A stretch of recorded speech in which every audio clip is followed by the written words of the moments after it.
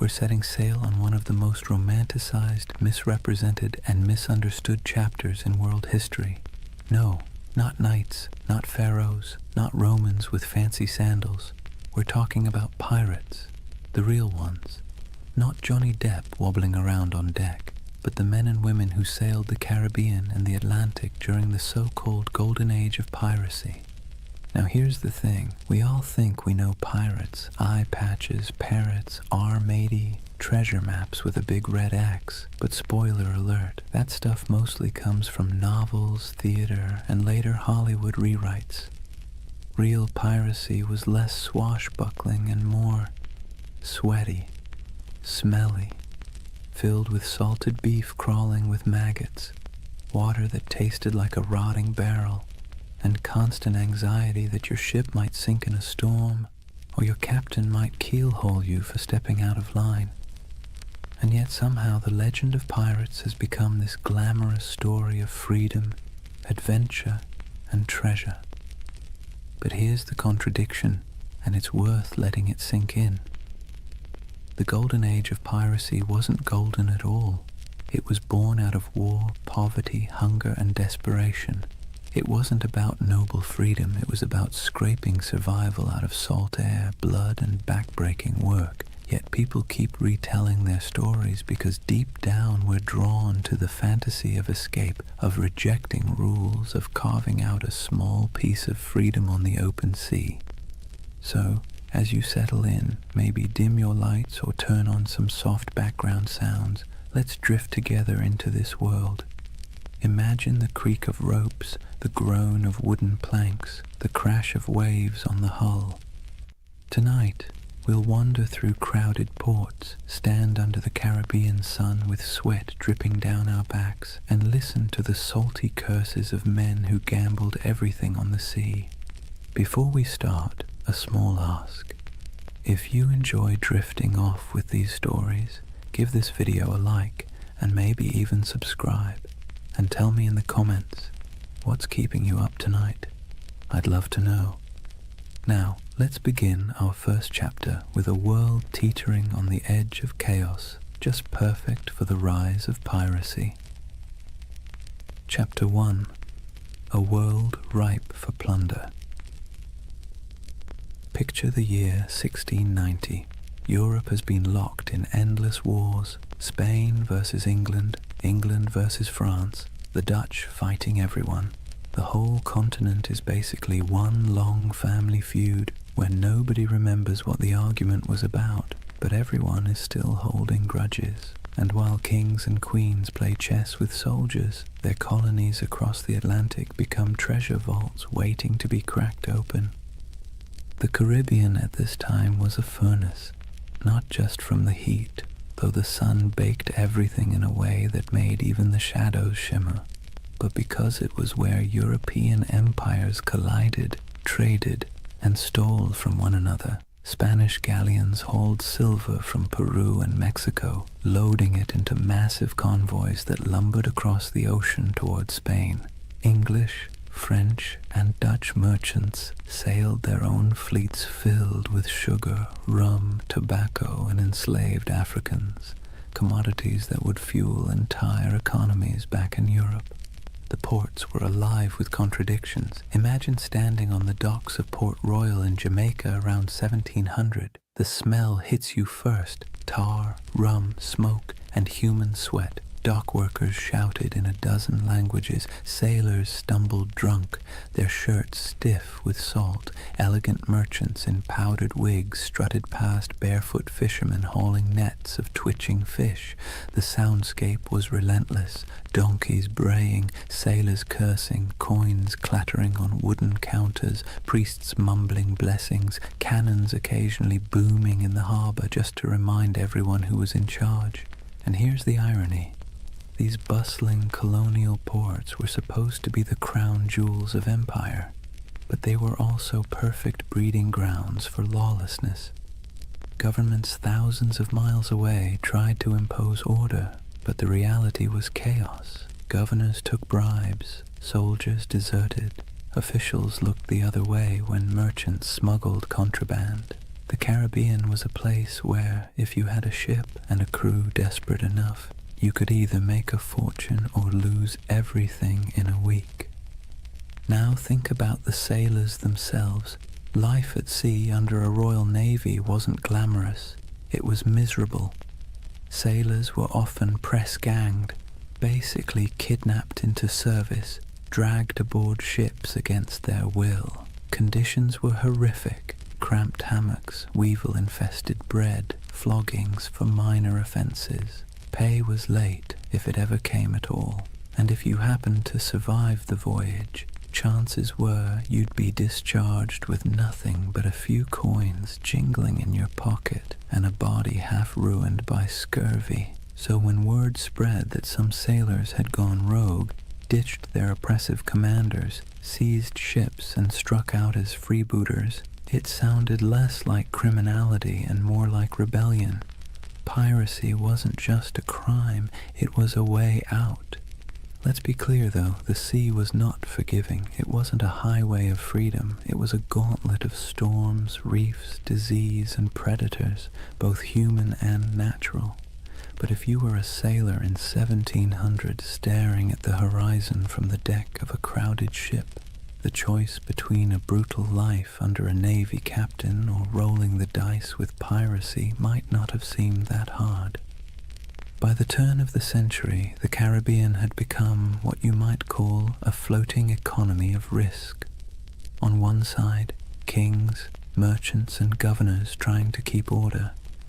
On the other side, a growing army of dispossessed sailors, mercenaries, and adventurers who decided order was overrated. All it took was the right moment, a gap in empire, a weakly guarded convoy, a ship with sails trimmed just so, and fortunes could be made overnight. And so, with every galleon groaning under the weight of silver, every sugar plantation coughing up profits, and every port overflowing with sailors who'd had enough of being cheated, the stage was set. The Golden Age of Piracy wasn't born out of nowhere. It was baked into the world itself, into the trade routes, the wars, the greed, and the desperation. The seas were ready, and so were the men who would plunder them. If the late 1600s and early 1700s had a theme, it would be, everybody's exhausted, broke, and kind of angry. Europe's great powers had been at each other's throats for decades, and while kings and queens could patch up peace treaties, the wars left a trail of wreckage that stretched across the Atlantic, and in that wreckage, piracy took root. Take Spain, for example. Once upon a time, Spain was the big kid on the block. They had the gold, the silver, the fleets, and the swagger to call themselves masters of the New World. But by the late 1600s, their empire looked less like a shining crown and more like a rusty bucket with holes. Wars drained their coffers, silver shipments were constantly raided, and their ships, once the pride of the seas, were often outdated and slow. Spain still had territory, but its grip was slipping, and everyone else smelled the weakness. England wasn't doing much better. Sure, they were clawing their way toward global power, but back home, ordinary sailors were being tossed around like dice in a rigged game. One year they were privateers, government-approved pirates, with papers giving them permission to plunder Spanish ships in the name of the Crown. Then, suddenly, the war ended. The Crown said, "Thanks for your service," and those same men were dumped ashore with no pay, no prospects, and no sympathy. Imagine fighting for your country, risking death a dozen times only to be told you were now just another unemployed vagrant clogging up the docks. The Dutch Republic had its own story. Once dominant traders, their fleets crisscrossed the globe, but wars with England and France chewed through resources, leaving fewer jobs for sailors and merchants. France, meanwhile, under the grandiose reign of Louis XIV, spent lavishly on wars, palaces, and pretty much anything shiny, leaving French colonies stretched thin and their sailors restless. The result? a perfect storm of unemployed seafarers with skills nobody wanted except in piracy. These weren't random peasants deciding to play pirate for fun. These were trained men, veterans of naval battles, gunners who could load a cannon in seconds, carpenters who could patch a hull under fire, navigators who could steer through reefs in the dark, armies of skilled but bitter men, all with the same problem. No empire wanted to pay them anymore. And here's where it gets ironic. These empires had essentially created their own monsters. When Spain and England handed out letters of marque, those little slips of paper that legalized piracy during wartime, they encouraged men to attack enemy shipping. Privateers like Sir Francis Drake in the 1500s became national heroes. But once peace returned, those same activities suddenly became criminal. Imagine working for Uber, then one day Uber shuts down and declares, by the way, anyone still driving is now a car thief. That's what happened to thousands of seafarers who had been told plunder was patriotic until it wasn't. So what do you do when the wars end? Your government abandons you, and you still have the skills to handle a ship and fire a cannon. You keep doing what you know best, but now for yourself. You keep raiding ships, you keep seizing cargo, you keep living by the sword, or in this case, the cutlass. Piracy wasn't just desperation, it was habit. It was a profession that governments themselves had encouraged and then tried to disown. This collapse of empire control didn't just happen on land. At sea, the very roots of trade were fragile. Convoys of Spanish galleons might be well defended, but smaller ships carrying sugar or rum often sailed alone. Merchant captains wanted profit, not protection, and cutting corners left them exposed. Add in tropical storms that could scatter fleets like confetti, and suddenly the Caribbean looked less like the King's Ocean and more like a buffet table for anyone bold enough to take a bite. And let's not forget the colonies themselves. Governors sent from Europe often cared more about lining their own pockets than enforcing the law. Some even welcomed pirates, so long as they brought in enough gold or shared enough loot. For struggling outposts like Nassau in the Bahamas, pirates weren't a nuisance, they were the economy. It's hard to enforce anti-piracy laws when half your town depends on stolen goods to survive, so piece by piece the mighty grip of empire loosened. Spain couldn't patrol all its waters. England's navy was stretched thin. France was distracted by continental wars. The Dutch were in decline. And into that vacuum sailed the pirates, men who saw the weakness of kings and decided to crown themselves instead. The collapse of empires didn't just make piracy possible, it made it inevitable. The seas were full of treasure, the navies were too thin to guard it, and the men who knew how to seize it had nothing left to lose. Out of that mix came not just scattered rogues, but an entire era, the so-called Golden Age of Piracy, when men and women from a dozen nations chose the black flag over the king's flag. Let's be clear, piracy didn't appear out of thin, salty air. It was the awkward child of privateering, a sort of legal piracy that governments were perfectly happy to use when it suited them.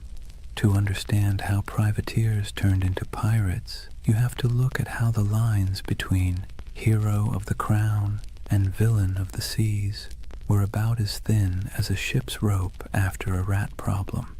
Privateering was, in theory, simple. A government at war, say England against Spain, would hand out a letter of marque. This was a fancy slip of paper saying, "Go ahead, raid enemy ships, keep a cut of the loot, and send us our share." It was piracy, but with paperwork. Sir Francis Drake did it in the 1500s, sacking Spanish ports and coming home loaded with plunder. England called him a knight, Spain called him a criminal.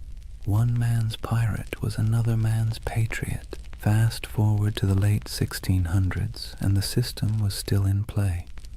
Privateers swarmed the Caribbean and Atlantic during wars, seizing sugar shipments, Spanish galleons, and anything else they could get their hands on. The Caribbean became a giant chessboard, and privateers were the pawns, expendable but useful. As long as the war lasted, they were tolerated, even celebrated. But here's the twist. Wars end. And when they did, governments suddenly didn't need these men anymore. One day you're proudly waving the flag of your nation, attacking the enemy, and selling stolen goods back to friendly ports. The next day, the war is over, the letter of marque is revoked, and now you're just a thief with a ship. There was no retirement plan, no pension, no thank you parade, just a shrug and an unspoken suggestion to quietly disappear. The men, however, weren't built for disappearing. They were hardened sailors who knew the rhythms of the sea better than the rhythms of ordinary life. They knew how to fight, how to navigate, how to survive storms, and, most importantly, how to take wealth by force. These were not skills easily repurposed into farming or shopkeeping. So what did they do? They kept at it. The only difference was that now, instead of doing it for a king or queen, they did it for themselves. This transition was so common it almost feels inevitable. Many of the most famous pirates of the Golden Age had first cut their teeth as privateers. Men like Henry Morgan, who began under English sanction and later operated in a grey zone that looked a lot like piracy. Others, like Blackbeard, likely started out on privateering ships during the War of Spanish Succession before slipping into outright piracy when the war dried up. The habits, the networks, even the bases were already in place. It was just a matter of removing the official paperwork and keeping the cannons loaded. And here's the delicious irony. Governments created the very monsters they later tried so hard to destroy by training thousands of sailors in the art of state-sponsored looting. They gave them a taste for plunder. Then, by abandoning them in peacetime, they essentially shoved them straight into piracy. Imagine teaching someone to pick locks during a war because you need spies, then firing them when the war ends and expecting them not to use their skills. Of course they'll keep picking locks, only now it's your house. There was also the question of identity. Once a man had lived as a privateer, free from the crushing discipline of a navy, sharing loot with his mates, and living by the tides, could he really go back to scrubbing decks under the bark of some lieutenant?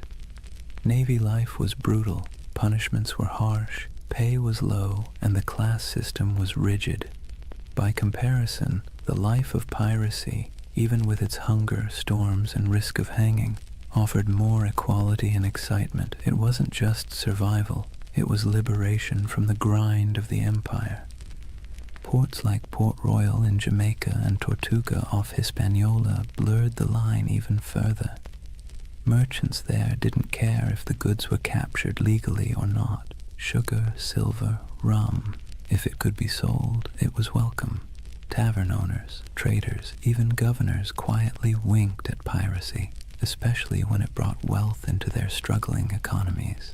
Some governors even kept pirates as unofficial attack dogs, unofficial allies when convenient, expendable scapegoats when politics shifted.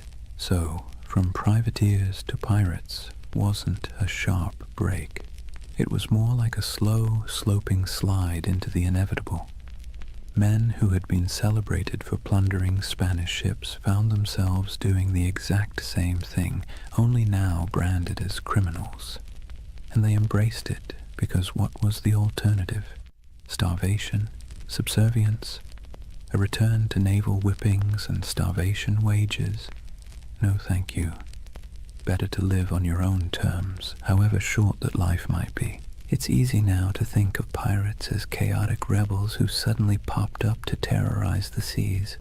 But really, they were a byproduct of empire, born from its wars, abandoned in its peace, and sustained by its greed. The black flag wasn't a rejection of Europe's system. It was its mirror, twisted and stripped of pretense. So when we picture those ragged sails appearing on the horizon, it wasn't random lawlessness at sea. It was the logical conclusion of policies that blurred morality for convenience.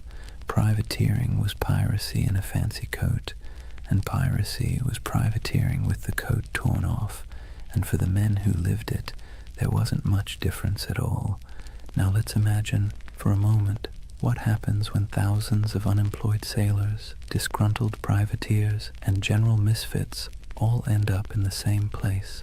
No law, no oversight, no queen wagging her finger from across the ocean. Just wide open seas, islands thick with sugarcane and palm trees, and ports desperate for trade, even if that trade came dripping with blood. Welcome to the Pirate Republic, a loose patchwork of havens across the Caribbean that briefly turned outlaw life into a kind of anti-establishment experiment. The most famous of these havens was Nassau, on New Providence Island in the Bahamas. Today it's a tourist destination with beach chairs and cruise ships. Back then, it was more like a dusty stage set built for chaos. The island's harbor was shallow, perfect for the smaller, nimble pirate ships, but treacherous for the heavier navy vessels. That natural advantage made Nassau nearly untouchable, and so it blossomed into the unofficial capital of piracy. If London was the beating heart of empire, Nassau was the loud, drunken laugh echoing across the Atlantic. Life in Nassau was a strange mix of desperation and freedom. Picture ramshackle huts leaning against each other like tired sailors, taverns spilling music and shouting into the night, and the constant smell of rum, sweat, and salt. Pirates from every corner of the Atlantic crammed together, English, French, Dutch, African, even a few indigenous sailors who'd escaped the crushing grip of European colonization. The result was something Europe would never have tolerated back home, a society stitched together by outcasts, running on booze, barter, and the occasional cannon. What made it so intoxicating was the sense of equality. A runaway slave could find a berth on a pirate ship and suddenly be treated, at least relatively speaking, like an equal. A woman could dress as a man, grab a cutlass, and carve her place on deck. Anne Bonny and Mary Read, two of the most famous pirates in history, lived that very reality. The rigid hierarchies of Europe, lords and serfs, captains and peasants, broke down in Nassau's taverns. Everyone was broke, everyone was sunburned, everyone was one bad decision away from the noose. That kind of shared peril made for a twisted kind of democracy. And then there was Tortuga off the coast of Hispaniola. French buccaneers had started it as a base in the 17th century, and over time it became another pirate haunt. Tortuga was wilder, less organized than Nassau, but it shared the same energy, a place where authority didn't reach. Port Royal in Jamaica, before an earthquake literally dropped half of it into the sea in 1692, was the original pirate playground. It was called the wickedest city on earth, a place where taverns outnumbered churches and every second house was either a brothel or a gambling den. Imagine Las Vegas, but with more cannons and fewer neon lights. These places weren't just drunk paradises, they were strategic. Pirates needed somewhere to fix ships, sell stolen goods, and recruit new crews. Without havens, piracy would have been short-lived. With them, it flourished. Merchants, governors, and tavern owners often looked the other way, because piracy was good for business.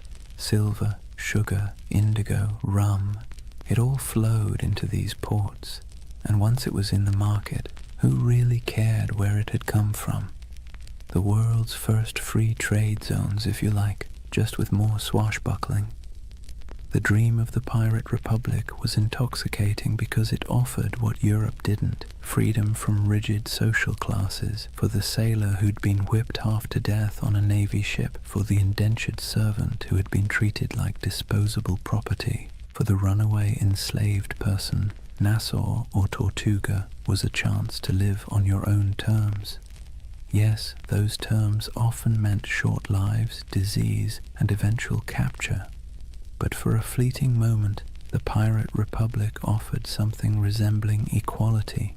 It was messy, chaotic, and fueled by rum, but it was theirs. It's easy to romanticize this as some proto-democracy at sea, and in truth, pirates weren't building utopias. They fought among themselves, they drank themselves half to death, and they betrayed each other when the loot was good enough. But there was a kernel of something radical here. Ordinary people, most of them poor, illiterate, and cast aside by empire, were writing their own rules. Captains could be voted out. Plunder was divided more fairly than wages in most European jobs, and there was a sense, however fragile, that out here in the Caribbean heat, you weren't just surviving, you were free. Governments, of course, hated it. To them, the Pirate Republic was an insult, a slap in the face of civilization. They saw it as a cancer spreading across the Caribbean, undermining trade and embarrassing the crown. And so, predictably, they began plotting its destruction. But for a brief, shining decade or two, the dream held. A world of tattered sails and lawless harbors, where outcasts became rulers, if only of themselves. So when you hear the phrase Pirate Republic, don't imagine marble halls or noble ideals.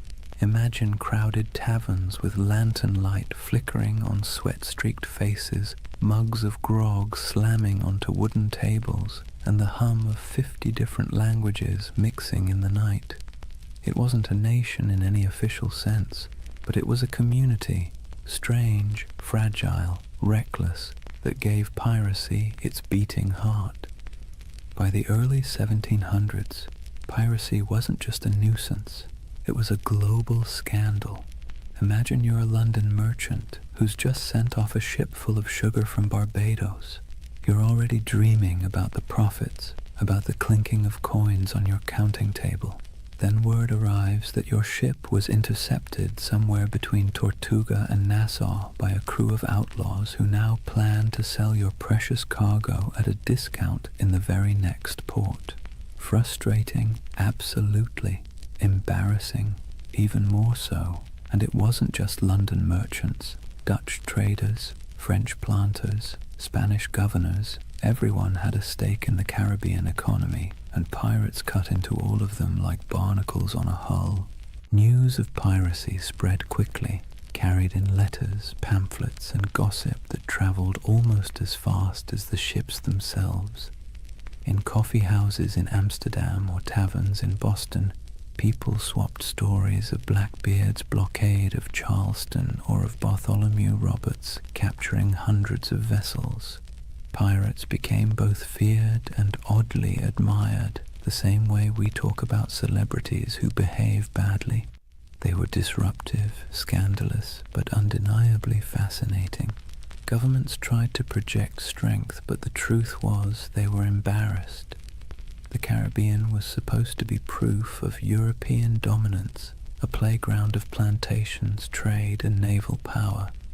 Instead, it was crawling with independent outlaws who mocked imperial authority with every stolen sail. Spain, already stretched thin across its empire, struggled to protect the treasure fleets.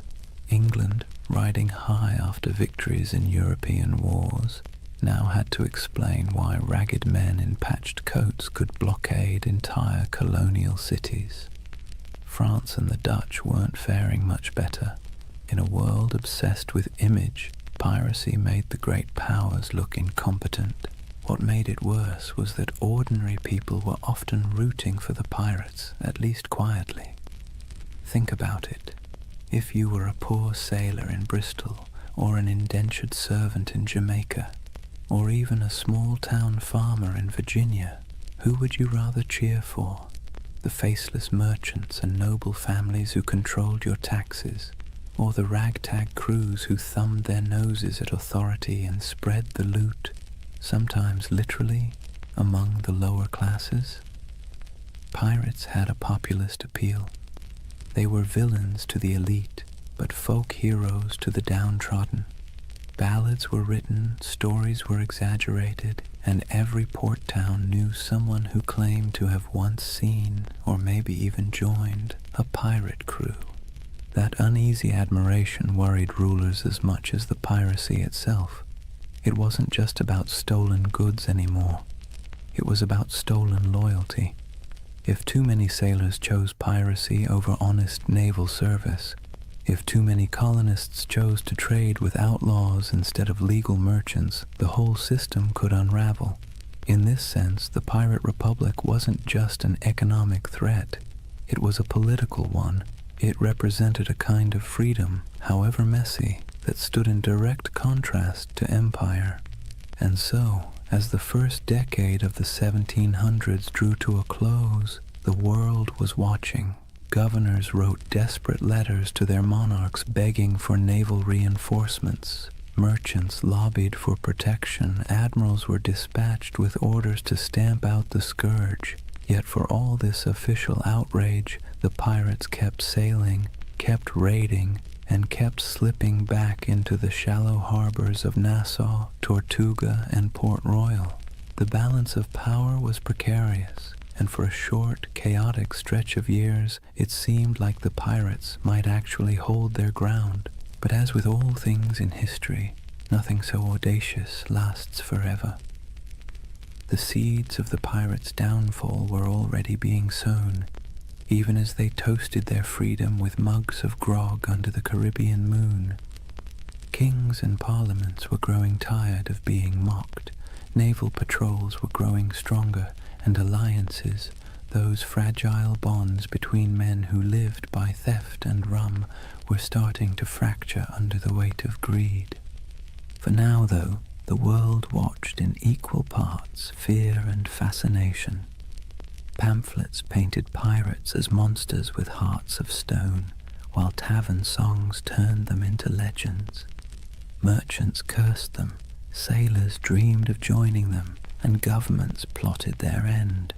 The Golden Age of Piracy was in full swing, and like all golden ages, it glittered brightest just before the fall. Chapter 2. The Pirate's Life, Grit, Glory, and Grievance.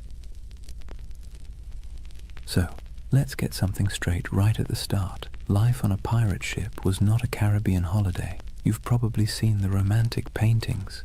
Glorious sails catching the wind, dramatic sunsets, and dashing figures with cutlasses gleaming. But if you were actually there, you'd spend less time admiring the view, and more time trying to keep your stomach from revolting at the smell of rotting food. The pirate's life, while freer than serving in the Navy or laboring on a plantation, was still back-breaking, filthy, and endlessly uncomfortable. Imagine waking up below deck in the humid Caribbean heat. The air is thick, cloying, and full of the stink of unwashed bodies, damp wood, and tar. The ceiling is so low that you can't even stand upright. Rats scuttle across the beams, and you can hear the groan of the ship as it shifts against the waves. The pirate life didn't come with feather beds. You'd likely be sleeping on rough planks, maybe with a scrap of canvas for a blanket if you were lucky. Every day began with the creak of ropes, the bark of orders, and the endless rhythm of labor needed to keep a ship moving. Food was its own special kind of torture. Pirates stole plenty of supplies from captured ships, but unless you were lucky enough to raid a fresh merchantman recently, meals were, let's say, monotonous. Salted beef, so tough you could use it as a weapon. Hardtack, which was basically a cracker but harder than stone and often infested with weevils. Grog, a mix of watered-down rum, was the drink of choice, not because it tasted good, but because plain water went bad quickly in the heat. If you were lucky, you might snag some fruit or vegetables before they spoiled, but scurvy was always lurking like an uninvited guest. Teeth loosened, gums bled, and bones ached from the lack of vitamin C. Daily chores weren't glamorous either. Pirates weren't just fighting and drinking, they were sailors first. That meant scrubbing decks, mending sails, climbing rigging slick with salt spray, and bailing water from the hold during storms. And storms, by the way, were constant reminders that the sea itself was often more dangerous than any enemy. A hurricane could scatter a fleet in hours, leaving survivors clinging to driftwood while their dreams of plunder sank to the bottom. And yet, for all this hardship, men, and a few women, chose it willingly. Why? Because compared to life in the Navy or under the whip of a plantation master, piracy offered something intoxicating: freedom. On a pirate ship, you weren't at the mercy of a cruel officer with a whip. You weren't paid starvation wages while some admiral or merchant lined his pockets. Instead, you had a say in decisions, a share of the loot, and a chance, just a chance, to change your fortune. The hardship was the same, but the dignity was different. Entertainment helped break the monotony. Pirates loved music, fiddles, pipes, and drums when they could get them. They told tall tales, gambled with dice and cards, and sang bawdy shanties that echoed across the waves. Some ships even kept pets, parrots, monkeys, or stray cats, both for company and for laughs. And of course there was always rum. Rum was less a drink than a coping mechanism, numbing sore muscles, smoothing frayed nerves, and sometimes sparking brawls that left men with more bruises than treasure. But make no mistake, life aboard a pirate ship was a constant balancing act between freedom and discomfort. The same deck where you danced to a fiddle tune at night might be awash with seawater or blood the next morning. The same comrades who shared their food with you today might vote you out tomorrow if you crossed the wrong line. It was a world where everything was unstable. The sea, the supplies, the alliances, and that instability defined the pirate's existence. So, yes, the golden age of piracy glittered, but the day-to-day life was about sweat, salt, hunger, and a kind of stubborn resilience. You didn't become a pirate because it was comfortable. You became one because, for all its stink and danger, it gave you control of your own fate, at least for a while. Here's a funny thing about pirates. They were some of the most democratic people of their time, not in the sense of voting booths and campaign speeches, but in a rough, practical way that actually mattered to the men living on those creaking decks. Imagine that. While monarchs squabbled over crowns back in Europe and kings claimed they ruled by divine right, pirates were out on the high seas voting on who got to be in charge. When a crew formed, the first order of business wasn't just raiding a Spanish galleon. It was drawing up what they called the Articles. These were pirate constitutions, handwritten agreements that spelled out everything from how loot would be divided, to punishments for theft, to the share of compensation if you lost a limb in battle. And yes, pirates had a kind of early insurance system. If you lost an arm, you might get 600 pieces of 8, a leg, maybe 800. It wasn't exactly health insurance with a friendly provider, but it was better than what the average soldier got on land, which was nothing at all. The articles also set limits on behavior: no gambling below deck, lights out at a certain hour, no deserting in battle. And yes, they often forbade bringing women on board, though that rule was broken often enough to be almost comical. These weren't arbitrary rules, they were survival tactics. A pirate ship was a pressure cooker of bad food, bad hygiene, and too many strong personalities packed into too small a space. Without rules, things would have descended into chaos faster than you can say. mutiny. Now, the captain wasn't an untouchable figure like on a Navy ship. Pirate captains were elected by the crew, and they could be voted out just as easily. If a captain was too reckless, too stingy with loot, or just too annoying, the crew could replace him with someone else. This was radical for the 17th and 18th centuries. Imagine a farmhand in Europe marching up to his landlord and saying, "Sorry mate, we've had a vote and you're fired." Unthinkable. But on a pirate ship, that was just Tuesday. Of course, the captain still held real authority in battle. When cannonballs were flying and boarding parties were scrambling across decks, someone had to make quick decisions. But outside of combat, his power was checked by the quartermaster. The quartermaster was like the ship's accountant and judge rolled into one. He handled supplies, settled disputes, and distributed plunder according to the articles. He was the balance to the captain, ensuring one man didn't hoard all the power or all the silver. Speaking of plunder, here's where pirates really stood out. On most navy or merchant ships, ordinary sailors got scraps. Captains and owners took the lion's share. Pirates, by contrast, split loot far more evenly. Yes, captains and officers usually got larger shares, but the gap wasn't massive. A captain might get 2 or 3 shares, while a common sailor got 1. Compare that to the Navy, where a captain could rake in a fortune while the sailors were paid in arrears, if at all. For men used to being at the bottom of the social ladder, this was revolutionary. This system created a sense of buy-in. Everyone had a stake in every raid. Everyone had a voice. It's one reason pirate crews could be so terrifyingly effective. They weren't being flogged into action by some officer. They wanted to fight because victory meant coin jingling in their pockets. Cold, heavy, jangly, deliciously spendable coin. It's tempting to see this pirate democracy as noble or progressive, but let's be clear, it wasn't about ideals. It was about practicality. Pirates knew they lived hard, dangerous lives. They needed a system that kept people motivated, minimized infighting, and gave everyone a reason to stick together when things got ugly. Fair shares and voting rights weren't about enlightenment. They were about survival. Still, there's something oddly charming about it.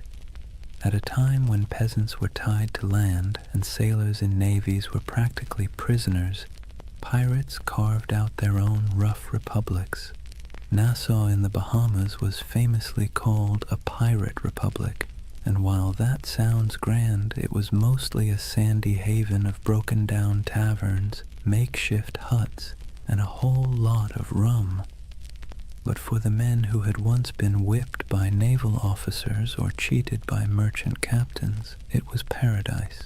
So picture it, a ship rolling gently on the waves, men gathered on deck, a set of articles being read aloud by lamplight, each pirate nodding, agreeing to the rules, knowing that at least here, on this rough plank of wood floating in a dangerous sea, their voice mattered.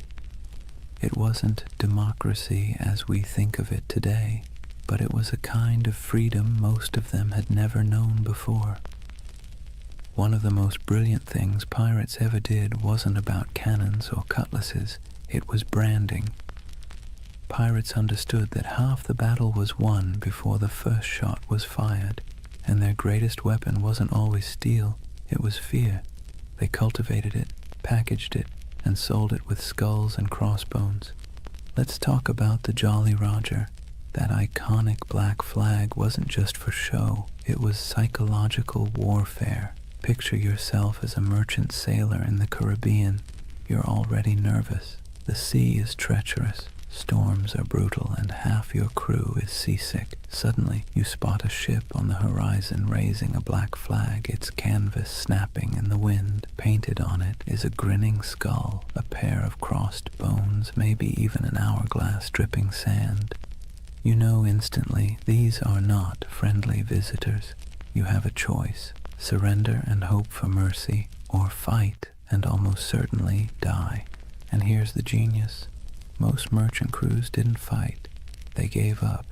Pirates knew that if they could terrify you into surrender, they could plunder your ship without firing a shot, without losing a man, and without wasting precious gunpowder. The Jolly Roger was essentially the world's first corporate logo, and it worked like a charm. But flags weren't the only symbols. Pirates loved spectacle. Some captains made themselves into walking horror shows.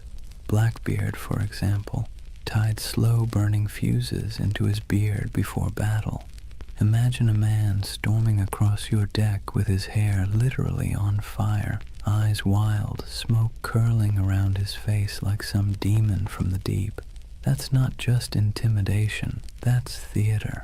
He was turning himself into a nightmare that sailors would retell in every port from Jamaica to London.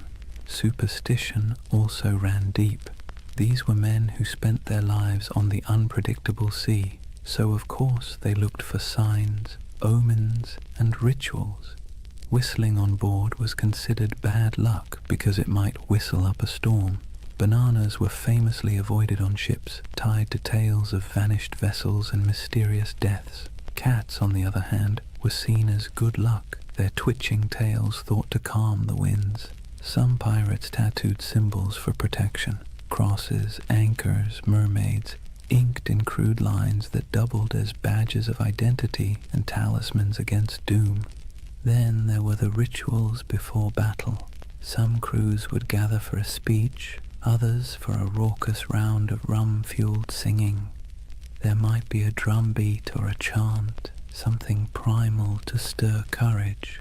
Pirates knew the value of theater not just for their enemies, but for themselves. Fear is contagious, and courage sometimes needs a costume. Music, too, had its place. Sea shanties weren't just entertainment. They were tools for survival, helping men row or haul ropes in rhythm, but they also bound crews together, creating unity in sound and spirit.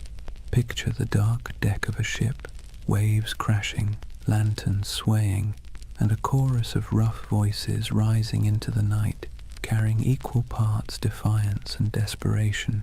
Symbols and superstitions gave pirates an edge. They were outnumbered and outgunned by naval powers, but they turned reputation into a weapon. Every skull painted on a flag, every whispered tale of a flaming bearded captain, every ritual chant before a raid, it all worked to magnify their presence far beyond their actual numbers. They made themselves larger than life, monsters of the sea, shadows that haunted every merchant sailor's imagination. And the beauty of it, most of it cost nothing. A painted flag, a dramatic entrance, a bit of theatrical madness. Pirates didn't need massive armies or endless treasuries. They needed fear, and they knew how to conjure it. So next time you see that skull and crossbones, remember, it wasn't just a warning, it was a brand, a promise of chaos, a theater of fear that made the legend of piracy far bigger than the men themselves.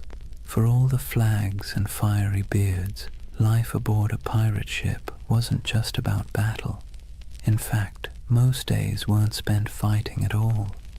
They were spent doing the very ordinary, very human things that bound a crew together, eating, talking, laughing, and finding scraps of comfort in a world made of salt and splinters. Let's start with food, because nothing unites or divides a crew faster than the question of dinner. Pirate diets were, to put it politely, uninspiring. Salted beef or pork, rock-hard ship's biscuit crawling with weevils and barrels of dried peas were the staples. Water turned slimy after a few weeks, so rum, watered down into grog, became the drink of choice. The thing is, pirates ate much the same as navy crews or merchant sailors, but they sometimes had an advantage. Because pirates plundered fresh food and drink whenever possible, they could actually eat better than the men they robbed. A captured merchant ship might yield cheese, citrus fruit, coffee, sugar, or even delicacies like cocoa or spices. For a brief time, life on the high seas could taste a little less like mold and more like luxury. But food was more than sustenance. It was ritual. Sharing a meal created unity.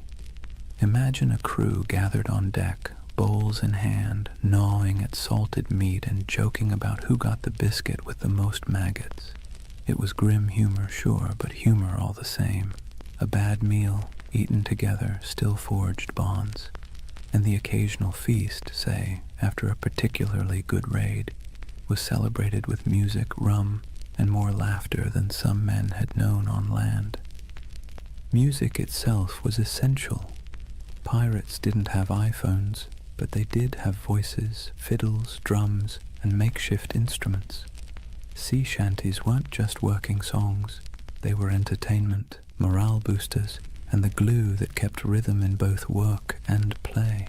Picture the rough chorus rising under the stars, a drum tapping time, a fiddle screeching out a tune stolen from some tavern ashore. These weren't trained choirs, but the sound was raw, communal, and strangely beautiful. It stitched men together, reminding them that even in isolation, they belonged to something larger. Then there were the games. Dice and cards were popular, played with stakes as modest as tobacco or as reckless as shares of loot. Wrestling matches and contests of strength filled idle hours, with men cheering on their favorites. Betting on the outcome wasn't just fun, it was a way of creating drama in a life that could otherwise drag on in monotonous days of empty horizon. And let's not overlook the surprising inclusivity aboard pirate ships. Escaped slaves often joined pirate crews, where they could earn equal shares of plunder instead of chains. Women, though rare, found roles too, sometimes as disguised sailors, sometimes openly accepted as fighters or partners. Life aboard a pirate ship was brutal, but in its own odd way, it offered opportunities for outsiders that rigid societies on land never would. In these small details, the shared meals, the rowdy songs, the roll of dice, we see the human side of piracy. Beneath the myth of cutthroats and raiders was a community of men and women who found ways to survive, to laugh, and even to belong. Their ships were floating worlds, part prison, part family, part workplace, part tavern. And while the dangers of storms, disease, and naval patrols never disappeared, these ordinary moments gave piracy its texture, the rhythm of humanity beneath the roar of cannons. So when you picture pirates, don't just imagine black flags and treasure chests.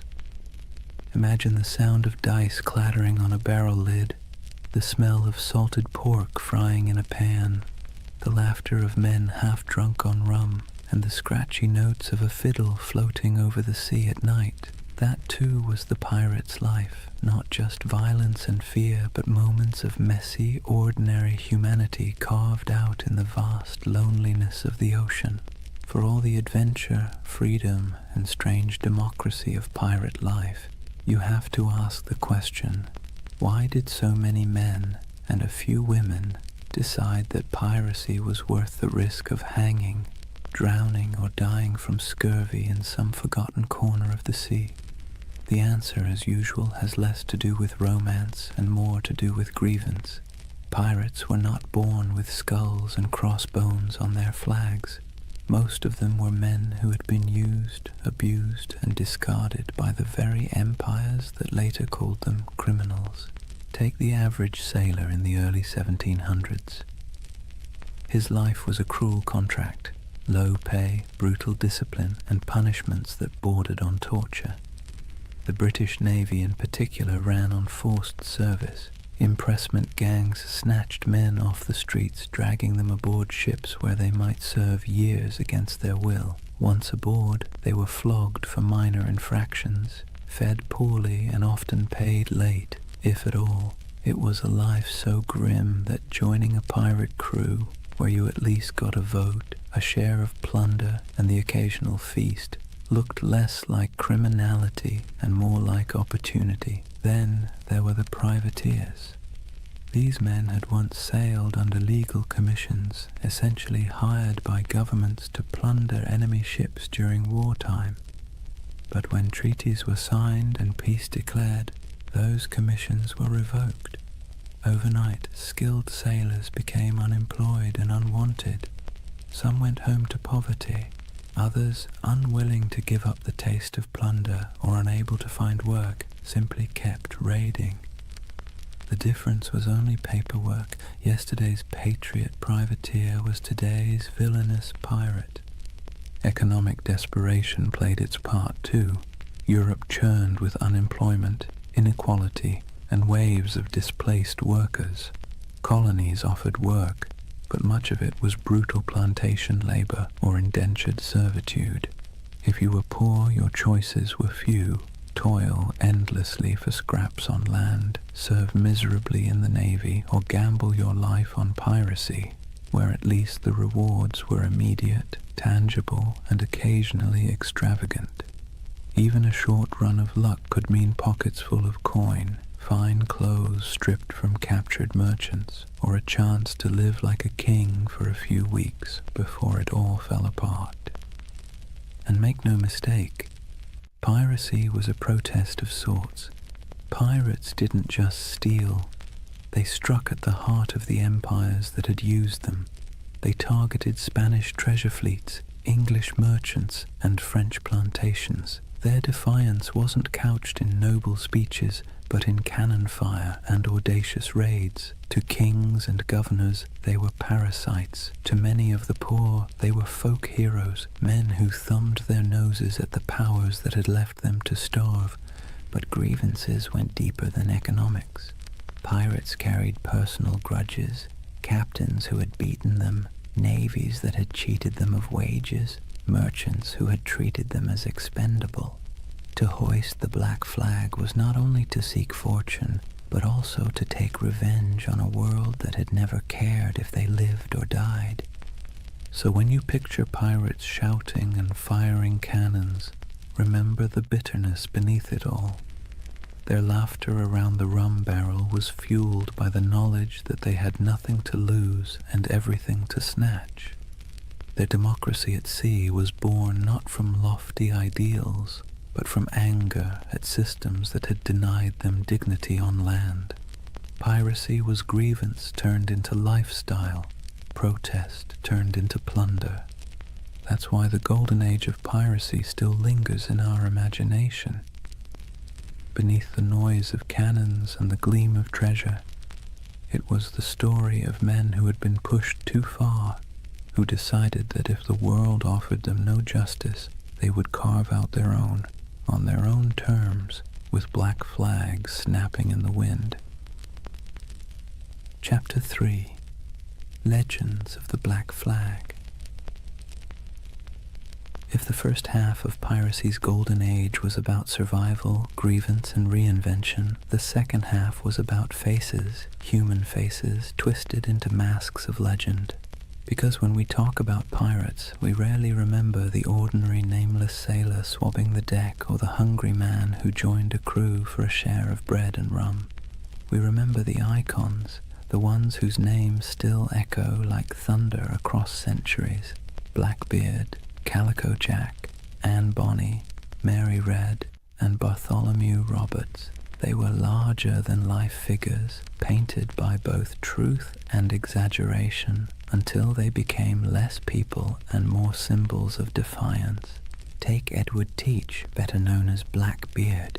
He understood something fundamental about human nature. Fear gets results. He grew his beard long and black, twisting it into braids tied with slow-burning fuses.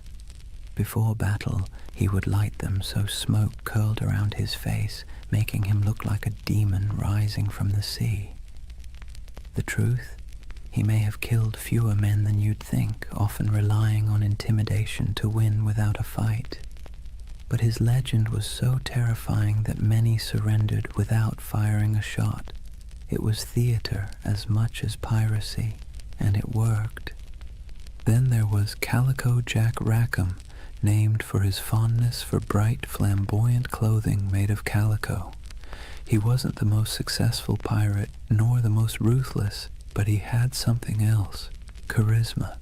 He cultivated an image of style, flair, and daring, hoisting a version of the Jolly Roger with crossed swords beneath a skull.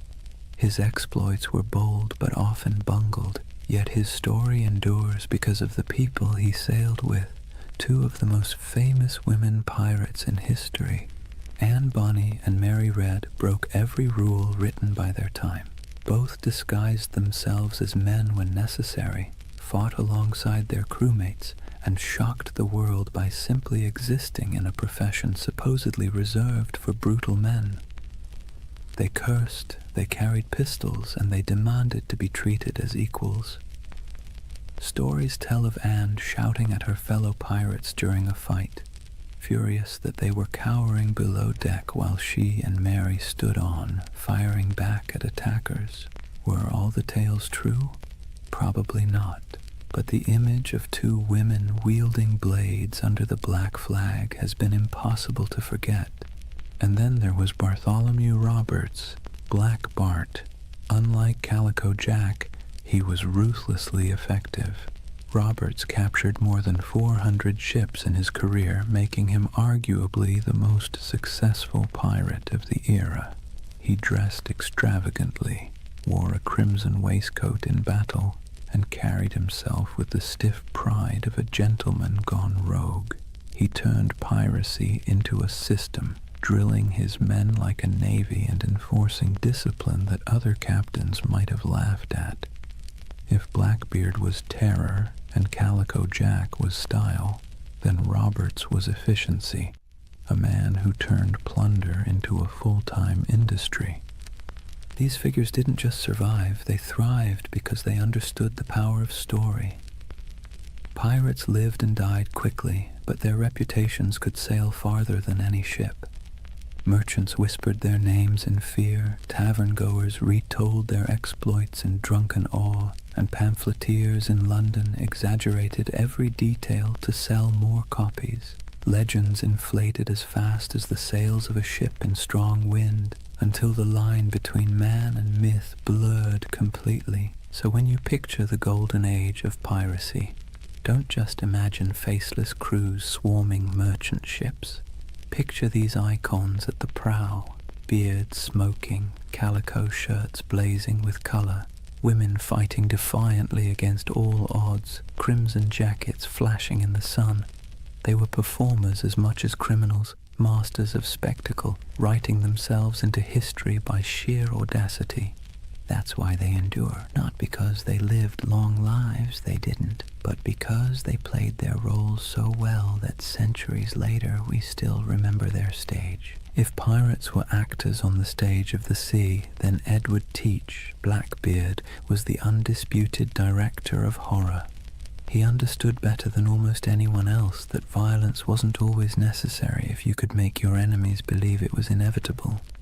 His greatest weapon wasn't his cutlass or pistols, but the terrifying image he constructed of himself. Imagine this. You're a weary merchant sailor, your ship heavy with sugar and rum, when you spot a vessel in the distance. Its sails are patched but full, its hull dark and looming, and then you see him.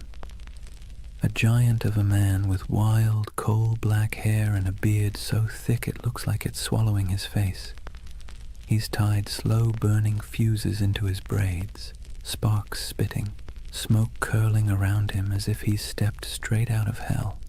The sight alone is enough to send shivers through the toughest crew. Guns are loaded, cannons are aimed, but more often than not, the merchant ship simply lowers its colors and surrenders. Why fight when the devil himself has shown up to collect? Here's the funny part. For all his terrifying image, Blackbeard wasn't actually the most bloodthirsty pirate. In fact, his ledger of confirmed kills was surprisingly slim compared to others. He didn't need to spill blood when his performance did the work for him. He crafted a persona so fearsome that it did the fighting long before the first cannonball flew. Think about it. Would you rather battle a man who looked like your neighbor or a smoke-shrouded demon who seemed to revel in chaos? Most captains chose the wiser option and handed over their cargo. Blackbeard also knew the value of spectacle beyond the battlefield. He cultivated stories about himself, feeding into his myth. He'd fire pistols in the air just to startle his own crew. He once blockaded the entire port of Charleston, South Carolina, holding the city hostage until he was supplied with medicine.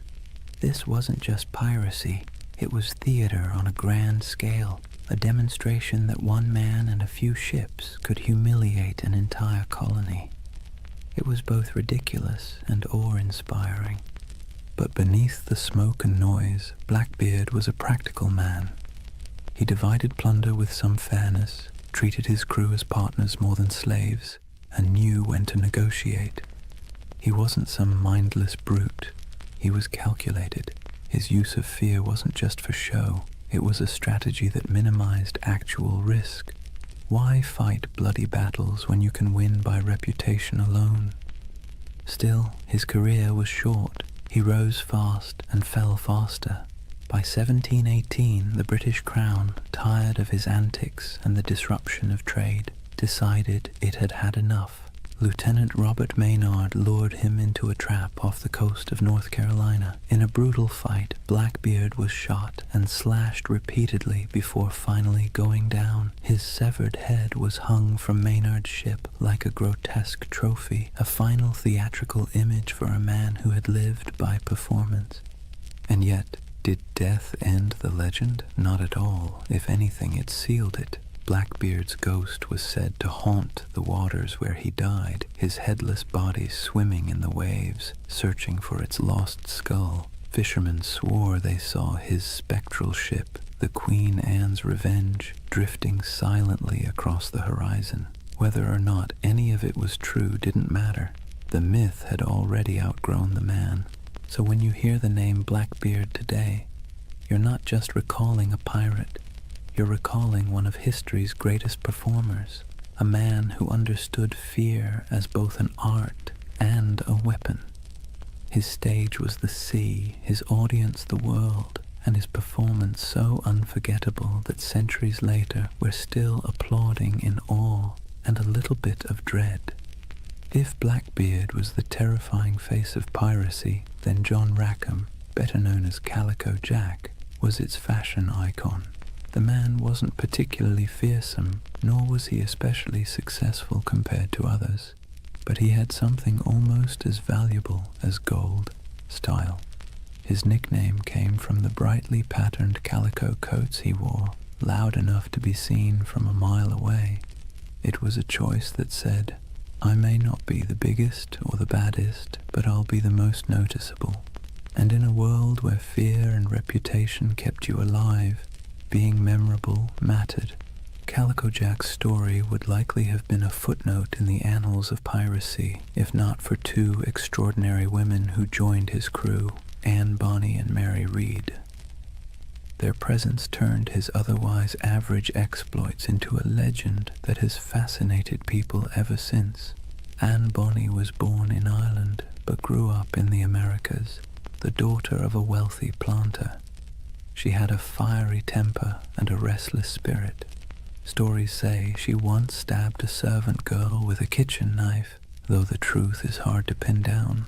What we do know is that she wasn't content with the role society expected of her. Marrying a small-time sailor didn't calm her spirit. Running away with Calico Jack did. She traded the plantation house for the rolling deck of a pirate ship, proving herself as fierce with a blade as any man.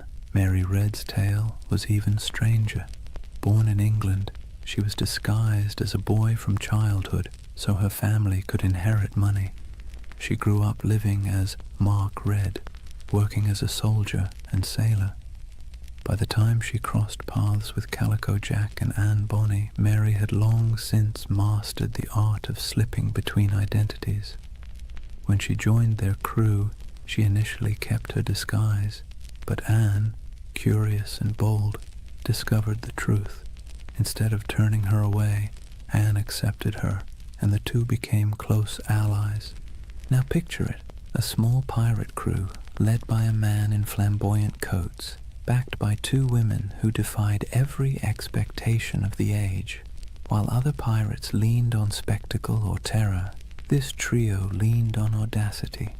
Reports from the time describe Anne and Mary fighting openly in men's clothes, wielding pistols and cutlasses, cursing louder than the men beside them. They weren't mascots or novelties, they were feared combatants. When boarding parties went over the rails, Anne and Mary were often the first in line. One of the most famous stories of their courage came during the final days of Calico Jack's career. His ship was cornered by a pirate hunter. Most of the crew, drunk and unwilling to fight, cowered below deck. But Anne Bonny and Mary Read fought ferociously, shouting at the men to come up and defend themselves. Outnumbered and abandoned, they couldn't hold out forever.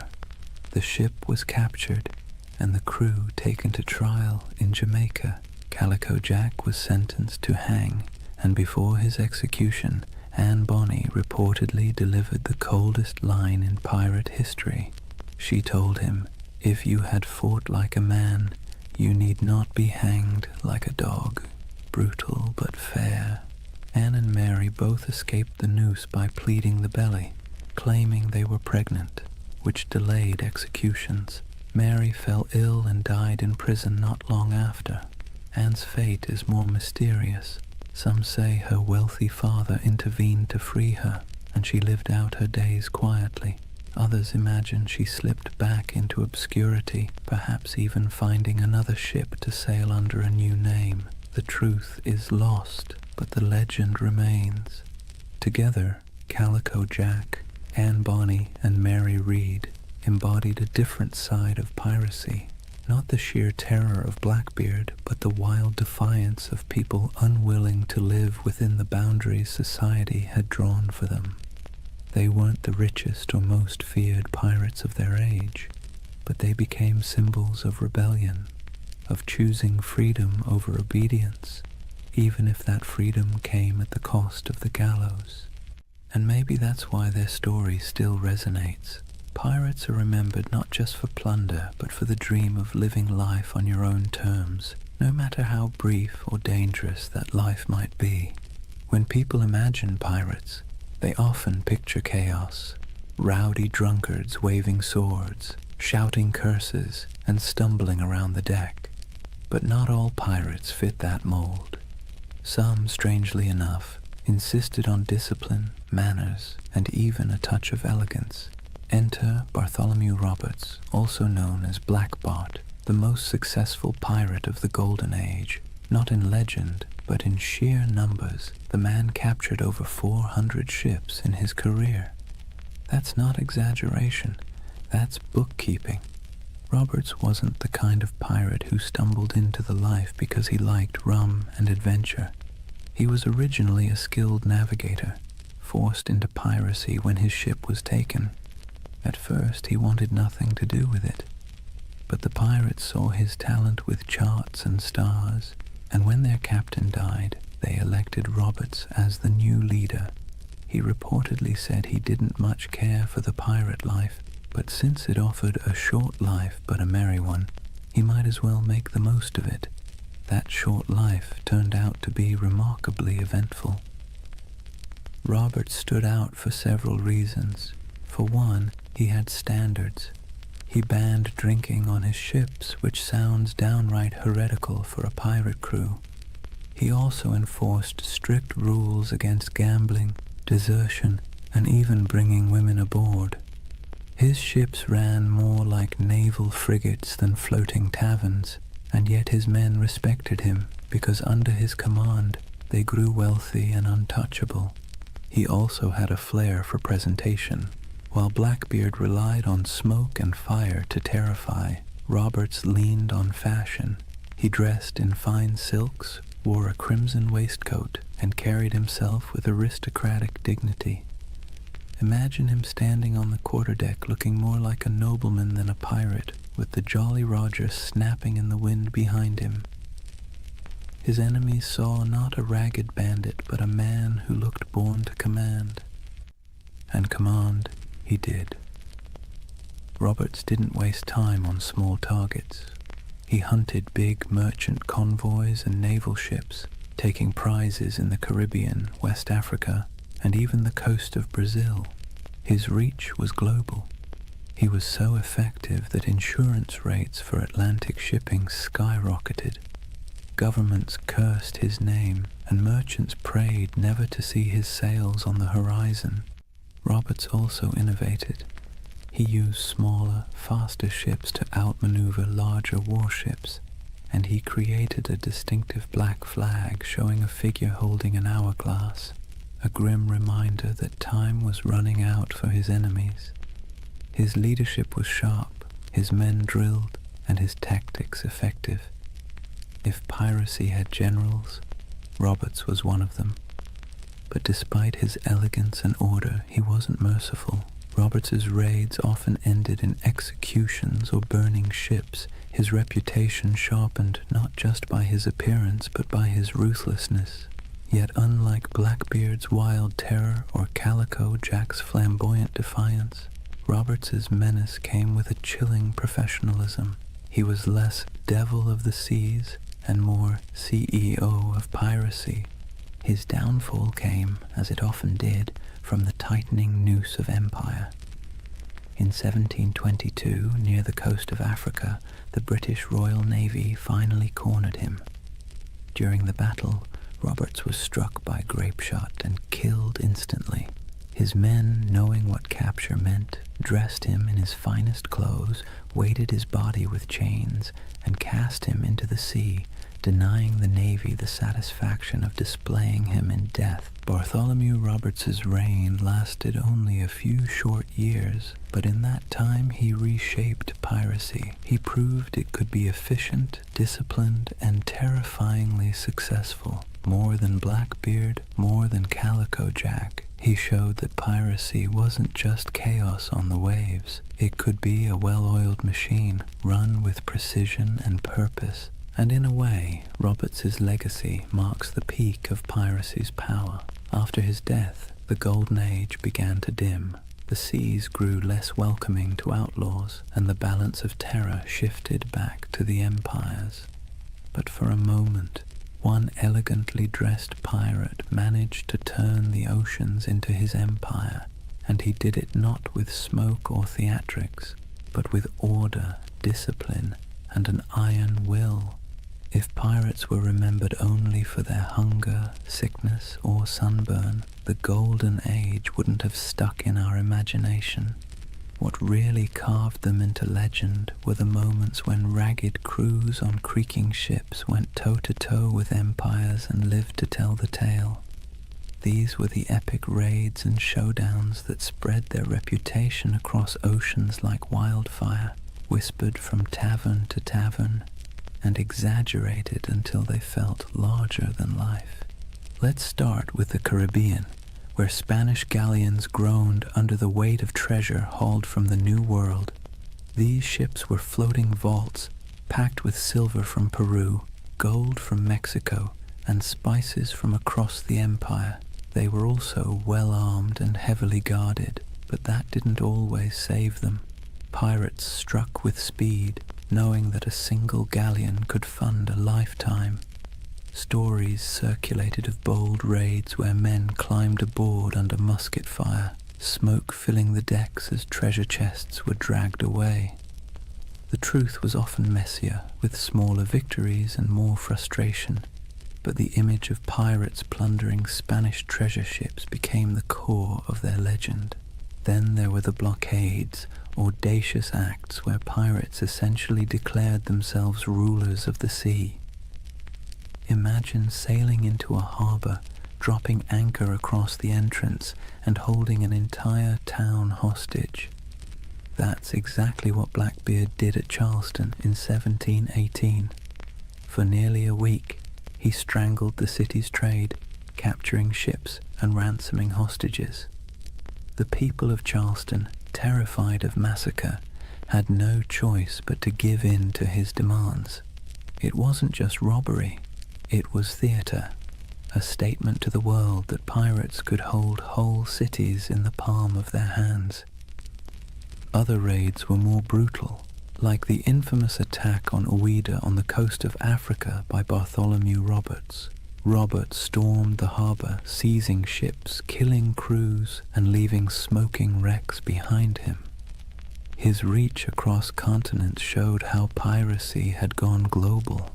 It wasn't just the Caribbean anymore. It was the Atlantic, Africa, Brazil, anywhere trade sailed and wealth moved. But the stories weren't just about treasure. They were about battles fought against impossible odds. Pirate crews often faced warships far larger than their own. When they won, it wasn't just luck, it was tactics. They fought dirty, boarding quickly, using fear and confusion as weapons. A Navy captain might train for years to master a cannon broadside, but pirates knew how to turn desperation into an edge. Their greatest victories weren't about gold. They were about proving that outcasts and runaways could stand against the giants of empire. Of course, these showdowns didn't always end well. For every successful raid, there were failed ones, with crews scattered, captured, or killed. Yet somehow, it was the victories that stuck in memory. Sailors retold the stories in candle-lit taverns, each time with a little more smoke, a little more fire, a little more treasure. And as the tales grew, so too did the aura of piracy. It's worth pausing to think about why. Pirates didn't win many wars.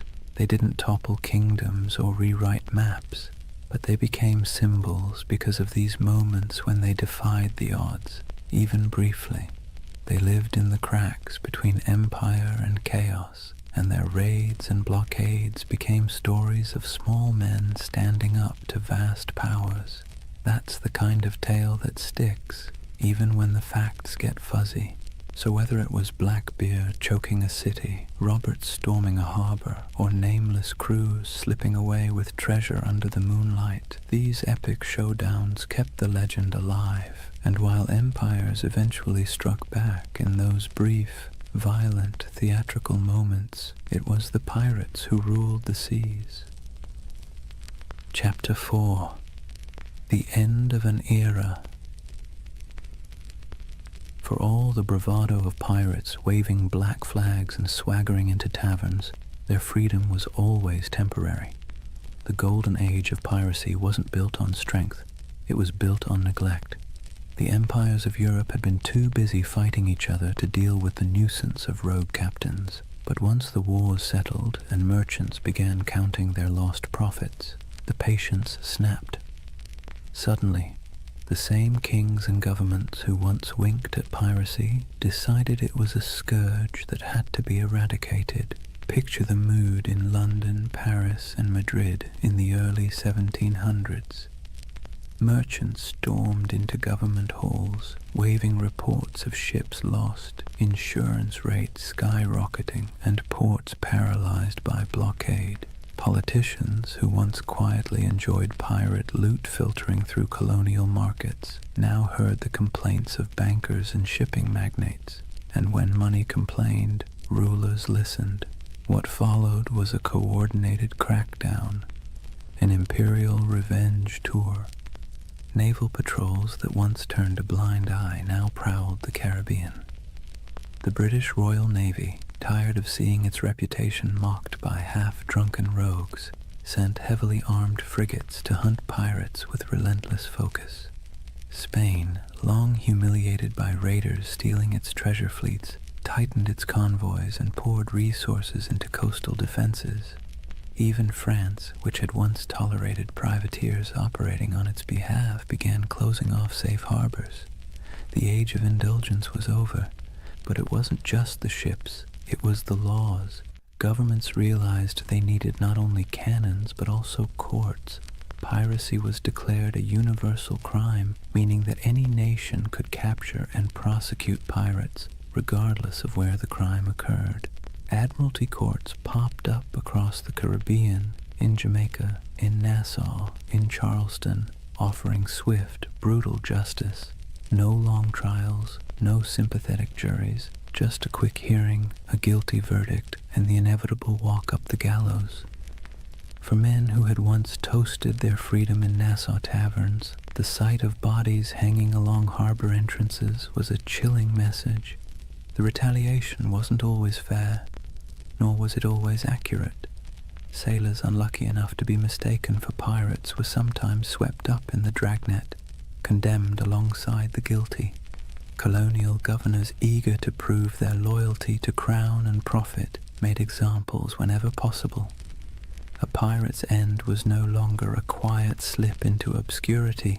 It was designed to be a public warning, a spectacle meant to terrify anyone thinking of hoisting the Jolly Roger. And yet the crackdown revealed something ironic. For all the talk of pirates as savage criminals, many common folk sympathized with them. They saw governments that taxed them harshly, navies that conscripted them unwillingly, and merchants who grew fat while ordinary sailors lived on scraps. Pirates, for all their brutality, had lived outside that system, at least for a while.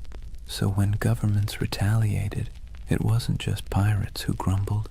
It was the people who sometimes saw in those outlaws a shadow of their own frustrations. But sympathy wasn't enough to save them. Once the combined might of Europe's navies and courts turned fully against piracy, the end was only a matter of time. The sea that had once seemed wide open suddenly felt crowded with warships. The harbors that had once welcomed became hostile, and the taverns that once rang with pirate songs now whispered of hangings. The retaliation had begun, and with it, the Golden Age of Piracy was sailing into its final storms. The retaliation wasn't just abstract policy. It had names, faces, and bloody finales. The Golden Age of Piracy closed not with a quiet fade, but with dramatic hunts that read like the last acts of a tragic play. If pirates had been the rock stars of the seas, their final chapters were their public downfalls, staged for maximum effect. Take Edward Teach, better known as Blackbeard. His reputation had grown so outrageous that even his enemies described him with a shiver of reluctant admiration. He cultivated fear like an artist, braided his beard with smoking fuses, glared from beneath a tangle of hair, and moved through battle with pistols strapped across his chest like a walking arsenal. But in the end, fear was not enough. In November 1718, the British Navy decided Blackbeard had outlived his usefulness as a legend. Lieutenant Robert Maynard sailed out from Virginia with a pair of sloops and cornered him off Ocracoke Island. The battle was brutal and up close, fought with pistols, cutlasses, and grit, and though Blackbeard fought like a demon, he fell.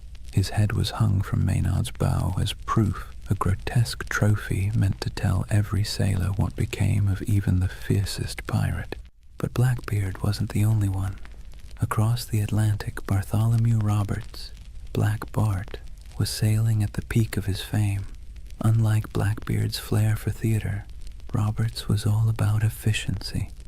He raided with precision, commanded fleets of captured ships, and dressed in flamboyant crimson coats that made him as much a spectacle as his raids. He captured more ships than any other pirate, nearly 400 by some counts. Yet even he couldn't outrun the noose tightening around piracy. In 1722, the British Navy cornered him off the coast of West Africa. A cannon shot cut him down mid-battle. His men, fearing what the British would do to his body, buried him at sea almost immediately, sending their captain to the depths before his enemies could claim him as a prize. And then there was Nassau. For years it had been the pirates' dreamland, a ramshackle republic of grog shops, makeshift huts, and lawless camaraderie where men and women reinvented themselves under the Black Flag.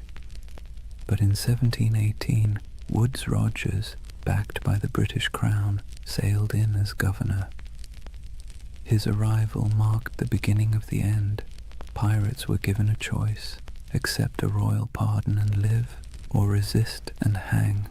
Many, weary of the chase, accepted, others fled, and a handful fought to the bitter end, only to be cut down. The pirate republic evaporated almost overnight, replaced by British order, courts, and gallows. These final hunts didn't just kill individual men, they killed the dream. Piracy had thrived on the cracks between empires, on the moments of chaos when law couldn't keep up with ambition. But as the empires recovered, they sealed those cracks. The end of Blackbeard, the fall of Roberts, and the capture of Nassau were not just events, they were symbols. Symbols that the era of pirates ruling the seas was closing, replaced once again by the iron grip of empire. Still, in taverns and whispered stories, their names lingered. Blackbeard's ghost was said to haunt Ocracoke. Roberts was remembered as the most efficient pirate who ever lived, and Nassau became a half-mythical place, a memory of freedom in an age of order.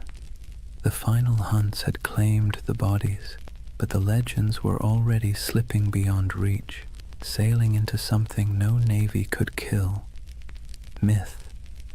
When the nooses were tightened and the bodies left swinging in the Caribbean sun, it wasn't just individual men who were gone, it was a way of life.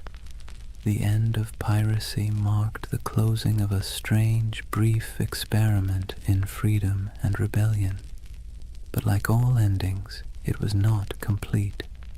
Something was lost, yes, but something also remained. So, what was lost? First, the fragile dream of equality at sea. On land, society was suffocatingly rigid. Kings at the top, peasants at the bottom, and 1,000 unspoken rules about who could eat what, wear what, or even look at whom. But on a pirate ship, things were startlingly different.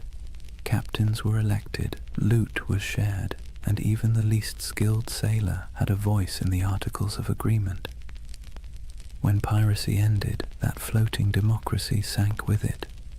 Back came the brutal hierarchy of naval life, where sailors were whipped into obedience and officers strutted about like petty kings. The sea, once a frontier of possibility, reverted to another arm of empire. Also lost was the illusion of safe passage for merchant ships. For 2 or 3 decades, the Caribbean and Atlantic had felt like waters where danger lurked behind every horizon.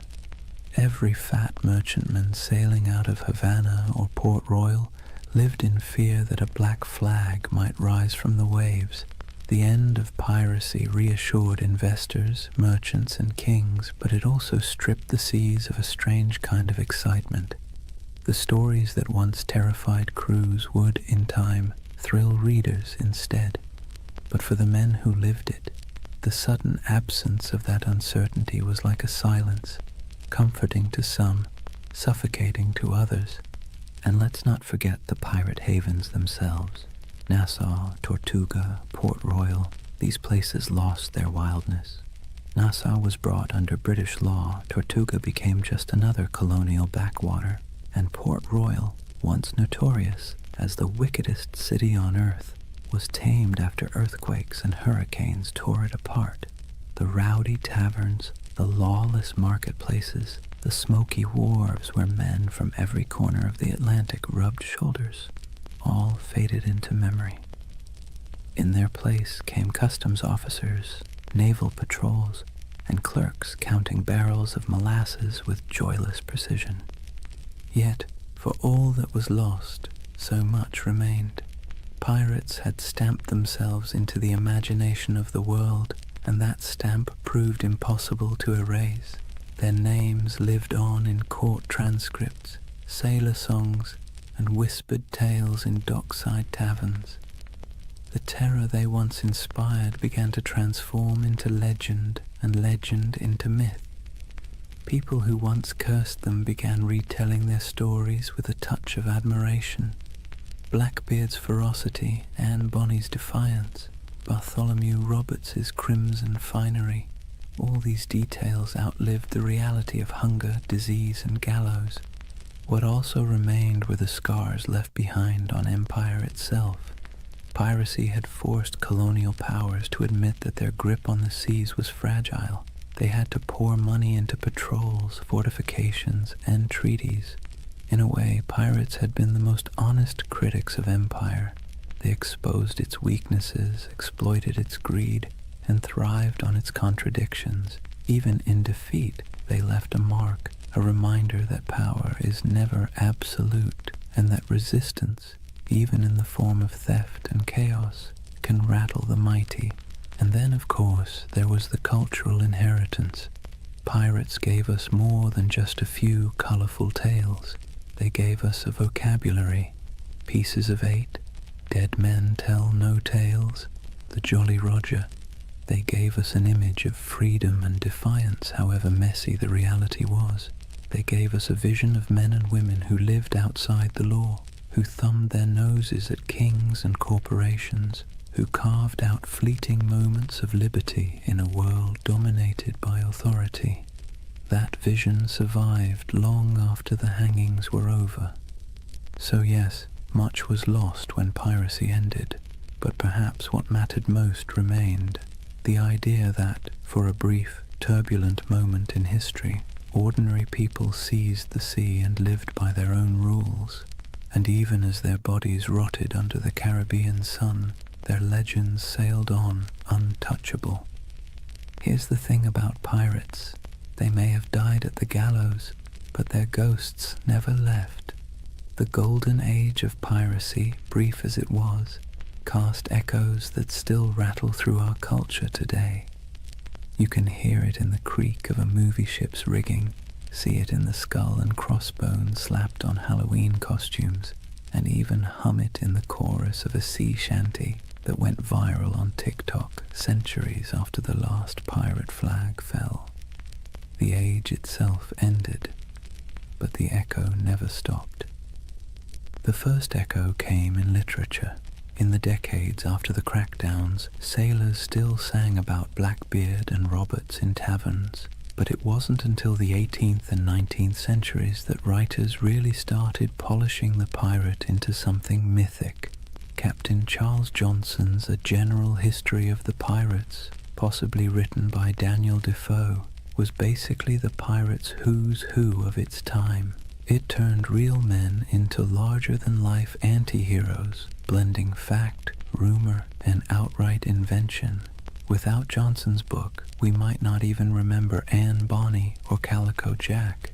He gave them immortality, even if he also gave them a touch more swagger than they probably had in real life. The next big echo came with adventure novels. Robert Louis Stevenson's Treasure Island didn't just echo the Golden Age, it amplified it into something permanent. Long John Silver's Crutch and Parrot, the buried treasure maps marked with X, the idea of pirates talking in a peculiar accent. These weren't direct from history, they were creations, echoes distorted into legend, and yet they stuck so firmly that even today, when you picture a pirate, you're probably picturing Stevenson's imagination more than anything Blackbeard ever did. The echo spread into song and theater, then into Hollywood. Errol Flynn swung from rigging with suspiciously clean teeth. Disney built an empire of its own with Pirates of the Caribbean, turning Captain Jack Sparrow into a global icon. And with each retelling, the pirate grew further from the salty, disease-ridden truth and closer to an eternal symbol of rebellion, freedom, and adventure. Pirates once hanged for terrorizing shipping lanes were recast as lovable rogues. History got smoothed over, but the echo carried on. There's another echo too, one that's less flashy but maybe more important. Pirates left behind ideas that have crept into modern conversations about democracy, labor, and resistance. The way they divided plunder fairly, the way they voted for leaders, the way they allowed voices that were silenced on land to be heard at sea, all of that has fascinated historians. Some have even argued that pirate ships were floating laboratories of democracy, a rough but radical experiment in fairness. The echo of those ideas about equality, about rejecting hierarchy, still has a strange resonance today, whether or not we acknowledge the source. And then there's the personal echo, the one that whispers in our imaginations when we stare at the horizon.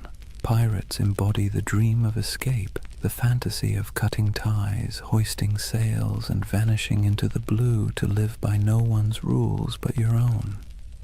Most of us would never want the reality, the scurvy, the lice, the constant threat of death, but the dream lingers. It's why pirate flags still flutter on college dorm walls, why people still hold talk like a pirate day, and why buried treasure stories still make kids dig holes in the backyard. The echo isn't just in books and movies, it's in us. So when we talk about the Golden Age of Piracy, remember, it didn't just end, it transformed. The flesh and blood pirates are gone, but the shadows they left behind still sail.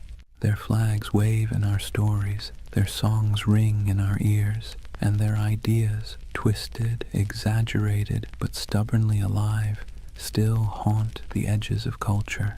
The seas are quieter now, the Caribbean no longer stalked by men with pistols and cutlasses, but in the echo of their age, they never truly died. So here we are, at the quiet end of a noisy age. The Golden Age of Piracy burned bright and brief, just a few decades of chaos, rebellion, and salt-stained dreams. In reality, it was cramped decks, spoiled meat, diseases that lingered like unwelcome passengers, and the constant threat of capture. Yet somehow, from those harsh conditions came a legend that refuses to sink. Think of what we've walked through tonight. We've seen how wars and collapsing empires set the stage for piracy. We've stepped onto ships where men voted for their captains and shared their plunder in a rough version of equality. We've met figures who blurred the line between myth and reality. Blackbeard with his smoky theatrics, Anne Bonny and Mary Read defying expectations, Calico Jack turning piracy into style, and finally, we watched as governments cracked down, the nooses tightened, and the so-called Republic of the Seas faded back into dust. But of course the story didn't really end there. Pirates didn't just vanish, they drifted sideways into imagination, into tavern songs, into novels, into Hollywood, into Halloween costumes and internet memes. Their Jolly Roger still waves, not from a mast, but from the collective imagination of every generation that sees in them a flicker of freedom, rebellion, or adventure. They were criminals, yes, but also dreamers, and maybe that's why we can't quite let them go. As you lie back now, let the rhythm of the waves soften in your mind.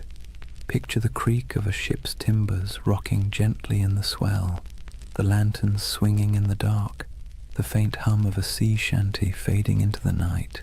Out there, beyond the horizon, the pirates have gone, but their echoes remain, half history, half myth, all carried forward by our restless need for stories. And unlike those sleepless men who once scanned the waters for sails on the horizon, you don't need to keep watch tonight. You can rest easy, knowing the only thing waiting for you is the calm of sleep. Close your eyes, let the waves carry you, and drift peacefully into dreams. Good night.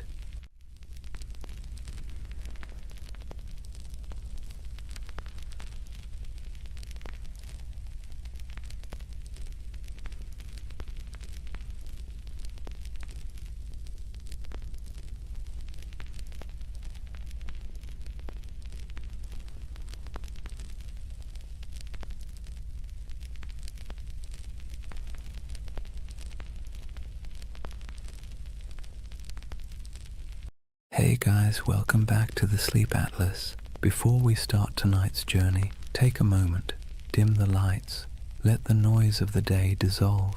Wherever you are, you're about to travel somewhere strange, not a place on any official map, but one that lives in whispers, in dust, in the margins of forgotten atlases. This is the story of Tartaria. They say history is written by the victors, but what happens when the victors forget to mention an entire empire? What if there really was a civilization, vast, advanced, beautiful, erased not by time, but by design? A civilization that built cities we can still see, but no longer recognize. Sounds impossible, right? Yet somehow you've probably already seen pieces of it. The old photos of cities with windows buried beneath the streets, the maps labeled Grand Tartary, the ornate architecture that feels out of place as if it belonged to someone else, someone older, someone gone.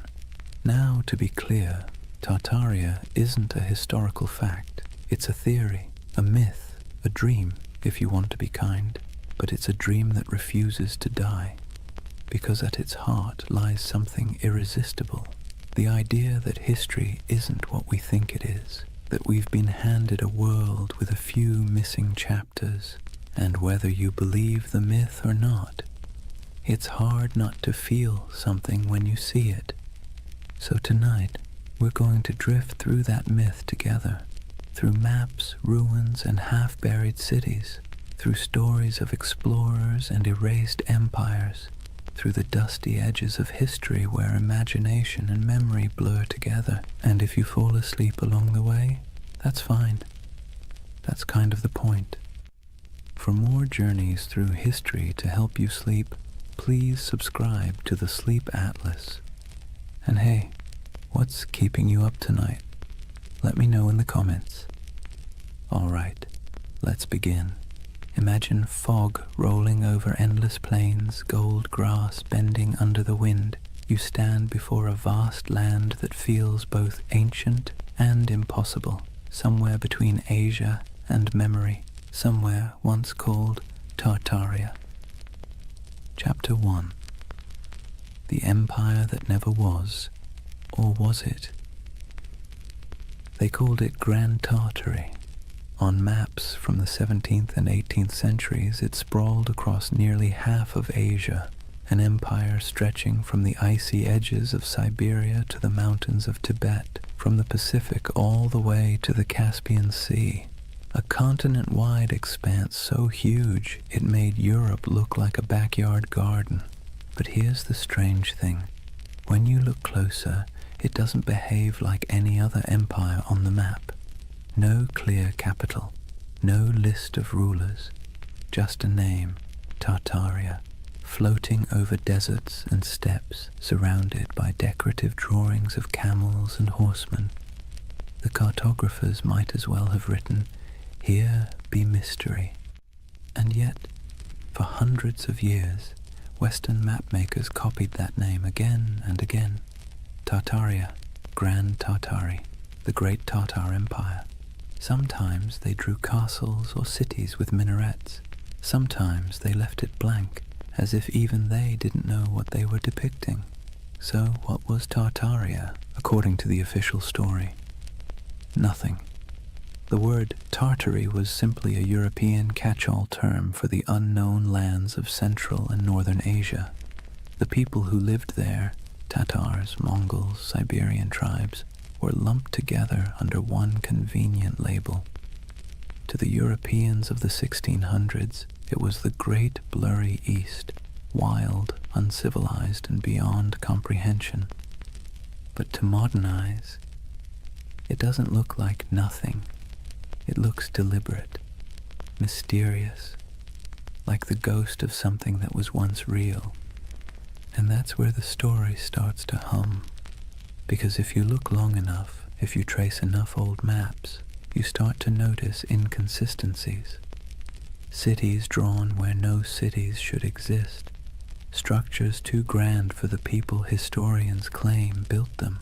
Ruins that don't seem to fit their supposed age. Some believe those ruins were Tartarian, that an advanced civilization, older than Rome, older even than Egypt, once stretched across the world. They say its architecture was sophisticated, its technology almost magical, free energy, perfect symmetry, towering buildings powered not by fire or water but by something lost, something we can no longer name. It sounds absurd, but then you see the photos, black and white images from the late 19th century, cities under construction except everything already looks finished, cathedral-sized buildings supposedly built in a decade, though even modern machinery would struggle, streets half-buried, windows below ground level, as if the earth itself had swallowed the first floors. That's where the mud flood theory enters. According to believers, some great cataclysm, maybe natural, maybe man-made, swept across the world in the 1800s, burying entire cities in mud and erasing all evidence of this lost empire. When humanity dug out afterward, we inherited the world we think we built. In other words, the Victorians didn't build all those ornate cities, they unearthed them. It's easy to roll your eyes, but it's also strangely poetic, because even if Tartaria never existed, the feeling behind it, that something monumental was lost, is very real. And part of why this myth persists is because, well, history does lose things. Entire civilizations have vanished before. The Minoans, the Indus Valley, the Olmecs, people who built incredible cities, traded across oceans, and then disappeared, leaving nothing but stones and speculation. So maybe the idea of Tartaria isn't so far-fetched. Maybe it's a reflection of that same human ache, the need to fill in the gaps with something beautiful. Imagine wandering through a European city at dusk. The sky is pale gold, pigeons circle over rooftops. You walk down a street where the buildings rise like cathedrals, domes, arches, pillars carved in perfect balance. It all feels too good, too symmetrical, too ancient to have been born in the soot and smoke of the industrial age. For a moment you wonder, did we build this, or did we inherit it?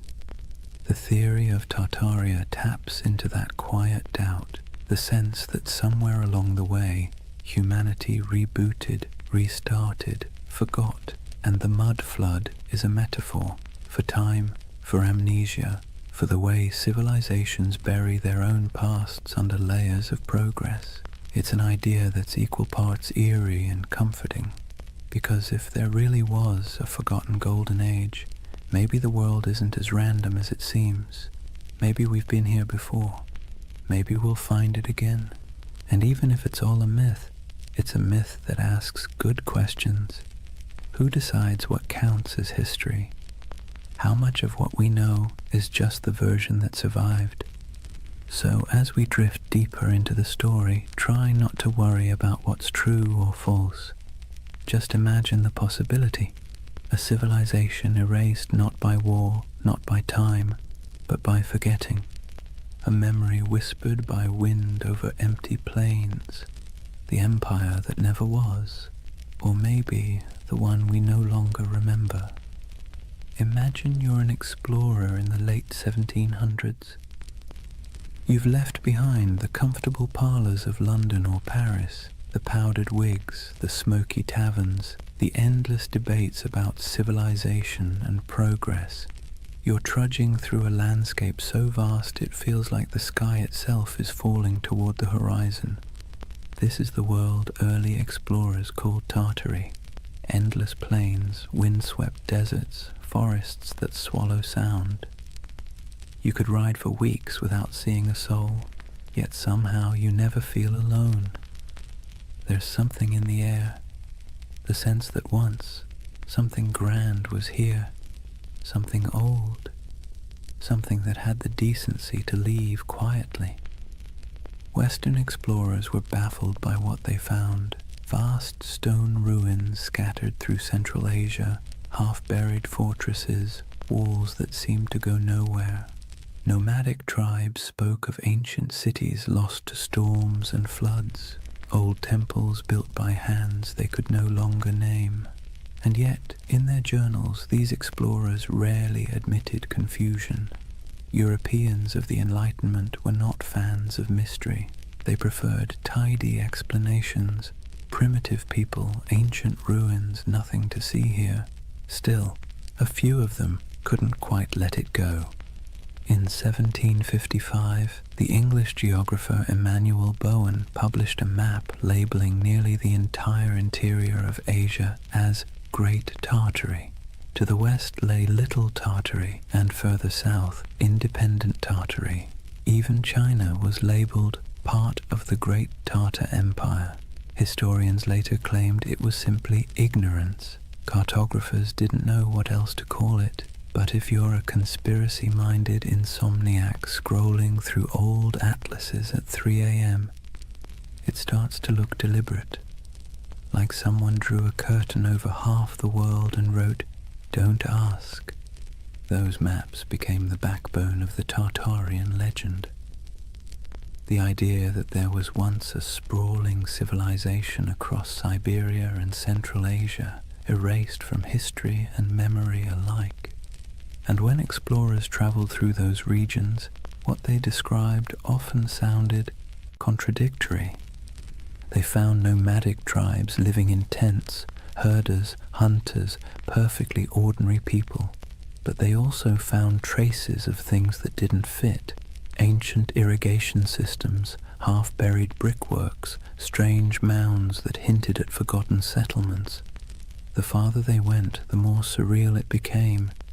In Siberia, there were reports of colossal ruins swallowed by forests. In Mongolia, strange carvings and fortifications half lost to the sands. Some described crumbling citadels near the Altai Mountains, built of stone so precisely fitted it might as well have been cast, not carved. To modern historians, it's no great mystery. Remnants of older cultures, Turkic kingdoms, Mongol fortresses. But to the romantically inclined, it's something else. Evidence, perhaps, of a civilization that once ruled these lands, far older and more advanced than the textbooks admit. And then there's the emptiness, the eerie, silent expanse that made even hardened travelers uneasy.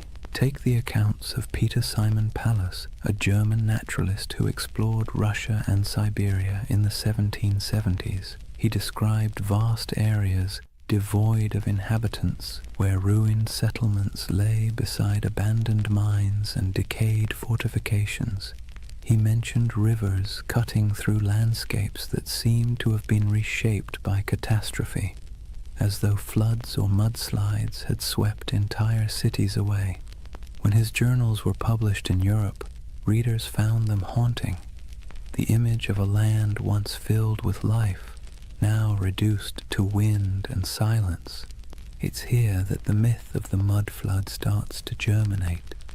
The idea that an ancient disaster literally buried a civilization under layers of sediment, windows below street level, doors half submerged, entire first floors beneath the dirt. For believers, that wasn't just geology, it was evidence. And if you've ever walked through an old city, St. Petersburg, Prague, even San Francisco, you might have noticed it too. Streets sitting higher than the building's original entrances, like time itself kept adding layers.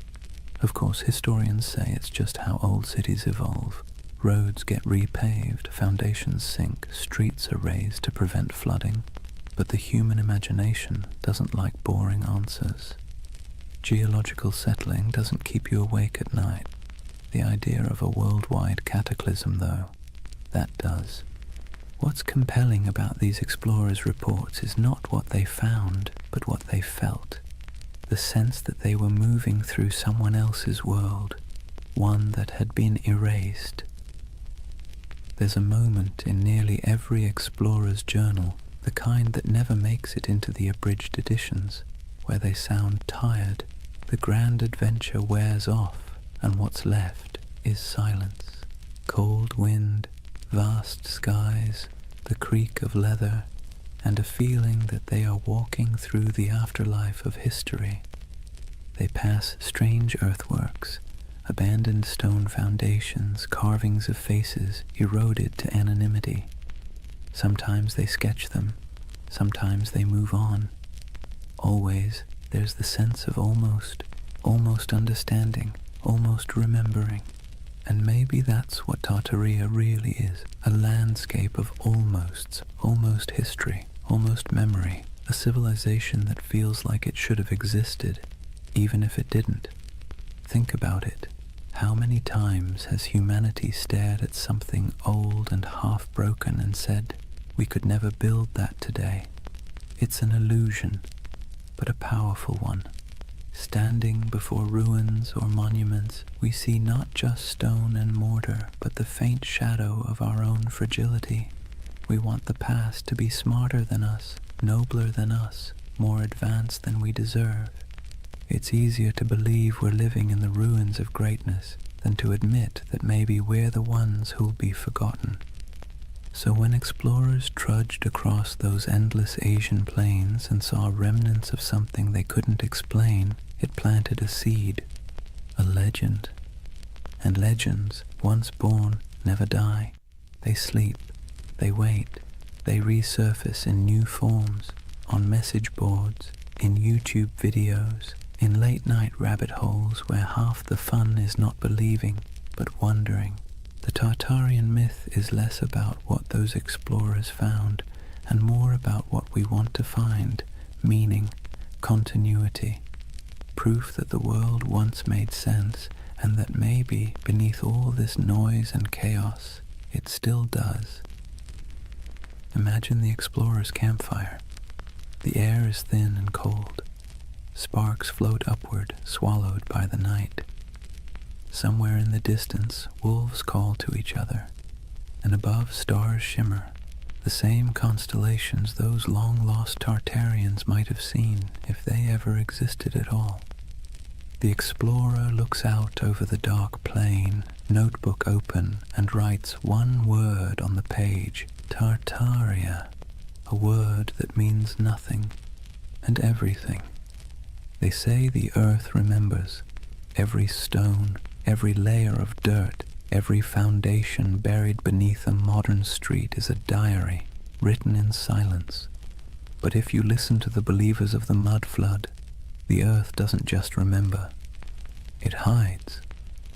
Picture this, a city half buried, windows that look out onto soil instead of streets, doorways that open into nothing but packed dirt, buildings whose first floors have vanished beneath layers of earth and time. To most it's a quirk of old construction. To the followers of Tartaria, it's evidence of something far stranger, a global cataclysm that erased an entire civilization in a single, muddy sigh. The mud flood theory is one of those beautiful modern myths that could only have been born in the age of the internet. It began quietly, like a whisper in digital catacombs, obscure forums, old photography groups, amateur historians trading ideas. Someone noticed something odd. Antique photos from the 1800s showing cities with half-buried buildings, windows at ground level, strange architectural anachronisms. Then someone else noticed the same thing somewhere else, and suddenly a pattern emerged, or seemed to. If you stare at enough old photos for long enough, patterns start to appear everywhere. And soon the whispers took form. What if history isn't what we think it is? What if there was a reset, a literal flood of mud that buried the old world, wiped it clean, and left us to rebuild on top of its bones? It sounds ridiculous, but also admit it. It's a little bit seductive. Let's take a closer look at what this story really says. According to the myth, sometime in the 18th or 19th century, dates are always vague, an immense cataclysm struck the earth. Not water, but mud, thick, heavy, suffocating mud that rolled over cities like a blanket. swallowing buildings, streets, even entire civilizations. What survived was what we now call our world, a reset civilization built atop the ruins of the one before. The theory claims we are the survivors of an amnesiac world living in the shadow of a forgotten age. And once you start looking for it, you see it everywhere. Old photographs of St. Petersburg, where neoclassical buildings seem to have half their height underground. Doorways that lead nowhere in Istanbul. Strange window wells in San Francisco. Cathedrals whose ground floors appear oddly misaligned with the modern streets around them. The world, it seems, is full of buried stories. But here's where the magic, or the mischief, lies. Context. Cities grow, streets rise, pavements get repaved, foundations sink, earthquakes shift land. Engineers, bless their pragmatic hearts, have been dealing with that since ancient Mesopotamia. It's normal, but the human imagination doesn't want normal. It wants wonder. It wants the cosmic version of a plot twist. And so the mud flood became that twist, a grand, tragic reset that could explain the strangeness of the world, the impossible beauty of old architecture, the missing centuries, the ruins that look too modern to be ancient and too ancient to be modern. It's not hard to see why the theory stuck. It scratches two primal itches, the fear that we've forgotten something vital, and the hope that once humanity reached heights we can barely comprehend. It's a bedtime story for adults who no longer trust bedtime stories. Imagine it, the great cities of the past humming with energy and knowledge, star-shaped fortresses aligning with the heavens, towers crowned with gilded domes, machines powered not by coal or electricity but by sound, magnetism, or divine geometry. A golden age washed away in silence, leaving behind half-buried clues for the curious to rediscover centuries later. It's haunting, isn't it? The thought that the ground beneath your feet might be hiding a version of civilization more graceful, more harmonious, and, let's be honest, less exhausting than this one. The most poetic versions of the myth don't even insist on global destruction. They suggest something subtler. That time itself buried Tartaria. That the mud is just metaphor. The weight of centuries pressing down until memory sank into soil. That our cities grew atop their bones, and we live in their echoes without even realizing it. But even the literal believers, the ones who pore over 19th century photographs and Google Earth screenshots, are chasing something more than evidence. They're chasing awe, the sense that the world is not yet fully explained, that maybe, just maybe, there are still secrets hiding in plain sight. Because here's the uncomfortable truth. We like feeling small, not powerless, just small. The idea that we are part of something vast, mysterious, and older than we can imagine brings comfort. It means our anxieties, our endless scrolling, our late-night insomnia, they're all just surface noise above something deeper, older, wiser. The mud flood myth, for all its implausibility, taps into that longing. It's also, in a strange way, an act of defiance. In an age where algorithms decide what we see and experts tell us what to believe, the mud flood says, "No, I'll look for myself." It's a rebellion of curiosity, however misguided. And curiosity, even when it wanders off the map, is still one of the noblest human instincts. There's another reason the mud flood myth feels oddly soothing. It provides closure. History as we know it is messy. It's full of gaps, contradictions, burned archives, and lost languages.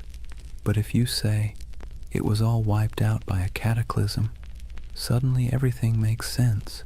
The missing records, buried, the inconsistent architecture, survivors of the old world. The sense that things used to be better? Proof of what we lost. It's a complete narrative, simple, self-contained, emotionally satisfying. And if you whisper it softly enough, it almost sounds plausible. But let's pause for a moment. Imagine walking through one of these mud-flood cities today. St. Petersburg in winter, snow falling over pale facades, the streets gleaming under the dim orange glow of street lamps. You pass a row of 18th century buildings, their ground floors half below street level, the windows dark and shuttered. And for a second, just a second, you feel it. The hum of something ancient, the faint vibration of time layered upon time. You know rationally that the explanation is boring, centuries of road repairs and architectural evolution. But your imagination doesn't care. It leans closer, it listens, it wants to believe. That's the quiet power of myths like Tartaria. They live not in evidence, but in emotion.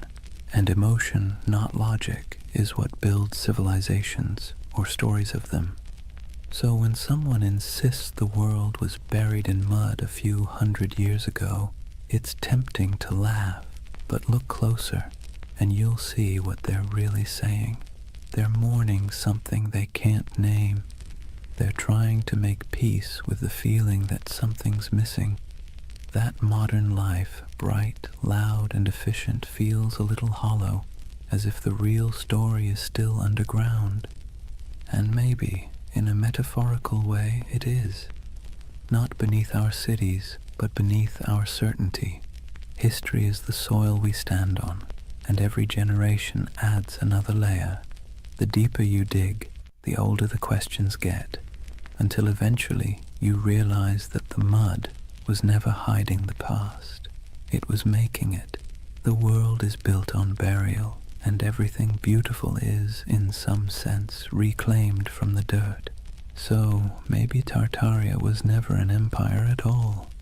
Maybe it's an idea, a longing for the lost wholeness of things. Or maybe it's just a very elaborate excuse for why so many basements flood in spring. Take your pick. Either way, as the night deepens and your thoughts drift like dust in lamplight, the question lingers: if an entire civilization could be buried under centuries of mud and forgetfulness, would we even recognize it when we uncovered it? Or would we mistake it for ruins of our own? It's a strange thing, how ruins can feel alive. You walk among them and swear you can hear breathing. Not loud, not human, but the slow exhale of stone, the whisper of time smoothing edges and swallowing stories. That's the allure of forgotten grandeur, the feeling that the past isn't gone, just drowsing, half buried, half awake, waiting for someone to notice. When people speak of Tartaria, they don't imagine mud and dust. They imagine beauty, colossal arches, glittering domes, towers capped with orbs of gold, and wide boulevards aligned with the stars. They imagine symmetry, harmony, perfection, the world before we made it messy. And that's the quiet genius of the myth. It isn't built on fear, but on longing. You've seen it, even if you didn't recognize it. The grand railway stations built in the 19th century, dripping with ornament that seems almost too elegant for its purpose. The courthouses with domes that look more celestial than civic. The cathedrals rising from cobblestone streets like frozen thunderclaps of devotion. You stand before these buildings and wonder, who built this, and why don't we build like this anymore?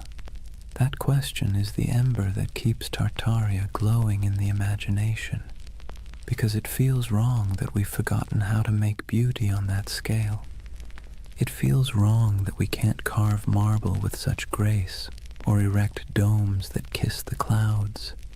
And when something feels wrong, the human mind looks for a story to explain it. Tartaria becomes that story, a civilization that mastered form, function, and soul, then vanished without a trace.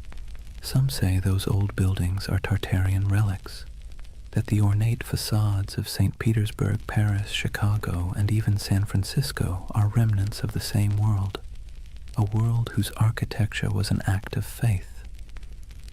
That the reason we can't replicate it now is because the knowledge was erased, the formulas for harmony, for proportion, for power drawn from geometry, gone, buried under new blueprints and the hum of electric wires. Of course, historians roll their eyes at this. They'll tell you, patiently, that these buildings were designed by very real architects, that neoclassicism was an artistic movement, not evidence of a hidden empire, that the beauty of those domes and arches came not from secret knowledge, but from mathematics, sweat, and a lot of unpaid apprentices. And they're right, technically. But here's the thing. Beauty doesn't care about technicalities. The Tartarian myth persists because these buildings feel different. They hum at a frequency modern architecture doesn't. Walk past a concrete office block and your mind slides off it. Walk past a century-old opera house and you slow down without meaning to. You feel something, a pulse.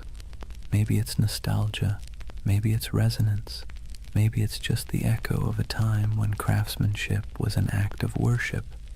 But whatever it is, it feels alive.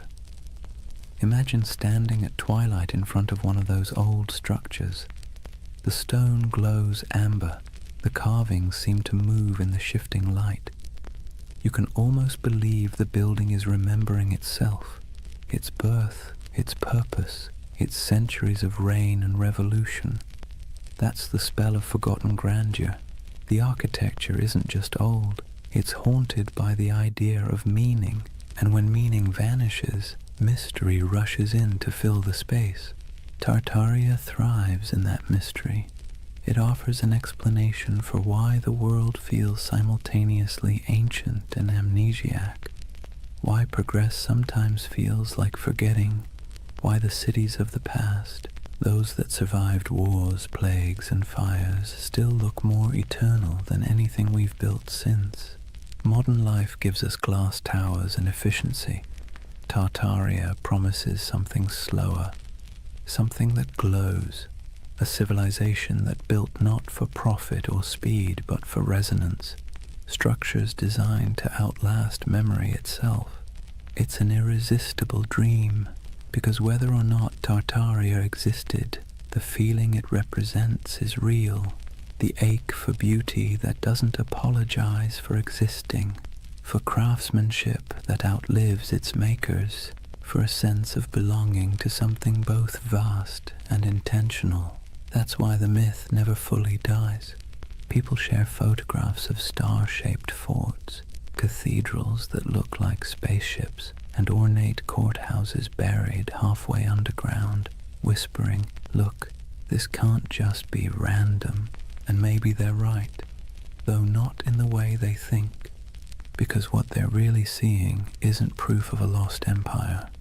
It's proof of a lost mindset. A time when humanity built upward and outward with a kind of faith we've since replaced with convenience. Take St. Isaac's Cathedral in St. Petersburg. It looks like it shouldn't exist. A colossal dome balanced on rows of red granite columns covered in gold that blazes even through fog. Inside, the marble floors mirror the heavens, and the ceilings are painted with saints so vivid they seem alive. Visitors describe it as overwhelming, transcendent, but the Tartarian imagination sees something else, evidence.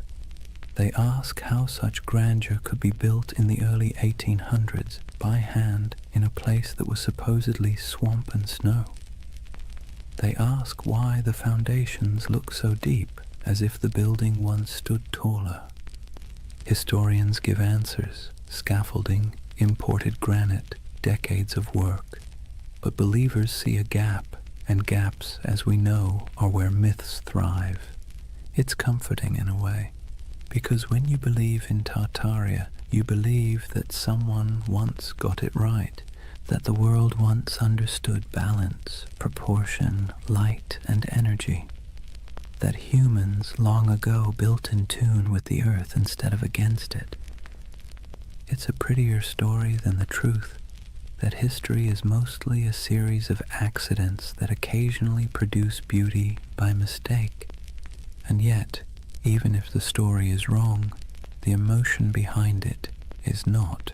There's something deeply human about looking at ruins and imagining paradise, about standing in front of a crumbling palace and whispering, "Who were you? What did you know that we've forgotten?" We do this everywhere. In the jungles of Cambodia, staring at Angkor Wat, in the deserts of Egypt, under the shadow of the pyramids, in the mountains of Peru, among the terraces of Machu Picchu. We look at beauty that endures and assume it must have come from a civilization wiser than ours. Maybe it didn't, but maybe the impulse to think so says more about us than about them. Because really, the myth of Tartaria isn't about lost knowledge, it's about lost reverence. We miss believing that beauty meant something, that it wasn't an accessory, but a form of truth. That stone could hold memory, and domes could sing. So when you see those impossible old buildings and feel that small, unexplainable ache, don't rush to fill it with conspiracy. Let it linger. That ache is the story. It's the ghost of wonder, tapping you on the shoulder, reminding you that history is not a timeline. It's a mood, a long, slow chord, still resonating beneath the noise. And maybe that's what Tartaria really is, the echo of a world that believed in harmony more than speed, a civilization of imagination, built not in stone, but in longing. So as you drift deeper into this story, eyes heavy, thoughts softening, remember this: whether Tartaria was real or not, the beauty it promises was. You can still walk through it, touch it, breathe it in brick and marble and dusk. It's there, waiting quietly behind every ornate facade and every buried window. Forgotten grandeur, humming in the walls. There's something strange about ideas that shouldn't survive, yet somehow do. Tartaria is one of them. Every few decades it slips back into conversation like a ghost that refuses to stay buried. A whisper here, a map there, a photograph that feels off, too ornate, too advanced, too forgotten. It persists not because it's proven, but because it's beautiful. You see, real history doesn't linger in our imaginations the same way myths do. Facts settle, myths breathe, and Tartaria breathes in the spaces history forgot to fill. It's almost poetic, how a rumor can live longer than an empire, how a half-remembered word on an antique map, Tartary, can spark entire worlds in the modern mind, because the truth is humans don't remember data, we remember stories, and this one, it's irresistible, a world erased, a golden age hidden beneath our feet. The paradox of Tartaria is that it survives precisely because it never existed. A real empire would have ended, decayed, been replaced, but something that never was can never truly die. It hovers in imagination, endlessly renewable, unprovable, untouchable. The perfect myth for the digital age, weightless, viral, and infinitely remixable. Scroll through YouTube or Reddit and you'll see it. Old photographs of grand cityscapes labeled Tartarian architecture, posts about star forts and buried windows, endless debates about free energy, hidden cataclysms and lost technology, thousands of comments beneath them, people saying things like, "I've always felt something was off about history." It's not about belief, it's about belonging. The myth offers comfort to anyone who looks at the modern world and feels like something essential slipped through our fingers. Maybe that's the real allure. Tartaria gives shape to a feeling we all have but rarely admit, that somewhere along the way, humanity traded mystery for machinery. We built faster, higher, louder, but maybe not better. We paved over silence, replaced curiosity with certainty, and called it progress. And when that certainty began to crack, when our cities started to feel soulless, our histories fragmented, people began looking backward, not for answers, but for meaning. It's easy to mock that impulse. Historians roll their eyes, scientists sigh. But behind the internet rabbit holes and Photoshop theories lies something genuine. A hunger for enchantment, a longing to believe that the past wasn't just dirt and survival, but art and light and knowledge we've somehow misplaced. And in that sense, Tartaria isn't a conspiracy, it's a lullaby, a story people tell themselves when the modern world feels too sterile, too linear, too loud. A bedtime tale for adults who sense that truth might not always fit inside textbooks. Think about it. We've mapped the Earth, decoded the genome, photographed black holes, and yet we're still drawn to mystery. It's like a gravity our species can't escape. Tartaria gives us that gravity in soft, dreamlike form. A lost world that never judges, never contradicts, never ends, because it was never real enough to die. But here's the thing, even myths can tell truths. They tell us what we miss, what we value, what we quietly wish could come back. When people imagine Tartaria, what they're really longing for isn't a lost empire, it's coherence. A sense that the world once made sense, that knowledge was sacred, that beauty and purpose weren't at odds. In a way, Tartaria is less about history and more about therapy, a collective daydream for a civilization that feels spiritually jet-lagged. We scroll through endless feeds, flickering between wars, gadgets, and memes, and somewhere inside a voice whispers, "Wasn't there supposed to be more than this?" Tartaria answers softly, "Yes, there was, or maybe there could have been." And so the myth persists, traveling through forums and documentaries and late-night conversations, wrapping itself in fog and marble. It survives because it speaks to something the Enlightenment forgot, that mystery itself has value, that not knowing is sometimes more comforting than knowing. But here's the paradox. Tartaria's greatest gift isn't in proving itself true. It's in reminding us that belief is part of what makes us human, that even in an age of algorithms, we still crave wonder. We still want to stand before something vast and say, "I don't understand, but it feels sacred." Maybe that's why late at night you find yourself staring at photos of old cities, their streets glimmering with gaslight, their domes fading into fog, and feel that tug in your chest. It's not nostalgia for Tartaria. It's nostalgia for awe, for the feeling of being small beneath something magnificent, something that doesn't explain itself. So as you lie there now, the room dim, the hum of the modern world soft around you, imagine that somewhere, beneath centuries of soil, beneath stories and skepticism, there's a quiet city still dreaming. Its towers shimmer faintly under the weight of time. Its fountains murmur in forgotten languages, and if you listen long enough, you can almost hear it, the heartbeat of the world before we named it. They called it Tartaria. Maybe it never was, but its echo, soft, patient, luminous, still lingers. Drift with it for a while. Let the questions fade. You don't need answers tonight, only the wonder. Chapter 2. The Real Tartars, Nomads, Empires, and Misunderstood Worlds. Let's take a breath. We've wandered through the fog of myth, through maps that hum with impossible empires and ruins that seem to remember more than they should. But now it's time to peel back the dream and look at the ground beneath it, the soil, the wind, and the people who actually lived there. Because behind every legend lies something real, even if it's been twisted beyond recognition. So, let's step out onto the steppe. Imagine yourself standing somewhere between Russia, Mongolia, and Kazakhstan. Not today, but thousands of years ago. There are no borders here, no lines on a map, no marble cities, just horizon, an ocean of grass rolling under a sky so wide it makes you dizzy.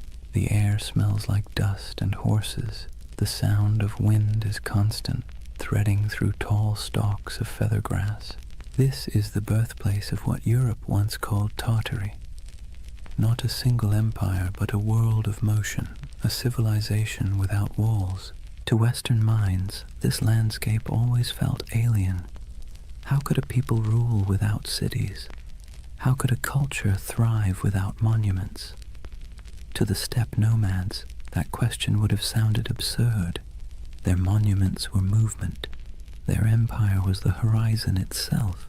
Centuries before anyone drew Tartaria on a map, there were the Scythians, archers and horsemen who painted their bodies, buried their dead in golden tombs, and drank fermented mare's milk. The Greeks feared them, the Persians tried to conquer them, and yet they moved like smoke, impossible to hold. Herodotus called them a people who have no towns, no walls, no fixed abode, as if that made them lesser. But in truth, it made them free. The Scythians mastered the horse long before Rome even dreamed of chariots. They stitched their world together with leather, not mortar.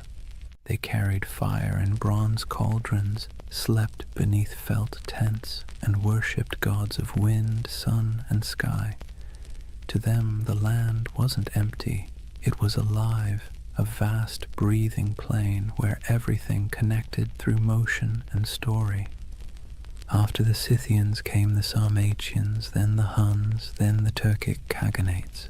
The names shifted, but the rhythm stayed the same. Nomads rising like storms, surging westward, reshaping everything in their path. They raided, traded, intermarried, and vanished into the mist again, leaving behind only graves and legends. And so, by the time medieval mapmakers in Europe began sketching the world, this enormous, ungovernable space had already become a myth. To them it was a blank, the unknown lands beyond the Christian world, filled with monsters, giants, and Tartars. That word, Tartar, wasn't even theirs. It came from outsiders, likely twisted from the name of a Turkic tribe, the Tatars, with a dash of poetic menace added. Medieval Europeans thought it sounded like Tartarus, the Greek underworld, so they called these nomads Tartars, as if they'd come from hell itself. You can almost hear the shiver in the name, but the truth was far more complicated and far more interesting. These weren't demons, they were people. Traders, horsemen, mothers, poets. They lived lives as rich as any Roman senators, just measured differently. Picture a nomadic camp at sunset. The steppe glows gold. Horses graze on the horizon, their coats shimmering in the low light. Fires crackle as women stir pots of milk and millet. Children chase each other between felt tents, yurts, their laughter carried by the wind. Men return from herding, their bows slung over shoulders, dust clinging to their boots. The air smells faintly of smoke and grass. Somewhere, a throat singer begins a low, resonant song, and the notes ripple across the plain like the hum of the earth itself. This was their Rome, not a city of marble, but of motion and memory. And to them the West's obsession with stone walls would have seemed as strange as worshipping stillness. But as centuries rolled on, stillness began to win. Empires like China, Persia, and eventually Russia pushed outward, trying to tame the steppe. They built forts, drew borders, demanded tribute. The nomads resisted, then adapted. They traded horses for silk, hides for grain, freedom for survival. Slowly, their infinite world began to shrink. By the time European explorers stumbled across these lands in the 17th and 18th centuries, the old steppe empires were fading. The Scythians were long gone. The Mongols' great Khanates had fractured. The once fluid borders had hardened into lines on parchment, and those lines, curved by ignorance, exaggerated by imagination, became the first maps of Tartary. To the west, it looked like a mystery, an empire that wasn't quite there, a vast, seemingly empty space once teeming with civilizations that had vanished. But to those who lived there, it wasn't emptiness, it was memory. The bones of ancestors beneath the grass, the hum of stories in the wind, the echo of hoofbeats across the centuries. And maybe that's where the myth begins to make sense, because when you stand on a plain that stretches to the horizon in every direction, it's easy to believe that time itself might fold here, that something ancient could still be sleeping under the soil. Perhaps the world didn't erase Tartaria at all. Perhaps it just forgot how to see it. Let's be honest, Europe never really understood Asia, not in the Middle Ages, not in the Renaissance, and arguably not even now. For centuries, the lands east of Moscow and west of China were less a geographic reality and more a psychological one, an enormous blank space where anything could exist. And in that blankness, the idea of Tartary began to grow like a mirage. Imagine a candlelit room in Venice, sometime around the 14th century. A mapmaker hunches over his parchment, hands stained with ink. On the table beside him lie fragments of rumors, sailors' tales, merchant gossip, and a half-remembered account of a man named Marco Polo, who claimed to have seen palaces of gold and cities of stone somewhere beyond the horizon. He dips his quill and begins to draw. Europe is clear. So is Africa mostly. But once he crosses the Ural Mountains, the lines begin to blur. His hand hesitates. What lies beyond? He's never been there. No one he trusts has either. So he fills the void the way humans always do. He imagines. He writes Tartaria in sprawling letters across the page, large enough to cover thousands of miles. Because what else can you do when you're staring into the unknown? For Europeans, Tartary became a convenient label, an umbrella term for everything east of civilization and west of comprehension. It wasn't a nation, it was a category, a way to point at a map and say, this belongs to the others. But here's the funny thing. The more they tried to define it, the more mysterious it became. In the 13th century, when the Mongols exploded across Eurasia like a thunderstorm, Europe finally came face to face with the so-called Tartars. Villages burned, kingdoms crumbled, and word of unstoppable horsemen spread faster than the riders themselves. To a continent already steeped in superstition, it must have felt like the end of the world. Priests whispered that the horsemen were the scourge of God, a punishment for human sin. Chroniclers described them as monsters with faces of beasts and hearts of iron. And yet, when the first diplomatic envoys actually met them, they found something unexpected: organization, bureaucracy, even tolerance. The Mongol Empire, at its height, ran on order, not chaos. Messengers carried official seals, merchants moved safely under Mongol protection, and conquered cities often kept their own rulers so long as they paid tribute. The great Khans weren't savages, they were administrators. Ruthless ones, sure, but methodical. But Europe didn't want to believe that. It was easier, somehow, to imagine an empire of shadows, to turn complexity into myth. So the name Tartary stuck, not as a real place, but as a kind of warning, a whispered reminder that beyond the edge of the familiar world, something vast and unknowable waited. By the Renaissance, the legend of Tartary had evolved into something even stranger. The age of exploration brought better maps, but not necessarily better understanding. Cartographers began drawing Great Tartary, Little Tartary, and Chinese Tartary across their globes. carving up Central Asia into neat territories that existed mostly in imagination. If you were a European scholar in 1700 and you saw a map of Great Tartary stretching from Siberia to the Caspian Sea, you'd assume there was a single civilization there, a mighty hidden empire rivaling Rome or China. And if you were an explorer wandering through empty steppes, stumbling across crumbling ruins or strange earthen mounds, your mind might start to fill in the blanks. Who built this? Where did they go? Humans hate loose ends. We crave narrative closure. And Tartary, this vast echoing blank on the map, offered none. Marco Polo didn't help either. His travels fed the fire beautifully. He spoke of vast courts, cities paved in stone, golden palaces, and khans who ruled lands so wide that weeks of riding couldn't cross them. He wasn't wrong exactly. The Mongol Empire really was that enormous. But when his book was copied, translated, and retold, his words grew elastic. People read his tales and imagined something grander still, a civilization older than memory, hidden beneath layers of dust and time. You can almost see it, the way myths grow like vines around facts. Even the Enlightenment couldn't kill it. In the 18th century, as Russian explorers pushed eastward into Siberia, they stumbled upon ancient fortifications, strange geometries in the earth, and traces of civilizations long gone.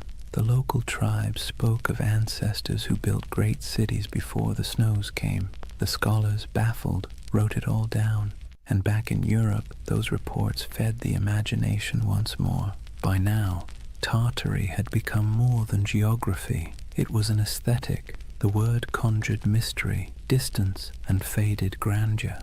Artists painted sweeping landscapes of icy mountains and lone riders beneath silver skies. Novelists filled their pages with lost kingdoms and forgotten dynasties. And so, when conspiracy theories about a lost Tartarian empire began resurfacing centuries later, it wasn't from nowhere.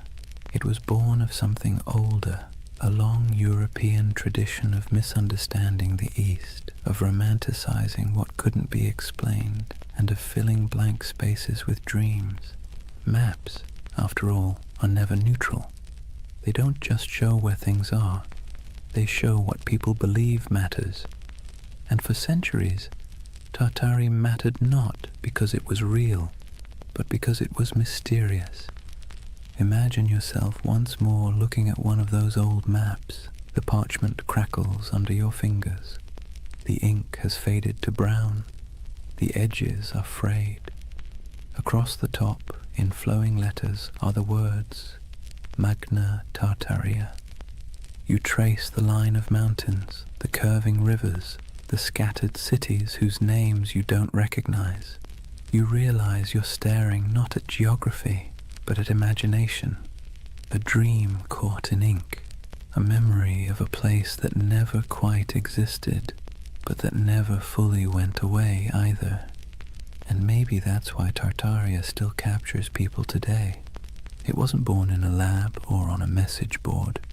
It was born in candlelight on parchment, in the minds of men who couldn't stand not knowing. A story that began as cartography became mythology. And mythology, as history always proves, has a way of outlasting the truth. Picture a road that isn't really a road. It's not marked by signs or asphalt or tidy lines of direction. Instead, it's an invisible web of paths, camel tracks winding through dunes, mountain passes marked by cairns, river barges drifting under starlight. This was the Silk Road. Not one road, but thousands, threading together China, Persia, India, Byzantium, and everything in between. And somewhere in the middle of that vast tangle lay the ghost of Tartary. The Silk Road was less about silk than it was about exchange. Of goods, yes, but also of ideas, stories, and beliefs. Every caravan that set out carried more than fabric and spices. It carried imagination. The West dreamed of the East as a place of wonder, while the East saw the West as a land of restless curiosity. And where those two imaginations met, right there, in the open steppes of Central Asia, the myth of Tartary quietly took root. Imagine the rhythm of a caravan, bells jingling from camel necks, dust swirling beneath hooves, a merchant humming softly, half to himself, half to keep his pace. At night, when the fires burned low, stories flowed like wine, tales of lost cities swallowed by sand, temples of gold hidden in the desert, empires that rose and vanished before the next dawn. Every traveler added a new layer to the legend, and the Silk Road became less a trade route than a whispering gallery of the world's dreams. Now let's be clear, there were empires here, real ones. The Scythians, Parthians, Sogdians, Kushans, and of course the Mongols, civilizations that thrived for centuries, building fortresses, minting coins, and carving art that fused Greek realism with Persian geometry and Indian grace. These were the real architects of what Europe would later call Tartary. But to a traveler passing through, the borders blurred. One city's language faded into another's. One god's statue looked suspiciously like a god from somewhere else. The world felt unified and strange all at once. The Silk Road had a way of softening distinctions. It made neighbors of distant worlds. Greek philosophers' ideas found their way into Buddhist monasteries. Chinese silk wrapped Roman senators. Persian astronomers charted the same stars that guided caravans across the steppe. But myths travel even faster than silk. When a merchant from Samarkand sold a roll of fabric in Venice, he didn't just trade goods, he traded worlds. He told stories of the East so dazzling they didn't sound real. Cities with towers of glass, he might say, rivers that shimmer like silver. Men who lived 200 years, and back home, when he unpacked his profits and poured himself a drink, he probably heard equally absurd stories about the West. It's easy to forget that for most of human history, distance was a form of magic. The farther away something was, the more fantastical it became. And no distance loomed larger in the European mind than that mysterious space labeled Tartary. Through this swirling exchange, Tartary became a kind of mythic glue, a word that held together the fragments of a world too vast to comprehend. Think of it like this. When a Venetian mapmaker in 1500 scribbled Tartaria across the center of his globe, he wasn't really describing a political entity. He was describing everything between Europe and China, between knowledge and ignorance, between history and imagination. And here's where things get interesting. While Europe imagined Tartary as an exotic wilderness, the people who actually lived there were building connections that shaped the ancient world. The Sogdians, for instance, traders from what's now Uzbekistan, ran a network of trade colonies so extensive that historians sometimes call them the FedEx of the Silk Road. They spoke multiple languages, mediated between empires, and filled their homes with art from every culture they touched.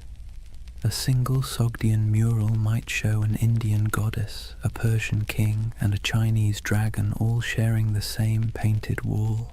To them, Tartary wasn't a mystery, it was home.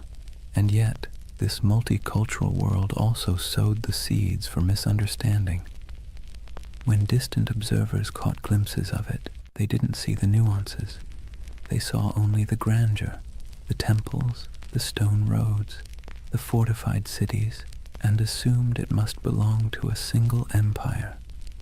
That assumption, multiplied over centuries, became the illusion of the great Tartarian civilization. Even today, the ruins scattered across Central Asia, stone walls buried in sand, intricate tile work crumbling in forgotten courtyards, feed that same longing.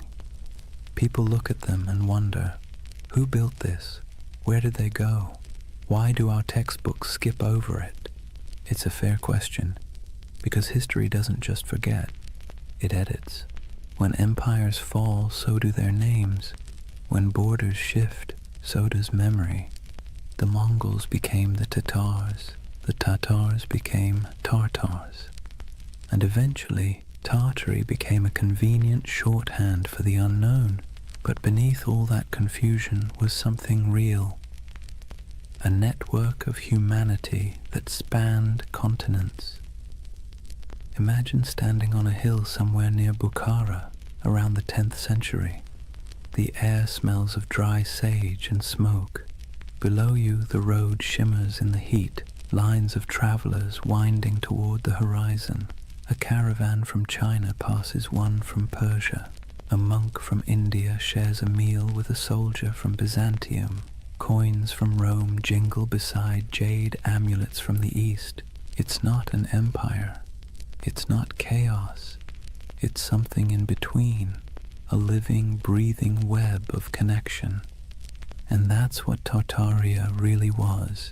Not a kingdom lost to mud, but an echo of this interconnected world. A dream of unity before maps divided it into pieces. The Silk Road gave birth to the myth by accident, because connection always looks like magic when seen from afar. So when modern believers look at old maps and see the word Tartaria sprawled across half the world, maybe they're not completely wrong to feel awe. They're just reading a poem that was once mistaken for a border. The Silk Road blurred the lines between civilization and myth, empire and echo. And in that blur, half dust, half starlight, the legend of Tartaria found its heartbeat. Words have a funny way of sticking to things they were never meant to describe.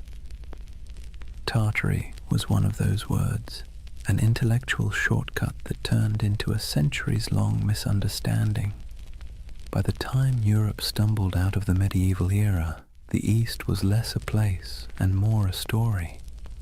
Monks copied maps showing vast lands labeled Tartaria, shaded in pale yellows and browns, with scribbled notes like, "Here be dragons," or "Land of Giants."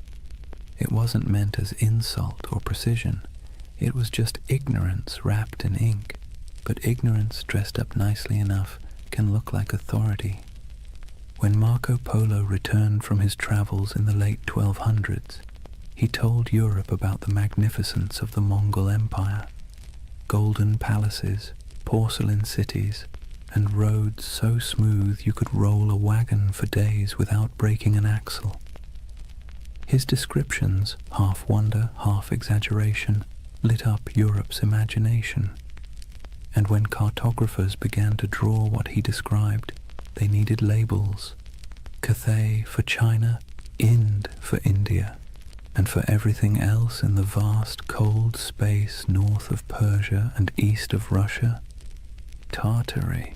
Let's be clear, Europe didn't know what Tartary was, but that didn't stop them from acting like they did.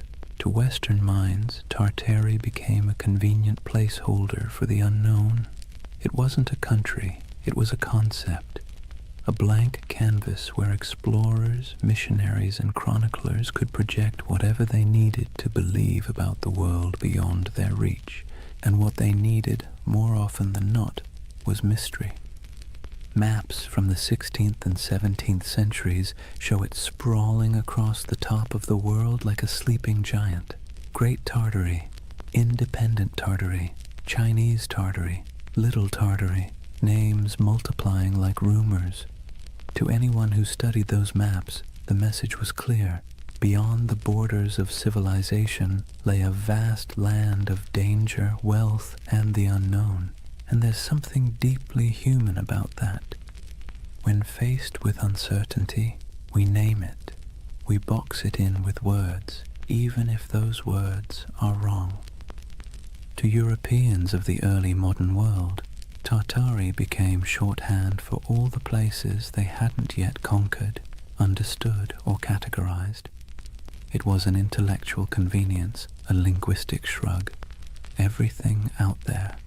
If you were a 17th century scholar in London and someone mentioned the Tatars, you might imagine fur hats, horsemen, frozen tundra, and endless plains. You wouldn't know the difference between a Mongol prince in Karakorum and a nomad in the Kazakh steppe. To you, it was all Tartary, but that flattening, reducing countless cultures into a single word, had consequences. It erased identities, histories, and languages in the Western imagination long before any empire actually reached those lands. Imagine an atlas from the 1700s, lying open on a polished oak table. The continents are familiar enough now.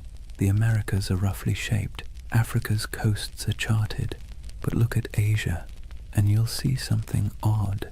Above India and China stretches an ocean of blankness, punctuated only by the word Tartaria, scrawled in proud, swirling letters. No cities marked, no rivers traced, just emptiness. That emptiness became an invitation. Missionaries imagined lost Christian kingdoms hidden in those plains, descended from the mythical Prester John. Explorers fantasized about tribes of giants or entire cities of gold. Poets and philosophers romanticized the steppe as a land of freedom, wild, untamed, untouched by decadence. And over time, that fantasy hardened into pseudo-history. Tartary wasn't just a blank spot anymore, it was a world view. Even the word itself carried a sting. Derived from Tatar, it got twisted into Tartar, echoing the Greek Tartarus, the underworld. Early chroniclers saw the Mongols storm into Europe in the 13th century and thought, "Ah, yes, these must be the people from hell." The name stuck, and for centuries afterward, Tartar became synonymous with savagery, chaos, and apocalypse. When the Mongol Empire fractured and faded, the word didn't fade with it. It lingered. Europe kept calling the steppe Tartary, even as local empires rose and fell. The Golden Horde, the Timurids, the Kazakh Khanates. To the west, these nuances didn't matter. The name Tartary swallowed them whole. The irony. By the time Europe started mapping Tartary with any real accuracy in the 18th and 19th centuries, it had already become a relic. Russia had expanded eastward, swallowing Siberia province by province. Qing China had claimed the west, and yet the word persisted, echoing in atlases long after it had lost any real meaning. There's something almost poetic about that, how a word can outlive the thing it never actually described. And it's here that the modern myth of Tartaria quietly germinated, because when those old maps resurfaced centuries later, digitized, color-corrected, and posted online, they seemed to show something uncanny.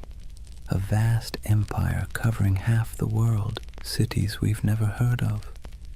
Borders that no modern historian could explain. To the curious eye, it looked less like a cartographic mistake and more like a cover-up. "Why don't they teach this in school?" people asked. How could such a massive empire just vanish? But the answer, as with most things, is simpler and somehow more mysterious. It didn't vanish. It never existed. Not as one empire, anyway. What vanished was understanding. What collapsed was the web of meaning connecting the real places, Siberia, Mongolia, Central Asia, to the word Tartary. The West's misunderstanding created a ghost, and the modern age brought that ghost back to life. There's an eerie beauty in that, a reminder that myths don't die. They just wait for technology to resurrect them. When you look at one of those antique maps, ink faded to sepia, the parchment curled at the edges, you can almost feel the hum of it, not as evidence of a conspiracy, but as a fossil of imagination.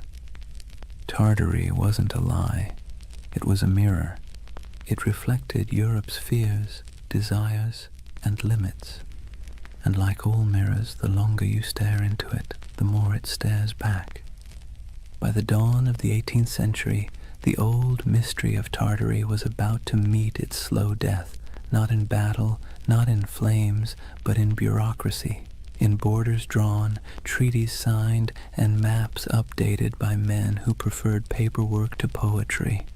It wasn't an erasure in the way myths like to imagine. No secret cataclysm, no forbidden knowledge sealed away by shadowy elites.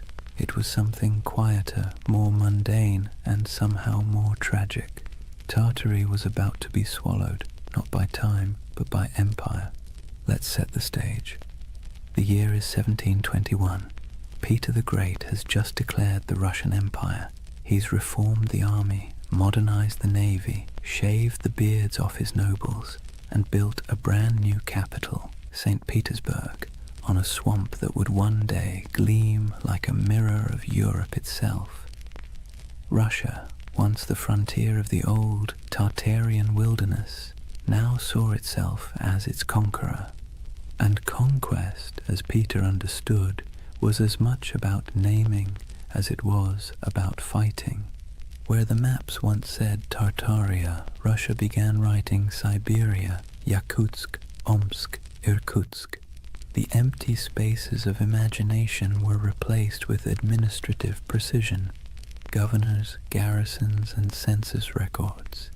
You can almost hear the scratching of quills replacing the crack of hooves across the steppe. This was empire by cartography. For centuries, Europe had peered east and seen a void. Russia filled it with coordinates. And just like that, the last breaths of Grand Tartary disappeared under layers of ink and decree. But here's the irony. While the West's maps were losing their mystery, the lands themselves were as unknowable as ever. Siberia wasn't tamed. It was endured. Frozen rivers, taiga forests, mountains that chewed up expeditions and spat them out as legends. To the empire, it was a treasure chest of resources, furs, minerals, and later oil. But to the people living there, it was home. The native tribes, the Evenki, Buryats, Yakuts, and dozens more, didn't think of themselves as Tartarians or Russians. They were simply themselves, and yet, in the tidy world of European cartographers, they became footnotes to someone else's empire. Take a moment to picture a Russian expedition in the mid-17th century, trudging through snow so bright it hurts to look at. The air burns the lungs, the dogs pant steam. A Cossack officer marks a new river on a map, proud that he's bringing civilization to the wilderness. But behind him, an old shaman watches silently, knowing that the land doesn't belong to anyone who needs to draw it to believe it's real. That's how Tartary truly vanished, not by disaster, but by documentation. The Enlightenment had arrived, and mystery was no longer fashionable. The world had to be measured, categorized, and explained. A single romantic name like Tartaria didn't fit into that neat little system. It was too vague, too mythic, too medieval. By the early 19th century, Tartary lingered only as a kind of ghost word on maps, an anachronism that survived in outdated atlases or in the minds of travelers who still preferred fantasy to geography.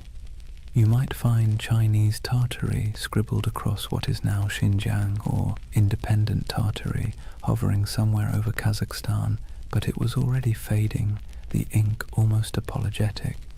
What had once stretched across half the known world was reduced to a linguistic relic, an old world word for a world that no longer existed.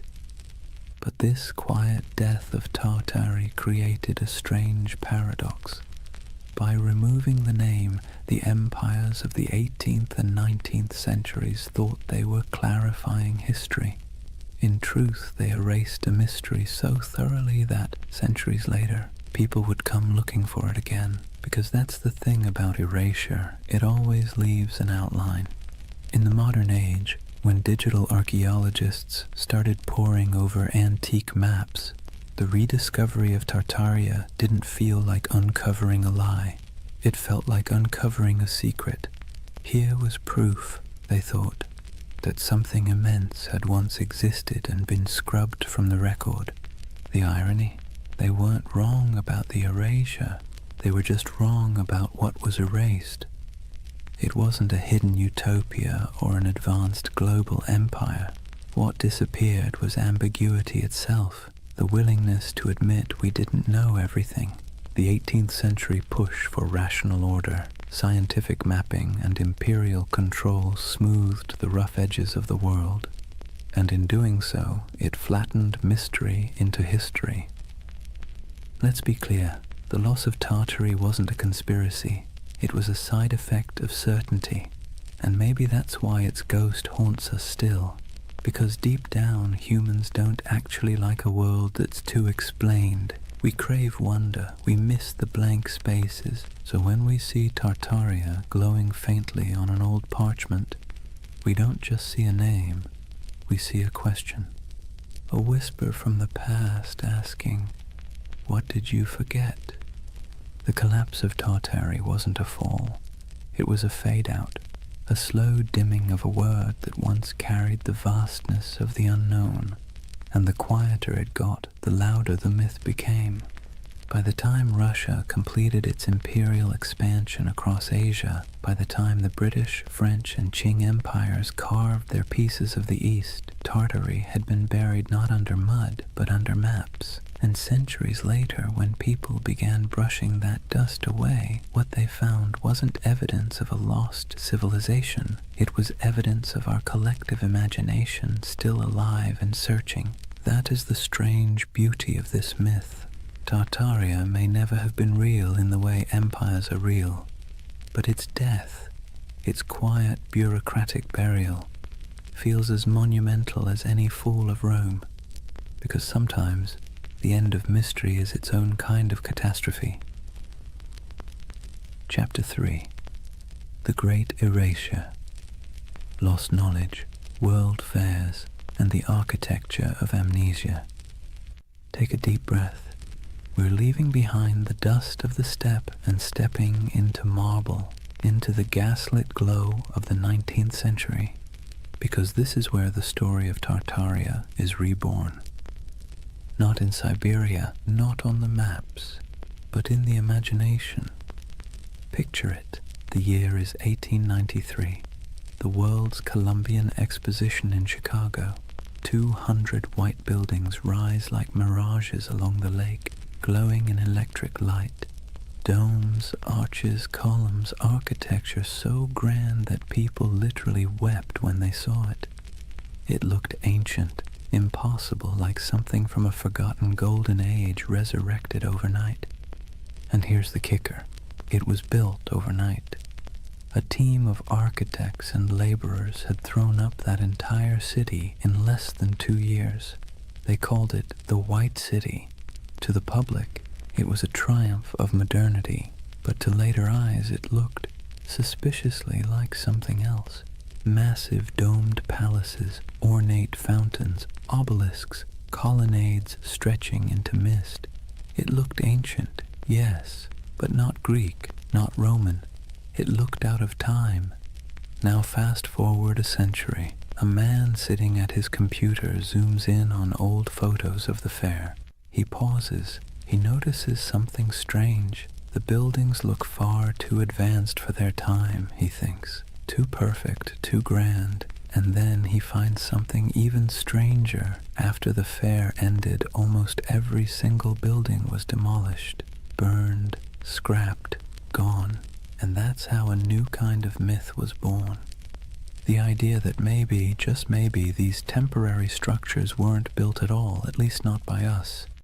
Maybe they were rediscovered, remnants of an older, erased civilization. A civilization called Tartaria. Let's be clear, the buildings were real. We have blueprints, records, payrolls, receipts for every brick. But the feeling, the awe they inspired, the eerie way they appeared and vanished, felt mythic.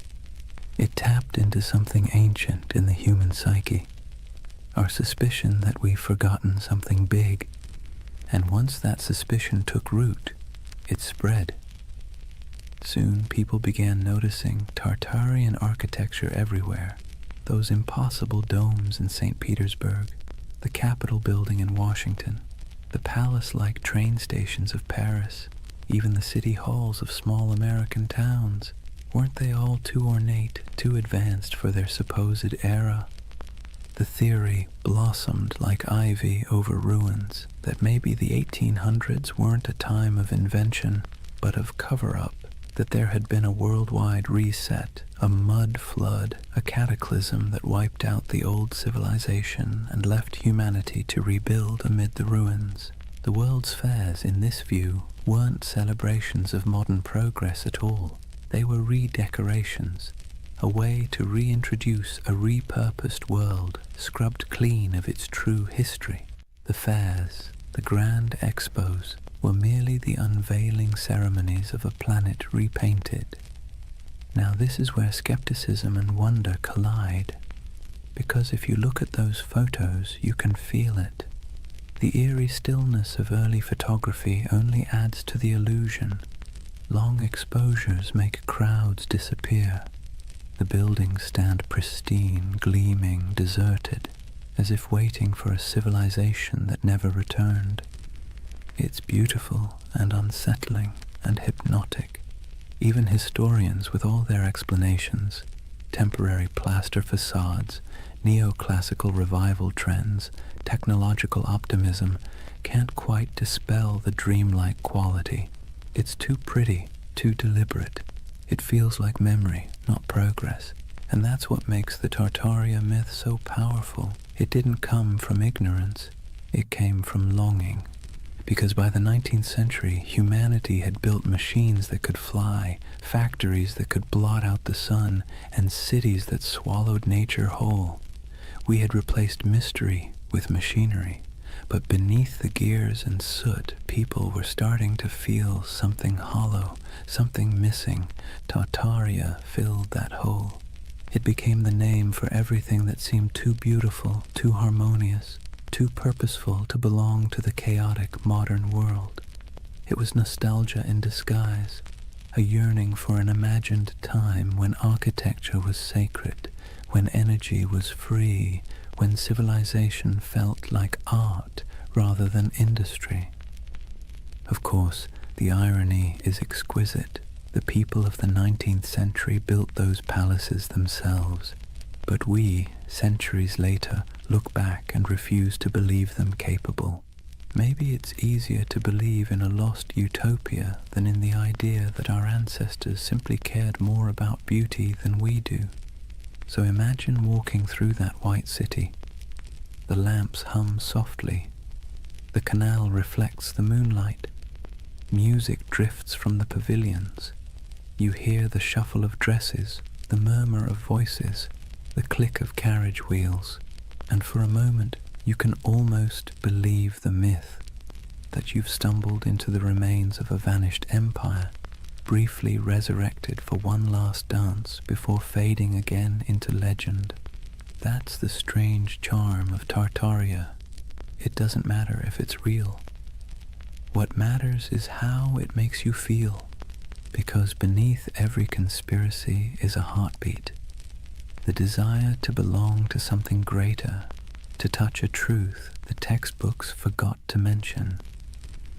And so, through the flickering gaslights of the 19th century, the dream of Tartaria returned, not in stone, but in spirit, not as an empire rediscovered, but as a memory resurrected. Let's be honest for a moment. Modern architecture doesn't exactly make the heart sing. Steel boxes, glass towers, angles sharp enough to injure your soul. Function over form, they say. Minimalism, efficiency, progress. But walk past an old courthouse or a crumbling railway station with columns carved like Roman temples, and suddenly something stirs. It feels like memory. Not your memory, but someone's. And that's exactly where Tartaria hides, in that emotional shadow between nostalgia and doubt. See, the 19th century didn't just give us new machines, it gave us new eyes. Photography froze the world for the first time. Urbanization made old beauty vanish beneath brick and smog.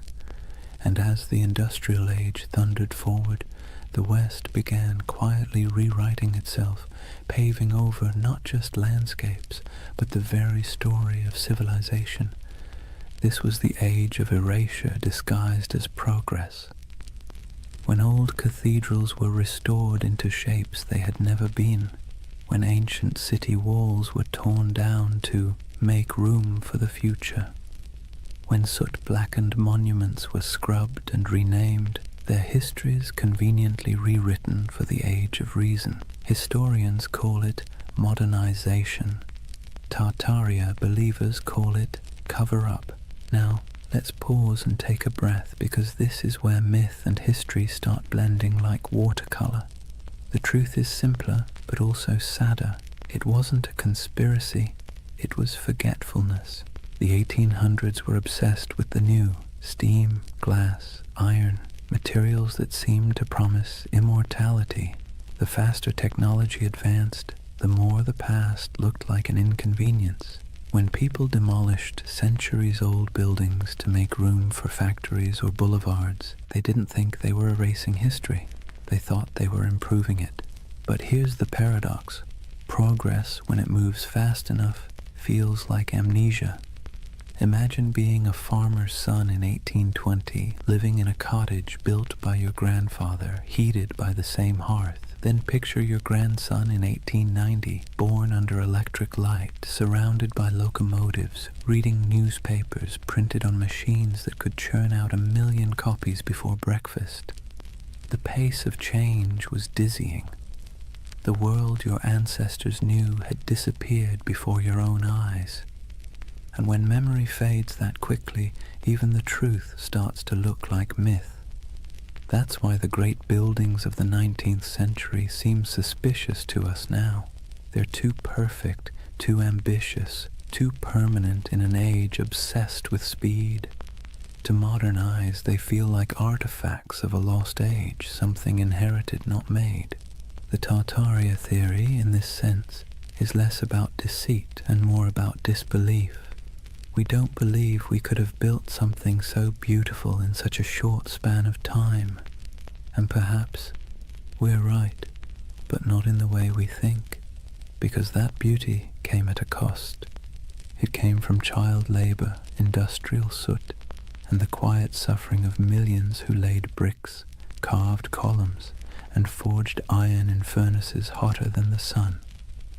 It came from colonial wealth siphoned from distant lands.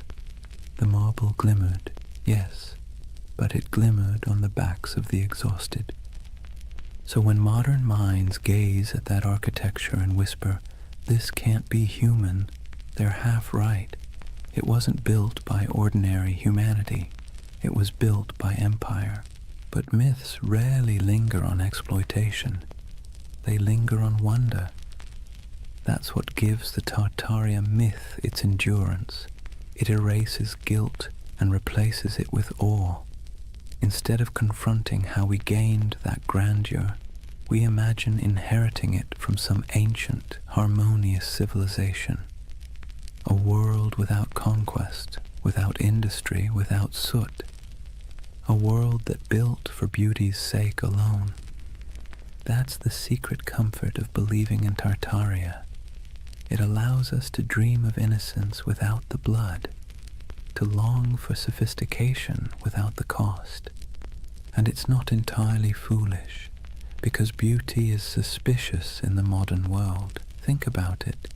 When was the last time a new building made you stop and gasp? When was the last time a city skyline felt like poetry instead of spreadsheet logic? We live in an age that worships utility and scoffs at ornament.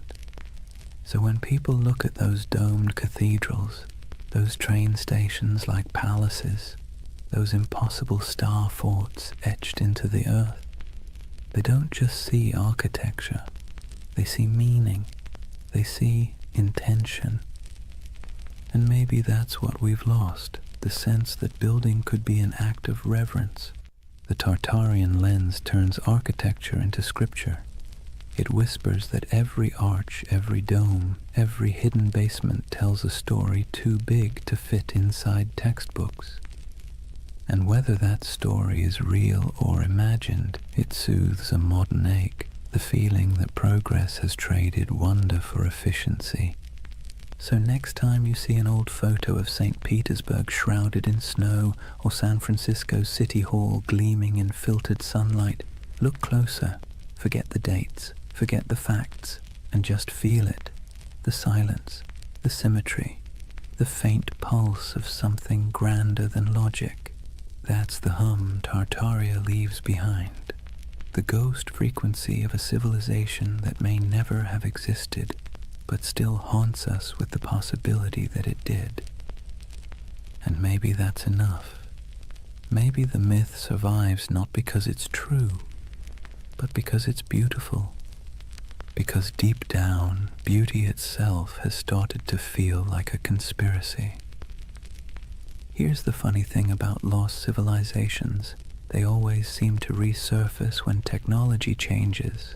The printing press revived Atlantis, television revived the pyramids, and the internet, well, the internet resurrected Tartaria, not in dusty libraries or archaeological digs, but in image boards, YouTube videos, Reddit threads, and algorithm-fed rabbit holes that feel half like history class and half like lucid dream. If the 19th century erased memory through progress, then the 21st century resurrected it through curiosity. The internet, for all its chaos, gave the world a second archive, a place where forgotten photographs, misfiled maps, and half-remembered myths could find each other again. And that's where Tartaria thrived, among digital ruins. Let's be clear, no mainstream historian believes in the Tartarian Empire, but belief doesn't need credentials, it needs emotion. And online, emotion spreads faster than evidence. It starts small. Someone scrolling through antique photos finds an image of a half-buried building, its windows strangely below street level. They post it with a caption, "Mud flood? Hidden history?" Someone else comments with an old map labeled Great Tartary, stretching across half of Asia. Another user adds photos of star forts, geometric fortifications shaped like mandalas carved into the earth. Then someone else notices that the architecture of 19th century world fairs, domes, spires, impossibly ornate facades, seems eerily similar across continents. And suddenly, the pattern takes on life. A civilization that might never have existed begins to coalesce, not in ruins, but in pixels. It's fascinating to watch. The modern Tartarian myth isn't a single story. It's an ecosystem, a living organism built out of collective imagination. People piece together images, compare architectural styles, track supposed mud flood layers in Google Earth, and speculate about ancient technology, free energy, and global resets. And let's be honest, there's something soothing about it. It scratches the same itch that makes people organize puzzle pieces at 2 a.m. You start with fragments, photographs, engravings, forgotten buildings, and try to make sense of the world's dissonance. Why does history sometimes feel incomplete? Why do our cities seem to rest on older bones? Why does beauty feel borrowed? The Tartaria theory online isn't just conspiracy, it's therapy for disillusionment. See, we live in an age drowning in data, but starving for coherence. Billions of facts, timelines, and explanations float around like loose screws. But the more we learn, the less it feels like we understand. We've traded mystery for information, and somehow that doesn't feel like progress. Tartaria brings the mystery back. Scroll through its digital cathedrals, YouTube thumbnails of glowing domes and forgotten maps, and you'll see that what people crave isn't deception, it's wonder. the feeling that history still holds secrets, that maybe we haven't already found every answer, that maybe, just maybe, there's still magic left under the mud. And the internet, for all its cynicism, feeds that craving beautifully. Where old historians dismissed oddities as coincidences, the online world stitches them together with creativity. Star forts become energy hubs, domes become ancient power stations, mud floods become symbolic of global resets, metaphors for forgotten knowledge buried under modern noise. It's easy to laugh, but maybe we shouldn't, because behind every pixelated claim is something deeply human, the refusal to accept a world without mystery. The same impulse that made explorers sail off the map now makes people scroll through archives at 3 in the morning, chasing the ghost of a civilization that never left a skeleton behind. And there's something else, an aesthetic truth. Look at those old photos. The sepia skies, the faint haze, the impossible scale of those buildings. They feel dreamlike, like glimpses from another timeline where humanity built for eternity instead of quarterly profits. When people online say, "This architecture is too perfect to be from our timeline," what they're really saying is, "This feels like a dream I half remember." And that's what Tartaria has become, a collective dream stitched together from the past's photographs and the future's loneliness. Of course, the irony is delicious. The very technology that gave us infinite knowledge also gave us infinite uncertainty. The more we digitized our history, the more unreal it began to look. Old black and white photos uploaded at high resolution don't make history clearer. They make it stranger.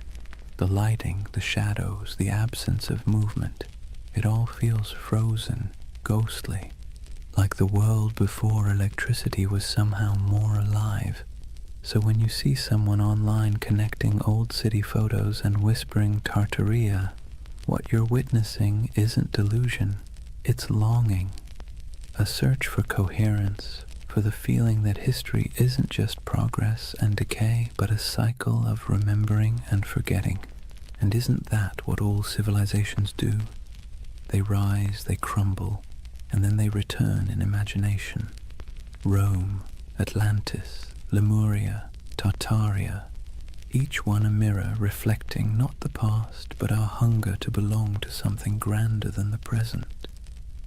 In that sense, the internet didn't invent Tartaria, it simply gave it a voice, a new empire of whispers sprawling across servers and screens, where myths are immortal and disbelief is optional. Scroll long enough and you'll start to see why people stay. The posts feel soothingly repetitive. Arches, domes, star forts, mud floods, each image a little lullaby of lost grandeur. A bedtime story told by algorithms instead of grandfather. So maybe Tartaria isn't a place at all.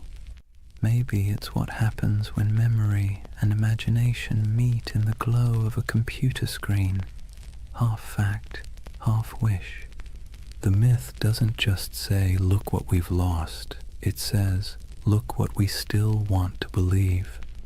And that, perhaps, is the most human story of all.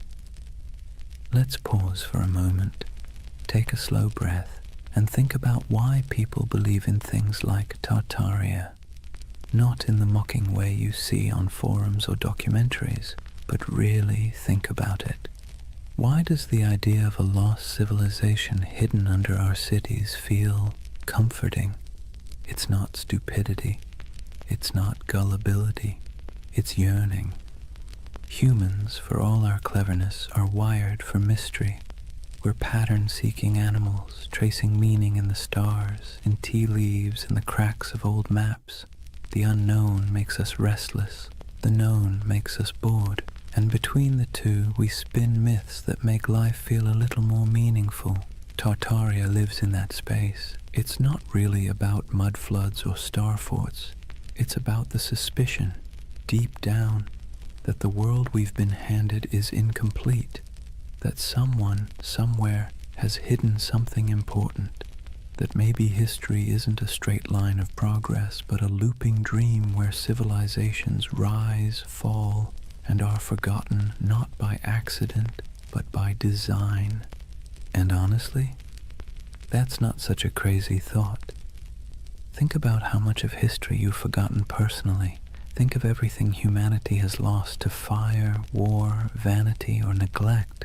Libraries burned, languages erased, empires swallowed by desert and jungle. The dark ages weren't dark because nothing happened. They're dark because the light of memory didn't reach that far. So when someone looks at an ornate 19th century building and says, "I don't think we built that," they're not rejecting history.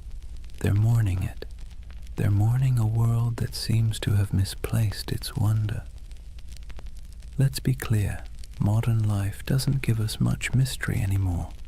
We have answers for everything, or at least the illusion of them. You can type any question into a search bar and get a dozen replies in seconds. But that convenience has a side effect. It kills the thrill of not knowing. And mystery, as it turns out, is essential to the human spirit. Without it, the world feels flat. That's where conspiracies slip in. They fill the void left by lost awe. When people say the elites hid the truth of Tartaria, what they're really saying is, I miss when the world felt magical. It's an emotional rebellion against boredom, a soft protest against a sterile universe made of facts but lacking enchantment. And here's the interesting part, it's not new. Every age invents its lost golden age. The Greeks dreamed of Atlantis, the Victorians romanticized Lemuria, the 20th century turned the Mayans into cosmic prophets, and now in the digital age we have Tartaria, an empire of dreams built on archives and algorithms. Each generation looks backward and imagines perfection because it's easier than imagining perfection ahead. We do it because the past is safe. It can't disappoint us anymore. Psychologically, belief in a hidden civilization like Tartaria scratches multiple itches at once. There's pattern recognition, the brain's love for connecting dots even when they don't belong together. There's narrative control, the soothing illusion that the world makes sense, that nothing happens by accident.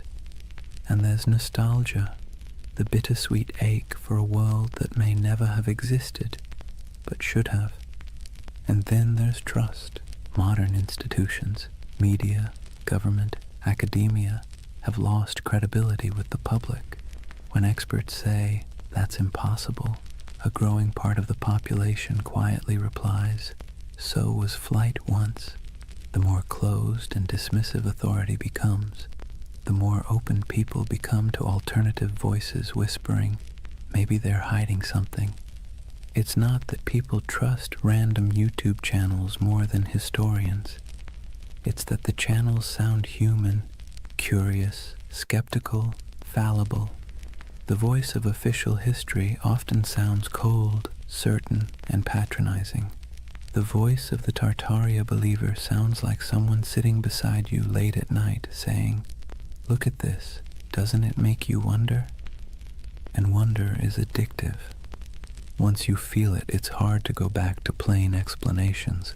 Even the act of believing, of piecing clues together, creates a small dopamine rush. It gives the believer a sense of purpose.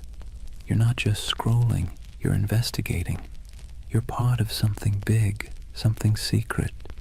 It's empowering in a world that makes most people feel small and powerless. So the Tartarian myth becomes more than a theory.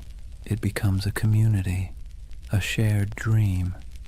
People trade discoveries, maps, and theories not because they're delusional, but because it feels good to search together. The hunt becomes the reward. And in that sense, Tartaria isn't a symptom of ignorance. It's a symptom of loneliness. Think about it. The more connected we are online, the less connected we feel in real life. Cities are crowded but isolating. News is constant but disorienting. Our modern world gives us everything except belonging. And so people build belonging out of mystery. Believing in a hidden past means believing in meaning itself, that we're not just floating through chaos, that someone somewhere once built something extraordinary, and maybe we can again. That's not conspiracy. That's hope in disguise. Of course, hope can be dangerous when it turns to dogma, when questioning becomes obsession, when imagination becomes paranoia. That's when the myth begins to rot, when every gap in knowledge becomes a plot, and every historian becomes an enemy. That's when wonder collapses into fear. But before that point, before the cynicism sets in, there's something oddly beautiful about it. People standing in awe before old cathedrals and asking, how did they do it? People digging through archives at midnight, convinced that history still has secrets. It's easy to mock that. Harder to admit that it's the same impulse that built science, art, and philosophy in the first place. Curiosity is the ember. Myth is just the smoke. So the Tartarian believers, in a strange way, are modern heirs to the ancient dreamers, the ones who stared at the stars and saw gods, the ones who saw order in chaos. They're not historians, but they are human. They want the past to matter. They want the present to make sense. And maybe that's why Tartaria lingers. Not because it's real, but because it feels right, in some deep, poetic way that logic can't quite dismantle. It tells a story not about what we've found, but what we've lost. And that's a kind of truth, too. As the night deepens, imagine those endless digital threads, thousands of people across time zones, glowing screens reflecting in tired eyes, all dreaming together of a civilization that never was. Maybe they aren't crazy. Maybe they're just homesick for a world that once felt full of wonder. Let's take a breath here. After all this talk of vanished empires and buried cities, it's time to do what the best historians always do. Look carefully, quietly, and without agenda. Because when you set aside the noise of the internet and really look at what's left of Tartaria, what you find isn't a conspiracy. It's something far more human, and somehow even more fascinating. The term Tartary was not a secret code name for a lost empire. It was a geographic placeholder, a cartographer's shrug. For centuries, Europeans simply didn't know what lay beyond the Ural Mountains or deep in the Siberian steppe. So they wrote Tartaria, like writing "Here be dragons," a kind of verbal fog to fill the blanks. The maps weren't evidence of an empire erased. They were evidence of ignorance being slowly replaced by exploration. And those grand old buildings, the ones people point to as proof of impossible architecture, they're very possible. Magnificent, yes. Impossible, no. The ornate city halls, cathedrals, and palaces of the 19th century weren't built by some forgotten super-civilization. They were built by humans with chisels, scaffolds, and a near-religious obsession with grandeur. The 1800s were a century drunk on ambition. Industrialization made iron, glass, and concrete cheaper than ever. Colonization and global trade poured wealth into Europe's cities. Architects looked backward to Greece, Rome, Byzantium, and Egypt, and then combined everything like over-enthusiastic chefs. The result was the neoclassical explosion, domes, columns, and marble facades that looked ancient but were brand new. That's why so many people mistake them for relics, because they were designed to look timeless. They were Rome in steel corsets, deliberate nostalgia built in brick and plaster. The world's fairs that fuel so many Tartarian videos, they were real, yes, and they really did look astonishing. Whole temporary cities of palaces, fountains, and gleaming towers that appeared overnight and vanished just as quickly. But they weren't cover-ups. They were theatre. They were the 19th century showing off. Most of those buildings were plaster over wood, not marble. They were meant to impress, not endure. When the fair ended, the facades were torn down or burned, leaving only photographs that today look eerily like the ruins of a forgotten world. No secret empire, just show business. And those famous mud flood buildings with their half-buried windows, they too have ordinary explanations. Cities sink, streets rise, over centuries as populations grow and roads are repaved. Layers of soil and stone accumulate. Old ground floors become basements. It's not mystery, it's maintenance. Yet it's easy to see why the illusion caught fire. Because even the real explanations, erosion, engineering, economics, are, in their own way, beautiful. The world doesn't need hidden magic to be miraculous. Consider this. The same roads once labeled Tartarian carried traders, nomads, poets, and conquerors across continents. Cultures met, clashed, and blended until identities blurred. What Europe called Tartary was not one empire but a kaleidoscope of peoples, Turkic, Mongol, Persian, Russian, Chinese, each with their own stories, languages, and gods. Out of their collisions came ideas, inventions, and art that shaped the world we still live in. The myth says Tartaria was erased. The truth is that it was never singular to begin with. It was many, and that's why it's hard to pin down. The steppe doesn't lend itself to borders. Empires there were fluid, waves of power that rolled across the grasslands and receded again. The Scythians, the Huns, the Mongols, the Khazars, they all rose, ruled, and vanished, leaving behind only fragments. To an outsider, that flux looked like a void. To those who lived it, it was life itself. And maybe that's where the misunderstanding lies. Western history loves walls and dates, beginnings, endings, dynasties. The steppe doesn't play by those rules. Its empires were seasonal, migratory, woven into the land and wind. If you expect pyramids, you miss the poetry. So no, there was no single global Tartarian empire, but there was a vast interconnected world of trade, culture, and movement that stretched from Europe to China long before globalization had a name. The Silk Road wasn't just silk, it was the internet of its day, transmitting not data but ideas.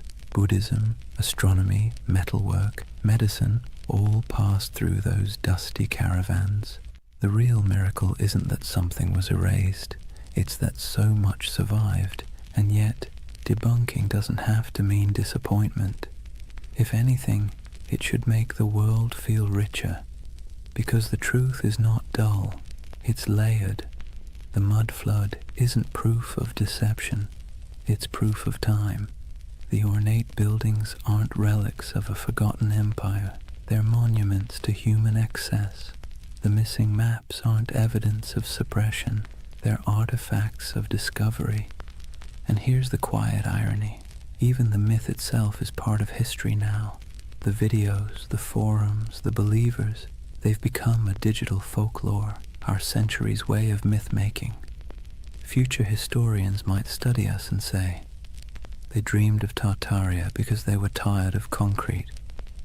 Maybe that's what keeps the story alive. Not deceit, but desire. The desire for mystery, beauty, and meaning in an age that feels too catalogued, too explained.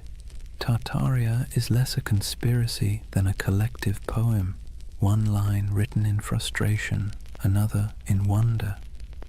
And perhaps that's how we should leave it, gently. The myth and the truth coexisting like twin shadows cast by the same fire. The factual story of history's shifting frontiers and the emotional story of humanity's hunger for lost splendor. So the next time you pass an old building with buried windows or stumble across an antique map marked Tartary, don't roll your eyes. And don't fall into the rabbit hole either. Just pause, look, feel the weight of centuries pressing quietly under your feet. Real or imagined, every layer of that soil carries a story. Because whether it's called Rome, Babylon, Atlantis, or Tartaria, the dream of forgotten empires never really fades. It just changes shape, waiting for someone new to wonder. Chapter 4. The Eternal City. Why We Dream of Lost Civilizations. Take a moment, close your eyes, and imagine you're standing in the ruins of a city that never existed. The stones are warm beneath your feet. The air hums faintly with the echo of 1,000 unrecorded stories, and the wind brushes against carved columns whose builders' names were never written down. It's a dream, but somehow it feels truer than waking. That's the strange comfort of Tartaria. Even after we've picked apart the facts, even after the history books have closed the case, the idea lingers. The notion that somewhere, sometime, humanity built something magnificent, a civilization unified, enlightened, and then, inexplicably, erased. It's the same instinct that makes us search for Atlantis, or Lemuria, or the lost library of Alexandria. A quiet yearning that whispers, maybe we used to know more, maybe we were better once. And let's be clear, this isn't foolishness, it's longing. Believing in Tartaria isn't really about maps or mud floods. It's about something deeper, the ache for lost harmony, for order in the chaos of modern life. When we look around at endless screens, broken systems, and cynical politics, it's easy to imagine that somewhere in the past, people had it figured out, that there was a time when beauty and wisdom ruled, before we traded them for convenience. The myth gives that feeling a shape. Tartaria becomes a mirror for what we think we've lost, a golden age we can project our frustrations onto, a fantasy of unity against the fragmentation of the modern world. But here's the curious twist. Myths like Tartaria comfort us because they're out of reach. They can't be disproven in a way that satisfies the heart. The less we know, the more space the imagination has to wander. That's what myths do best. They thrive in the gaps, the shadows between facts. Think about how the story feels, not just what it says. Tartaria isn't told in sharp, factual sentences. It's whispered in forums late at night by people who sound more wistful than conspiratorial. They're not shouting about domination. They're sighing about what might have been. It's not paranoia, it's melancholy. The same kind of melancholy you feel walking through an abandoned building, seeing beauty and decay folded together. There's a paradox at the heart of this comfort. We know modern life is more advanced than any age before it, yet it rarely feels that way. We have the internet, medicine, spaceflight, instant communication, but we also have loneliness, burnout, and an undercurrent of loss. The myth of a vanished civilization fills that emotional void. It says, you're right to feel that something's missing. It's like nostalgia for a memory we never had, and in that sense, Tartaria isn't about the past at all. It's about the present, about how alien our own world can feel.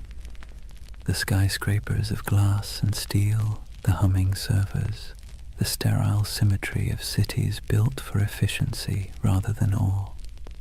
No wonder people scroll through photos of old domes, arches, and impossible cathedrals and feel something stir. Those buildings look like they remember something we've forgotten, so we call it Tartaria. We give the feeling a name. It's easier to believe there was once an age of grace that was stolen than to accept that beauty is fragile, and we let it slip away ourselves. But this comfort isn't all illusion. The belief itself reveals something profound about us. humans are meaning-seeking creatures. When the world feels senseless, we create patterns to make it make sense. We weave stories over the noise, and in those stories, we find calm. Myths are our way of telling ourselves that the universe still has order, even if it's hidden. That's why so many people find peace in the idea of a lost civilization. It implies that knowledge, beauty, and balance aren't gone forever, just misplaced. It turns chaos into a temporary condition. And maybe that's why Tartaria caught fire in the digital age. The internet is chaos incarnate, 1,000 overlapping timelines, all screaming for attention. In that noise, the myth feels like a lullaby. It slows everything down. It says, once there was harmony. Once the world was whole. Now, whether that's true or not almost doesn't matter. What matters is the feeling it evokes, the quiet pull toward something larger, wiser, softer than the present. The myth becomes a kind of spiritual balm for an age that measures everything but meaning. Imagine yourself late at night, scrolling through photos of ornate ruins, strange domes, or cities half buried in snow. You feel that twinge, that recognition without memory. The beauty is haunting, not because it hides a secret empire, but because it reminds you that time erases, and yet somehow we still search for permanence. That search, that ache, is what keeps myths alive. They aren't about fooling ourselves. They're about coping, finding wonder again in a world that's forgotten how to dream. And maybe that's the greatest comfort of all. Tartaria might not have existed on a map, but it exists in us, in that quiet place between curiosity and longing, where we still hope that something grand and good once stood before the mud, before the noise, before the forgetting. If you really want to understand why Tartaria has captured so many imaginations, you have to stop asking what it was, and start asking what it means. Because myths, like mirrors, don't just reflect the world, they reflect us. When people talk about Tartaria, they're not just discussing lost cities or forgotten empires. They're projecting themselves, their hopes, their doubts, their nostalgia, onto a blank canvas of the past. Tartaria becomes less of a place and more of a personality test for civilization. Think about it.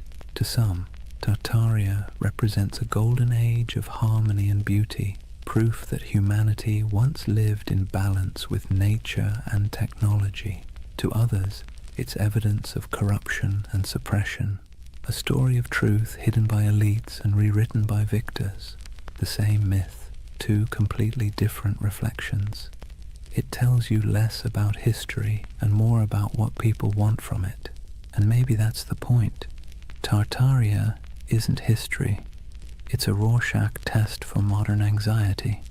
We look into its cloudy waters and see what we most long for, or most fear. Let's be clear, myths don't survive because they're accurate. They survive because they're useful. They give shape to feelings that don't fit neatly into textbooks. They're how we process the gap between the world we have and the one we wish we had. The idea of a lost, enlightened civilization comforts us precisely because it suggests that the world wasn't always this complicated. That maybe, somewhere back in time, people figured out the balance between science and spirituality, between art and function, between progress and peace. And if they could, maybe we can again. That's why you'll notice something poetic in the way Tartaria believers talk. It's not just data or dates, it's reverence. They speak of architecture the way others speak of cathedrals. They trace maps like pilgrimages. They aren't just arguing for history. They're mourning for something sacred. You can see it in the fascination with architecture, the domes, arches, spires, and towers that dot the myth. These buildings feel alive, don't they? Too beautiful to be merely functional, too symmetrical to be accidental. When people say, "There's no way we could build this today," what they're really saying is, we don't build like this anymore. We don't fill our world with beauty unless it serves a profit. The myth becomes a critique of our own era, disguised as nostalgia for another. Tartaria, then, is the mirror we hold up to our own cultural amnesia.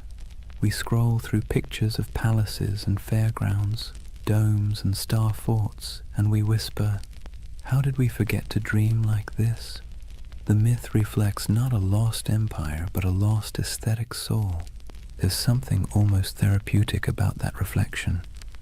Myths like Tartaria allow us to grieve, not for people we've lost, but for possibilities. They let us feel that our yearning for meaning isn't crazy, that maybe it used to exist, that maybe someone, somewhere, built a world that made sense, and maybe that's why Tartaria feels more mystical than menacing. Most conspiracy theories isolate people, make them suspicious of the world. Tartaria, strangely, connects them. It invites wonder instead of fear. It suggests that the past might still hold beauty waiting to be rediscovered. But reflection cuts both ways. Myths also reveal our blind spots. When people claim that all grand architecture must have come from a lost civilization, they sometimes overlook the real genius of the humans who built it. The artisans, masons, and engineers who left their fingerprints in stone. The myth honors beauty, but erases the hands that created it. It's a paradox. In searching for greatness, we forget the greatness already recorded, and maybe that's the truest mirror of all. We live in an age obsessed with rediscovery, yet blind to what's in plain sight. We chase mysteries across continents while ignoring the ones humming beneath our feet, the hidden systems, the forgotten craftsmanship, the quiet brilliance of ordinary people. Tartaria, then, tells us something we don't often admit, that we don't fully trust our own civilization. We sense that something's off, something hollow beneath all the progress. So, we project our doubt backward into the comforting distance of myth. In the reflection of Tartaria, we see ourselves, advanced yet uneasy, connected yet lonely, powerful yet perpetually nostalgic. It's less about whether an empire was erased, and more about whether we've erased our ability to feel awe. Maybe that's why the myth persists, because deep down, we're not really searching for proof of Tartaria. We're searching for proof that humanity still knows how to build something beautiful and believe in it. And if myths are mirrors, then maybe looking at Tartaria long enough isn't about finding truth in the past, but rediscovering it in the present, in the domes still standing, the dreams still lingering, the stories we keep retelling because they make us feel a little less small. So the next time someone mentions the lost empire, don't argue, just listen, because behind every myth is a whisper of what we wish were real. And sometimes that wish tells you everything you need to know about the people dreaming it. Every empire, no matter how radiant, tells the same quiet story, one of ascent, arrogance, and entropy. Rome, Egypt, the Maya, the Mongols, the British, the Ottomans, and if you believe the whispers, Tartaria. The names change, the rhythm doesn't. Civilizations are like tides. They rise with clarity, crest with confidence, and recede with denial. It's not failure, it's physics. Even stars burn out, and they're made of far sturdier stuff than marble or pride. So maybe that's why Tartaria lingers in our collective imagination, because it fits the pattern too well. A lost empire swallowed by time, a forgotten people erased by cataclysm, a name that once filled maps and now feels like a ghost. It's familiar, almost comforting in its tragedy. Let's be clear though, No empire believes it's the one that's going to fall. Every generation thinks it's special, unique, immune to collapse because it has better technology, more data, smarter systems. But arrogance, like gravity, pulls everything back to Earth. If Tartaria existed, if even a fragment of the legend were real, its disappearance would have followed the same script as every empire's twilight. The small cracks first, corruption, complacency, overreach, then the slow decay disguised as progress, and finally the quiet moment when the last flame flickers out and the world simply moves on. You can almost imagine it, the final days of a grand civilization, not with war or fire, but with exhaustion, merchants still trading, scholars still writing, architects still sketching impossible domes for clients who will never pay. The end doesn't always come with thunder. Sometimes it's a sigh. And here's the thing. We need myths like Tartaria because they remind us that our own civilization isn't exempt.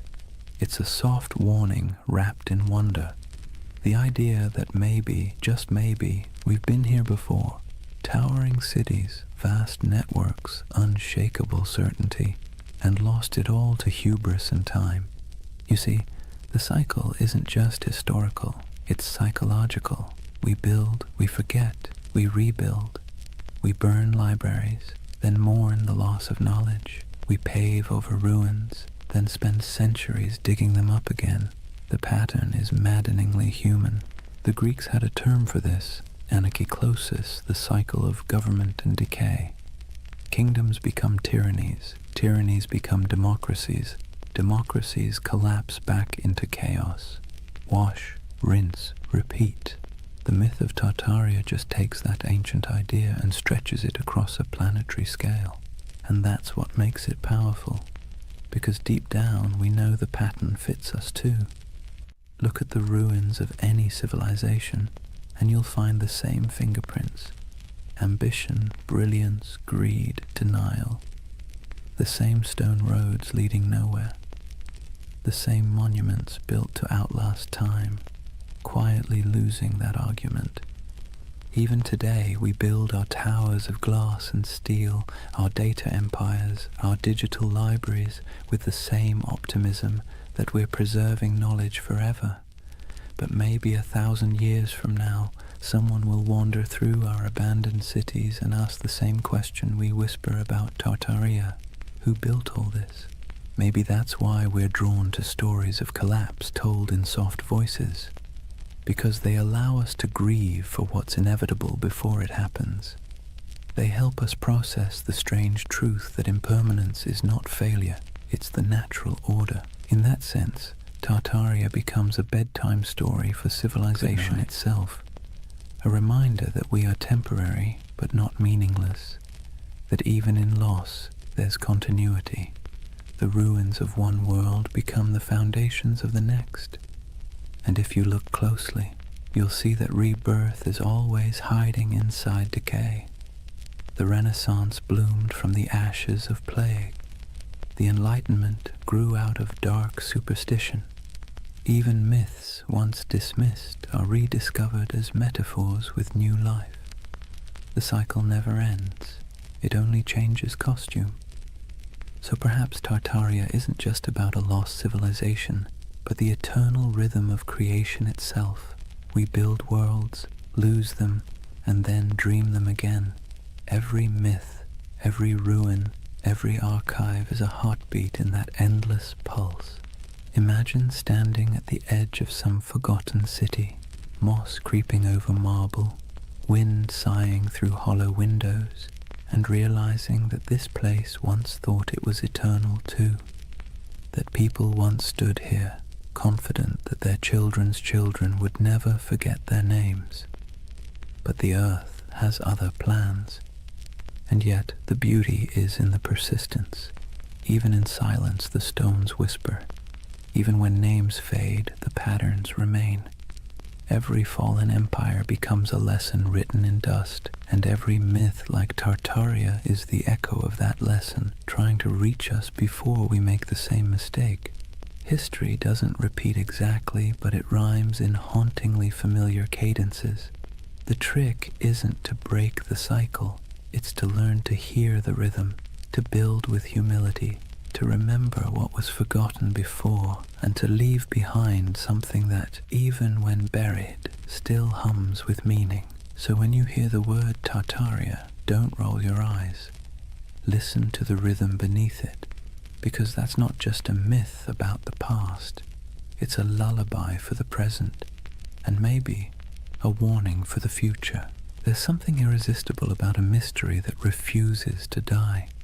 You can debunk it, explain it, trace its origins down to the dusty corners of old libraries, but if it still feels like a secret, people will keep chasing it. That's the real magic of Tartaria. It doesn't survive because it's proven. It survives because it haunts.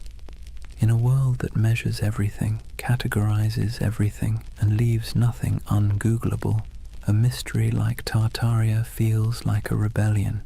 It's a crack in the glass of certainty, a reminder that not everything is neatly archived in the cloud. Some things remain just out of reach, teasing, luminous, half-remembered. Let's be honest, the modern world isn't built for mystery. We live in an age of answers. Every question has a search bar waiting to solve it in half a second, and yet deep down, we miss not knowing. We miss wonder. We miss the feeling that the world is bigger than our understanding. Tartaria gives us that feeling back. It's a paradox. We're surrounded by more information than any civilization in history, and somehow we trust less of it. We have satellite maps of every mountain, street view of every alley, but we still find ourselves staring at old maps labeled Grand Tartary and thinking, maybe something's missing. Maybe history isn't as linear as it pretends to be, and who can blame us? The past is always a little blurry, like a photograph printed from a damaged negative. Historians do their best to fill the gaps, but even the most rigorous scholarship leaves shadows. Tartaria slips into those shadows, into the empty spaces between what we know and what we feel. There's also a quiet beauty in unanswered questions. They remind us that curiosity itself is a form of connection.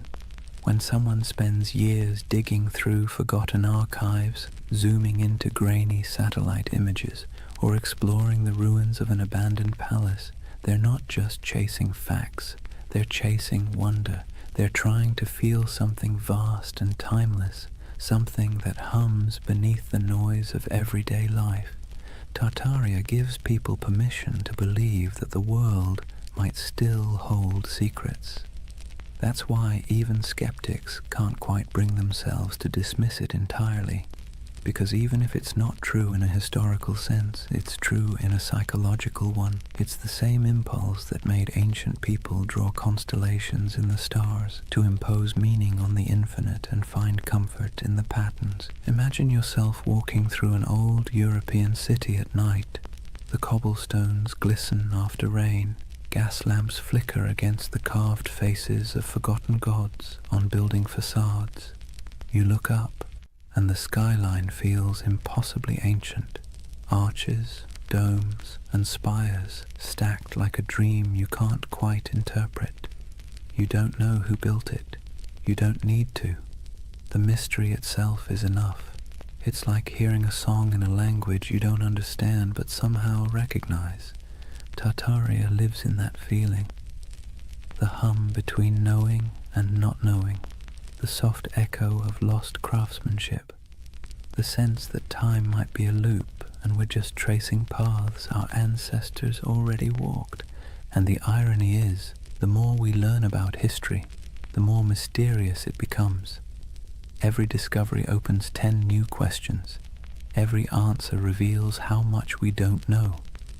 The ruins of Göbekli Tepe pushed back the dawn of civilization by thousands of years. The Antikythera mechanism rewrote what we thought the ancients could build. Maybe Tartaria doesn't exist, but the idea that civilizations rise and vanish, leaving traces we mistake for impossibilities, isn't so far-fetched after all. Even the skeptics, the scientists, the historians, they're chasing the same thing as the dreamers. They just call it research instead of mystery. But deep down, it's the same hunger to understand what came before, to find meaning in the ruins. There's a gentle wisdom in letting some mysteries remain mysterious. Not every story has to be resolved. Not every legend needs to be disproven. Some things are more beautiful when they stay slightly out of focus. Tartaria belongs to that realm, the twilight between history and imagination. Because here's the truth. Even if we mapped every ruin, deciphered every language, catalogued every artifact, we'd still find ourselves asking, what's missing? What did we overlook? What used to be here? And that question, that ache, is what keeps humanity moving forward. It's what drives us to explore, to create, to tell stories at all. Mystery, in a strange way, keeps us human. It reminds us that we don't control everything, that there are still edges to the map, and in a world that feels increasingly small, that's a comfort. So if you ever feel the pull of Tartaria, the urge to look at an old map and imagine lost cities under the soil, buried glass domes beneath the ice, vanished languages whispered through time, don't resist it. It's not foolishness, it's memory dressed as wonder. It's the part of you that still wants to believe there's more to the story, because there always is. Imagine drifting in that half-awake space between dreaming and memory, the kind where time doesn't quite make sense and faces blur into landscapes. That's what the myth of Tartaria feels like, a collective dream stitched together from ruins, half-forgotten books, and the quiet yearning that maybe, just maybe, humanity once built something beautiful and lost it. Not just an empire, but an idea. Tartaria isn't really about maps or mud floods. It's about longing. The longing for a golden age before the noise, before the smog, before the blinking lights of modern anxiety. A world where cities gleamed, not with plastic and neon, but with purpose. Where architecture felt alive, humming with mystery. Where the air itself seemed to remember something divine. When people talk about Tartaria, they're really talking about home, a home they've never seen but somehow recognize.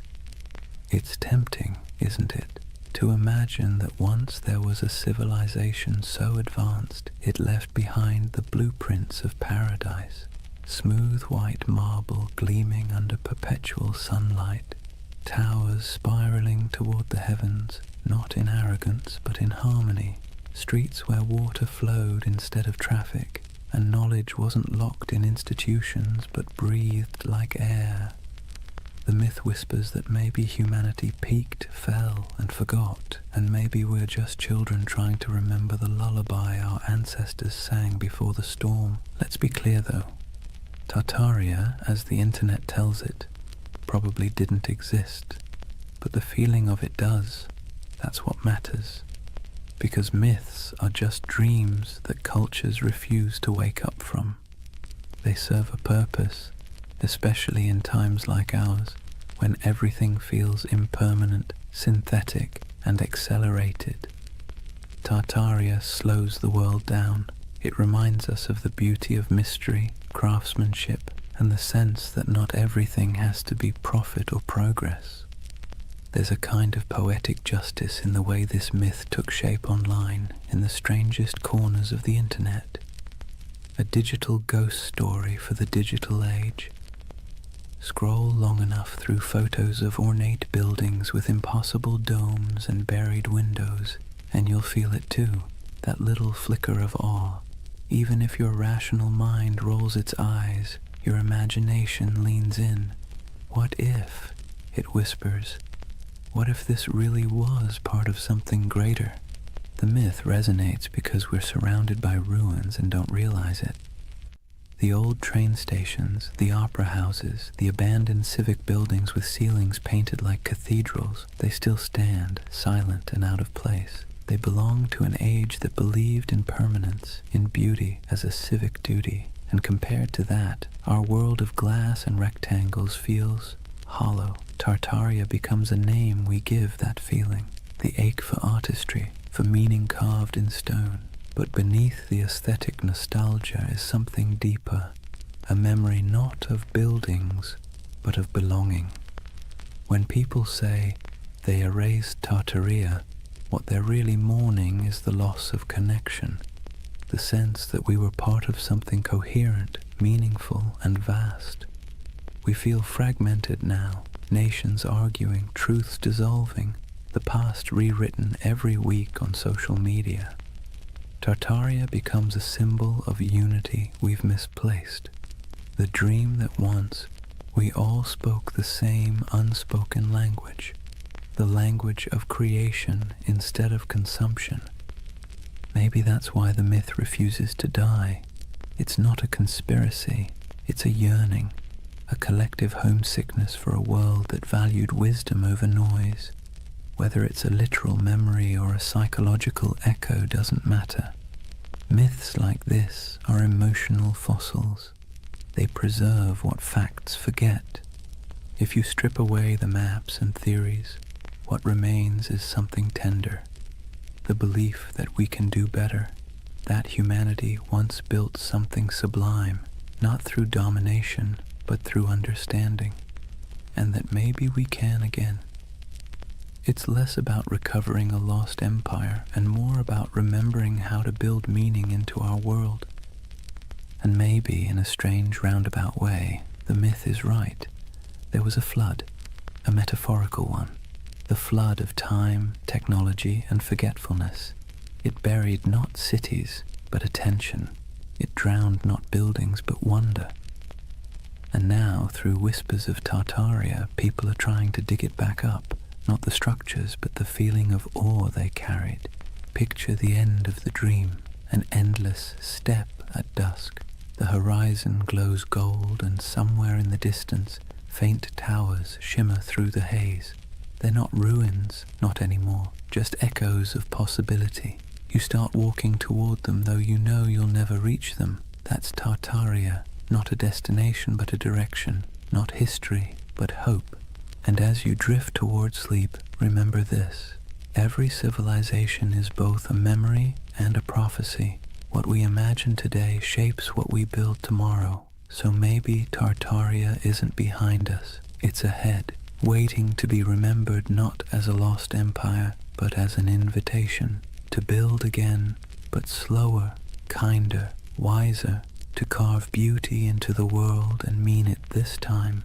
Because deep down, that's all the myth ever wanted, to remind us that the most eternal things aren't marble or empire, but imagination itself. The quiet, persistent dream that we came from something extraordinary, and that we can still be. So now, as the story fades and the dream of Tartaria settles like evening mist, take a moment, breathe slowly, let the world around you grow quiet. The hum of the present softens, and for a brief, weightless instant, it feels as though time itself exhales. What have we really been chasing tonight? A vanished empire, a mystery hidden in maps and marble, or something smaller, quieter, something that hums inside us when we stare at old buildings and feel inexplicably that we've been here before? Tartaria may never have existed on any official timeline, but in another sense, it's never stopped existing. It lives in the empty plazas at dawn, when the light hits old stone just right, and the world feels ancient again. It lives in the symmetry of cathedrals, the curve of forgotten domes, the echo of a song hummed in a language no one remembers. It lives in us, the builders, the dreamers, the rememberers. And maybe that's the truth behind all forgotten civilizations.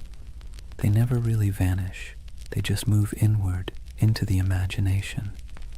Every myth is a refuge, a way of saying, once we were capable of beauty.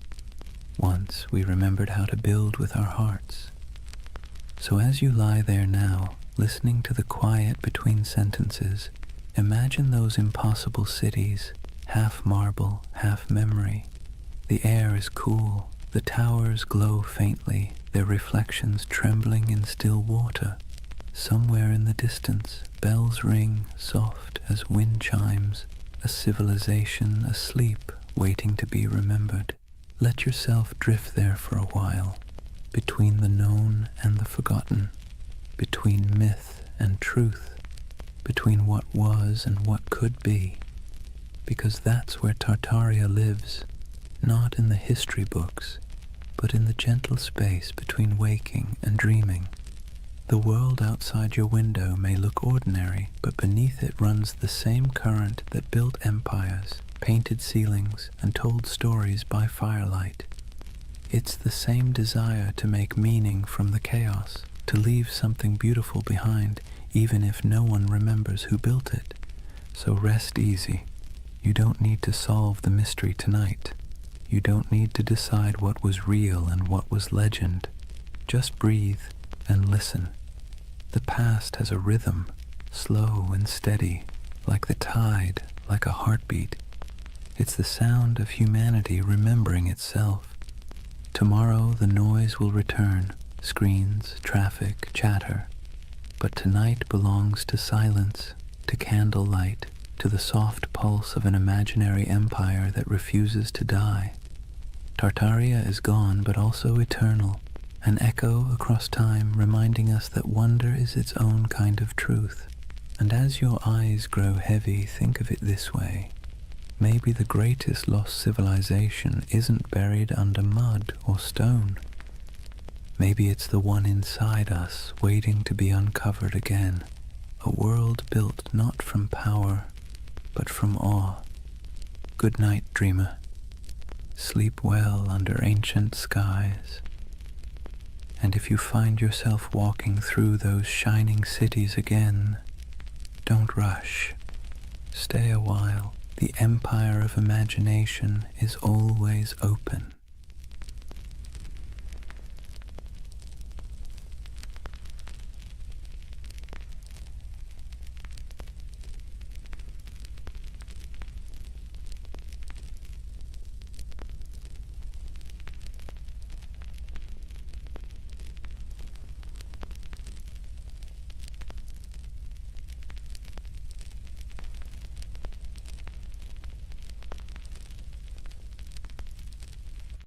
Hey guys, welcome back to the Sleep Atlas.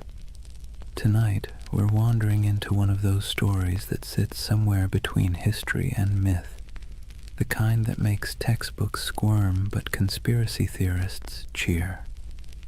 We're talking about the Anunnaki, the ancient gods of Mesopotamia, the so-called Great Ones, whose names have echoed for thousands of years.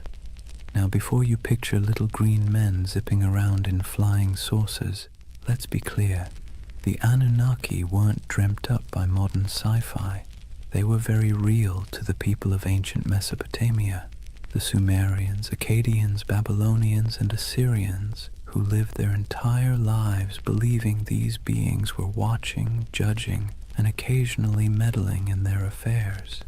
These gods weren't distant. They weren't serene. They were moody, demanding, and sometimes alarmingly human in their behavior. But here's the twist. In the last few decades, the Anunnaki have been rebranded, plucked out of their ancient temples and repackaged as spacefaring engineers who supposedly created humanity.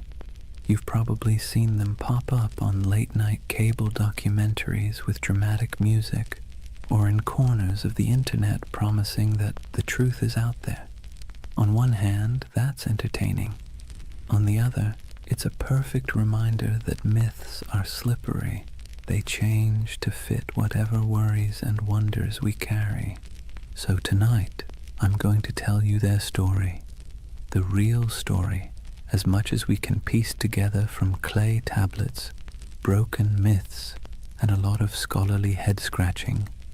We'll wander through the fields of Mesopotamia where ordinary farmers sweated under the sun, convinced that every harvest was a divine test.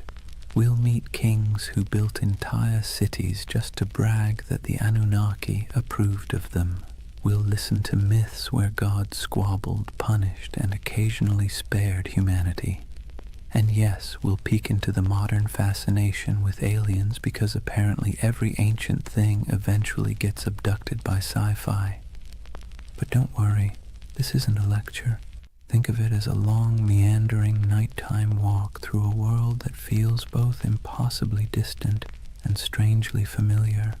So, dim the lights, maybe pull a blanket a little tighter, and let's drift together into the land between rivers and gods. And before we begin, let me ask, what's keeping you up tonight? Let me know in the comments. I'd love to hear where in the world you're listening from. Settle in. Let's start at the beginning. Chapter 1. Life under the watchful eyes of the gods. Imagine yourself standing in the wide open plain of Mesopotamia, the land between the rivers, the Tigris to the east and the Euphrates to the west. The horizon stretches flat and endless, broken only by the shimmer of heat and the twisting bodies of those unpredictable rivers. The air is heavy, thick with dust and the smell of damp reeds. Somewhere in the distance, a donkey brays, and over all of it, an invisible weight hangs in the air, the belief that the Anunnaki are watching. To the people who lived here thousands of years ago, the rivers weren't just water. They were divine moods made liquid. A generous flood meant the Anunnaki were pleased. A drought meant they were angry. A sudden storm that flattened your barley fields, that was a cosmic tantrum, the gods reminding you who really ran the show. Every harvest, every illness, every successful birth or sudden death was interpreted as a sign that the Anunnaki were either blessing or punishing humanity. Daily life unfolded under this constant sense of scrutiny. Farmers trudged barefoot through muddy fields, wooden plows dragged by weary oxen. Every furrow cut into the soil was not just work, but an offering. An unspoken prayer that the Anunnaki would let the grain grow. Scribes bent over clay tablets in the shade of temples, scratching wedge-shaped symbols into wet clay, convinced that the gods valued their careful accounting of grain, beer, and taxes. Mothers tucked their children into reed mats at night with stories of Inanna and Enlil, half myth, half warning, because even bedtime carried reminders that the gods were keeping score. The landscape itself reinforced the idea. Towering ziggurats rose above flat mud-brick cities, stepped pyramids painted in bright colors that have long since faded. To climb one was to ascend closer to the heavens, to the Anunnaki who supposedly convened in their council chambers above. At the base, ordinary people shuffled forward with offerings, bowls of grain, jars of beer, bleating goats, hoping that their small sacrifice might earn a flicker of divine favor. And through it all, the question lingered. Were the gods ever satisfied? The answer, most of the time, was no. If the Anunnaki were pleased, life was merely tolerable. If they were displeased, life became unbearable. It was a kind of spiritual anxiety disorder written across an entire civilization, one that never let you forget that your fate was being judged by beings you couldn't see but definitely believed in. So here's the paradox of Mesopotamia and of the Anunnaki themselves. They gave people a framework to explain the chaos of life, but they also kept everyone permanently nervous. Imagine waking up every day knowing that your job performance review wasn't coming from your boss, but from a pantheon of unpredictable, immortal beings with the power to ruin your entire year. Comforting? Not exactly. Necessary? Absolutely. That was life under the watchful eyes of the Anunnaki, and it was only the beginning. Now that we've set the scene, the dust, the rivers, the nervous glances toward the heavens, let's lean into the daily grind of keeping the Anunnaki happy, because if there was one thing everyone in Mesopotamia agreed on, it was that the gods were needy. Think of the Anunnaki less like distant divine beings and more like an extended family of very spoiled aristocrats. They didn't simply exist in the background of your life. They were treated as if they lived right there in the city with you, lounging in temples that were really more like mansions stocked with food, drink, and endless attention. Priests fed the gods' statues elaborate meals. They clothed them in fine garments. They bathed them, sang to them, and even tucked them into bed at night with rituals designed to assure the gods that yes, they were adored. And here's the kicker, the gods didn't actually eat the food, wear the clothes, or drink the beer. The priests did, but in the logic of the time that was the point. The offering wasn't about literal nourishment, it was about respect, about demonstrating submission to the divine order. Imagine working all day in a scorching field, hauling baskets of barley, and then handing over a chunk of your hard-earned harvest to a temple where priests would cook it up in front of a golden statue. You didn't get to enjoy the meal, the gods did, or so you were told. This wasn't optional. Failing to make offerings wasn't just rude, it was dangerous. Skip your temple duties, and you risked angering a god who could retaliate with a bad harvest, a plague, or a flood. It was like living with an unpredictable landlord who might torch your house because you didn't bring them enough bread. And so, day after day, people dragged their grain, their livestock, their jars of beer, and their prayers into the temple courtyards, hoping the divine egos were stroked enough to leave them in peace. Markets reflected this cycle of giving and appeasing. Merchants sold incense imported from far-off lands, exotic woods for temple furnishings, and precious stones for idol adornment. Whole industries thrived not because people needed goods for themselves, but because the gods supposedly needed them. The economy of worship was real, and it was heavy. And then there were the rituals, constant, exhausting, and often bewildering. Priests performed chants, sacrifices, and ceremonies to interpret the gods' moods. Ordinary people had little say in the process. They simply trusted or feared that the professionals got it right. Was the river about to flood? Only the gods knew. Was a plague looming? Better pay for a ritual just in case. Imagine the anxiety. You might lose your family, your crops, your city, not because of something you did wrong in the field, but because a priest forgot to wash a statue properly before a ritual. This constant pressure shaped how people thought about themselves. You weren't just a farmer, a merchant, or a craftsman. You were a servant of the gods, and your work was always under review. The Anunnaki weren't the kind of bosses who praised your effort either. At best, they ignored you. At worst, they punished you for reasons you could never quite understand. And yet there was comfort too. As strange as it sounds, the ritual obligations gave life structure. There was a rhythm to the year, festivals, sacrifices, processions, moments when the whole city gathered together in noisy, colorful celebrations. For a while, the pressure of survival melted into shared relief. Beer flowed, music played, incense smoke curled into the sky, and people could convince themselves that the Anunnaki might actually be pleased for once. But make no mistake, the weight of worship was heavy. It pressed down on every meal, every harvest, every family gathering. It meant living in a world where you never really owned your life. You were always making payments upward, into the hands of gods who demanded much and explained little. Civilization, in other words, came with a permanent divine subscription fee. So when you picture Mesopotamian life, don't just imagine mud brick houses and busy bazaars.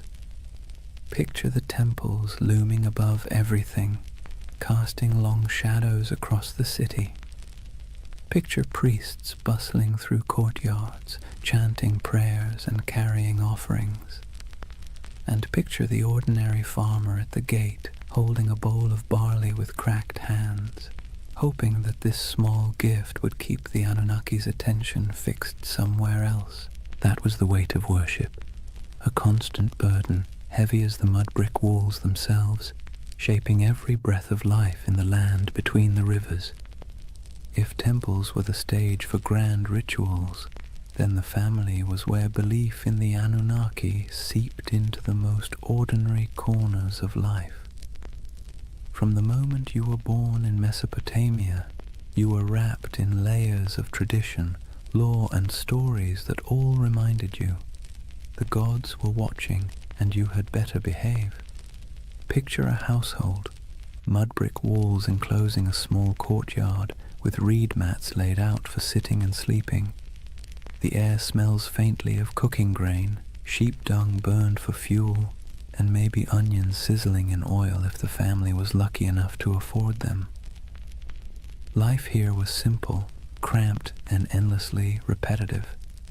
Yet, hovering over every task, grinding flour, weaving wool, teaching children their chores, was the belief that the Anunnaki were present, judging not just cities or kings, but households too. Families were patriarchal, meaning the oldest male ruled the home, and his authority was framed not as personal power, but as divine order. Fathers were seen as enforcers of a structure that supposedly mirrored the cosmic hierarchy. Just as gods ruled over humans, men ruled over their families. Hammurabi's famous law code spelled this out with brutal clarity. Wives owed obedience, children owed respect, and failure to comply could bring harsh consequences. This wasn't just social convention. It was written into the laws that claimed divine backing from the gods themselves. Mothers carried their own weight, of course. They were the backbone of the household, weaving, grinding, managing food stores, raising children, and passing on the stories that glued the family's beliefs together. Bedtime wasn't a cozy session of fairy tales. It was an education in fear and respect. Children were told myths of Inanna descending to the underworld, of Enlil sending storms, of the Anunnaki judging souls in the afterlife. These stories weren't entertainment so much as early compliance training. The message was clear: live properly or the gods will notice. Children's lives reflected this constant training.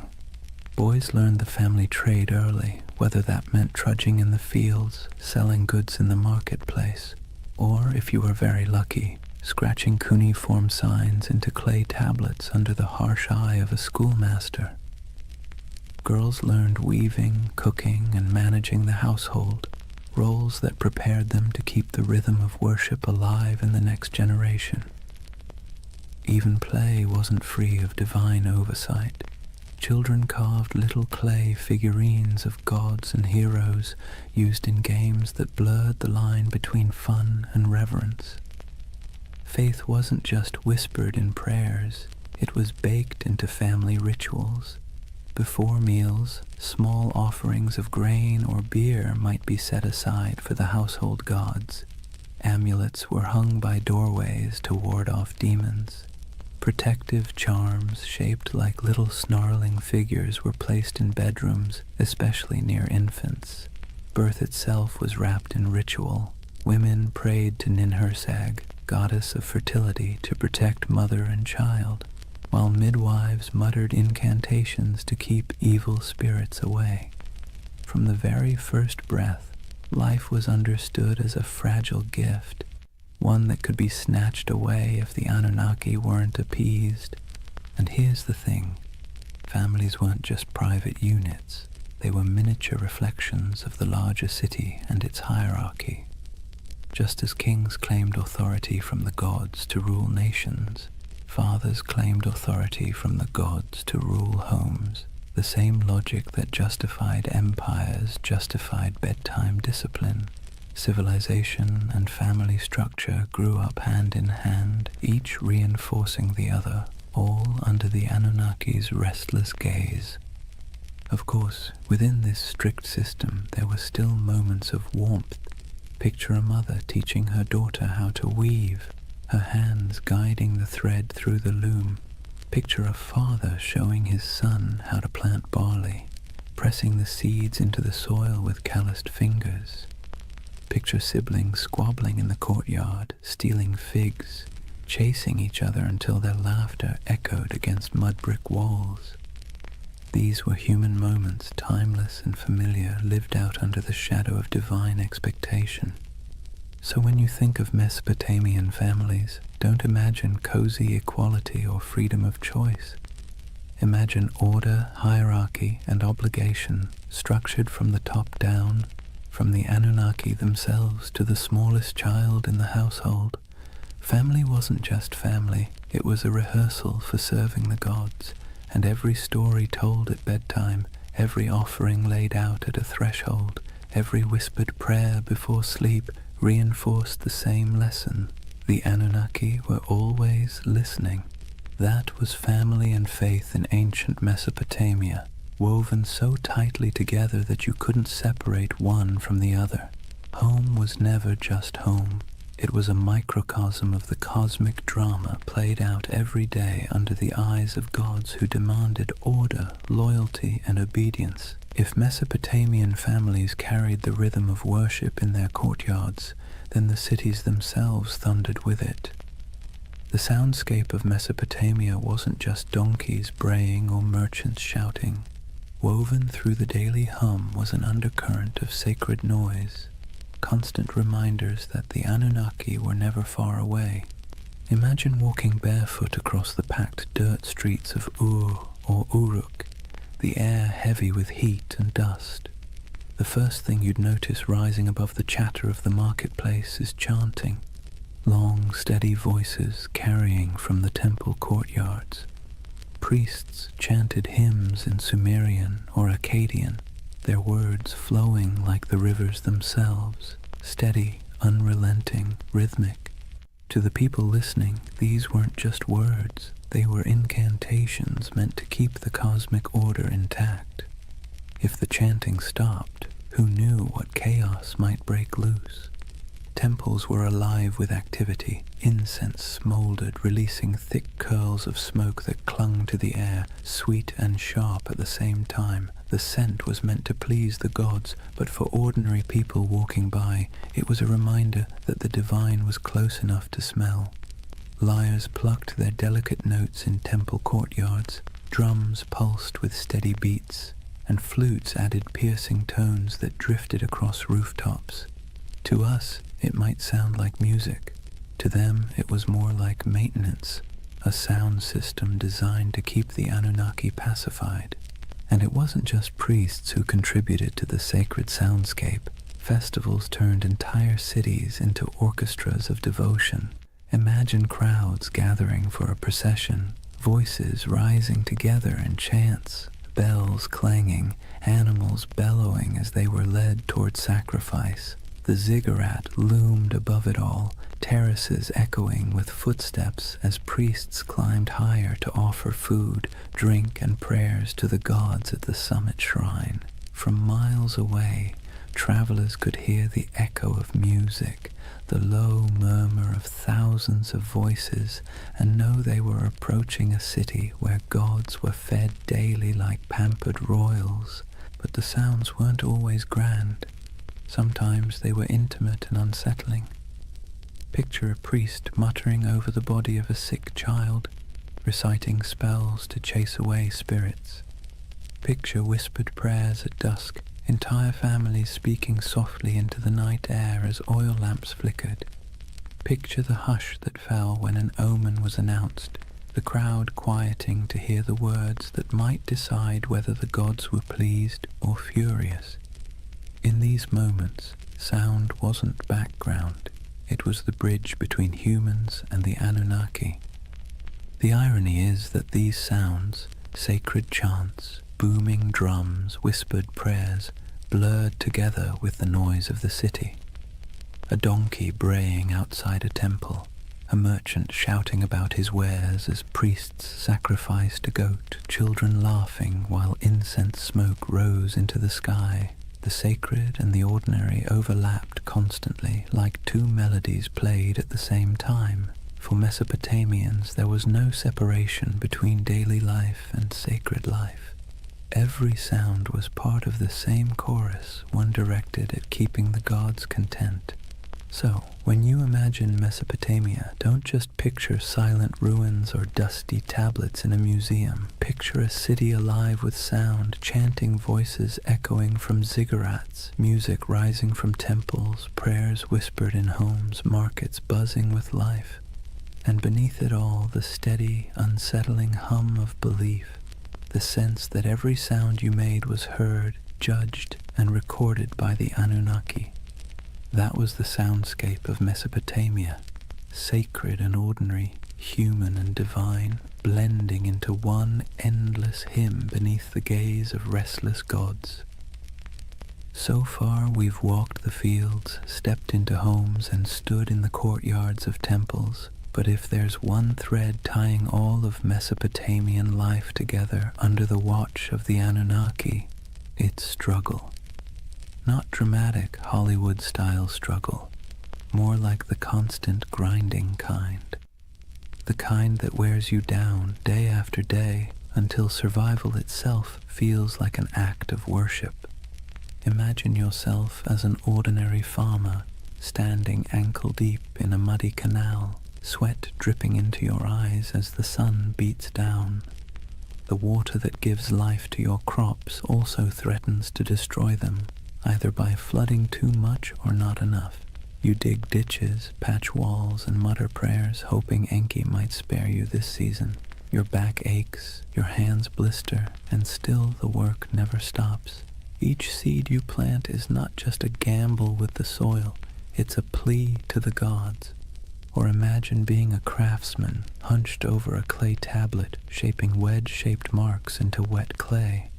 Maybe you're writing receipts, tallying debts, or recording temple rations. The work is tedious, your teacher strict, your mistakes punished, and yet every stroke of your stylus feels like part of something bigger.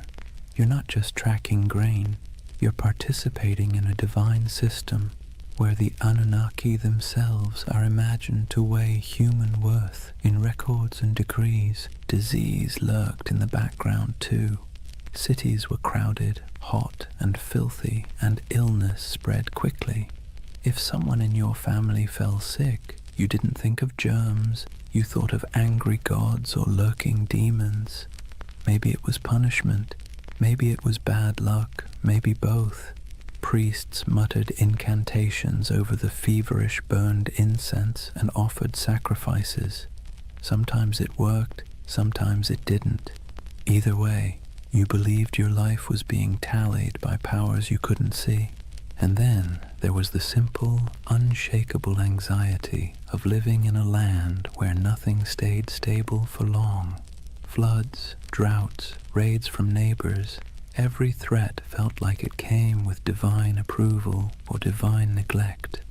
You might work tirelessly, live faithfully, and still watch your field wash away overnight. It's no wonder that Mesopotamian myths constantly circle back to the same themes. Humans struggling, gods displeased, chaos always around the corner. But within that struggle, there was resilience. People endured. They dug new canals after floods, rebuilt homes after raids, prayed louder after disasters. Families bound themselves tightly together. Neighbors leaned on one another in the marketplace, and communities clung to rituals that gave their world meaning. The Anunnaki may have loomed like stern overseers, but the people found ways to keep living, laughing, and even celebrating in the cracks between their hardships. So, when you picture Mesopotamia under the eyes of the Anunnaki, don't imagine endless golden fields or carefree abundance. Imagine sweat-soaked tunics, cracked hands, and weary faces that still lifted toward the ziggurat at dawn. Imagine humanity trying, failing, and trying again, all while believing that somewhere, far above or deep below, the Anunnaki were watching, measuring, and deciding their fate. That was the human struggle, a constant effort to carve order out of chaos, meaning out of hardship, and survival out of a world that felt forever precarious. And in that struggle, civilization itself was born. Chapter 2. The Gods Who Ruled the Skies and Earth. If life in Mesopotamia felt like a constant test, then the examiners were the Anunnaki. These weren't gentle guardian angels or abstract philosophical ideas. They were the great gods, beings who sat at the very top of the divine food chain, descended from the union of Anu, the Sky Father, and Ki, the Earth Mother. To the Mesopotamians, the Anunnaki weren't distant background characters. They were judges, enforcers, and supervisors, always peering down like cosmic landlords who never forgot to collect rent. The word itself, Anunnaki, has a heaviness to it, something that sounds like it should be whispered by torchlight. Ancient scribes described them as the 50 great gods, though their numbers shifted depending on which city you asked. Some texts placed them in the heavens, others in the underworld. In either case, their role was clear. They were the arbiters of fate, the beings who decided whether you lived to see another harvest or whether your name would vanish into dust. Picture it like a cosmic council chamber. Anu presides as the lofty patriarch of the skies, his authority absolute, but his personality distant. He isn't the kind of god you chat with about personal problems. He's the one who sets the tone, like a CEO you've never met, but whose name sits on every memo. Beneath him, Enlil, god of air and storms, is the enforcer, a figure as feared as he was respected. He could bless the land with life-giving rain or flatten it with violent winds. His moods were the weather forecast. Ea, or Enki, the clever god of wisdom and water, often played the role of fixer, the one who bent the rules when the council's decisions were too harsh.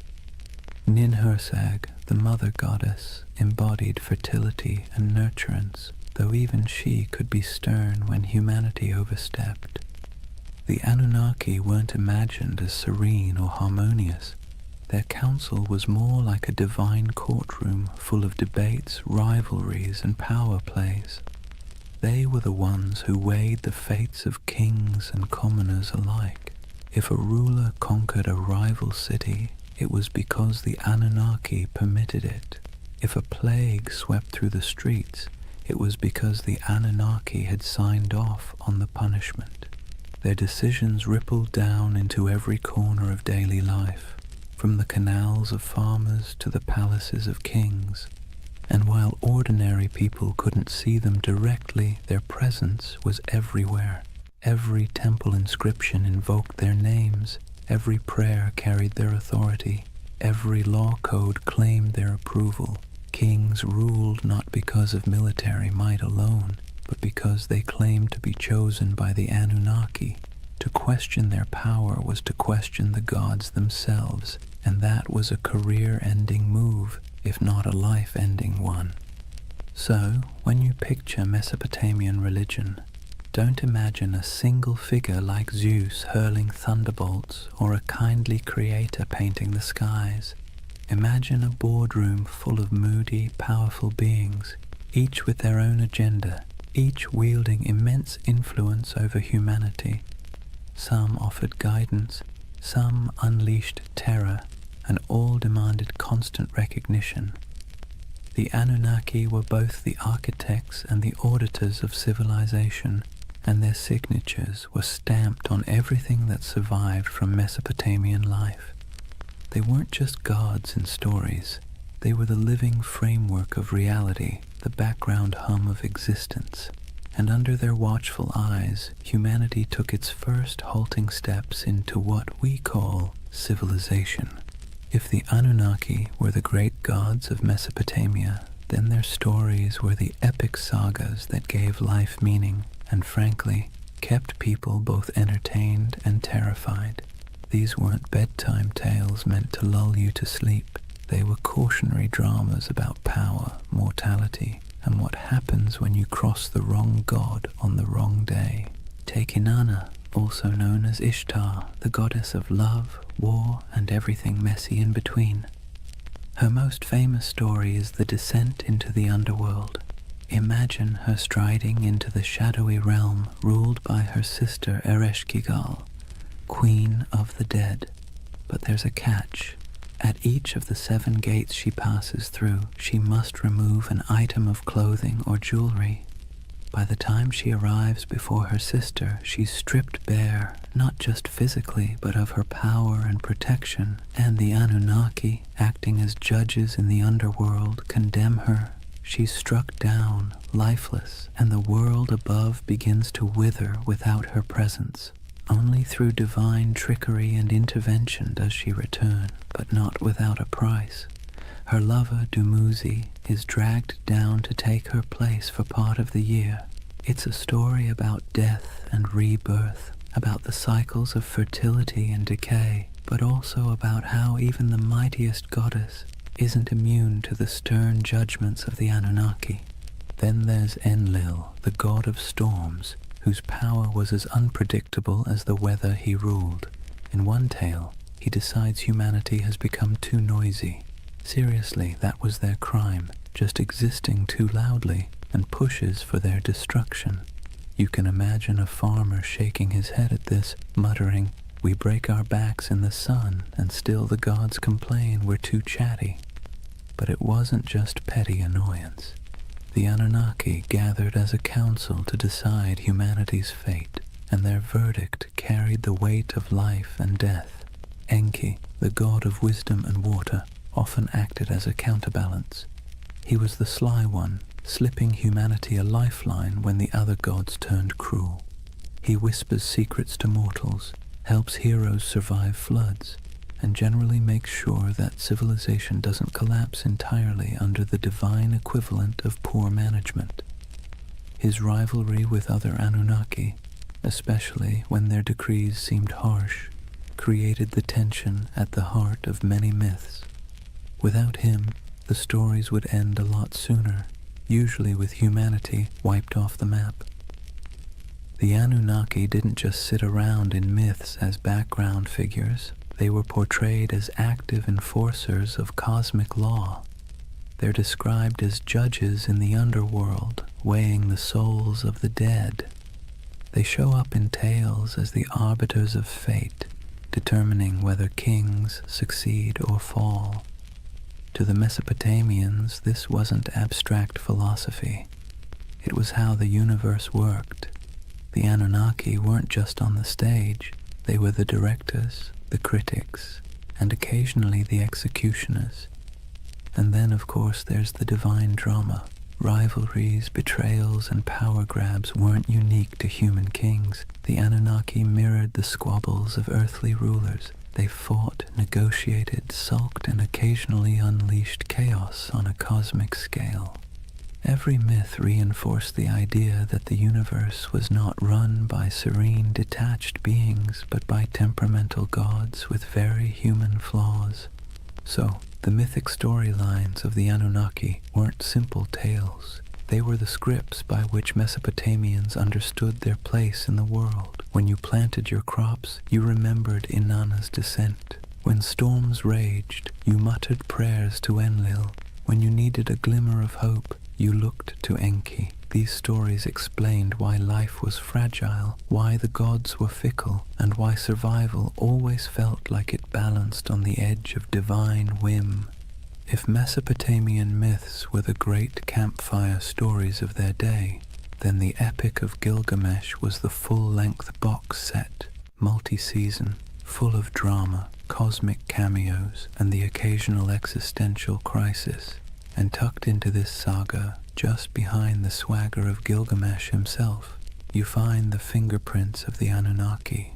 They weren't the stars of the show, but they were always present, quietly pulling strings, stamping judgments, and reminding humanity who was really in charge. Gilgamesh, king of Uruk, is portrayed as 2/3 divine, 1/3 human, a math equation that somehow worked in Mesopotamian mythology but would make your high school algebra teacher sweat. Despite his divine heritage, he still lived under the gaze of the Anunnaki. His strength, his ambition, even his arrogance, all of it was tolerated but not entirely unchecked. The Anunnaki weren't about to let one man, no matter how mighty, get away without consequences. Take his quest for immortality. After the death of his companion Enkidu, Gilgamesh is swallowed by grief, staring mortality in the face. And in that grief, he sets out to find Utnapishtim, the Mesopotamian Noah, the one mortal granted eternal life after the Great Flood. But here's the twist. Utnapishtim's story is inseparable from the Anunnaki. It was they who decreed the flood to wipe out humanity, annoyed once again by our collective noisiness. It was they who sealed the fate of countless villages. And it was Ea, sly Ea, who bent the rules by whispering to Utnapishtim, helping him survive in a boat loaded with animals. Without that divine trickery, there would be no flood hero, and thus no quest for Gilgamesh to undertake. When Gilgamesh finally finds Utnapishtim, he's told in no uncertain terms that immortality isn't for him. The Anunnaki themselves had decreed it. When the gods created man, they allotted him death, but life they retained in their own keeping. That line is essentially the fine print of existence. Humanity got the mud bricks, the barley, the back-breaking labor. The gods kept immortality for themselves. Tough luck. Even the great adventures within the epic, slaying Humbaba, guardian of the cedar forest, or killing the bull of heaven after Inanna sends it to punish him, circle back to the gods' involvement. The Anunnaki weren't background noise. They were the referees, deciding when Gilgamesh had crossed a line and when his hubris deserved punishment. The death of Enkidu, for instance, is the direct result of divine judgment. The Anunnaki convene and decree that one of the pair must die for their defiance. Enkidu becomes the casualty, and Gilgamesh, for all his divine strength, can do nothing but weep and rage. What's remarkable is how these stories resonate with us even now. The Epic of Gilgamesh isn't just about a king wrestling lions or digging canals. It's about humanity's oldest anxieties. Why we die, why we suffer, and why no amount of wealth or power can change those facts. And standing behind those anxieties are the Anunnaki, like cosmic administrators who handed humanity its most dreaded memo. Life ends, always. So, as Gilgamesh wandered deserts, scaled mountains, and crossed seas in search of eternal life, he wasn't just wrestling with his own fears. He was wrestling with the verdict of the Anunnaki, a verdict no mortal could ever overturn. His story wasn't just a king's adventure. It was a parable about the boundaries set by the gods and the futility of trying to break them. And in the end, Gilgamesh's great realization wasn't that he could cheat death, but that he couldn't. His city, his walls, his legacy, those would endure, not his body, which, ironically, is exactly what the Anunnaki seem to want. Humanity striving, building, suffering, and remembering, but never escaping. Civilization itself, with all its mud, sweat, and noise, became the immortality humans were allowed. If you've ever heard the story of Noah's Ark, you might think it's unique. One righteous man, one enormous boat, a zoo crammed 2 by 2, and a god who decided humanity needed a hard reset. But here's the thing, Long before the Bible put pen to parchment, Mesopotamia had already told its version.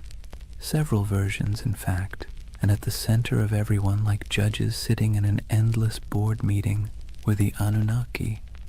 The earliest version we know comes from the Atrahasis epic. In this story, humanity isn't destroyed because of sin or even bad manners, but because of noise. Yes, noise. Apparently, humans were just too loud for the gods to get a decent night's rest. Picture the Anunnaki sitting in their divine chambers, grumbling like cranky landlords. These humans won't stop partying, yelling, clattering around with their plows. Enough. So they decide to wipe the slate clean. First they try droughts, then plagues, then famine, but nothing seems to stick. Humanity, stubborn as ever, bounces back. Finally, the Anunnaki pull the ultimate lever, a flood to drown every last village. Rivers swell, storms rage, and the land sinks beneath walls of water. Humanity is meant to vanish, a failed experiment erased by divine decree. But one god doesn't quite play along. Enter Ea, clever, cunning, and a little too sympathetic toward mortals for his own good. He whispers a warning to Atrahasis, a man chosen not for his holiness but for his usefulness. Build a boat, Ea advises, and not just any boat, a giant vessel sealed with pitch, stocked with food, and loaded with animals. Atrahasis obeys, and when the waters rise, he and his cargo survive, bobbing above the drowned world like the last ember of human life. A later version of the story appears in the Epic of Gilgamesh, where the survivor is called Utnapishtim. The details are eerily familiar: divine anger, whispered instructions, an ark, a flood, and birds sent out to find dry land. Sound familiar? It should. The echoes between these Mesopotamian tales and the later biblical flood story are too strong to ignore. Scholars argue endlessly about who borrowed what, but one thing is clear: Mesopotamia wrote the first draft of humanity's greatest flood myth, and in every draft, the Anunnaki are central. They sit in council, they bicker about humanity's fate, and when the floodwaters finally cover the land, they're portrayed in almost comic relief, huddled together, terrified by the very storm they unleashed. Some tablets even describe them as starving, deprived of the offerings that humans usually provided. Without people bringing bread, beer, and incense, the gods themselves were suddenly cut off. The flood, in other words, was as inconvenient for them as it was catastrophic for us. The flood stories reveal something essential about how Mesopotamians saw the Anunnaki, as powerful but flawed, terrifying but needy. They could annihilate the world on a whim, yet still panic when their own survival was threatened. They were less like all-knowing deities and more like moody overlords with too much power and not enough foresight. For the people who told these stories, the message was clear.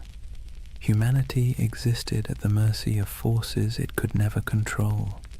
Floods could sweep away entire harvests overnight. Droughts could starve villages. Life was precarious, fragile, and unfair. By embedding those anxieties into myth, the Mesopotamians made sense of the chaos. The Anunnaki weren't just random forces of nature. They were personalities you could bargain with, flatter, or, if you were lucky, find an ear to outwit on your behalf. And maybe that's why the flood myth has lasted so long. It resonates with the most basic human fear, that everything we've built, everything we've struggled for, can be washed away in an instant. The Mesopotamians wrapped that fear in the story of divine judgment, a story so powerful it sailed forward through time, carried on clay tablets, copied into scripture, and retold for millennia. So the flood wasn't just water rising, it was a story of humanity's fragility, the gods' capriciousness, and the desperate hope that someone, anyone, might survive to start over again. If you've ever sat through a corporate meeting where everyone jockeys for credit, interrupts each other, and tries to outdo the boss, congratulations, you already understand Mesopotamian divine politics. Because the Anunnaki, for all their cosmic authority, were basically the original middle managers of the universe, constantly bickering, scheming, and pushing their agendas. Let's be clear. The Anunnaki weren't serene, enlightened beings sitting in eternal harmony. They were more like a council of city-states writ large. Each had their turf, their loyalties, and their grudges. When they gathered, it wasn't kumbaya around the celestial campfire. It was more like a landlord's association deciding how much rent to raise while secretly planning who to stab in the back at the next vote. Take Enlil, for example, the storm god, known for being both immensely powerful and immensely irritable. He's often depicted as the one pushing for harsh judgments, floods, plagues, the occasional smiting. If you had to assign him a modern role, he'd be that boss who always thinks the best solution is fire half the staff and never sticks around to clean up the mess. Then you've got Ea, or Enki, the god of wisdom and water, who often played the role of the office saboteur. Whenever Enlil wanted to wipe out humanity, Ea would sneak behind his back, whispering to mortals like Atrahasis or Utnapishtim. He wasn't rebellious enough to stage a coup, but he was crafty enough to bend the rules. Think of him as the co-worker who nods along in the meeting, then quietly emails the client with a completely different plan. And of course, Inanna, also known as Ishtar, the goddess of love, war, and chaos incarnate. She didn't just play politics, she was politics. One moment she's seducing rivals, the next she's unleashing the bull of heaven on Uruk, because Gilgamesh bruised her ego. If the Anunnaki had a group chat, you can bet Inanna was the one sending messages in all caps at 3 a.m. This divine drama mirrored human politics almost perfectly. Kings invoked the Anunnaki to justify their wars. Priests claimed to interpret the gods' wishes, usually in ways that happened to benefit their city. When two cities fought, it wasn't just about irrigation canals or trade routes. It was framed as their gods battling too. The human squabbles were just the earthly reflection of celestial office politics. What's fascinating is that the Anunnaki weren't portrayed as flawless rulers. They were prone to jealousy, anger, and terrible decision-making. They punished entire populations for petty grievances. They feasted on offerings while mortals starved. They demanded loyalty, but offered little security in return. Sound familiar? That's because the people who invented these myths knew exactly what it felt like to live under rulers who acted the same way. The gods were a cosmic mirror of their kings, only with bigger egos and the ability to drown the world when annoyed. And yet this chaos wasn't just accepted, it was baked into the worldview. For Mesopotamians, the divine council was messy because life was messy. The Anunnaki didn't represent a utopia, they represented reality, unpredictable, unfair, and exhausting, but also the only system anyone knew. So the next time you picture Mesopotamian religion, don't imagine calm temples and peaceful hymns. Picture a smoky back room, gods arguing over humanity's fate, each angling for influence while pretending to act for the greater good. That was the drama of divine politics, and it shaped every flood, famine, and fleeting moment of human survival. Chapter 3. Myths, Mysteries, and Alien Theories. Before we dive into modern theories about aliens with laser beams building ziggurats, let's ground ourselves in how the people of Mesopotamia themselves actually understood the Anunnaki. Because for them, these weren't space visitors or sci-fi saviors. They were the very fabric of existence. The Anunnaki were the great gods, descended from Anu, the sky, and Ki, the earth. They weren't casual background deities. They were the stern judges, the cosmic accountants of fate. Picture them sitting on a celestial council bench, scribbling down humanity's behavior like the universe's first HR department, except the performance reviews were terrifyingly final. They decided who lived, who died, and how the world ticked. But here's the twist. They weren't abstract. They were woven into every corner of daily life. A farmer digging an irrigation canal didn't just worry about weeds or floods. He worried about whether the Anunnaki were pleased with his offering of grain. A merchant weighing silver in the bazaar wasn't just concerned about fair trade. He wondered if the gods of fate were tallying his honesty. The Anunnaki weren't far away. They were breathing down your neck in every deal, every harvest, every storm cloud on the horizon. Temples were their houses, but also their workplaces. Priests acted as caretakers, feeding the statues daily meals, dressing them in embroidered garments, and bathing them in ritual purity. Imagine treating a carved stone figure as if it were your very picky, very powerful roommate who might throw a tantrum if dinner was late. That's the relationship Mesopotamians had with their gods, equal parts reverence and anxiety. The Anunnaki's role stretched beyond the fields and temples. They were tied to fertility, justice, and even the underworld. In some myths, they sit as judges in the realm of the dead, weighing the shadows of human lives like bureaucrats processing endless paperwork. Not exactly a comforting image, but then again, Mesopotamian religion wasn't about comfort. It was about explaining a world that was dangerous, unpredictable, and constantly shifting. And the rituals reflected that. People poured out libations of beer, laid down offerings of bread, burned incense, and sang hymns to keep the divine machine running. Festivals were not just moments of joy, they were mandatory maintenance on the cosmic engine. Skip a ritual, anger a god, and suddenly your canal might collapse or your child might fall sick. So when we talk about the Anunnaki, the ancient understanding wasn't glamorous, it was anxious. These weren't benevolent guardians handing out blessings. They were moody overseers, cosmic bosses whose whims dictated survival. And humanity's job was simple, if exhausting. Keep them fed, keep them clothed, keep them entertained, and maybe, just maybe, they wouldn't ruin your week. In other words, the Anunnaki were less about lofty spirituality and more about survival management. They reflected the world their worshippers lived in, harsh, unstable, unpredictable, but impossible to ignore. So let's clear the fog a bit. When we talk about the Anunnaki, what do we actually know from the ground? What's been dug up, baked in clay, and translated by bleary-eyed archaeologists squinting at wedge-shaped cuneiform? Because while modern theories tend to leap straight into sci-fi territory, the ancient sources are both more grounded and, in some ways, more fascinating.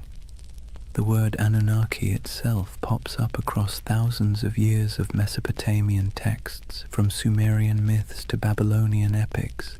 These weren't obscure fringe deities whispered about in one dusty tablet. They were front and center, woven into the very structure of Mesopotamian religion. They appear in the Enuma Elish, the Babylonian creation story. They're judges in underworld texts. Their name dropped in royal inscriptions, invoked as divine witnesses to treaties and curses. If you lived in Mesopotamia, you would have heard their names the way we hear the law or the government. Archaeologists have unearthed thousands of cuneiform tablets that mention them. Some are myths, some are hymns. Others are dry administrative lists where the Anunnaki show up as the divine recipients of offerings, bread, beer, livestock, and occasionally the odd luxury good.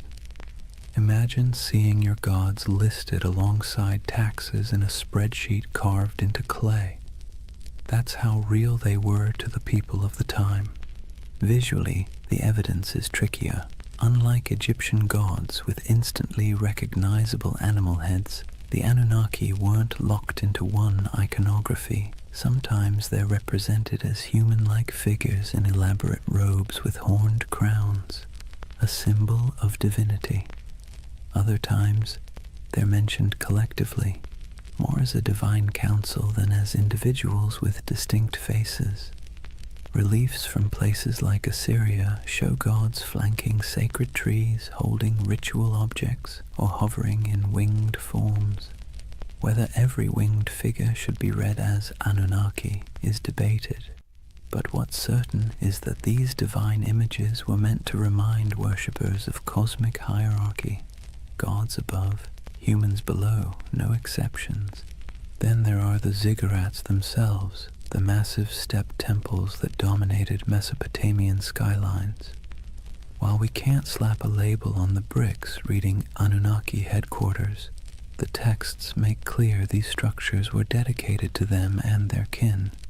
Priests, trained scribes, and entire economic systems revolved around the upkeep of these temples.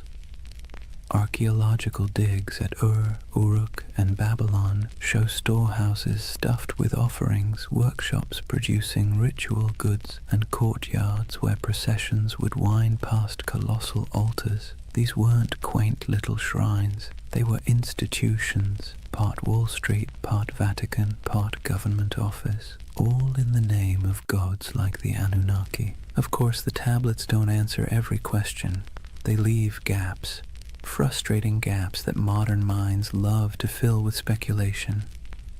Did the Anunnaki descend from the heavens in some dazzling moment of contact? The texts never say that. Did they genetically engineer humans in a laboratory? No mention. What they do say is that the Anunnaki were the arbiters of fate, the enforcers of divine will, and the ever-watchful overseers of human existence. They're described as present in the underworld, as the ones who decree destinies, and as an assembly that even other gods had to respect. The challenge and the beauty of the archaeological evidence is that it roots the Anunnaki firmly in the ancient imagination without giving us neat answers. What survives is clay, dry, cracked tablets that were once wet mud in the hands of scribes. Reliefs chipped out of palace walls, broken statues that once carried offerings, the echoes of rituals performed in smoke-filled courtyards.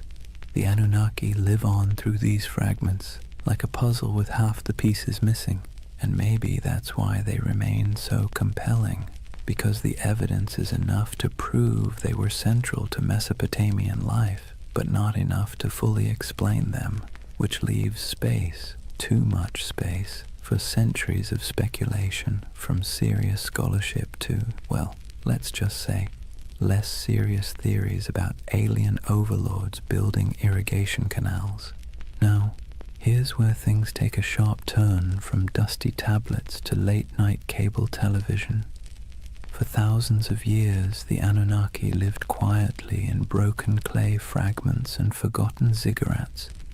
Then the 20th century rolled around, and suddenly they were recast as cosmic engineers from another star system. The gods of the underworld became astronauts, and the myths of Mesopotamia were rebranded as ancient history's greatest cover-up. The name most associated with this reimagining is Zecharia Sitchin, a writer who in the 1970s published a series of books claiming that the Anunnaki weren't just gods. They were extraterrestrials from a mysterious 12th planet he called Nibiru. According to his interpretation of Sumerian texts, these beings came to Earth hundreds of thousands of years ago, mined gold to repair their failing atmosphere, and genetically engineered humanity as a labor force. Essentially, humans are the original interns in someone else's cosmic business plan. Sitchin's book sold like hot bread in a Mesopotamian market. They tapped into a cultural moment when UFOs, space exploration, and Cold War paranoia made alien narratives irresistible. His Anunnaki weren't just mythic figures. They were proof, he claimed, that our origins weren't entirely our own. The gods of Sumer weren't metaphors, they were visitors, technicians, and in some versions, slave masters. And conveniently, they promised to return someday, which gave the whole story a nice mix of biblical prophecy and sci-fi cliffhanger. From there, the Anunnaki leapt into popular culture. They became staples in documentaries, internet forums, video games, and conspiracy theories. You've probably seen them lurking in the background of the History Channel's Ancient Aliens, their horned crowns swapped for astronaut helmets in digital recreations.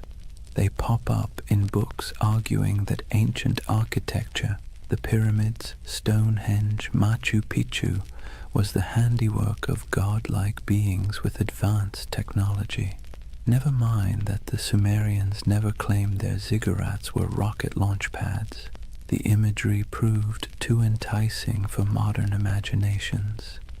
The Anunnaki as aliens theory has sticking power because it blends two irresistible ideas, that the gods were real and that humans didn't climb the ladder of civilization entirely on their own. It offers mystery, grandeur, and, let's be honest, a touch of flattery. Because if aliens engineered us, then clearly we're special, or at least somebody's favorite experiment. Of course, historians and archaeologists roll their eyes hard enough to sprain something when these theories come up. There's no tablet that says, by the way, we came from planet Nibiru. There's no evidence of spaceports in Ur or genetic labs in Babylon. The texts talk about floods, fate, rituals, and divine councils, not interstellar travel. But for many people, that's part of the fun. The gaps in the evidence are fertile ground for imagination, and Sitchin's Anunnaki filled those gaps in a way that captured millions of readers. It's worth pausing, though, to ask why. Why did the Anunnaki, of all the gods in human history, become the poster children for alien theories? Why not the Greek Olympians, or the Norse pantheon, or the Aztec deities? Partly it's because Mesopotamia is so old. These myths stretch back to the dawn of writing, which makes them feel like they contain hidden truths, the first draft of humanity's story. And partly it's because the Anunnaki were always portrayed as remote, judgmental overseers, an image that lends itself easily to the idea of superior beings from elsewhere. So, in the modern imagination, the Anunnaki have been rebranded, no longer just the moody gods of grain and flood. They're star travelers, geneticists, and absentee landlords of Earth. Whether you buy it or not, you have to admit, it's a heck of a career change for a bunch of ancient underworld judges. So, let's weigh the scales. On one side, we have archaeologists with dirt under their fingernails, carefully piecing together tablets baked 5,000 years ago. On the other, we have modern storytellers claiming the Anunnaki were gold-mining astronauts with a taste for human DNA. Which side is right? Well, that depends on whether you prefer your history served with clay dust or with tinfoil hats. First, the debunking side. Professional Assyriologists, those are the folks who actually read cuneiform, not just squint at it until it looks like spaceships, are nearly unanimous. The alien Anunnaki theory has no basis in the texts. The tablets describe gods with human emotions, divine councils, underworld judges, and mythic battles. They don't describe rocket launches, orbiting planets, or genetic splicing. The so-called translations used by Sitchin and his followers are, to put it gently, extremely creative. Imagine reading a cookbook, ignoring the ingredients list, and deciding it's actually a secret guide to time travel. That's about the level of scholarship we're talking about. Historians also point out that Mesopotamian myths are not unique in describing gods coming from the heavens or shaping humanity. Nearly every culture personified natural forces, storms, floods, fertility, death, as divine beings. The Anunnaki fit neatly into this pattern. Their role as overseers of fate and cosmic order makes sense in a world where rivers could make or break your survival overnight. They were not literal engineers from outer space. They were metaphors dressed in horned crowns. And yet, here's where the believing side makes its case, not necessarily because the evidence is strong, but because the allure is irresistible. People love mysteries. We love the idea that official history only tells part of the story, and we especially love the idea that ancient civilizations had secrets we can barely comprehend. The Anunnaki as aliens theory scratches all those itches. It takes the gaps, the missing pieces in the archaeological record, and fills them with rockets, DNA labs, and interstellar empires. And let's be honest, the official scholarly version isn't exactly sexy. The Anunnaki were stern gods who oversaw the underworld and enforced cosmic order doesn't exactly sell 1 million paperbacks. The Anunnaki were aliens who built humanity as their labor force and promised to return. Now that gets you a book deal, a History Channel interview, and a lifetime supply of conference invitations. What's fascinating is how both sides talk past each other. Scholars insist, rightly, that there's no evidence for aliens. Believers insist, also rightly in their own way, that the mysteries of Mesopotamia leave plenty of room for speculation. And between those poles, the Anunnaki themselves sit in silence, their names carved into clay, waiting for us to argue over them.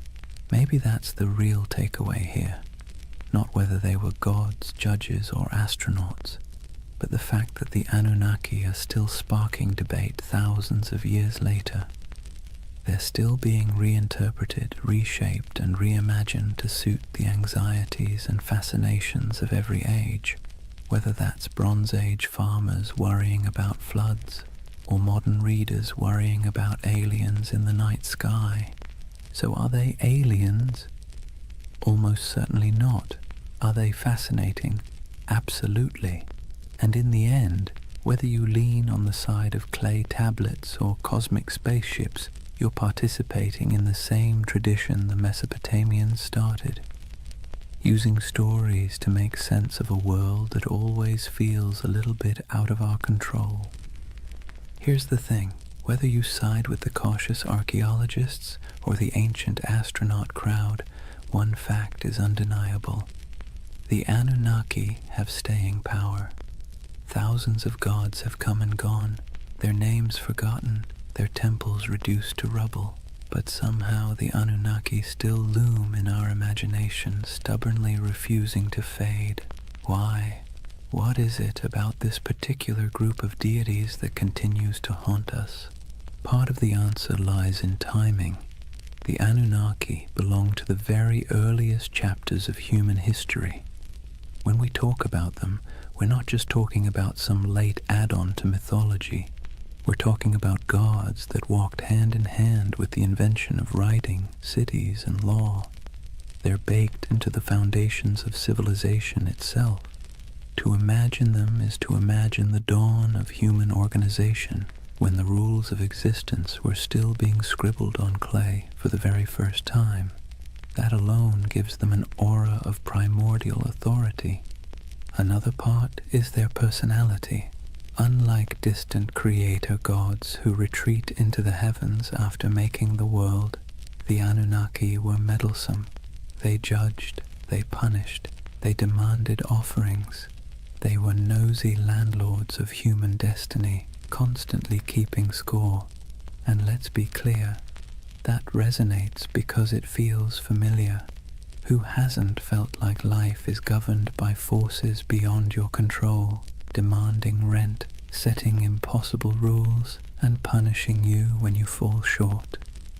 The Anunnaki embody that eternal human anxiety that someone powerful is watching and that your fate is never entirely your own. Then there's the modern twist. Once writers like Sitchin recast them as aliens, the Anunnaki slipped neatly into our age of science fiction. Suddenly they weren't just gods in dusty temples. They were interstellar overlords, genetic engineers, perhaps even visitors who might return.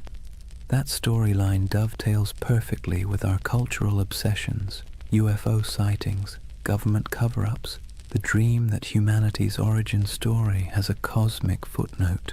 The Anunnaki became flexible enough to serve both the skeptic and the dreamer, the scholar and the conspiracy theorist. But maybe the deepest reason they captivate us is because they stand at the intersection of myth and mystery. They are ancient enough to feel weighty, mysterious enough to feel open-ended, and human enough to feel relatable. They bridge the gap between the world we know and the world we suspect might exist just beyond our understanding. Whether as gods, symbols, or aliens, the Anunnaki invite us to ask big questions about control, destiny, and the possibility that humanity isn't entirely steering its own ship. And so they linger on broken tablets in dusty museums, on the shelves of UFO bookstores, in memes, podcasts, video games, and documentaries.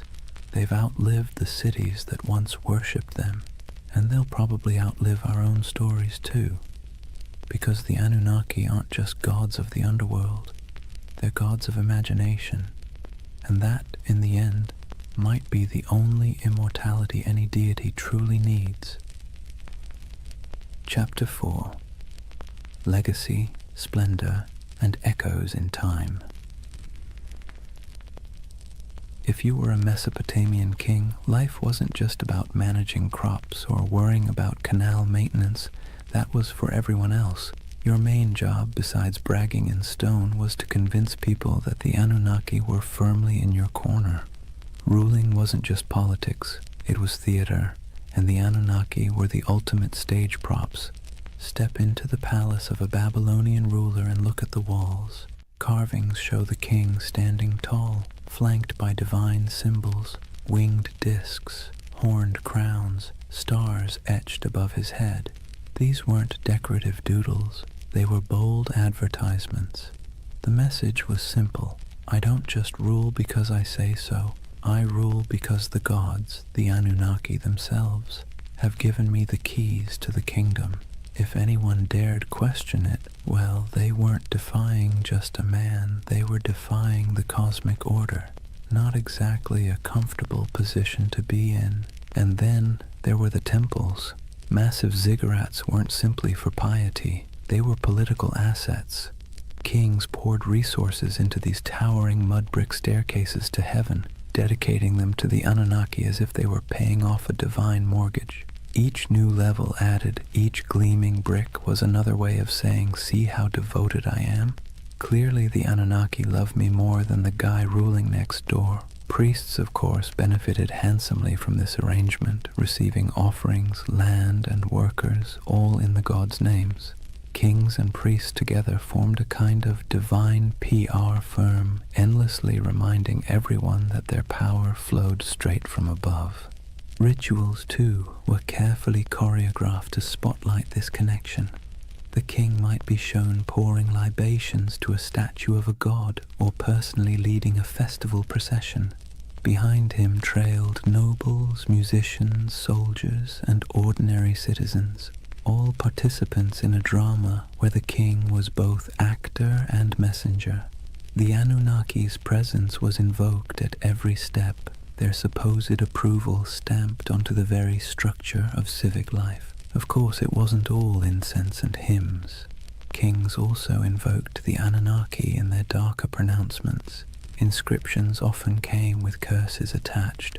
Whoever defaces this monument, may the Anunnaki destroy his seed, wither his fields, and turn his name to dust. Nothing like a little cosmic threat to keep people from messing with your statues. The Anunnaki became both benefactors and enforcers, tools for rulers to extend their grip long after their actual armies had gone home.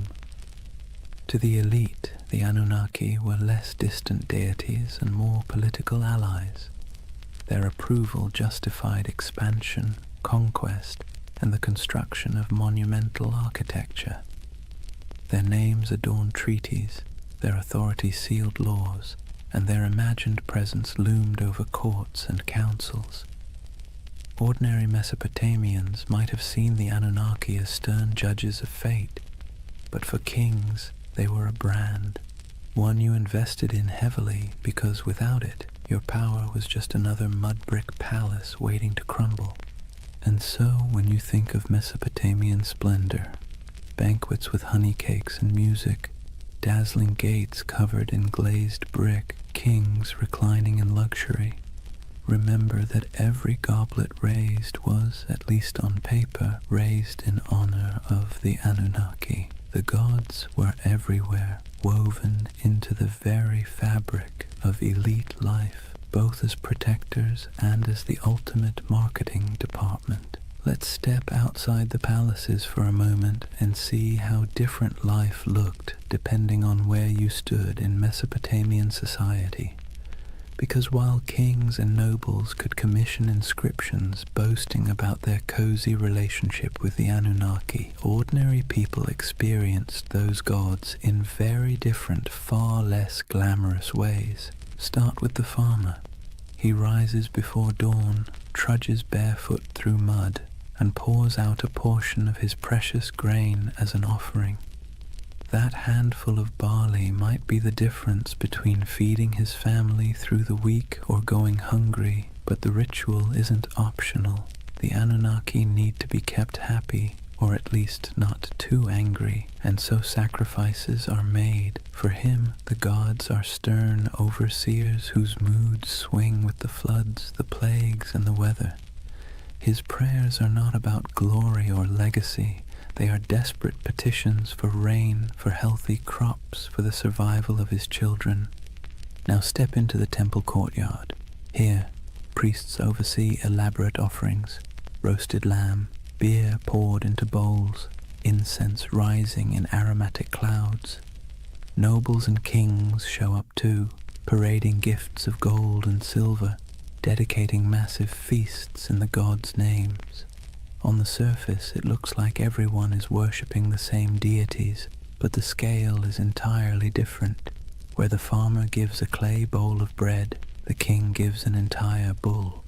Where the laborer prays for enough water to survive the season, the ruler prays for divine sanction to conquer a neighboring city. Same gods, very different wish lists. And that's the irony. The Anunnaki were invoked as protectors of the entire community, yet the experience of worship was stratified. For the elite, ceremonies doubled as political theatre. A grand feast for the gods also reminded the crowd who had the wealth to host it. Statues clothed in embroidered robes weren't just signs of piety. They were signs of power, gifts only rulers could afford to lavish. The gods, in other words, could be co-opted into a luxury brand. For ordinary people, the relationship was more anxious, even exhausting. You lived in constant fear of offending the divine, often through mistakes you didn't even understand. Did you skip a ritual unknowingly? Did a bad dream mean you had angered a god? The Anunnaki were less symbols of splendor and more reminders of how small, fragile, and vulnerable your life was. While kings used the Anunnaki to justify authority, you used them as insurance, however unreliable, against catastrophe. So picture the contrast. In the palace, banquets lit by oil lamps, honey cakes dripping with syrup, nobles reclining as musicians play, the king raising a jeweled cup to the gods. In the commoner's home, a dim reed fire, a bowl of barley porridge, children sleeping on mats while parents whisper prayers that the river won't flood that night. Both acts are framed as honoring the Anunnaki, but the emotional reality could not be more different. And yet, this inequality was accepted because it was dressed in the language of religion. If the Anunnaki had chosen to bless the king with riches, then clearly the king deserved it. If a farmer struggled, well, perhaps he had failed to please the gods properly. Religion became the great explainer of inequality, smoothing over cracks by wrapping them in divine will. The gods, it seemed, loved hierarchy just as much as kings did. That divide between the opulence of elite worship and the bare-bones devotion of ordinary people reveals something profound about Mesopotamian civilization. The Anunnaki weren't just deities of the skies and underworld. They were instruments of power woven into the daily grind of survival for some and the dazzling spectacle of glory for others. Nothing lasts forever, not even gods. For centuries, the Anunnaki dominated Mesopotamian imagination. They judged in the underworld, presided in temples, and loomed over every prayer, curse, and clay tablet. But slowly, quietly, they began to fade, not because people suddenly stopped believing in gods altogether, far from it, but because new powers, new empires, and new religions rolled in, sweeping the old names into the shadows. It began with conquest. Mesopotamia was never an isolated bubble. It was a crossroads where Persians, Greeks, and eventually Romans stamped their own cultures onto the land. Each wave of rulers brought new pantheons, new rituals, and new myths. The Anunnaki, once the unquestioned arbiters of fate, were slowly blended, reshaped, or outright replaced. A Babylonian might once have whispered prayers to Inanna or Enlil, but by the time of the Persians, attention shifted toward Ahura Mazda.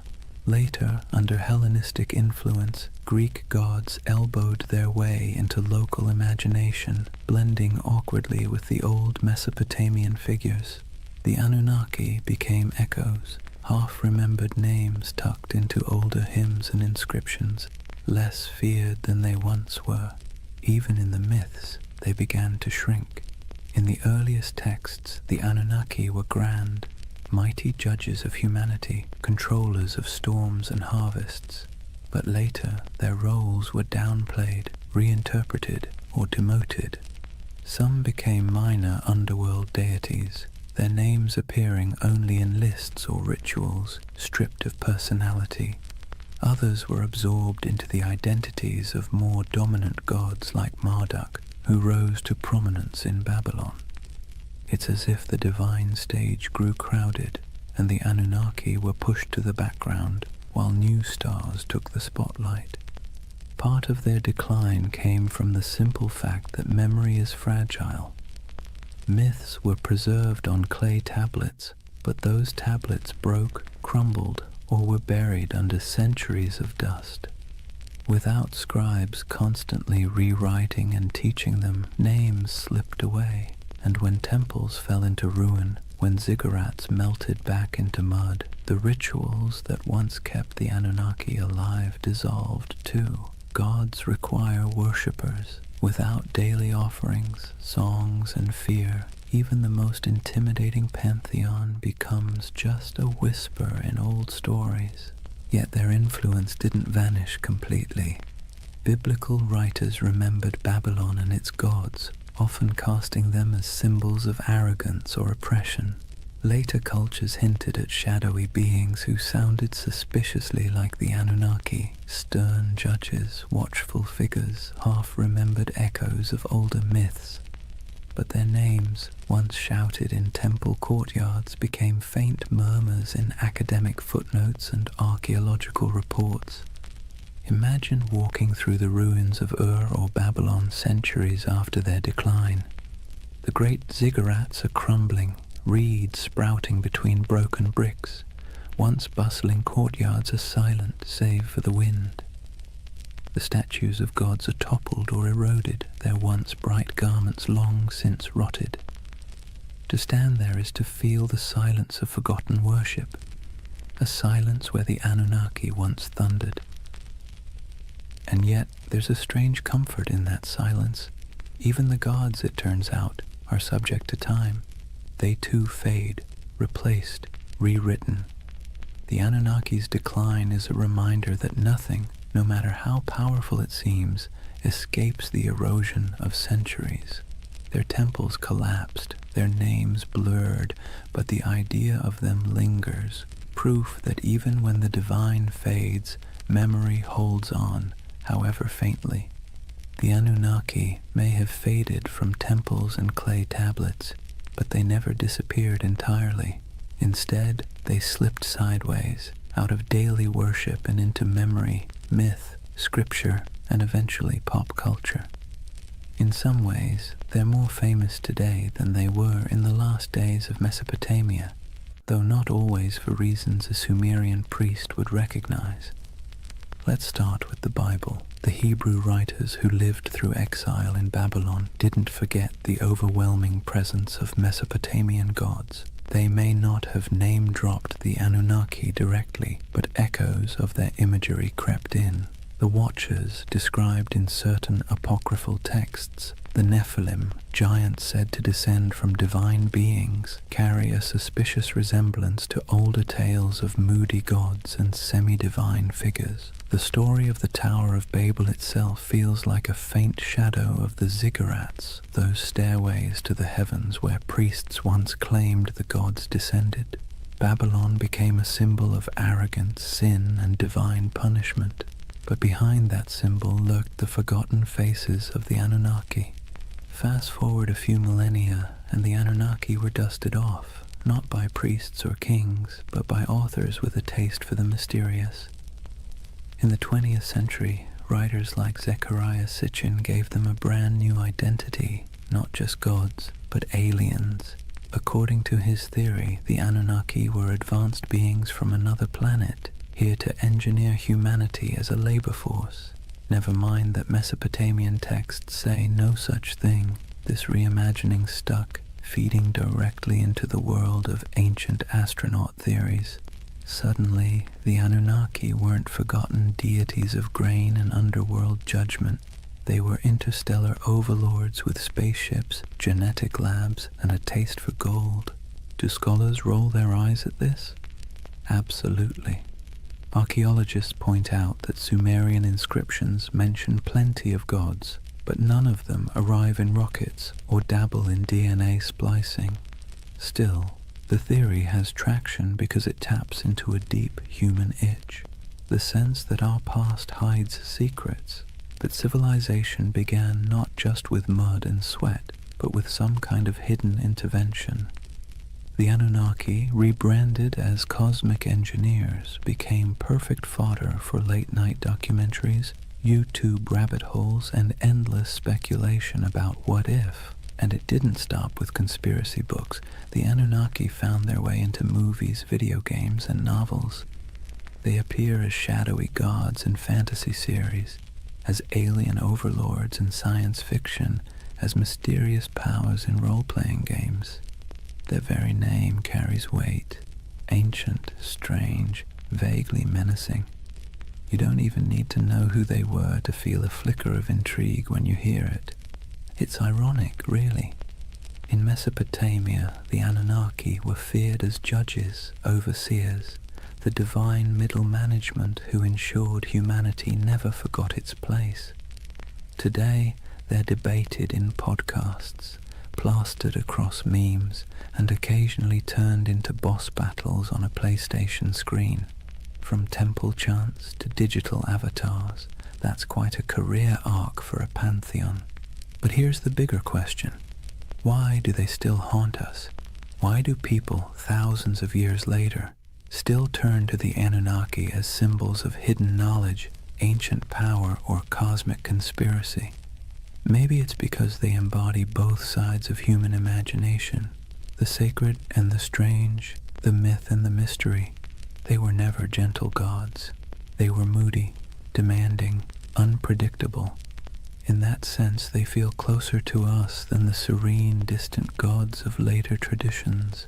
They remind us of a time when the divine was messy, imperfect, and perhaps a little terrifying. And in that imperfection, they remain endlessly fascinating. So whether you see them as forgotten deities, misunderstood myths, or interstellar overlords with questionable management skills, the Anunnaki endure. They're still here, not in temples of mud brick, but in our stories, our media, our restless curiosity. And maybe that's their real legacy, not the rituals of the past, but the questions they leave us with in the present. So here we are, at the end of a long walk through the world of the Anunnaki.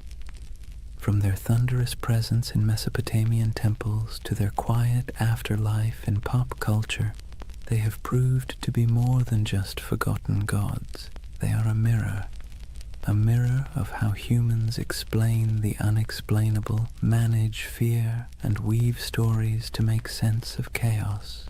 Think about what the Anunnaki represented to the people who first told their stories. They were the ones who judged the living and the dead, who decided whether floods would come, who weighed the worth of humanity day after day. They were terrifying, yes, but they were also familiar.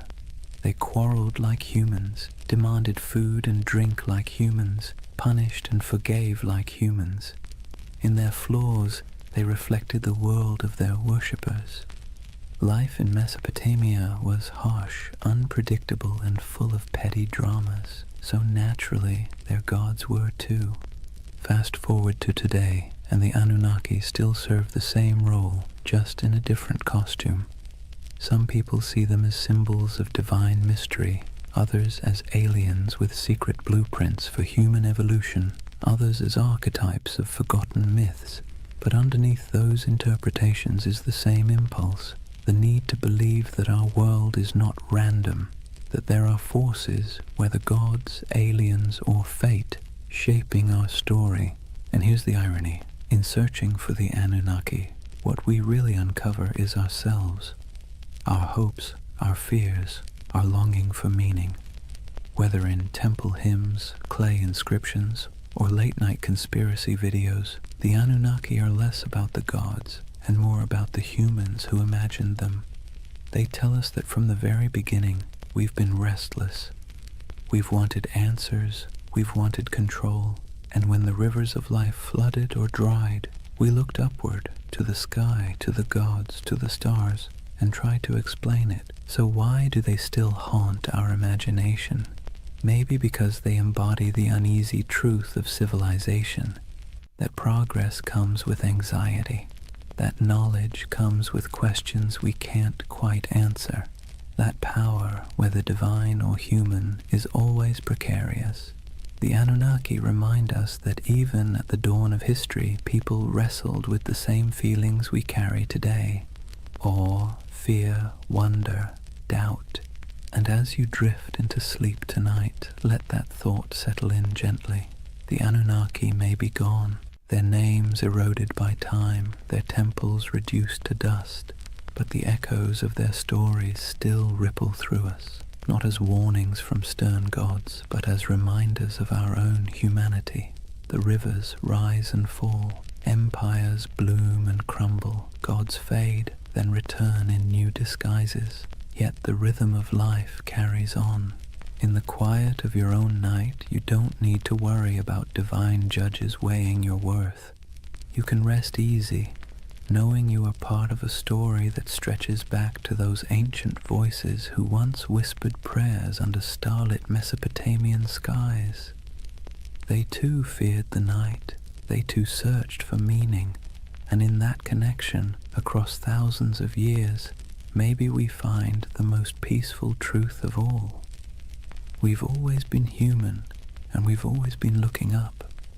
And so, we come to the end of our long journey with the Anunnaki.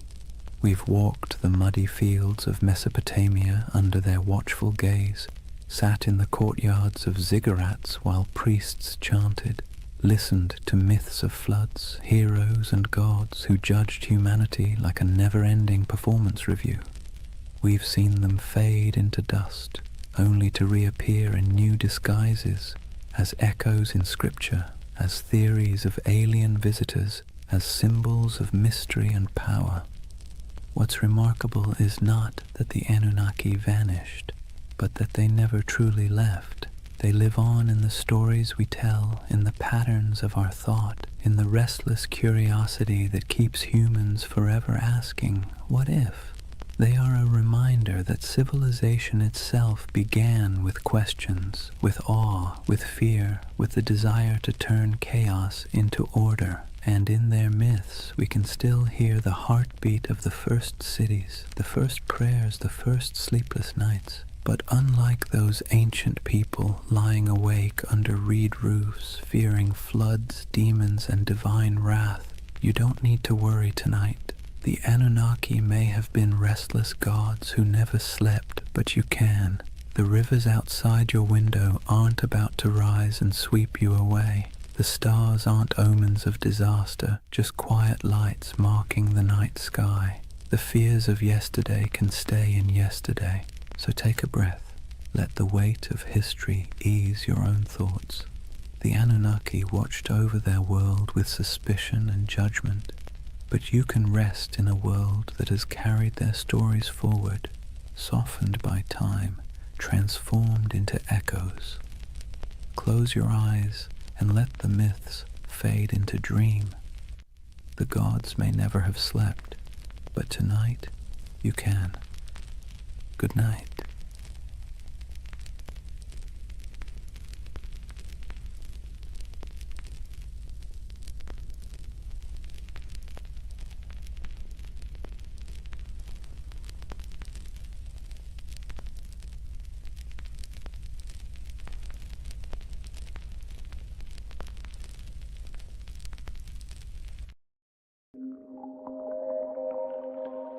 Sometimes history hides things so enormous that we only notice them when we leave the planet. Hidden deep in the Sahara is a perfect circle 25 miles wide, a formation so strange that astronauts were the first to truly see it.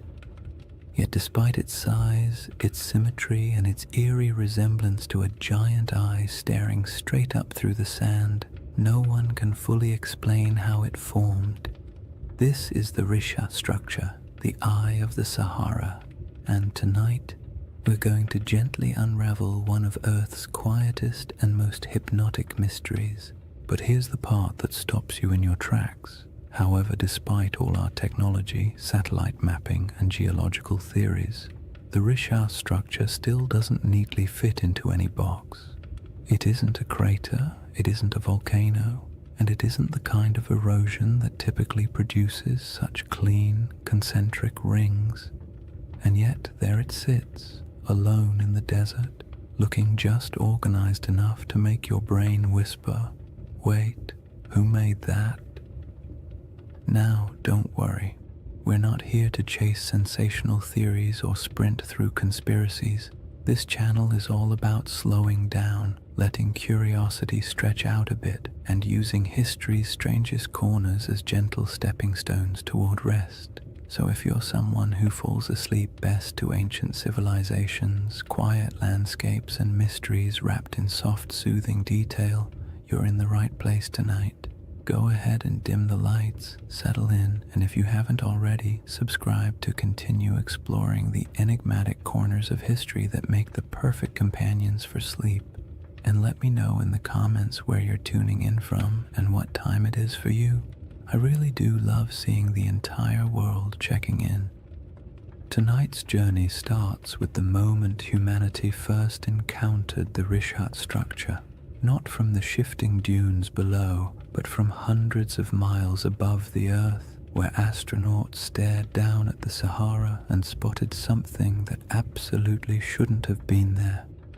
From that strange cosmic discovery, we'll move slowly backward through time to the lush green Sahara that existed long before the desert we know, to the geological puzzles that still bother scientists, and eventually to the gentle whispers of an ancient legend you may already be thinking about. So take a breath, let your shoulders relax, and whenever you're ready, we'll begin with Chapter 1, the moment we first glanced down from orbit and saw the eye looking back. Chapter 1. The Eye That Shouldn't Exist. Imagine looking down at Earth from orbit, the Sahara stretched beneath you in soft, endless waves of gold. From up there, the desert doesn't look harsh or unforgiving. It looks calm, like a giant sleeping creature under a pale blue sky. Astronauts have always taken moments to stare at the planet that way, partly out of awe, partly out of boredom, and partly because when you're strapped into a metal capsule moving faster than anything humans were ever meant to travel in, looking out the window is one of the few activities that doesn't involve switches, checklists, or mild existential dread. But during one of those early missions in the 1960s, a crew noticed something unusual, a shape far too large, too perfect, and too strange to ignore. Down on the desert floor, there was a circle, a perfect circle, 25 miles across, spiraling outward in broad rings that looked almost architectural. Not a crater, not a mountain, not a lake, just a massive, quiet symbol pressed into the land, so large that the only way to truly see it was to leave the planet entirely. To those astronauts, it looked like an eye staring straight back at them from the surface of Mauritania, the Richat structure, though it didn't have that name yet. At the time, it was simply that giant thing nobody expected. From a distance of hundreds of miles, the symmetry was unmistakable: perfect curves, clean rings, a massive pupil-shaped center. It had the kind of geometry that makes your brain immediately start asking questions it can't answer. Why is it so round? Who carved it? What force makes a shape like this in a place so empty? And perhaps the most unsettling question of all, how could something this big go unnoticed for so long? On the ground, the Richat structure is much less obvious. If you were walking across it on foot, you wouldn't see a circle at all. You'd just see gentle ridges rising and falling, interrupted by patches of rock, sand, and stubborn little plants that somehow decided this environment was worth the trouble. Nothing about it screams perfect cosmic spiral. From eye level, it looks like any other collection of rocky hills, the kind of place early travelers might have grumbled about after stubbing a toe or losing a sandal in a patch of loose sand. People likely passed through it for thousands of years without realizing they were walking across something extraordinary. And that contrast, invisible from below, unavoidable from above, is part of what makes the Richat structure so hypnotic. It's a feature you can only understand by stepping back far enough to see the pattern. It quietly resists being known, as if it only reveals itself to observers who approach from the right angle, with the right distance, and the right amount of patience. Scientists naturally tried to classify it the moment the images came down from orbit. Their job, after all, is to put everything neatly into categories, like very polite librarians of the natural world. But the Richat structure didn't fit easily. Some insisted it must be an impact crater until the evidence disagreed. No signs of shocked quartz, no melted rock, none of the scars left by a cosmic collision. Others suspected a volcano, but there was no volcanic rock. No lava flows, no ash deposits. Then came theories of uplift, erosion, domes, collapses, each one working nicely for the first few sentences before quietly falling apart upon closer inspection. The Richat structure, in classic mysterious fashion, remained cooperative enough to study, but stubborn enough to defy a simple explanation. It sits awkwardly between categories, like a puzzle piece cut in the wrong shape but still clearly belonging to the overall picture. And it doesn't help that it's located in one of the most remote regions of the Sahara, far from major trade routes, major kingdoms, or the kinds of resources that attract large ancient settlements. This is not the place where ancient people built empires or dug canals or left behind giant inscriptions announcing their presence. It's a place of wind, silence, heat, and sand, the kind of environment that erases evidence as quickly as humans can create it. Yet even in that isolation, the Risha structure demands attention. It is too large to ignore, too precise to dismiss, and too quiet to fully understand. You look at it and it feels like a riddle you weren't meant to solve on the first attempt. The desert around it stretches endlessly, dunes rising and falling like slow-motion waves, while the structure itself sits calmly in the center, a spiral carved into a world of shifting sand. There is a strange comfort in its stillness, as if it has been watching changes for far longer than humans have been paying attention, waiting patiently for someone to finally look down and notice. People naturally draw comparisons to ancient tales, especially the ones involving circular cities and lost civilizations swallowed by disaster. Humans are not subtle when it comes to pattern recognition. You show us a shape that even vaguely resembles something familiar, and our imaginations sprint ahead with enthusiasm. A structure with concentric rings in northwest Africa, larger than many ancient cities. The connections write themselves, but resisting those assumptions for now helps us appreciate just how odd the Risha structure is on its own terms. We don't need myths yet. The geology alone is strange enough to occupy the mind, and perhaps the most compelling detail is this. The Risha structure did not emerge in the desert we see today. It predates the dunes, the dryness, the isolation. It formed long before this region became a barren expanse, back when the land was green, watery, and alive. Understanding what this place used to look like changes everything about how we interpret the structure, because the environment around it wasn't always harsh silence. There was a time when this region held rivers, lakes, animals, and early humans whose daily lives unfolded under a sky that seems impossible when compared to the Sahara's modern emptiness. The Risha structure watched all of that. It watched ecosystems rise and fall, climates swing from wet to dry and back again, people migrate across its slopes, and entire landscapes vanish beneath shifting dunes. Before we compare it to any myth, we have to travel back to that older world, the Sahara before the Sahara, to see what the eye looked like when it was surrounded not by sand, but by life. To understand why the Risha structure feels so uncanny, you have to set aside the modern Sahara entirely. The desert we picture today, an endless, shimmering expanse of heat and sand, is actually one of the youngest landscapes on the planet. For most of human existence, this region wasn't a wasteland at all. It was green, fertile, and astonishingly alive. Picture wide grasslands rolling out to the horizon, with clusters of acacia trees and patches of wetlands where birds gathered in noisy flocks. Picture rivers meandering through valleys, carrying cool water across a landscape thick with the smell of damp soil after summer rains. And somewhere in the middle of all that, the Risha structure sat quietly, not as an isolated monument in an empty desert, but as part of a thriving environment full of sounds, movement, and human life. This ancient green Sahara wasn't a brief, lucky moment in history.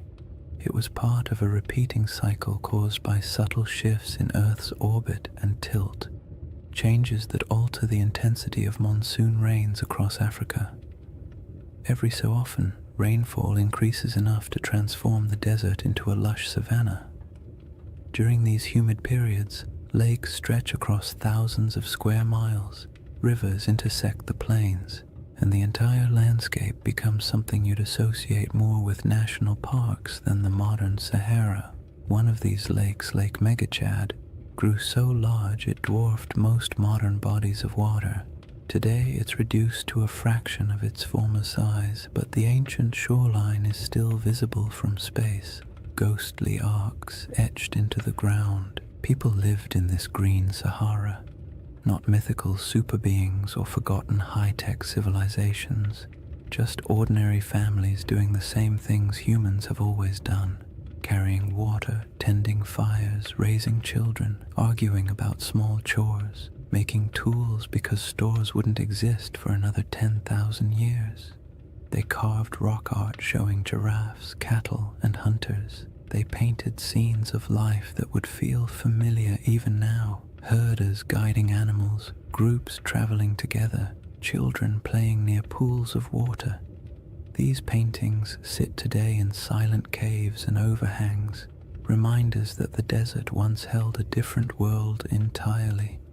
In that greener age, the Risha structure would have been part of daily life, not an object of wonder, not a sacred shape, not a giant spiral people tried to decode.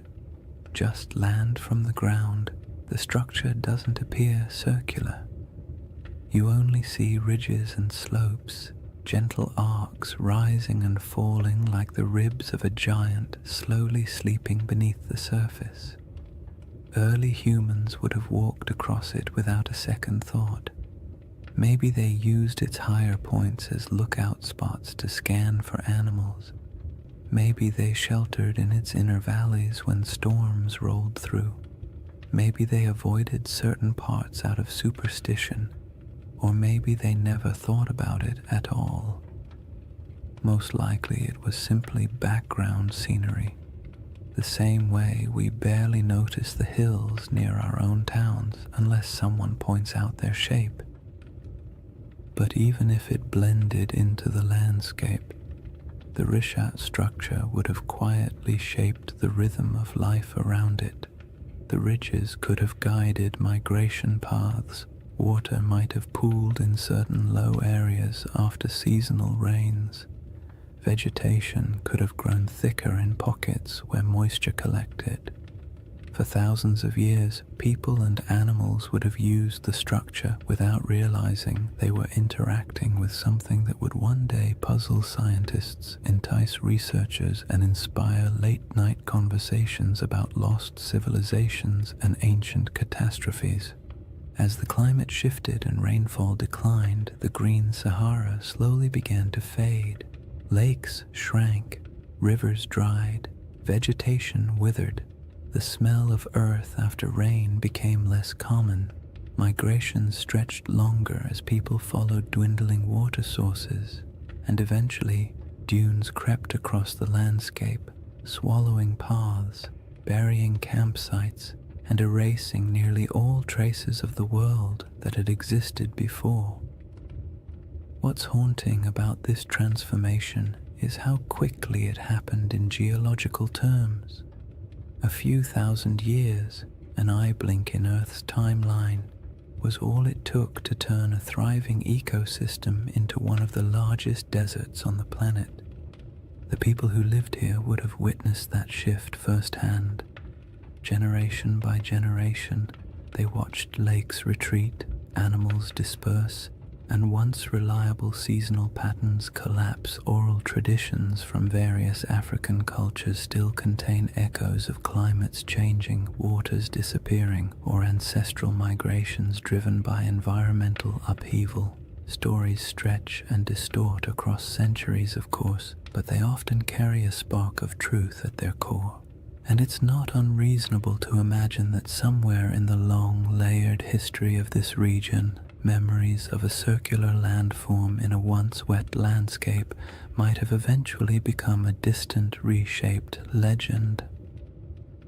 When modern researchers study the Sahara's ancient lakes and rivers, they often describe them as ghost waterways, because their traces linger beneath the dunes like faint scars, visible only from satellite images or through careful ground surveys. It's peaceful in a strange way to picture these lost rivers running across land that now feels so desolate. The desert is quiet, but beneath that quiet are the outlines of ecosystems that once flourished. The Risha structure existed during all of those cycles. It watched water fill basins, watched wetlands grow thick with life, watched grass return and then die away. It endured storms, sun, wind, and the slow grinding force of erosion. There's something soothing about how unbothered the structure is by all these changes. Landscapes rise and fall, climates swing wildly, civilizations appear and vanish, and the Risha structure simply remains. It doesn't tell its own story. It doesn't announce its presence. It doesn't offer answers. It's just there, a constant in a world where almost nothing else is. And understanding that ancient environment is essential because it sets the stage for the real puzzle, how this enormous circular formation came to be in the first place. The scientific explanations, volcanic uplift, erosion, collapsed domes, answer some questions while raising others. Each theory seems convincing until you begin to examine the details. The Risha structure looks simple from orbit, but grows more complicated the closer you approach it, like a calm surface hiding a tangled set of mysteries beneath. Now that the Sahara's old green world is clear in your mind, the geological puzzle becomes even more intriguing, because any explanation has to account not only for the structure's shape, but for how incredibly long it has stood unchanged through shifting climates and changing environments. The puzzle sits before us, layer after stubborn layer. Once you've pictured the Sahara as it used to be, wet, green, alive, and almost unrecognizable, the Risha structure becomes even stranger, because whatever formed this enormous circle had to withstand everything nature threw at it. Floods, droughts, storms, shifting climates, and entire ecosystems rising and collapsing. And yet it remains, not as a faint trace or a distorted outline, but as a nearly perfect set of rings still visible from space. That kind of durability demands an explanation, and scientists have certainly tried to provide one. The trouble is, each explanation works well for a few minutes before quietly unraveling under closer inspection, as if the Earth itself had decided to play a slow geologic prank on everyone who studies it. The first idea scientists proposed was the most obvious: an impact crater. Something big, something dramatic, something that would have made an enormous noise if anyone had been around to hear it. A meteorite slamming into the ground would create a circular depression, after all. And the Sahara is certainly large enough to have attracted its fair share of flying space debris. But the Rishat structure doesn't behave like a crater. Craters have distinct signatures, very specific patterns of shock, melted rock, and high-pressure minerals that act like the universe's version of a calling card. And the Risha has none of those. In fact, the rocks at its center aren't melted or crushed at all. They're simply there. Old, eroded, stubbornly normal. Not the sort of rocks you'd expect to find at the scene of a cosmic collision. So the meteor theory quietly excused itself from the conversation, and the next geological explanation stepped forward: a volcanic eruption. Volcanoes can create circular features after all, and their plumbing beneath the earth can sometimes produce domes, bulges, and ringed formations. Perhaps the Risha structure was an ancient volcanic dome, the remains of a magma chamber swelling beneath the surface before cooling and collapsing. But again, the evidence refuses to cooperate. There's no volcanic rock, no basalt flows, no ash layers, no hardened lava tubes, nothing that says, yes, once upon a time fire erupted here. The region around the Rishat structure is geologically calm. Too calm for the kind of drama that volcanoes tend to bring into the world. The next traditional candidate was an eroded dome, something called a geological uplift. Imagine a bubble pushing up from beneath the crust, slow enough to avoid attracting attention, then eroding away for millions of years until a circular pattern of rocks remains. This idea actually gets halfway close, because the Richard does contain different layers of rock exposed in circular patterns, almost like the inside of a peeled onion, but even this explanation feels incomplete. Uplifts don't usually produce such clean rings. Erosion is messy. Wind and water rarely work with architectural precision, and yet the Richat structure has rings so consistent that they appear intentional when viewed from above. The dome theory explains the general shape, but not the perfection of it, and certainly not its scale. A 25-mile wide circle is not something easily dismissed as coincidence. Even erosion has its limits when it comes to symmetry, and geologists who typically love tidy classifications had to admit the Richat structure was mostly behaving but not entirely cooperating, like a student turning in homework that looks suspiciously too neat compared to their handwriting in class. Then there's the age problem. The rocks that make up the Richat structure are incredibly old, hundreds of millions of years in some places, but the shaping of the structure itself, the exposure of its rings, is much younger, something pushed upward long ago, something eroded later, something left behind a pattern that would eventually catch the eye of anyone staring down from orbit. It's not a single event. It's a series of long, slow, overlapping processes, each stretching far beyond the human timeline. And yet even knowing that, the structure feels too deliberate. The more scientists studied it, the more the Richat structure revealed small curiosities. The center is oddly flattened. Some ring segments are more pronounced than others. The patterns of quartzite and softer stone alternate in ways that feel as though nature was following a set of instructions. But nature doesn't usually draw in spirals or circles unless something dramatic is happening. Impact, volcanism, collapse. But in this case, the evidence for anything dramatic is conspicuously absent.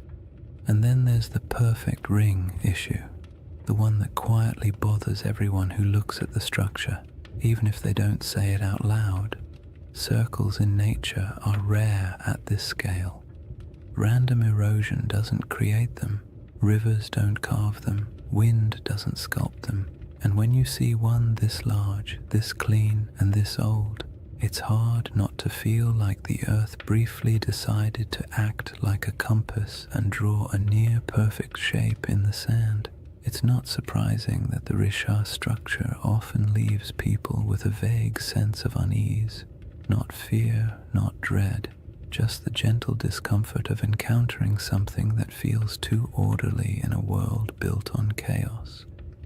Geologically, the best explanation we currently have is that the Richat structure started as a circular uplift, a dome of ancient rock that rose slowly from the earth long before humans existed. Over tens of millions of years, wind and water eroded the softer materials, leaving behind harder rings of quartzite that resisted erosion. In essence, the shape is a natural accident, a byproduct of uplift plus erosion plus time. But even if this is the correct explanation, it still doesn't quite satisfy the imagination, because most uplifts don't look like this. Most erosion doesn't cooperate so neatly, and so the Richat structure lives in that strange middle space, scientifically explainable, yet visually suspicious, like a naturally occurring optical illusion, a formation that checks enough geological boxes to avoid being classified as supernatural, yet raises enough questions to spark curiosity in anyone who looks at it. It's the kind of feature that almost begs for a story or a legend, something to give meaning to its shape, even if that meaning exists only in the human mind. Once you've explored the geological explanations and realized none of them fully capture the structure's quiet strangeness, it becomes easier to understand why some people entertain a very different question.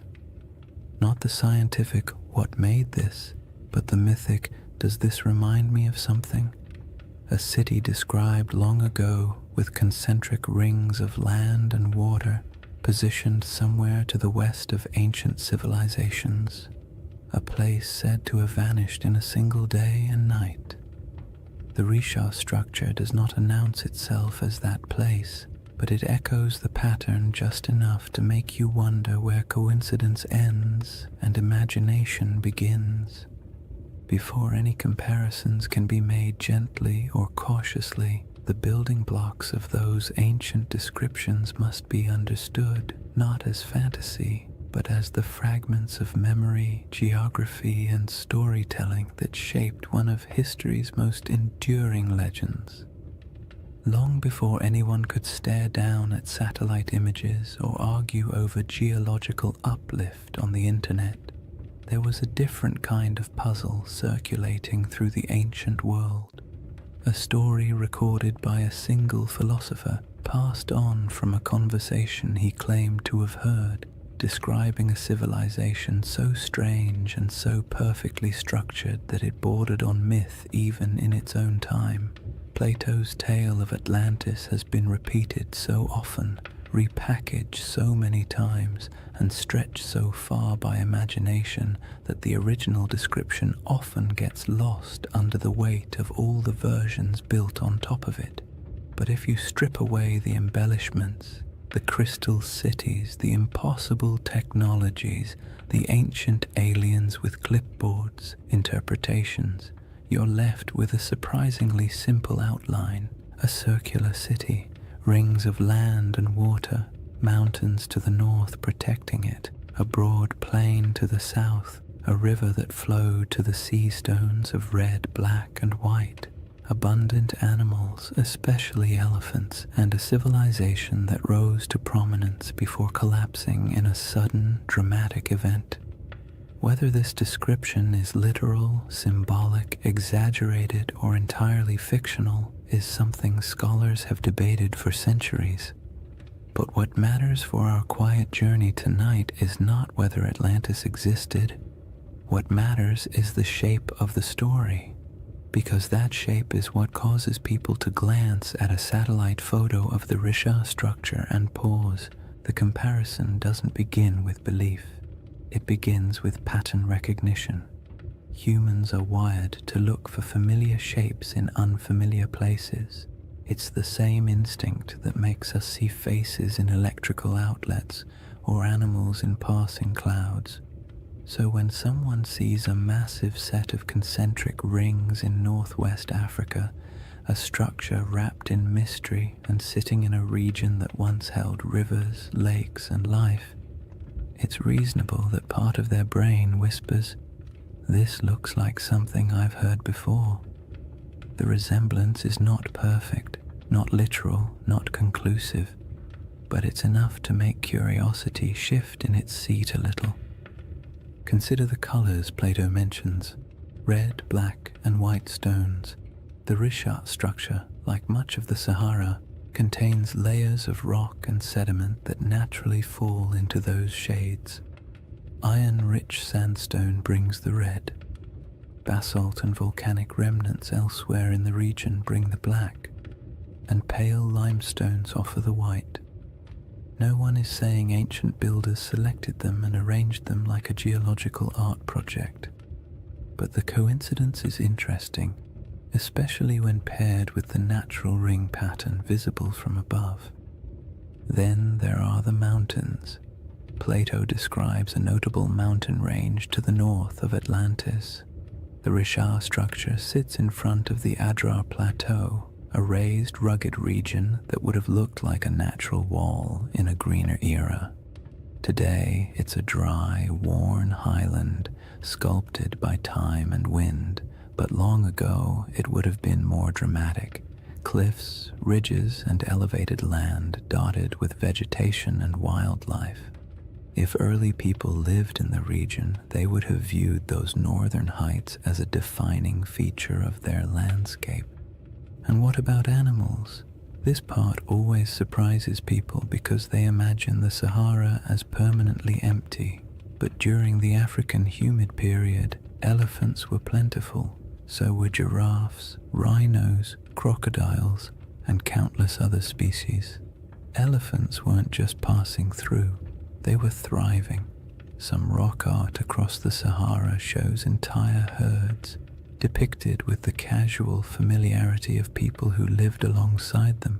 So yes, if someone had described this region during one of its greener eras, full of elephants, would have been an accurate statement. The river connection is where things become both interesting and gentle in their ambiguity. In a lush Sahara, a river system could have flowed westward toward the Atlantic. Some ancient channels still appear faintly beneath the modern desert, traced by satellite radar and geological surveys. These channels hint that at least some rivers once traveled across areas that are now sand and stone. Whether any of them connected near the Richard structure is debated, but the possibility is not unreasonable. In a world where climates shifted dramatically, waterways did too. It's worth saying calmly and clearly, none of these correlations prove anything. They simply show why the mind wanders toward the comparison. The Richard structure does not need Atlantis to be interesting. Its mystery stands fully on its own. But when the circular shape, the colors, the mountains, the animals, and the long-lost rivers all quietly line up with parts of an old story, your thoughts naturally drift toward the what-if of it all. Plato wasn't writing a travel guide. He was a philosopher using allegory to make a point about human nature, power, hubris, and collapse. Atlantis, in his narrative, was less a factual account and more a moral lesson bundled into a geographic metaphor. Yet even then, scholars have noted that ancient myths often embed distorted memories of older events. Storms, floods, migrations, or lost settlements folded into stories, generation after generation. Myths protect what history doesn't always preserve. They store impressions of landscapes that no longer exist. They embellish, exaggerate, simplify, and dramatize, but something recognizable occasionally survives inside them. The Richard structure doesn't have ruins. It doesn't have walls, canals, columns, marketplaces, or any of the features you'd expect of a large city. The environment around it would have been challenging even in greener times.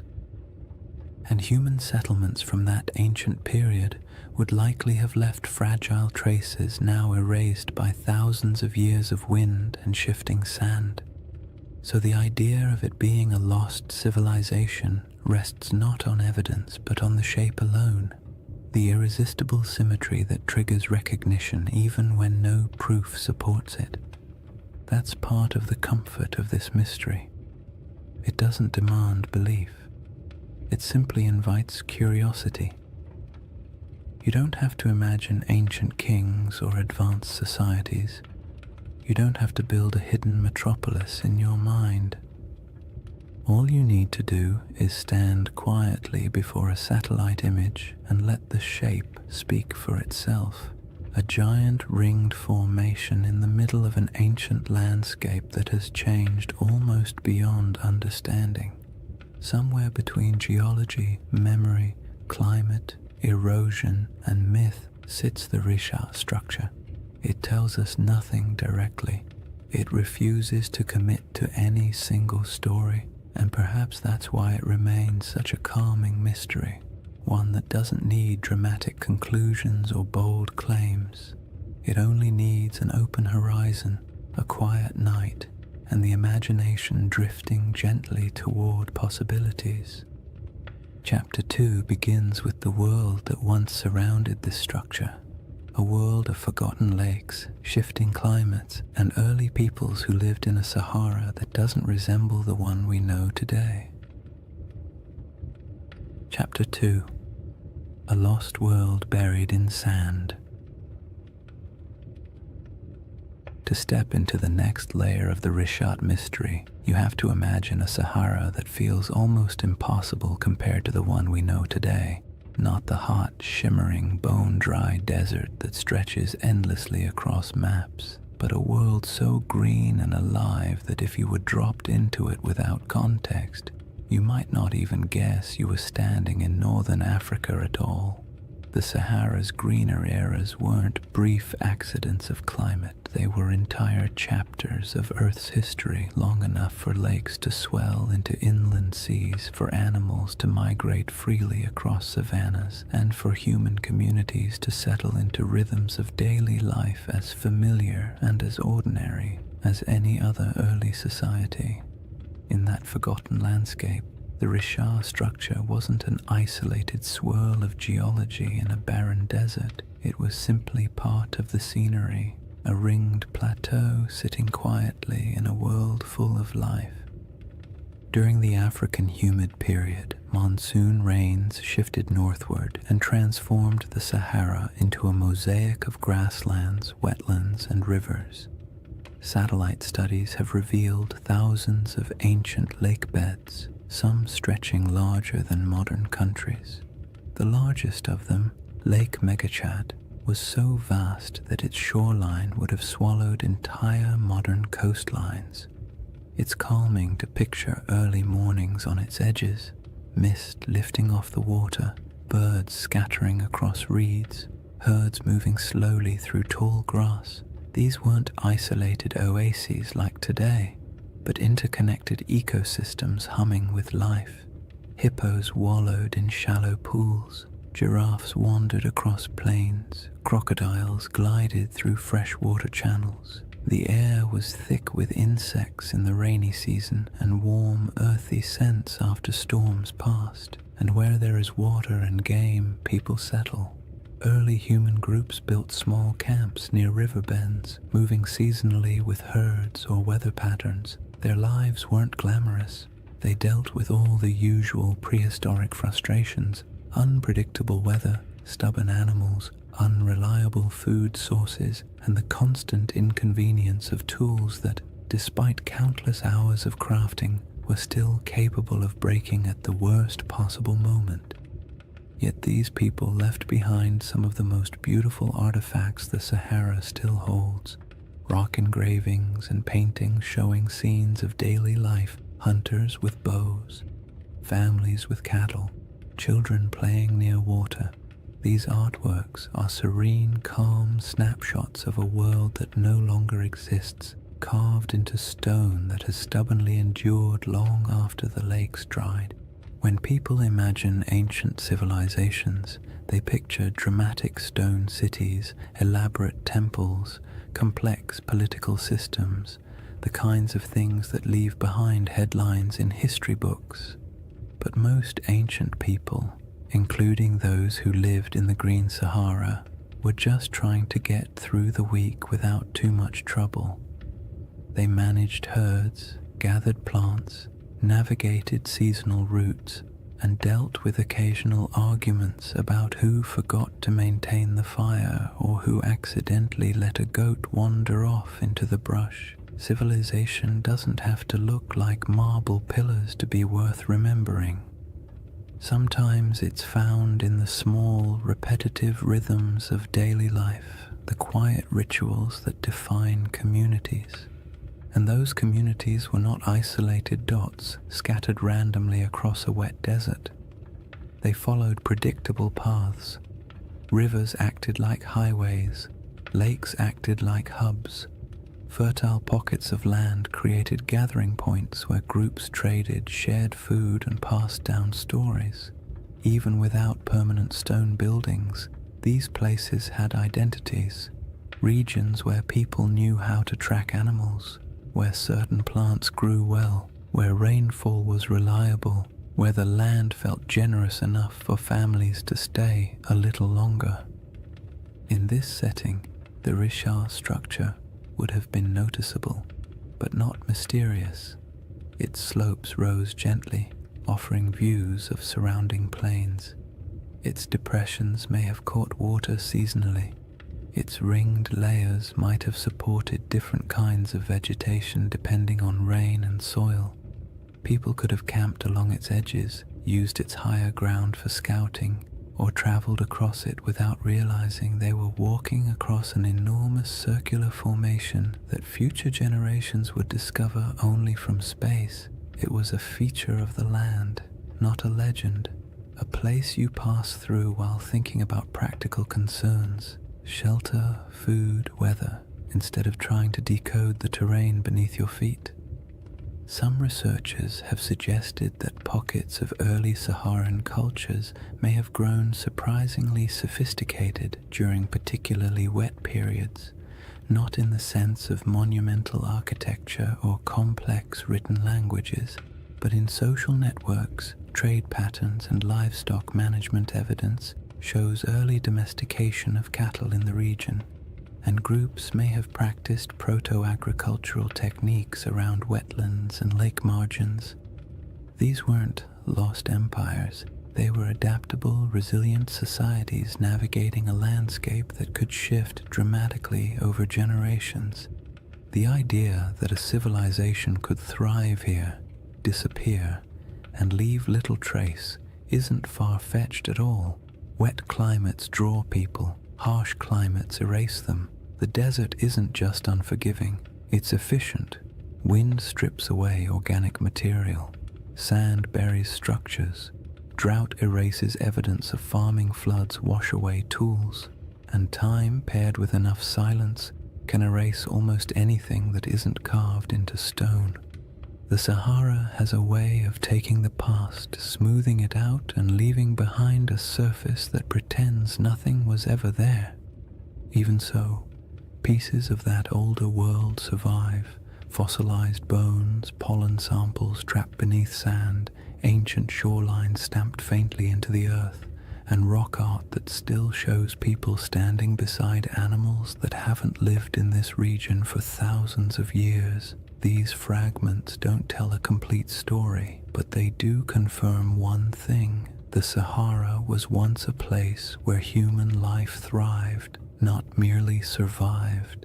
And in that world, the Risha structure might have been a landmark of sorts, a subtle gate in the landscape, a recognizable formation people used to orient themselves, not a secret, not a holy site, and not the center of anything monumental, just a distinctive feature in a land full of water and vegetation.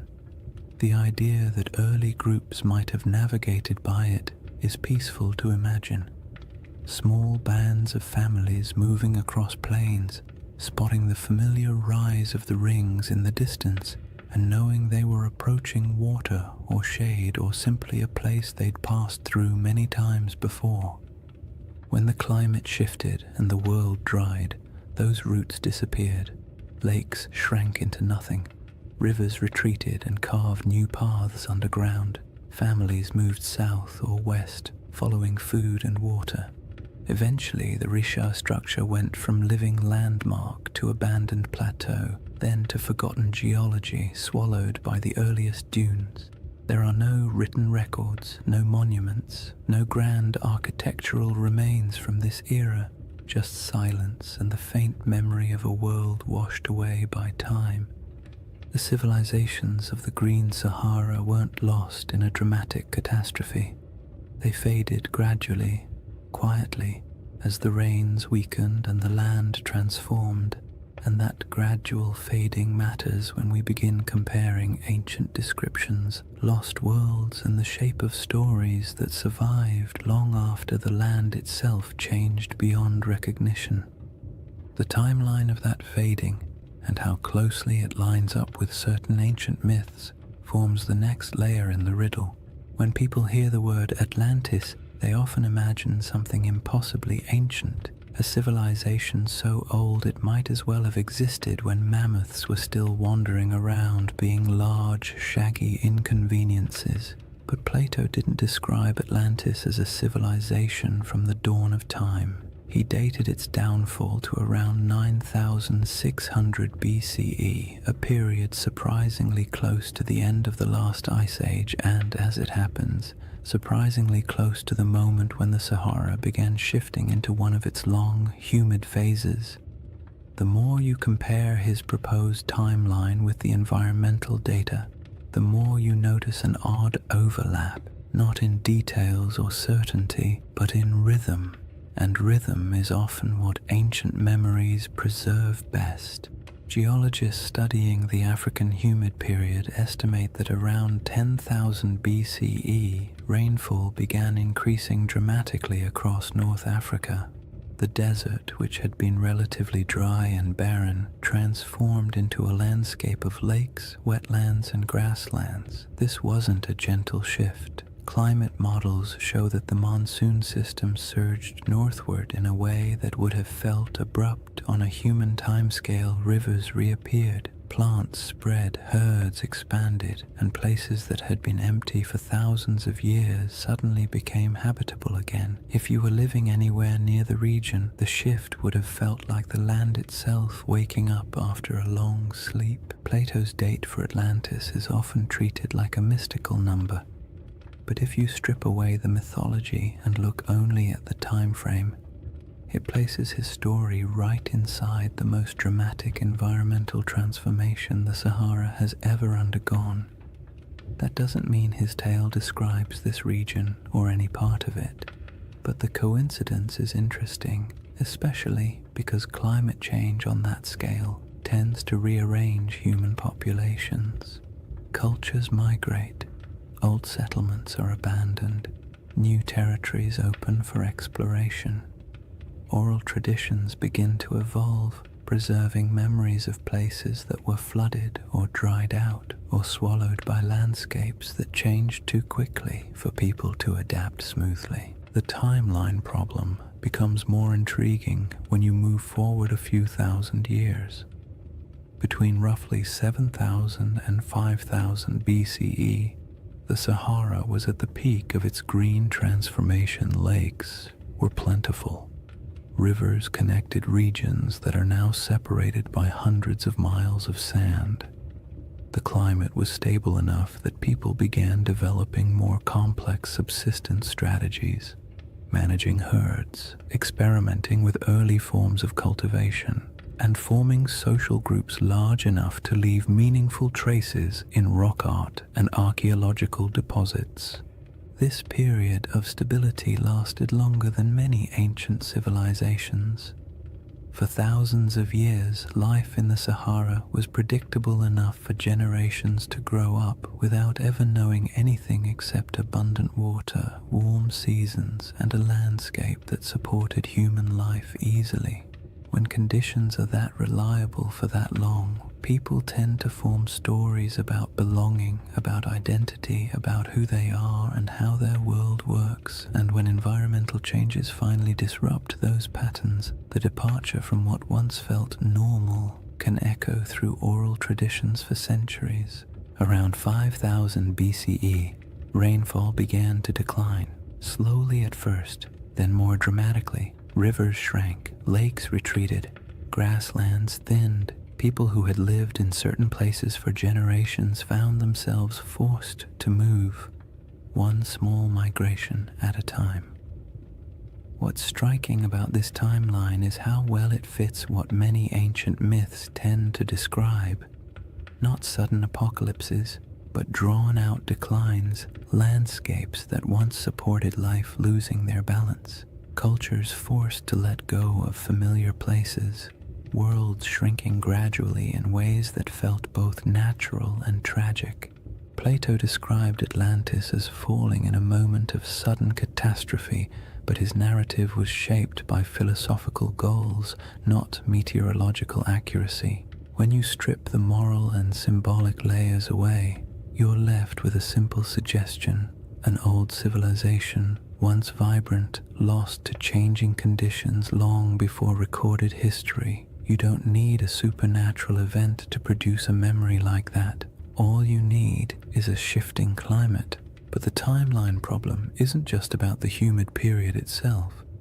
It's also about the ancient coastline. During the era Plato places Atlantis, sea levels were dramatically lower. Coastlines extended far beyond their modern boundaries. Large parts of West Africa that are now underwater would have been exposed as dry land. Rivers would have flowed along different paths. Estuaries, marshes, and coastal plains would have existed where the ocean now rests. If someone in the deep past described a coastal landscape, that description would make little sense today unless you knew where the shoreline used to be. This matters because many interpretations of Plato's story assume that his geography reflects the world we see now, when in reality none of the modern coastlines apply. What he described could have been based on something that existed thousands of years before the Sahara dried, in a world with rivers and lakes stretching across land that is now considered lifeless. The Risha structure itself sits inland today, but in an earlier era, with different river networks and different coastlines, it might not have felt nearly as isolated. Human perception of geography is always shaped by local experience. A river can feel like a highway. A lake can feel like a boundary. A plateau can feel like a landmark that divides territories. When climates shift, those familiar markers vanish, but the stories about them can persist long after the landscape has changed beyond recognition. The most compelling part of this timeline overlap isn't the idea that Atlantis maps onto the Sahara, it's the realization that human memory, especially oral tradition, often stretches back further than we assume. Cultures pass down stories of floods, droughts, migrations, and disappearing lands without needing exact dates or written scripts. These stories evolve, take on symbolic meaning, and sometimes become cautionary tales, but the seeds of truth often remain embedded in the narrative. A changing coastline becomes a city swallowed by the sea. A drying river becomes the fall of a once great kingdom. A shifting climate becomes a punishment from the gods. Human imagination attaches meaning to change, especially when change feels larger than individual experience. The Risha structure sits quietly in the middle of this enormous timeline, a geological constant in a world that refused to stay still. Ancient people may have lived near it when the land was green. Their descendants may have moved away when the desert expanded.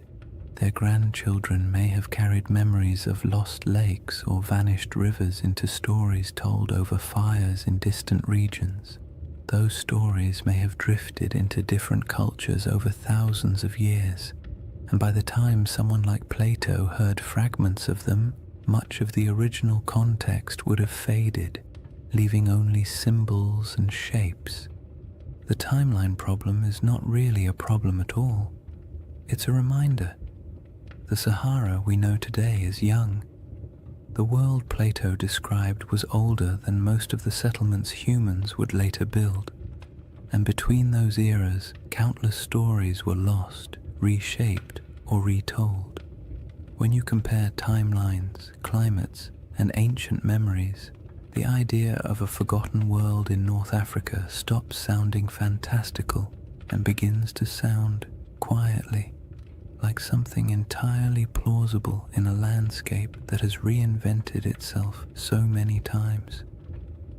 The next piece of the puzzle lies in the maps, reports, and strange hints left by ancient writers who claimed that distant peoples lived beyond the Pillars of Hercules, in lands most Greeks had never seen. These records aren't proof, but they are clues, echoes of a world few modern people realize ever existed. Long before satellites, long before compasses, and long before anyone tried to draw the Sahara from anything resembling first-hand experience, ancient geographers took their best guesses about the world beyond familiar coastlines.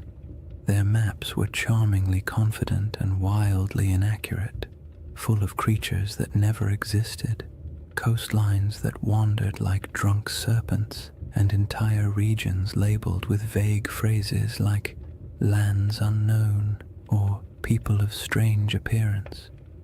Yet even within that imaginative chaos, certain patterns appear again and again.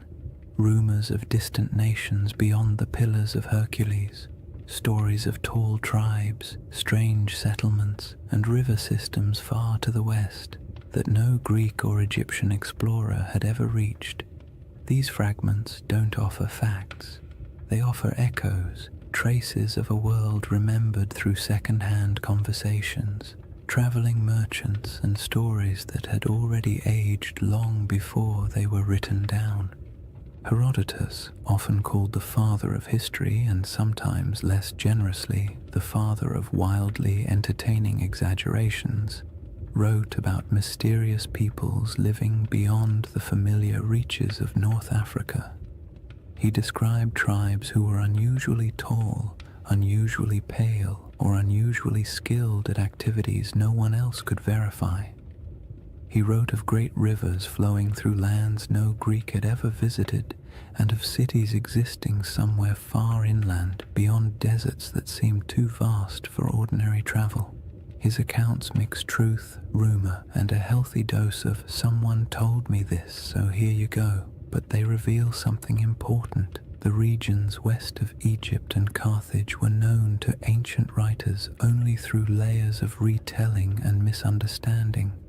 They existed in the Greek imagination as distant, half-seen places where strange things could plausibly happen. Cartographers, centuries later, drew maps that included a massive region labeled as Libya or Ethiopia, words that covered almost everything south and west of the Mediterranean. Even when the rest of the world began to take shape on parchment, the Sahara remained a blank expanse into which map makers poured their guesses. Some thought it held great inland seas.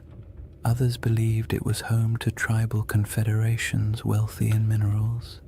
Medieval maps continued the tradition, referring to kingdoms of the West or lands of gold believed to lie somewhere beyond the desert. These weren't precise descriptions.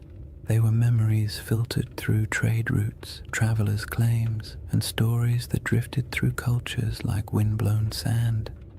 The most interesting thing about these early references is not their accuracy, but their persistence.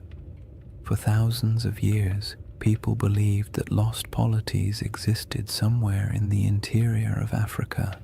Some of these rumors later turned out to be distorted accounts of real kingdoms.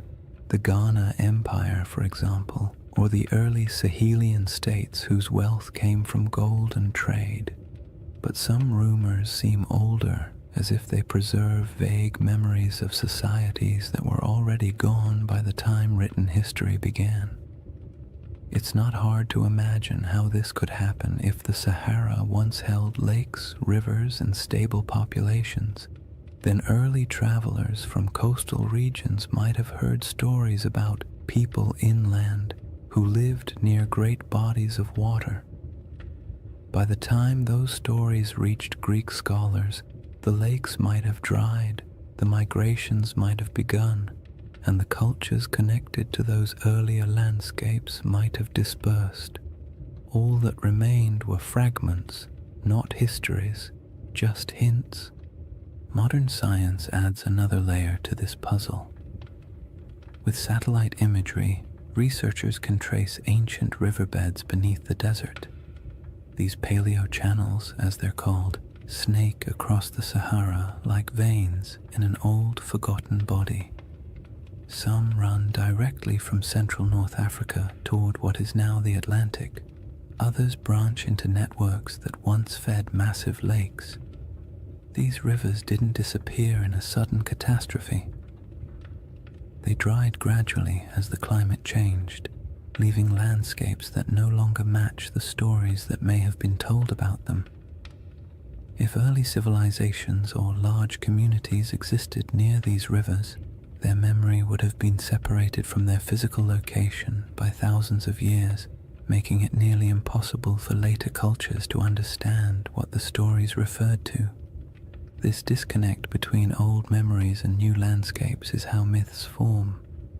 A story that once described a river civilization becomes, after generations of retelling, a story about a kingdom swallowed by the sea. A recollection of great plains becomes a memory of a vanished island. A description of a circular plateau becomes an account of a circular city. The Sahara's transformation from green to desert wasn't instantaneous, but it was dramatic enough to fracture cultural continuity. If families were forced to migrate because their water sources vanished, they would carry memories of their old homeland with them. Their descendants might repeat those memories in new places. By the time those descendant stories reached literate societies, the land they described would have changed beyond recognition. Even the idea of lost maps plays into this. Some early maps portray strange circular features in North Africa, drawn not with precision, but with a kind of symbolic confidence, as if the mapmaker was trying to capture something half understood. These circles often correspond to mountain ranges or basins that once held water. They might represent ancient memories of circular lakes, natural rings of highland terrain, or simply the human impulse to draw the unknown in symmetrical shapes because symmetry feels meaningful. When you compare those old maps to modern satellite images, you occasionally find that their circles line up suspiciously well with real geological features, not perfectly, but enough to make you wonder how much geographic memory survives inside even the roughest ancient drawings. And then there's the broader Mediterranean tradition of referring to lands beyond the West as mysterious, advanced, or somehow older than the civilizations closer to the sea. Phoenician traders, known for their long-range voyages, undoubtedly reached parts of West Africa, but their records are mostly lost. Carthaginian sailors may have traveled even farther, leaving behind legends like those of Hanno the Navigator, who described coastlines that are still debated today. These accounts weren't detailed maps or precise reports. They were impressions, glimpses of coasts, glimpses of rivers, glimpses of interior lands that would later be swallowed by dunes over generations. These impressions morphed. Cultures forgot the context but kept the intrigue. What makes all of this so calming and strangely satisfying is the realization that humans have always tried to map the unknown. Even when they lacked the tools, even when they guessed incorrectly, they kept trying. And in doing so, they sometimes preserved things they couldn't possibly understand. Old coastlines, vanished rivers, or stories from travelers who described worlds that no longer existed. When you approach the Sahara with that perspective, its ancient geography becomes less like a blank desert and more like a palimpsest, a surface written over many times but still carrying traces of the words beneath. The question isn't whether ancient maps show Atlantis or any other legendary city. The question is whether the stories behind those maps contain fragments of real places erased by climate and time. In a world where the Sahara once supported thriving cultures and vast waterways, it's not unreasonable to imagine that memories of those lost communities could drift across centuries, eventually arriving in distorted form on the pages of ancient writers. The final piece of this chapter lies in the moment when all those rivers dried and the green Sahara collapsed into the desert we know now. A transformation so dramatic that it could easily have become the seed of legends about worlds swallowed, lands lost, and civilizations fading into silence. When people imagine worlds disappearing, they usually picture sudden disasters, walls of water, earthquakes splitting the earth, angry gods sweeping civilizations into the sea. But the Sahara didn't collapse in a single night. Its transformation from a green, living landscape into a vast desert was quieter, slower, and far more unsettling. It wasn't a dramatic catastrophe, it was a gradual unraveling of an entire ecosystem, a process so steady and so relentless that it might have felt to the people living through it like the land itself was breathing out for the last time. This slow-motion disaster is one of the most profound environmental changes in human history, and its echoes still shape our perception of ancient worlds. The end of the African humid period began subtly. Rains that had once arrived predictably started coming later.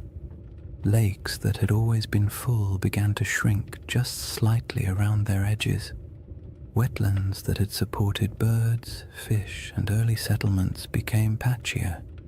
People may not have noticed these first signs at all. One dry season feels like an anomaly. 2 in a row feel like an inconvenience. 3 or 4 begin to feel like a pattern. And before long, families who had lived near the same lake for generations might have found themselves walking farther and farther to reach the shore each year. As rainfall continued to decline, the lakes shrank dramatically. Rivers that had once flowed energetically across the plains became shallow streams, then trickling channels, then dry paths where children could walk without getting their feet wet. The soil hardened, vegetation struggled, herds moved away, and because humans rely on the same resources as every other species, they followed. Migration became a necessity rather than a choice. People packed up their belongings, tools, baskets, simple ornaments, memories of what had once been, and set out in search of more reliable water. This wasn't an age of monumental architecture. People didn't leave behind cities where archaeologists could sift through layers of foundations. What they left behind were stories, passed from one generation to the next. Stories of places that had been full of water. Stories of rivers that used to run through valleys now swallowed by dust. Stories of hunting grounds that disappeared so gradually it felt like watching a friend fade over time. These stories survived even after the landscapes themselves did not. And as families moved farther away, spreading into new regions, the memory of those green lands became a distant echo, reshaped by each retelling. If you could watch the Sahara's drying from a high vantage point, maybe even from the center of the Richard structure itself, the change would look like a slow retreat, lakes pulling inward decade by decade. Shorelines collapsing, riverbeds fracturing into networks of disconnected pools before vanishing entirely, grasslands thinning until the only plants left were the stubborn species adapted to drought. You would see the land lose color, then texture, then sound, until finally all that remained was the wind sweeping grains of sand across empty plains. But there were moments during this drying where the process didn't feel slow at all. When monsoon patterns shifted suddenly, regions that had relied on predictable rainfall could experience dramatic declines in just a few years. A lake that had provided generations of stability might disappear in 2 or 3 long drought cycles.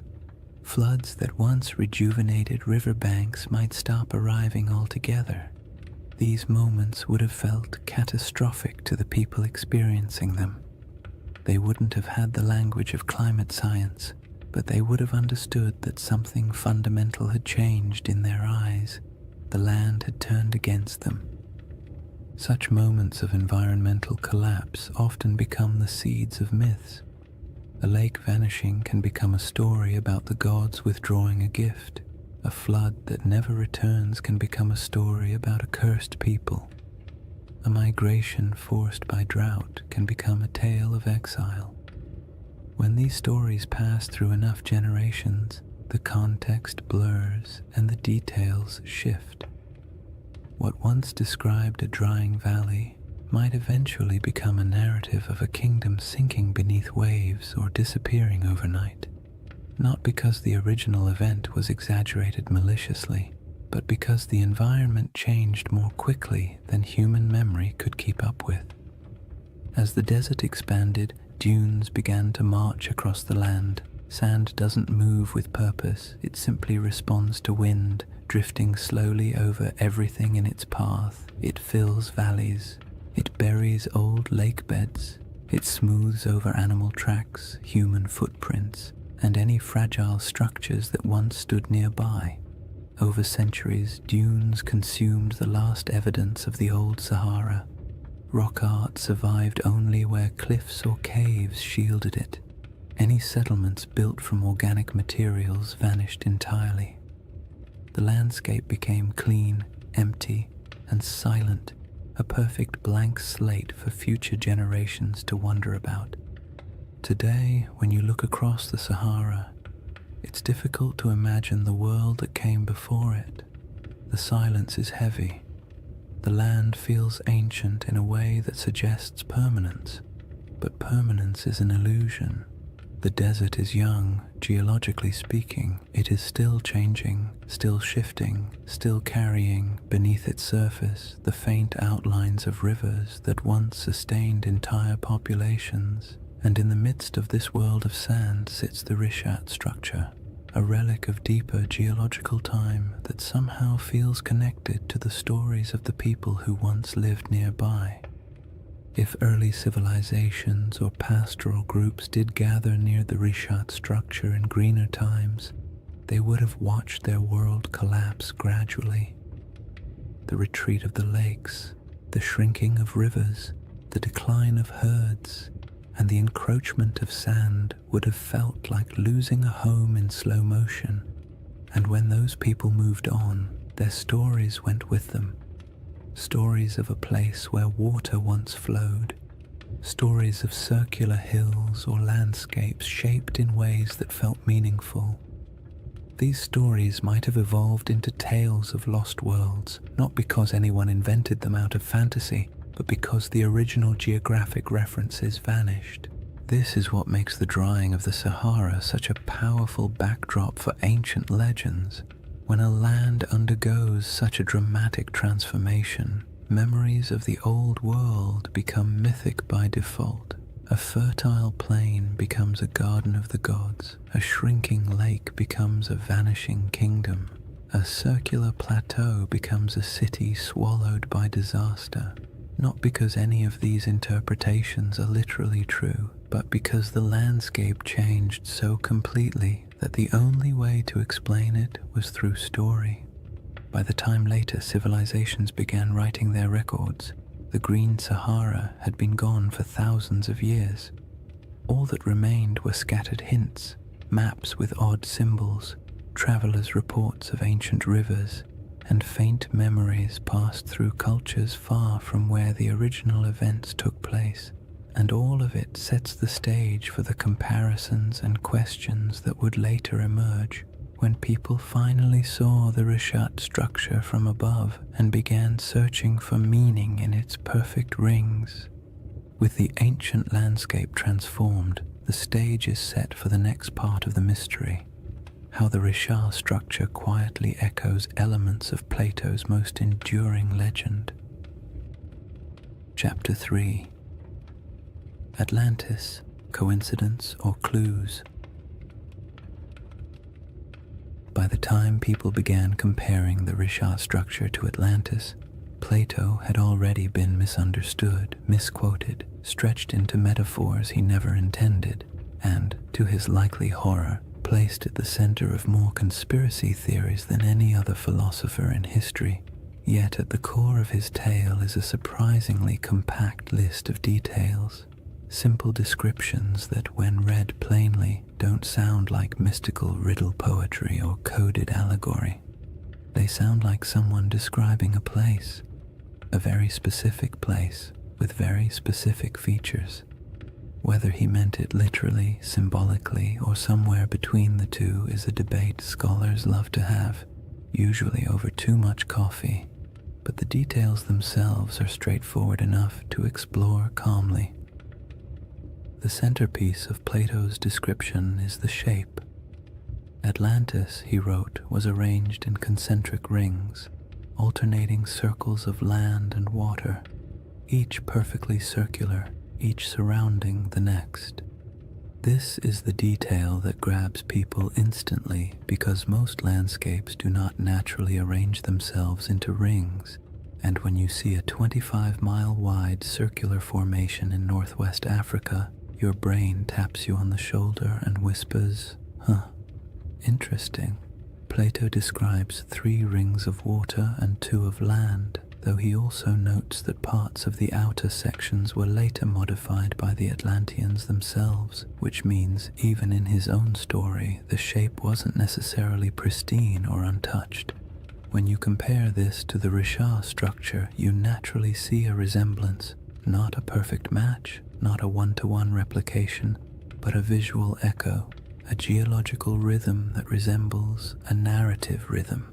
Next come the mountains. To the north of Atlantis, Plato describes a notable mountain range, high, sheltering, and rich with rivers. The Richat structure sits in front of the Adrar Plateau, a rugged highland that, in a greener era, would have looked like a natural barrier protecting the region from northern winds. Today it looks like ancient stone sculpted by ages of dryness, but 10,000 years ago those elevations would have been covered in vegetation dotted with water sources and significantly more imposing. The match isn't perfect, but it's enough to make you tilt your head slightly. Plato then mentions the plain to the south, long, level, fertile. In his account, this plain was one of the defining features of the Atlantean realm, not the center city, but the agricultural heartland that supported it. In the modern Sahara, fertile plains feel like a strange fantasy, but during the African humid period, they were very real. Vast stretches of land south of the Richat structure once held grasslands, wetlands, and seasonal rivers. The environment shifted dramatically with each cycle of climate change, but during the greener ages the region could have supported exactly the kind of plains Plato describes. Whether he was referencing this area or somewhere entirely different is impossible to say, but the environmental context overlaps in interesting ways. One of the most striking details Plato gives is about the materials used in Atlantis. He refers to red, black, and white stones, distinct colors quarried from the landscape and used for construction. The Richat region naturally contains these colors in abundance. Iron-rich sandstones provide reds, dark volcanic rocks and basalts provide blacks, pale limestones and quartzites provide whites. Again, this doesn't prove anything at all. It simply means the palette Plato described exists in the region, which is more of a quiet coincidence than a revelation. But it's the accumulation of quiet coincidences that tends to capture people's attention. Then there is the detail about elephants. Plato notes that the island of Atlantis had many elephants, not a few, not occasional sightings, but many today. The idea of elephants in the Sahara feels absurd, a contradiction to the very concept of a desert. But the Green Sahara held elephants in abundance. Rock art across the region depicts entire herds with casual familiarity. Fossil evidence confirms that elephants ranged widely across North Africa during humid periods. For most of human history, elephants were not exotic in this region. They were part of the everyday ecosystem, so when Plato casually mentions them, it aligns comfortably with what we know about the Sahara's long-lost environment. Plato also describes a freshwater well at the center of the city, providing clean water even as the outer rings filled with seawater. This detail feels mythic at first, but it also reflects a basic geographic truth. Many circular landforms, especially those rising from domed uplift, often have central depressions or areas where water collects. The Richat structure's core is lower than its outer rings, and though it holds no water today, in a wetter climate it may have held springs or temporary ponds after seasonal rains. Early humans could have used such features for drinking water. As climates changed, memories of these water sources might have been folded into later stories. The river to the sea detail is where the puzzle grows delicate. Plato describes a channel from the city to the ocean, allowing ships to pass through the rings.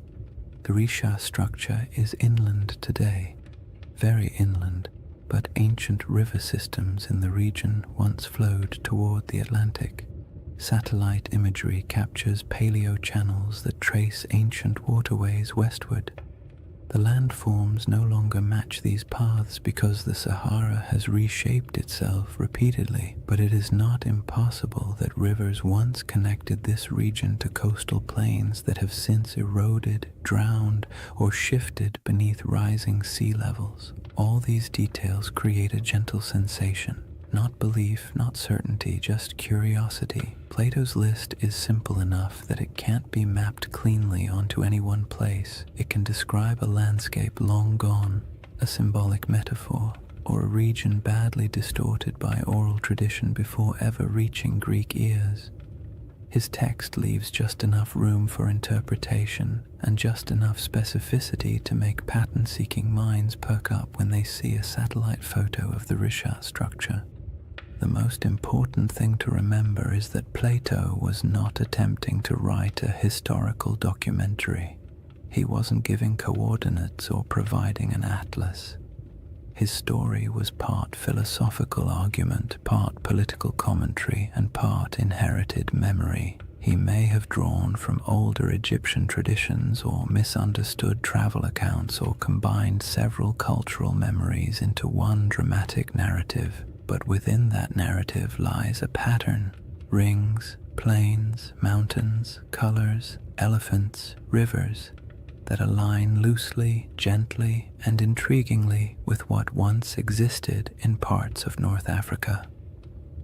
What makes this segment of the mystery so soothing to explore is the absence of pressure. You don't need the Risha structure to be Atlantis. You don't need the description to match perfectly. All you need is the simple awareness that Plato left a list of clues describing a place that may have existed in the deep past, a place shaped by water, climate, geography, and memory. And when you place those clues beside a quiet, circular geological formation surrounded by a desert that used to be alive, it becomes easy to drift into a state of gentle wonder, the kind that invites curiosity without demanding conclusions. Once you've examined Plato's clues and quietly accepted that some of them line up with the Rishat structure in a pleasantly suspicious way, the next step is to look at the smaller oddities, the details that don't prove anything on their own but linger in the mind like faint fingerprints on ancient glass.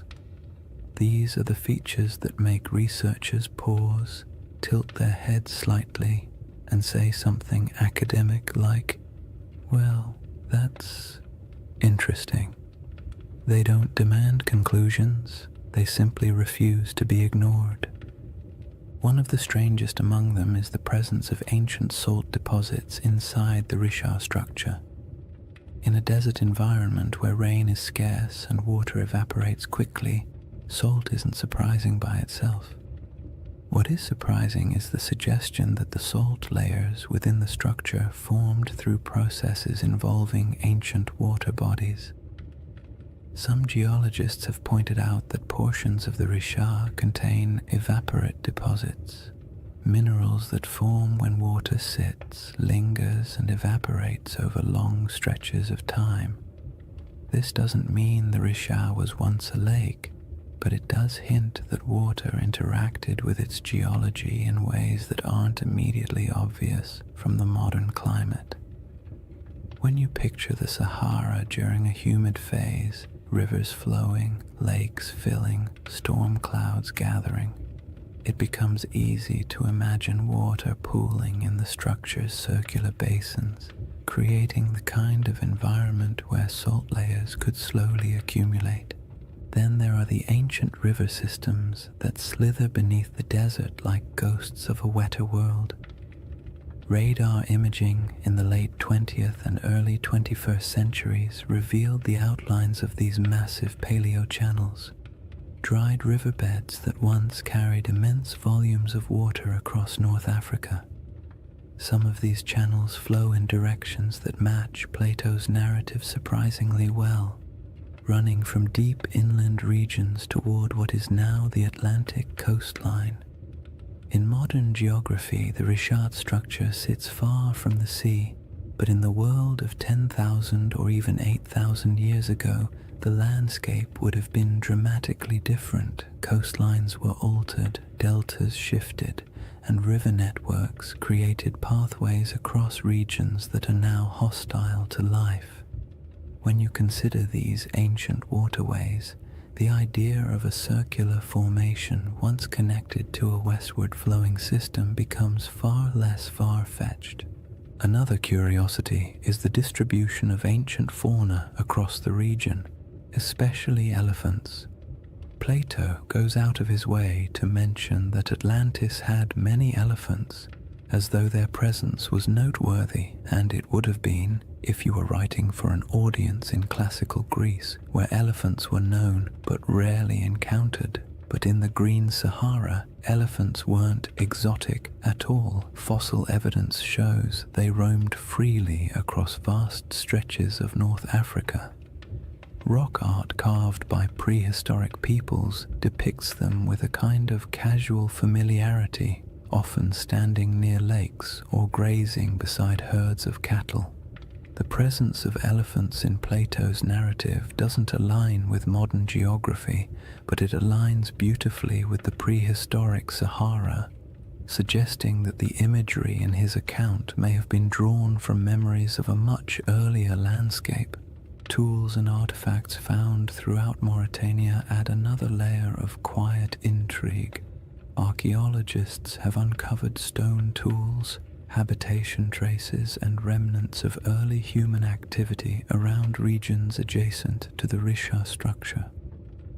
None of these finds point to an advanced or monumental civilization, but they confirm that humans lived, traveled, and worked in the area long before the desert swallowed it. Simple stone tools may not inspire the same imagination as grand ruins, but they indicate human presence.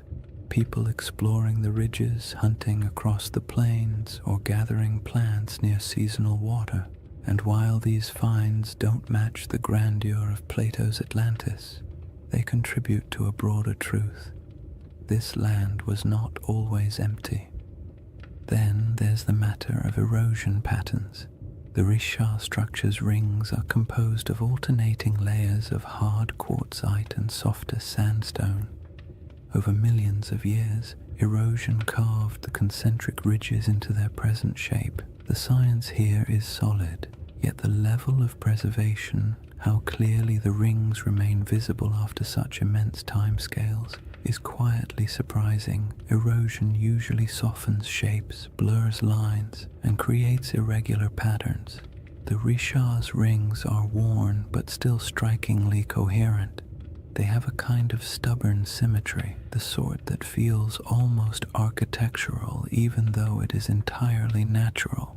When viewed from above, the rings appear too clean for the surrounding environment, as if the land is trying a little harder than necessary to maintain its shape. Another oddity lies in the mineral composition scattered across the formation. Geologists have noted that the area contains minerals associated with hydrothermal activity, meaning the region once experienced heat and fluid movement beneath the Earth's surface. This supports the uplift theory, but also paints a picture of a place shaped by multiple overlapping geological events. The Richard structure is not the result of a single moment. It is the result of a series of slow, layered processes interacting in strangely harmonious ways. When geological events stack neatly like this, creating a tidy circle in the middle of a continent, it sparks the imagination, because nature rarely arranges its complexity into something that looks organized from space. Some people point to the alignment of the structure with ancient travel routes, though this is more speculative. During the Sahara's greener days, groups traveling across the region might have used prominent landforms as markers, a circular plateau would have stood out. It might have acted as a natural waypoint in a place you recognized from a distance, a feature that reassured you that your path was correct. This doesn't make it a settlement or a central city, but it makes it part of the landscape of human movement. Landmarks have always shaped migration, even unintentionally. Then there's the subtle but persistent fascination researchers have with the interior depressions of the Richat structure. The central basin and inner rings create natural pockets where water might have pooled during rainy seasons. These areas could have provided temporary freshwater sources long before the desert took hold. If early communities ever camped here, the structure might have served as a resting place, a place where the land, by pure coincidence, gathered the elements people needed to survive. None of these oddities amount to direct evidence of Atlantis or any lost civilization. They don't point to architecture, writing, or engineering. They don't claim that the Richat structure is anything more than a geological formation shaped by erosion, uplift, and deep time. But taken together, these small details create a sense of place, a landscape shaped by water, life, and environmental transformation. A place where memories of a greener world might have lingered long after the land grew silent. A place that feels like it carries the whispers of older stories, even if those stories can never be proven. What remains after examining these clues is not certainty, but the soft, contemplative feeling of a mystery that refuses to resolve too neatly. That's the charm of the Richat structure, not that it answers questions, but that it invites you to keep asking them, slowly and without urgency, the same way the desert allows time to drift without needing conclusions. After exploring the curious parallels and intriguing coincidences, it's important to settle into the other side of the discussion, the quiet, grounded, scientifically steady side, the side that takes a deep breath, adjusts its glasses metaphorically, and says, "All right, let's not get carried away." Because while the Richat structure is visually compelling and undeniably mysterious in its aesthetic, the case against it being anything remotely like Atlantis is just as strong as the case that makes people wonder in the first place. And acknowledging that doesn't make the mystery less soothing. In fact, it makes it more balanced, more realistic, and more grounded in the rhythm of nature rather than the drama of myth. One of the simplest arguments against the Richat-Atlantis connection is the absence of ruins. No foundations, no walls, no pottery fragments, no structural remnants of any kind. If a major civilization once existed here, even one without monumental stone architecture, we would expect to find some trace of it. People leave things behind: tools, shards, fire pits, bones, carvings, symbolic objects, something. The Sahara is harsh, but not harsh enough to erase every sign of human activity. If a dense population had lived here, small nomadic encampments leave faint traces. Farming settlements leave soil signatures. Even temporary villages create debris. But inside the Richat structure, archaeological evidence is scarce, scattered, and entirely consistent with occasional prehistoric habitation rather than a populous, organized city. Another clear issue is scale. Plato describes Atlantis as a powerful naval civilization capable of launching fleets, influencing foreign regions, and maintaining a capital city large enough to impress outsiders. This would require infrastructure, labor specialization, long-distance trade, and durable materials. The Green Sahara did support human life, but the evidence we have, stone tools, simple camps, modest cultural artifacts, points to pastoral and hunter-gatherer lifestyles rather than elaborate urban systems. There were no harbors, no shipyards, no canal networks, and certainly no signs of advanced engineering. The gap between the archaeological record and the expectations for a sprawling maritime empire is wide, calm, and fairly conclusive. Geology presents its own firm counterpoints. The reshaped structure is understood through a series of geological processes involving uplift and erosion. Its rings aren't artificial. They are layers of sedimentary rock carved gently over millions of years by wind and water. The symmetry of these rings feels uncanny when viewed from orbit, but up close, the terrain reveals irregularities, breaks, inconsistencies, and natural erosion patterns that would make any idea of artificial construction almost impossible. Nature has had a very long time to perfect this formation. It didn't need architects. It needed time, pressure, shifting plates, and the slow sculpting of weather. The age of the rocks is another point of conflict. Many layers of the Richat structure date back hundreds of millions of years, far older than anything humans could have shaped.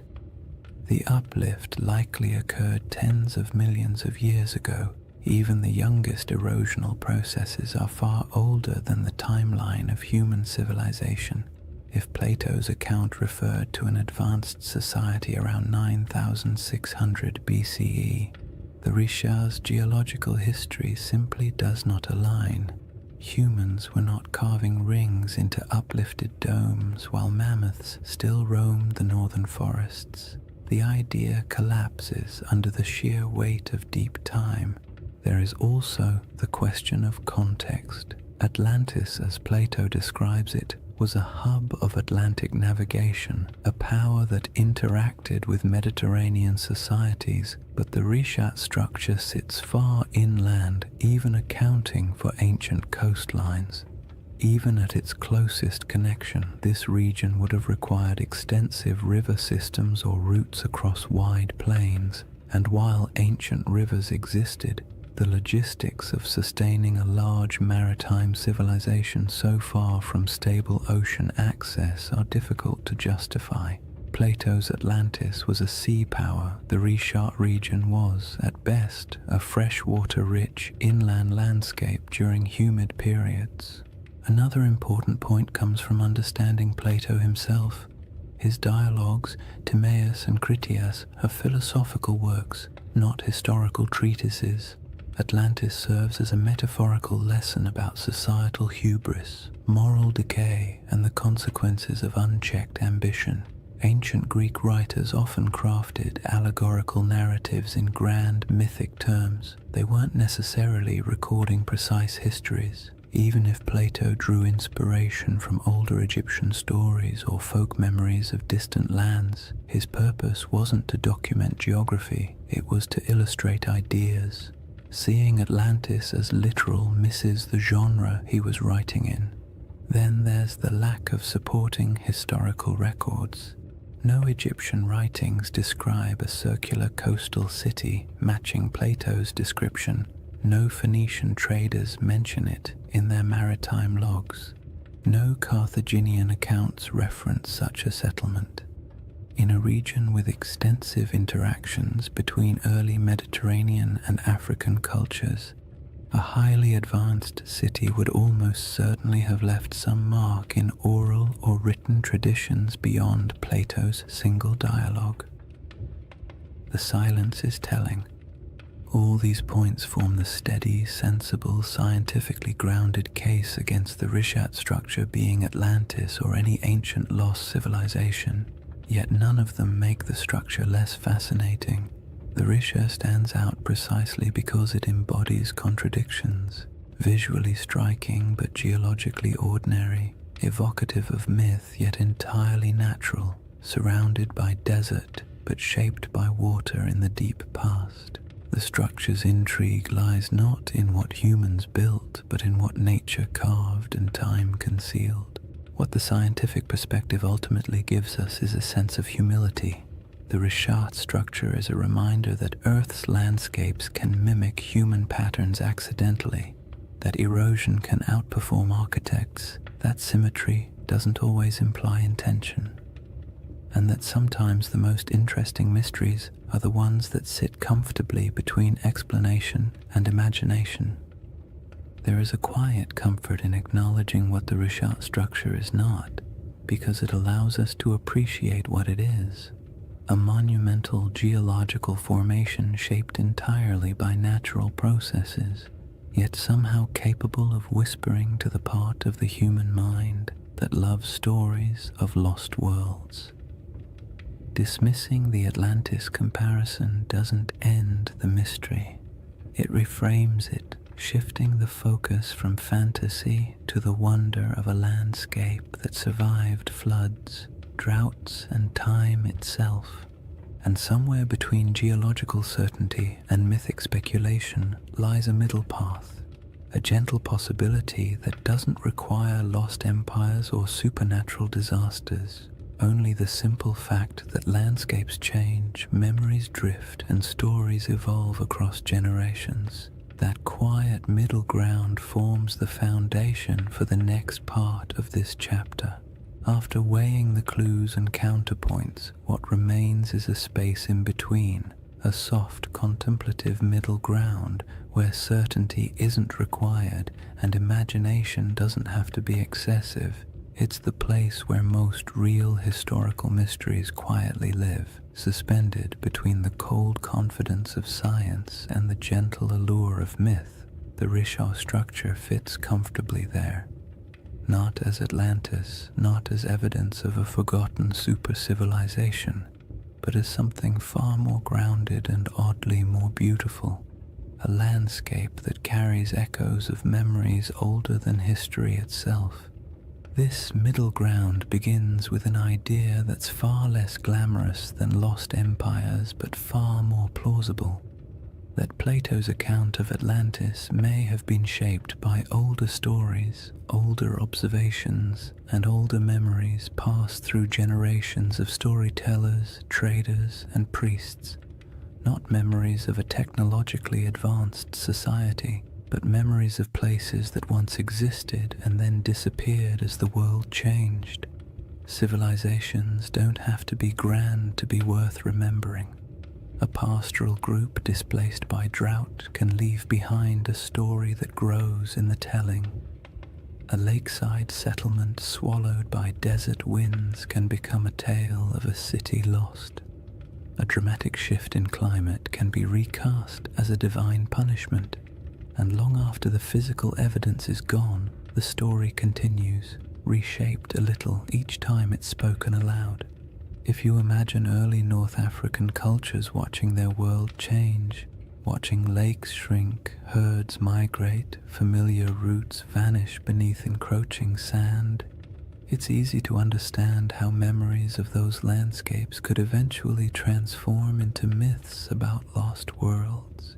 The Sahara didn't disappear overnight, but it disappeared quickly enough in human terms that it would have felt, to those who lived through it, like watching a homeland dissolve.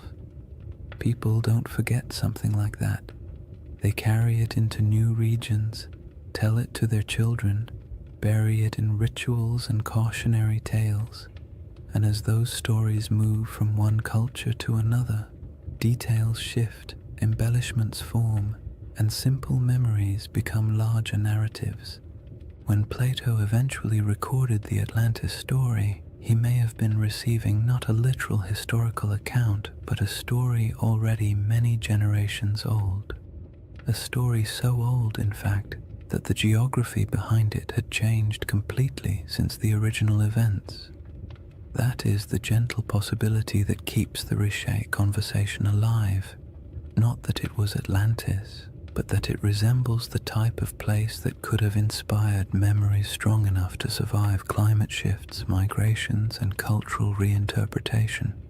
In this middle ground, the Richat structure becomes less a candidate for Atlantis and more a symbol for the forgotten worlds that once existed during the Sahara's green phases. The circular shape isn't a blueprint, It's a coincidence that resembles human descriptions of circular settlements or lake systems. The environment around it, once fertile, later desolate, fits the rhythm of myths describing lands that flourished and then vanished, and the geological strangeness of the formation makes it the type of place human imagination gravitates toward, even without evidence of ancient cities or monumental architecture. This perspective is calm and grounding. It acknowledges that the Richat structure is geological, not architectural. It embraces the idea that natural formations can inspire awe without requiring supernatural explanations, and it allows space for the possibility that human stories, especially the very old ones, often preserve impressions of landscapes altered or erased by time. In this view, Atlantis isn't a lost city waiting to be excavated. It's a cultural memory of a world transformed. The middle ground also makes room for one of the most fascinating aspects of human storytelling, our tendency to merge different memories into single narratives. Imagine an Egyptian priest hearing tales from travelers who claim their ancestors once lived in a land where water flowed through concentric valleys. Imagine those memories mixing with other stories of disappearing lakes, ancient floods, or regions swallowed by drought. Imagine Plato hearing a version of that tale centuries later, filtered through generations of reinterpretation. By the time he wrote it down, the story would have been a blend, part geography, part metaphor, part nostalgia for a world the teller never saw. This blending of truth and tale is not deception. It's how oral traditions work. Details shift, landscapes become symbols, natural disasters become moral lessons. A story meant to explain why the world changed becomes a story explaining why people must be humble. Even today, we do this without realizing it. We condense complex events into simple narratives because simple narratives are easier to remember, easier to teach, and easier to carry into the future. In the calm light of this middle ground, the Richat structure serves as a gentle reminder that landscapes shape stories just as stories shape our perception of landscapes.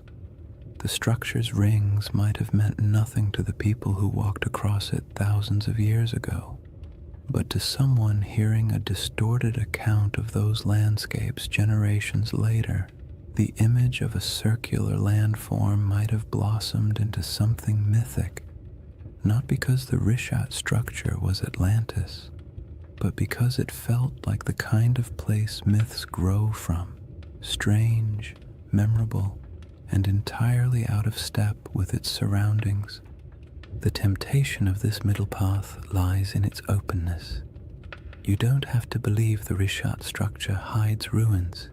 You don't have to assume ancient people built concentric canals. You don't even have to decide whether Atlantis existed as a literal place. You simply accept that the ancient world was filled with environments now gone, and that stories from those environments survived in forms we barely recognize. The Richat structure becomes one of many possible inspirations, not the answer, but an echo. There's something soothing about mysteries that don't demand solutions. They allow your mind to drift without needing to arrive anywhere specific. The Richat structure isn't a riddle asking to be solved. It's an invitation to explore deeper layers of time, to imagine landscapes that no longer exist, and to appreciate how human memory stretches across millennia. It reminds us that myths often begin with something real, not a lost empire necessarily, but a lost environment, a lost way of life, or a lost understanding of the land. And that leads us gently into the final chapter of this journey, a shift away from evidence and counter-evidence, and toward the quiet, cosmic perspective that emerges when you consider how long the Richat structure has watched the desert around it rise, fall, and change. Chapter 4. the eye that remembers everything. If you ever find yourself imagining the Richau structure at night, it helps to forget the satellite photos and geological diagrams for a moment and picture something much quieter. A place far from modern roads, far from city lights, far from anything that interrupts the soft rhythm of the desert after sunset. Night in the Sahara is its own world, almost a separate dimension from the harsh daylight that most people think defines it. The heat drains away slowly, the wind settles into a steady breath across the dunes, and the sky opens wider than seems reasonable, filled with stars that feel impossibly close. In that stillness, the Richat structure doesn't feel like a geological puzzle or a misunderstood legend. It feels ancient in a way few places do, as if it has been sitting patiently through eras, watching everything change around it while remaining almost unchanged itself. Standing at the center of the formation under a clear sky would feel like standing inside a natural observatory. The circular ridges rise around you, not high enough to trap you, but just high enough to create the sense of being in a vast stone bowl. The curves would guide your gaze upward toward the sky, making the stars appear as though they are swirling in unison with the rings below. There are no lights to dim the stars, no distant hum of traffic, no artificial sounds, just the low whisper of the wind brushing across ancient rock, passing through channels carved by time, creating tones so soft you might not even register them consciously. In that kind of quiet, the desert feels alive. Not in a dramatic or mystical way, but in the subtle way landscapes breathe through temperature shifts, airflow, and tens of thousands of years of stillness. The moonlight transforms the Richat structure even further. The pale light pools in the lower depressions and glides across the ridges, revealing the circular symmetry that can be hard to see when you're standing on the ground during the day. At night, those rings shine faintly, almost glowing in places where quartzite catches the moon's reflection. The effect is soothing, not eerie, the kind of sight that makes you exhale slowly, not look over your shoulder. The desert has always been a place where time feels soft and stretched, and inside the Richat at night, that feeling only deepens, as if the land is gently reminding you that it has existed far longer than any human story about it. There is something comforting about how little the Richat structure demands. It doesn't insist on meaning. It doesn't ask to be interpreted. It simply sits, weathered and patient, while the sky above it cycles through constellations that ancient people once used to navigate across greener lands. Thousands of years ago, when the Sahara was still alive with lakes and grasslands, early humans would have looked up at the same stars, using them to track seasons, migrations, and time.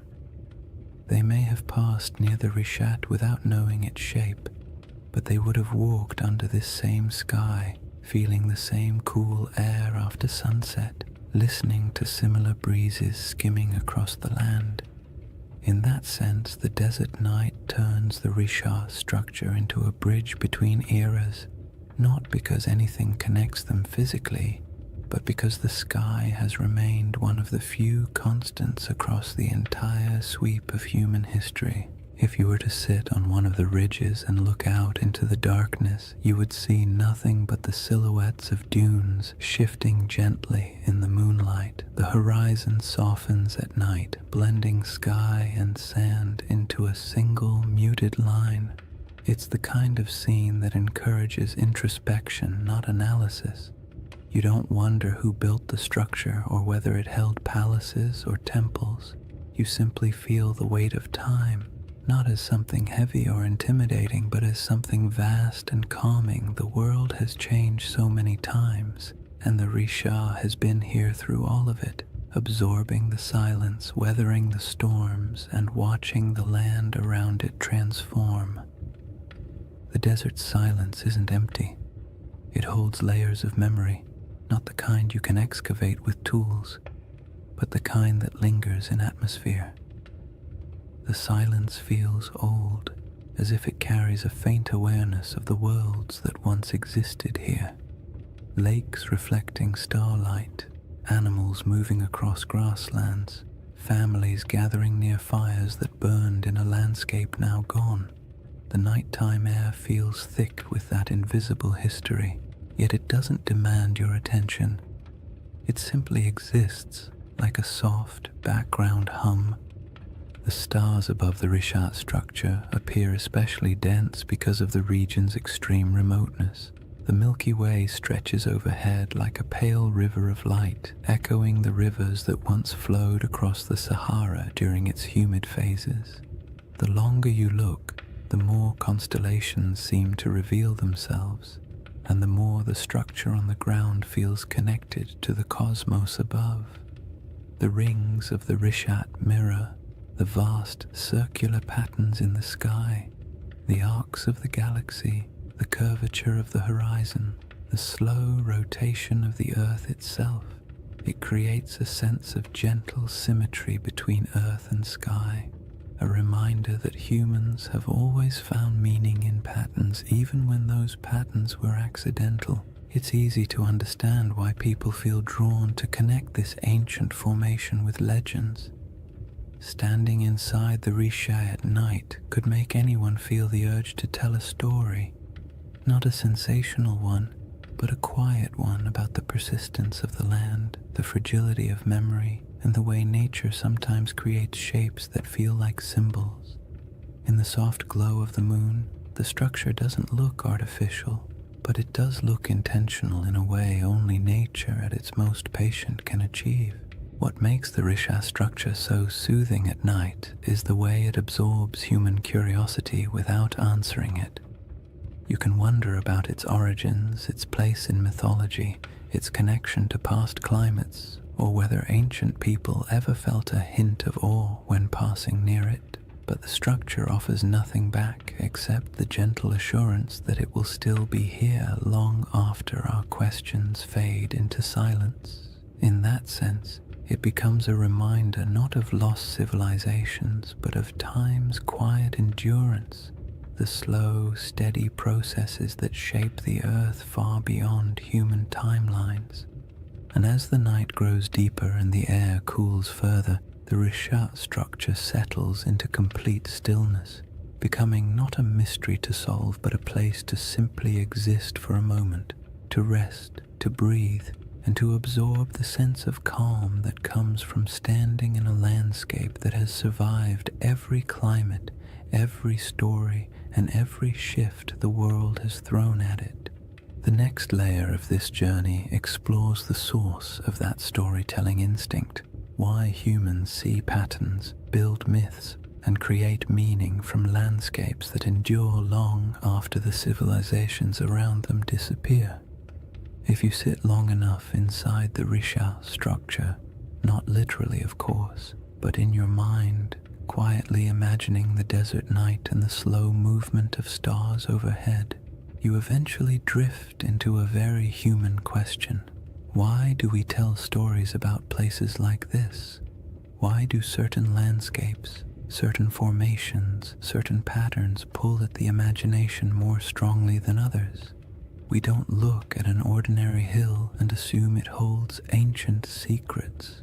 We don't stare at a random cluster of rocks and start crafting mythologies, yet give us a perfect circle in the middle of a desert, or a mountain shaped like a face, or a forest that feels too symmetrical to be an accident, and our brains immediately begin weaving meaning into the shapes. It isn't irrational, it's instinctive. A deep part of how humans make sense of the world, especially the parts of it that feel older than our ability to explain them. That instinct begins with something simple: pattern recognition. Humans are exceptional at spotting patterns even when those patterns don't exist. It's a survival trait. Recognizing the difference between a harmless shadow and a predator hiding in the bushes was once a matter of life and death. Over time, That instinct expanded into art, religion, storytelling, and all the imaginative ways we try to connect the dots between what we see and what we feel. When early people saw the rings of the Rishat structure, perhaps not from the ground but from the gradual rise of surrounding terrain, they might have sensed an unusual regularity in its shape. Maybe not enough to interpret it as a city or a monument, but enough to remember it, enough to describe it, enough to make it feel distinct from the ordinary landscapes around it. The human imagination thrives on places that feel just slightly out of place. The Risha structure does exactly that. It's too round, too wide, too neatly layered to blend in with the rugged desert. It doesn't look artificial, but it doesn't look random either. It occupies a liminal space, natural but strangely intentional in appearance, and when a landscape hovers in that space, the imagination naturally steps in to fill the gaps. People project stories onto it not to deceive anyone, but because stories help us understand what feels beyond understanding. Storytelling is how humans anchor themselves in time, how they transform landscapes into memories, and how they preserve experiences that might otherwise vanish. This is why even the calmest, most scientific minds sometimes drift into gentle speculation when they look at places like the Rishat, not because they truly believe in lost empires hiding under millions of years of erosion, but because landscapes with unusual beauty evoke a sense of quiet wonder, and wonder is a fertile ground for stories. You don't need to imagine Atlantis rising and falling. You only need to imagine how it felt for early communities to live in a Sahara full of lakes and wildlife, passing by a strange circular plateau that looked different each season. Maybe it was a landmark, maybe it was a gathering point, maybe it meant nothing at all, but it would have stood out, and anything that stands out tends to gather stories. Humans also tell stories because the natural world isn't always generous with explanations. For most of history, people didn't have geology textbooks or climate models. They had observations, intuition, and oral traditions. When a river dried, they created a story. When a mountain erupted, they created a story. When the stars shifted seasonally, they created stories to explain their patterns. Over generations, these stories evolved, blending details from nature with the emotional tone of the people describing them. A drought wasn't just an environmental event, it became a moral narrative of balance lost and regained. A vanished lake wasn't just climate change, it became a tale of a great flood or a divine warning, or a forgotten world swallowed by forces beyond human control. It isn't surprising that the Rishat structure, surrounded by a desert shaped by one of the most dramatic climate transformations in human prehistory, inspires curiosity bordering on myth. Long before Plato wrote about Atlantis, people across the Sahara would have witnessed environmental shifts so profound they could barely describe them. Shrinking lakes, migrating animals, the slow invasion of sand, these experiences leave emotional impressions. A landscape that once supported entire populations can fade into silence within a few generations, and when that happens, the stories that form afterward are rarely literal accounts. They become metaphors for loss, change, and the fragility of human presence. The act of storytelling also brings comfort. It creates order in places where nature seems chaotic. It offers meaning in events that feel senseless, and it allows cultures to pass knowledge from one generation to the next. A story about a lost world isn't just entertainment. It's a way of saying, something important happened here, don't forget it. Those stories can stretch across thousands of years, even if the exact details blur. The memory of a disappearing lake might evolve into a legend of an entire region swallowed by the sea. The recollection of an unusually shaped landform might become a story about circular cities or divine architecture. When landscapes change as drastically as the Sahara did, the human imagination steps in to preserve what the land no longer shows. What's interesting is that the imagination doesn't only reach backward, it also reaches upward. Humans have always linked earthly landscapes with the sky. The circular shape of the Risha structure mirrors patterns in the heavens, orbits, celestial spheres, the arc of the Milky Way. Ancient cultures often looked at the sky and the earth as mirrors of one another. If something looked meaningful on the ground, they assumed a celestial connection. If something appeared in the stars, they looked for its reflection in the landscape. This tendency isn't mystical, it's psychological. It creates symmetry between the known and the unknown, allowing people to navigate a confusing world through harmony rather than randomness. The Risha structure invites that kind of thinking. At night, when the stars swirl overhead and the rings below form a gentle spiral of shadow and light, it becomes easy to understand how the human imagination might link the two, not through elaborate theories, but through quiet intuition, through the simple feeling that a place shaped in circles must hold a story shaped in circles, through the awareness that landscapes sometimes look like symbols even when they are not, through the natural desire to connect the visible world with the invisible past. In the end, the human imagination isn't a flaw in our understanding of places like the Risha structure. It's a companion. It allows us to explore possibilities without insisting on answers. It lets us appreciate mysteries without demanding they be solved. And it reminds us that even when we know the scientific explanation for a geological formation, we can still feel wonder, still be moved by the beauty of its shape, and still tell stories about what it might have meant to the people who walked through a greener Sahara thousands of years ago. That instinct to remember, to reinterpret, to imagine, leads naturally into the next part of this journey. The way deserts protect, preserve, and occasionally conceal pieces of worlds that no longer exist, leaving behind not cities but quiet geological breadcrumbs for the patient observer. When people think of the desert, they often imagine it as a place that erases everything.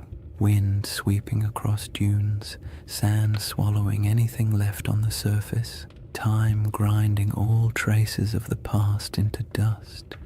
And while parts of that are true, the desert is far more complicated. It destroys, yes, but it also preserves in ways wetter climates never can. Humidity decays wood, softens clay, and corrodes metal. Rain washes away structures and scatters artifacts. Plants reclaim abandoned land quickly, burying the past in roots and soil, but the desert is patient. Dry air keeps things intact. Sand buries but also protects. Stone carvings last almost forever when nothing grows to break them apart.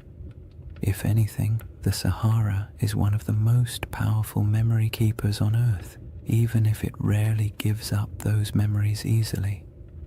The Rishat structure sits in the middle of this vast archive, not an archive of books or ruins or treasure, but an archive of landscapes. The rings themselves are a geological timeline. Each layer tells a story about a different era of Earth's crust. The minerals inside them remember volcanic activity, erosion patterns, shifts in ancient climates, and surrounding the structure, scattered across the Sahara, lie faint traces of worlds that came and went before the desert took over. Fossils of fish that once swam in freshwater lakes, shells from ancient inland seas, bones of hippos, giraffes, elephants, and antelope that lived in grasslands where nothing but dunes now remain. These remnants are quiet, fragile, and astonishingly well preserved because the desert has held them still for millennia. Even more delicate objects survive in surprising numbers. Stone tools left behind by early humans who walked across plains now buried under dunes, arrowheads, blades, grinding stones, small carvings. They're scattered, not concentrated, evidence of lives lived lightly on the land, following herds, collecting plants, moving when the seasons demanded it. None of these objects tell a story of a centralized city or a monumental culture, but they do tell the story of human persistence in a world that was constantly shifting around them. These tools have edges still sharp enough to cut. They were shaped by hands that lived in a climate we can barely imagine today, and the desert, indifferent to time, simply kept them. Then there are the rivers, or rather, the ghosts of rivers. Radar imaging reveals dozens of ancient channels beneath the Sahara's surface, some stretching hundreds of miles. These channels are not small trickles, but massive pathways carved by powerful flows of water. They show where life once concentrated, where animals gathered, where early humans traveled and settled, and though they're invisible from the ground, their presence beneath the sand acts like a geological memory, a map of how different the world used to be. Long after lakes vanished and grasslands withered, the shapes of these channels remained, buried but intact. The desert also preserves what might be called emotional landscapes, the subtle, atmospheric memory of places people once inhabited. Rock art in the Sahara captures these moments with eerie clarity, carvings of cattle, religious symbols, hunting scenes, boats gliding across water. Some images show animals that haven't lived in the region for thousands of years. Others depict rituals or daily activities of groups whose descendants migrated far away when the climate changed. These paintings survive because the desert air is too dry to dissolve the pigments. They are echoes etched into stone, fragments of human emotion fossilized in mineral form. And even though they don't correspond to Plato's Atlantis, they show how easily early cultures could leave behind traces that would confuse or inspire later generations. But the desert's preservation comes with a twist. It protects selectively. It keeps what nature builds, but rarely what humans build. Wood, cloth, bone, and plant materials decay quickly, stone lasts, but only if left untouched by wind. Anything built from mud or organic material disappears, so a region could support generations of habitation and leave barely any physical evidence. When the Sahara dried, entire ways of life evaporated with it.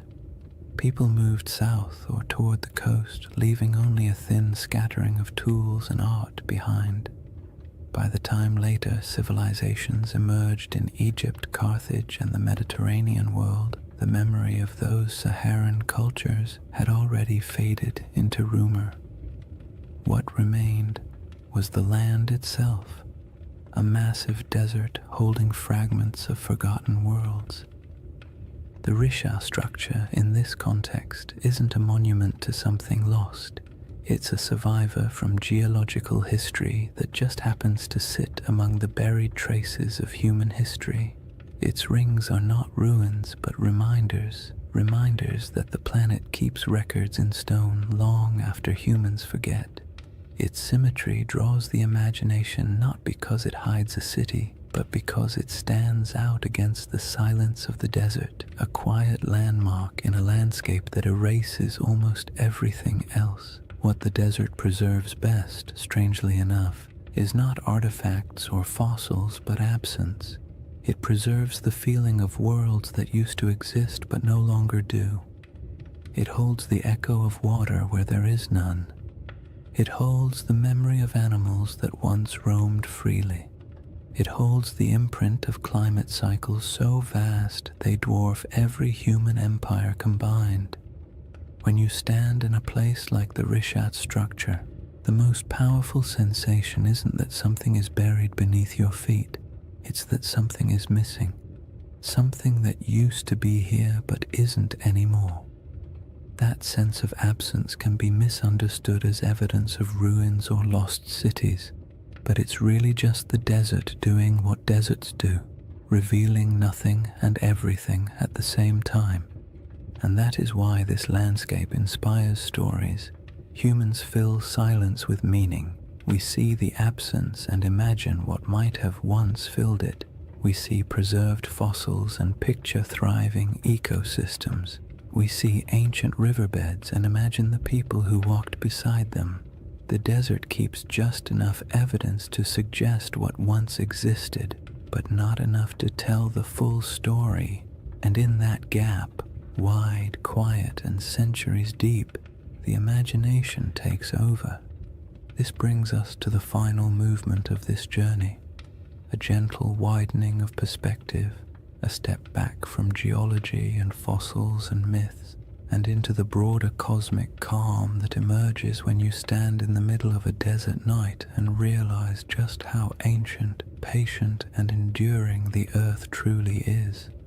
When you step back from all the theories, the geology, the ancient climates, and the quiet wonders preserved by the desert, the Risha structure becomes something simpler.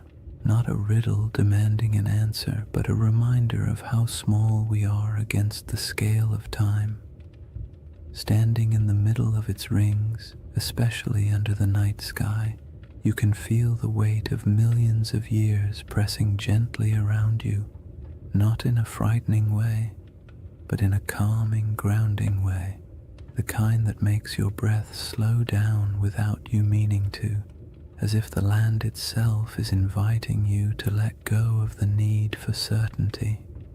Because the truth is, the Rishat structure doesn't care what we believe about it. It existed long before humans tried to make sense of it, and it will exist long after our stories fade. The desert has watched entire civilizations rise and fall at its edges, while the eye of Africa simply remained what it always was, a geological formation shaped by pressures, erosion, and deep time. And yet, for something so indifferent, it has a remarkable ability to hold our attention, to stir our imagination, to make us lean forward and whisper, "What if?"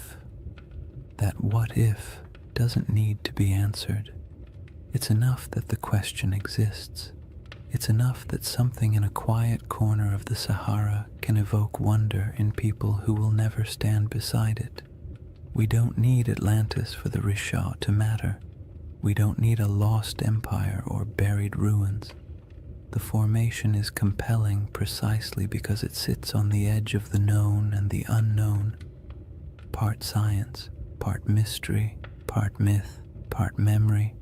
It invites you to be curious without demanding conclusions, and that is its most soothing quality. If you imagine the Risha at its quietest moment, perhaps just before dawn, when the stars begin to fade but the sun hasn't yet lifted over the dunes, the entire landscape feels suspended. The air is cool, still carrying the desert's nighttime clarity. The sky brightens slowly, revealing the faint outlines of the rings around you. The first light washes over the ridges, turning the stone soft shades of blue and gold. In this moment, it feels as though the structure is waking up, though of course it never sleeps. It simply cycles through light and darkness, warmth and cold, day after day, century after century, long after humanity stopped paying attention, and that quiet persistence is part of its allure. The Rishat structure doesn't ask for interpretation because it doesn't need us. It exists comfortably beyond our stories. We are the ones who project meaning onto it, who draw parallels, who search for patterns, and there's nothing wrong with that. Humans make meaning because it helps us navigate a world that rarely explains itself. But when you're standing in front of something so ancient, so vast, and so unaffected by our questions, the impulse to interpret eventually softens. You start to accept the landscape the way you accept the night sky, beautiful, mysterious, complete without needing answers. This is why the final feeling the Risha structure gives isn't excitement or fear or even curiosity. It's perspective, the kind of perspective that makes you realize how temporary human history is compared to geological time. Civilizations rise, cities flourish, myths form, and then everything fades. But the land remains. The Sahara has been green, then brown, then green again, then sand, then grass, then dunes. The world shifts constantly, but overspans so long that it's easy to forget. Human history is only a blink in the Earth's memory. When you imagine the Eye of Africa remembering, it's not literal, of course. Rock doesn't hold memories the way we do, but landscapes preserve patterns, scars, layers, and echoes of what came before. The Risha structure remembers not through intention, but through endurance, through the way its rings hold the imprint of ancient forces, through the way it witnessed the Sahara's transformation without changing its own essential shape, through the way it stands in the middle of emptiness, still holding the quiet dignity of something older than our oldest stories. And as you let that perspective sink in, the idea of Atlantis becomes less about a place and more about a feeling that somewhere, sometime, a world existed that is now gone, a feeling that memory outlasts evidence, a feeling that not everything that disappears is lost forever. Some things simply fade into new forms, new landscapes, new interpretations. The Risha structure doesn't solve the Atlantis mystery, but it offers a gentle space where that mystery can rest, unpressured and unbothered. In the end, the most peaceful thought of all is this: maybe Atlantis was real, maybe it wasn't. Maybe it was a memory of a greener Sahara. Maybe it was an echo of rivers and lakes that vanished before history began. Or maybe it was just a story, a beautifully structured story passed down through generations. But somewhere out there in the quiet heart of the desert, the Eye of Africa is still watching. Not searching, not revealing, just watching. Watching the night sky turn.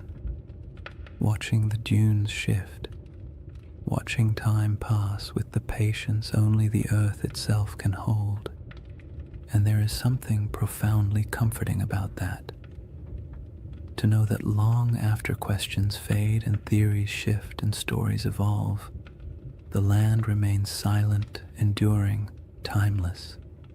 A slow, cosmic heartbeat in the middle of the Sahara, inviting you to breathe a little slower, to let your thoughts drift, and to fall gently into rest.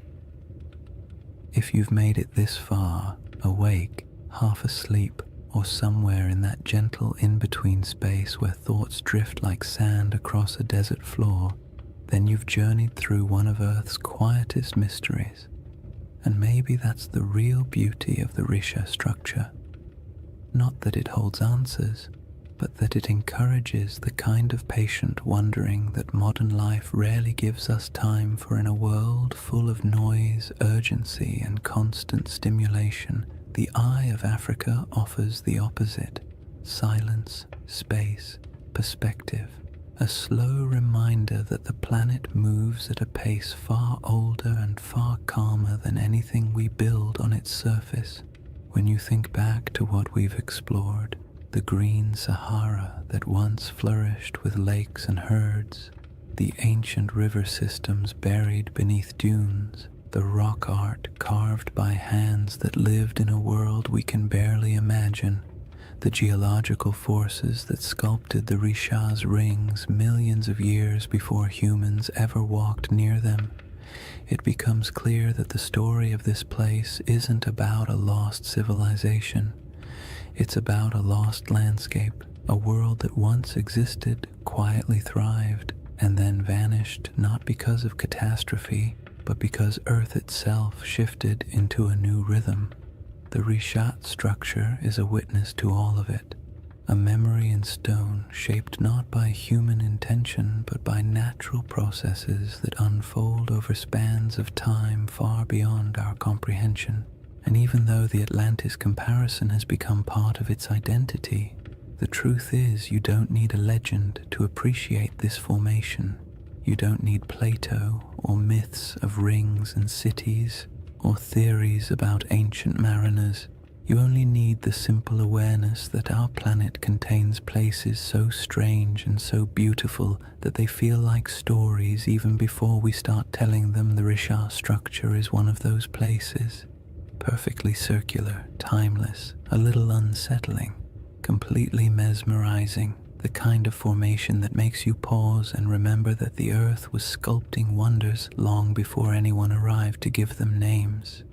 There's a quiet comfort in imagining the Eye of Africa as a presence rather than a puzzle, not a watcher in any mystical sense, but a symbol of endurance. It has seen the Sahara as a cradle of life, then as a wilderness, and now as a vast ocean of sand. It has seen climates shift, species migrate, and entire ecosystems vanish into memory. And through all of it, it stayed where it was, letting time carve every ridge, every basin, every curve. There's something almost meditative about that, the idea that some things don't chase meaning, they simply endure and allow us to come to them with whatever questions or stories we carry. As you settle into the final moments of this journey, imagine once more the Rishat structure under the stars, the rings around you fading into shadow, the sky stretching overhead like an ancient tapestry, the air cool, the sand carrying the day's warmth, the wind quiet enough to feel like the earth is holding its breath. In that moment, all the theories, all the debates, all the speculation falls away. What remains is just the land, unconcerned, immense, older than memory, a reminder that our place in the world is temporary but also meaningful in its own small way. And maybe that's the real gift of places like this. They allow us to step outside ourselves, to drift gently into perspective, to remember that not everything needs to be solved. Some mysteries are meant to rest. Some landscapes are meant to simply be admired, and some stories, like the Sahara itself, are more soothing when left open, when allowed to breathe, when allowed to drift into the same soft silence that defines the desert at night. So as you drift towards sleep or into a deeper state of calm, let the Rishat structure fade into that quiet space behind your thoughts. Let the rings dissolve into darkness, the stars soften overhead, and the desert wind carry away whatever tension you brought with you. The earth has been here a long time, and it will be here long after the worries of today have faded. You are small compared to the scale of geological time, but that smallness is not a burden. It's a comfort, a reminder that it's okay to rest. Thank you for spending this time exploring one of the planet's most beautiful and enigmatic features. If you enjoyed this journey and you'd like to drift through more forgotten landscapes and ancient mysteries crafted to help you unwind, consider liking the video and subscribing to the channel. It truly helps, and it means a lot. And before you fall asleep fully, let me know in the comments where you're watching from and what time it is for you. I love seeing the entire world gathered in one quiet, shared moment. For now, take one last breath. Let it go slowly, and let the desert night close around you. The Eye of Africa will keep its silent watch. You only need to rest.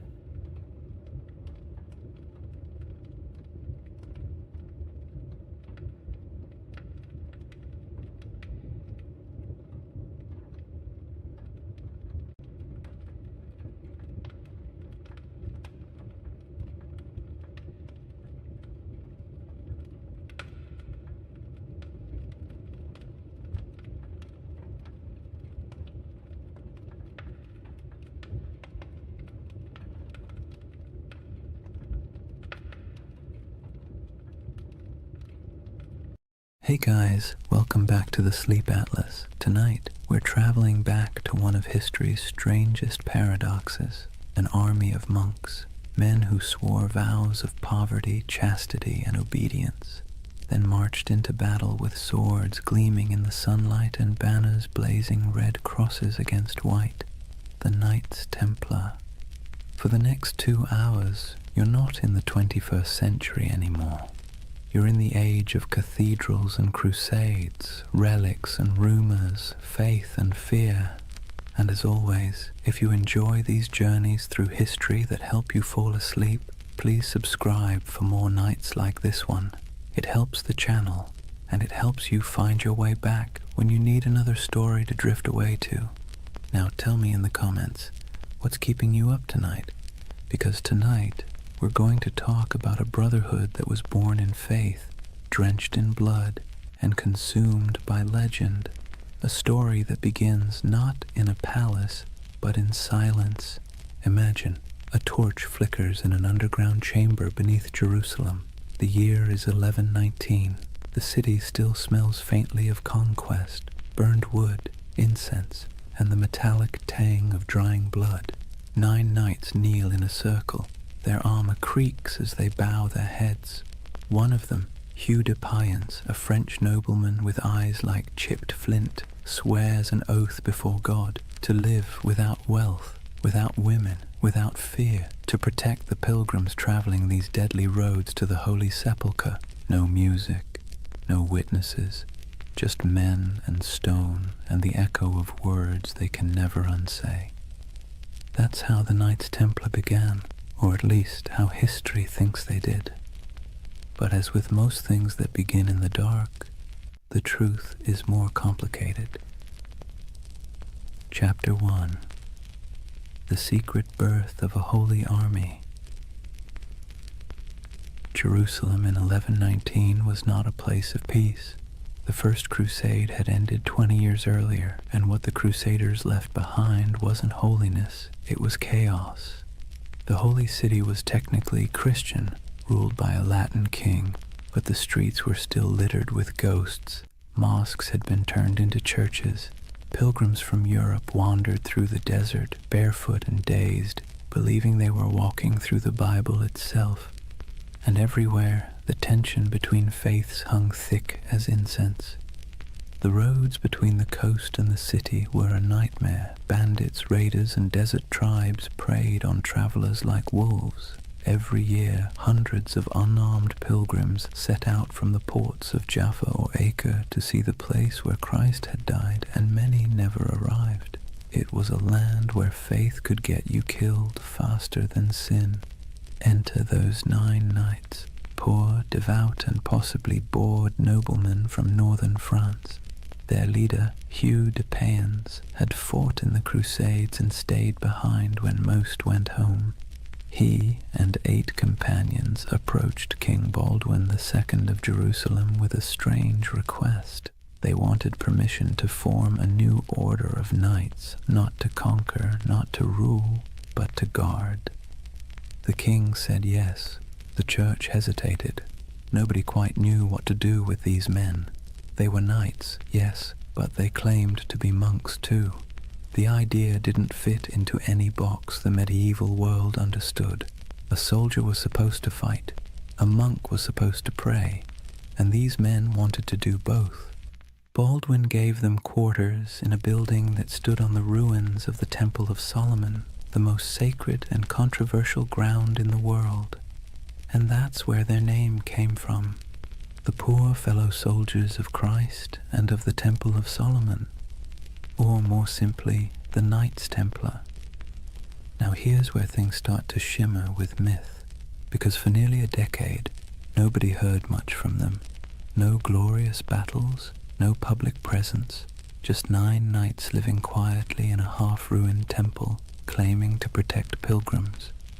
And that's when the whispers began. What were they doing under the temple? Some said they were excavating. Others said they were searching for something buried deep beneath the stones, relics perhaps, or knowledge long hidden since the days of Solomon himself. Modern archaeologists will tell you this is nonsense, of course, but even they admit the Templars had access to the Temple Mount, a privilege almost no one else in Christendom enjoyed, and for years they dug there with the Church's blessing. When they finally emerged into public life, they were different, organized, wealthy, confident, almost as if they'd found something that changed everything. But let's step back for a moment. The early 11th century was an age of improvisation. The Crusader states were young, messy, and barely hanging on. Every kingdom was a patchwork of loyalties, half knights, half pilgrims, and a lot of wishful thinking. The Church was desperate for order, and the Templars offered exactly that, a blend of zeal and discipline that looked like divine intervention in armor. It was a brilliant pitch, and they sold it well. When Hugh de Payens traveled back to Europe in 1127 to seek official recognition, he met with kings, nobles, and eventually the Pope himself. The Church loved them, a holy army that required no payment, asked for no land, and swore absolute loyalty to God. It was a bureaucrat's dream. Pope Honorius II granted them official status, and a few years later, in 1139, another pope, Innocent II, took it even further. He declared that the Templars answered to no king, no bishop, and no law except the popes. They were untouchable, exempt from taxes, allowed to cross borders freely, and permitted to collect donations directly from the faithful. In other words, the Knights Templar became a multinational corporation, centuries before such a thing should have existed. And that's where their story stops being quaint and starts getting strange. Because remember, these were men who began with nothing. Their symbol was two knights riding a single horse, a visual metaphor for poverty. Within a generation, that same order owned castles, fleets, and entire banking networks. They were the world's first financial institution that operated across borders. But we're getting ahead of ourselves. Right now, there's still just 9 men under the ruins of Solomon's temple, holding candles against the dark. Picture it. The smell of wax and oil smoke, the faint hum of wind through broken columns, the distant cries of muezzins echoing from the city below. The world is shifting. Faith, power, greed, all swirling together into something entirely new. Somewhere between prayer and politics, the Templars had found a formula that worked. A soldier's discipline, a monk's devotion, and a businessman's pragmatism, all wrapped in one dazzling symbol, a red cross on white. And as their power grew, so did the myth.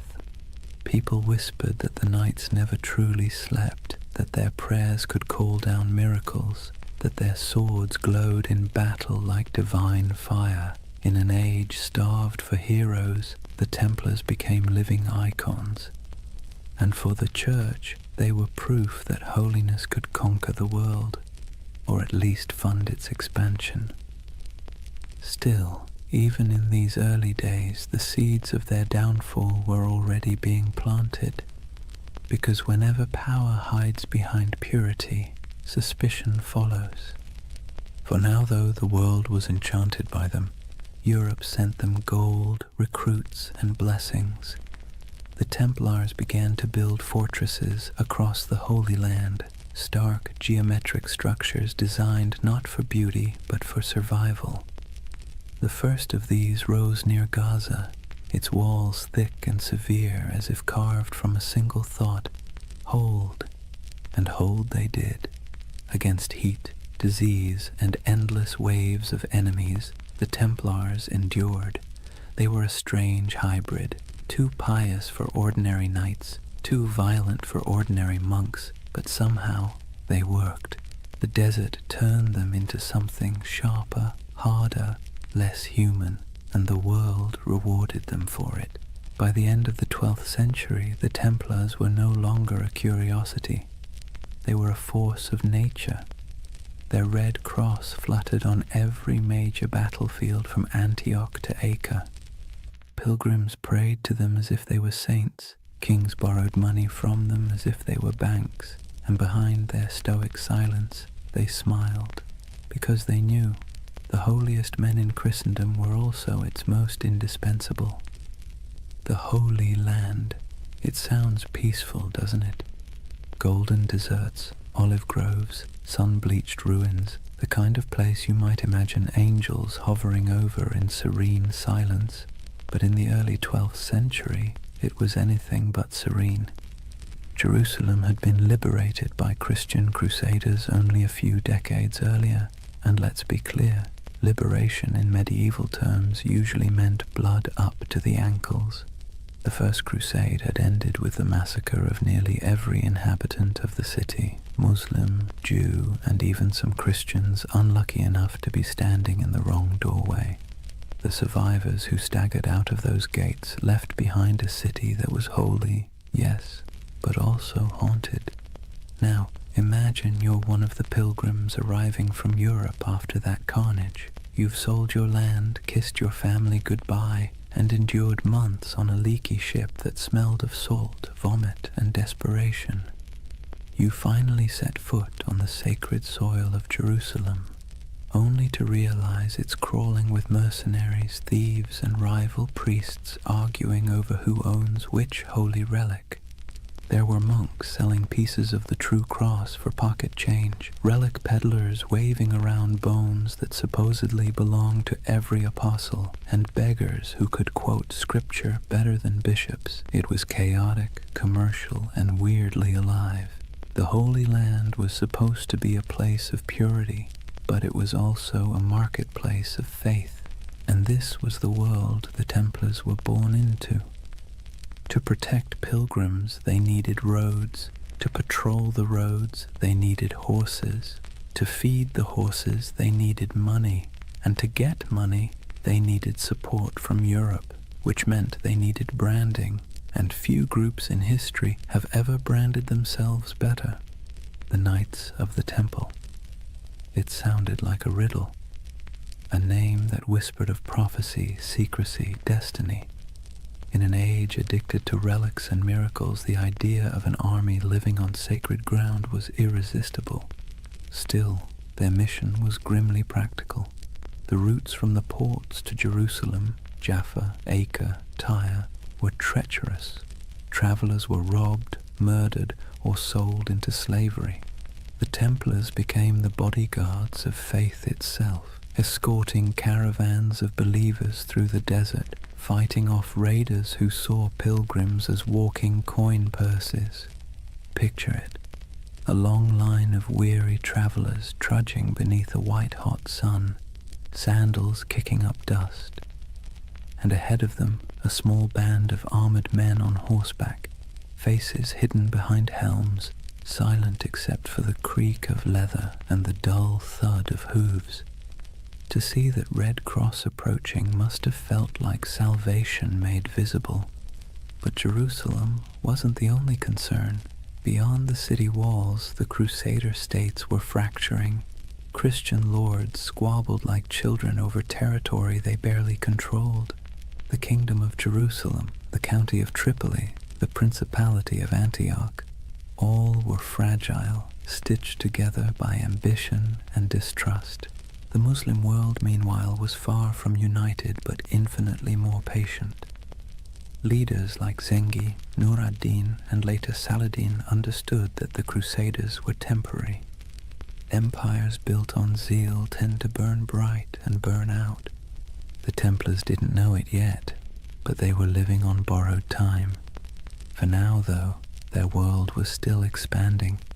They built their first fortresses across the Holy Land, massive, angular structures that looked more like stone mathematics than architecture. No decoration, no vanity, just geometry and faith. These weren't castles meant to impress. They were meant to survive. Thick walls, narrow gates, cisterns for water, hidden staircases for escape. If you were a Templar stationed in one, your days were predictable. Prayer, patrol, repair, repeat. The heat was relentless. Armor became ovens. Horses collapsed from thirst.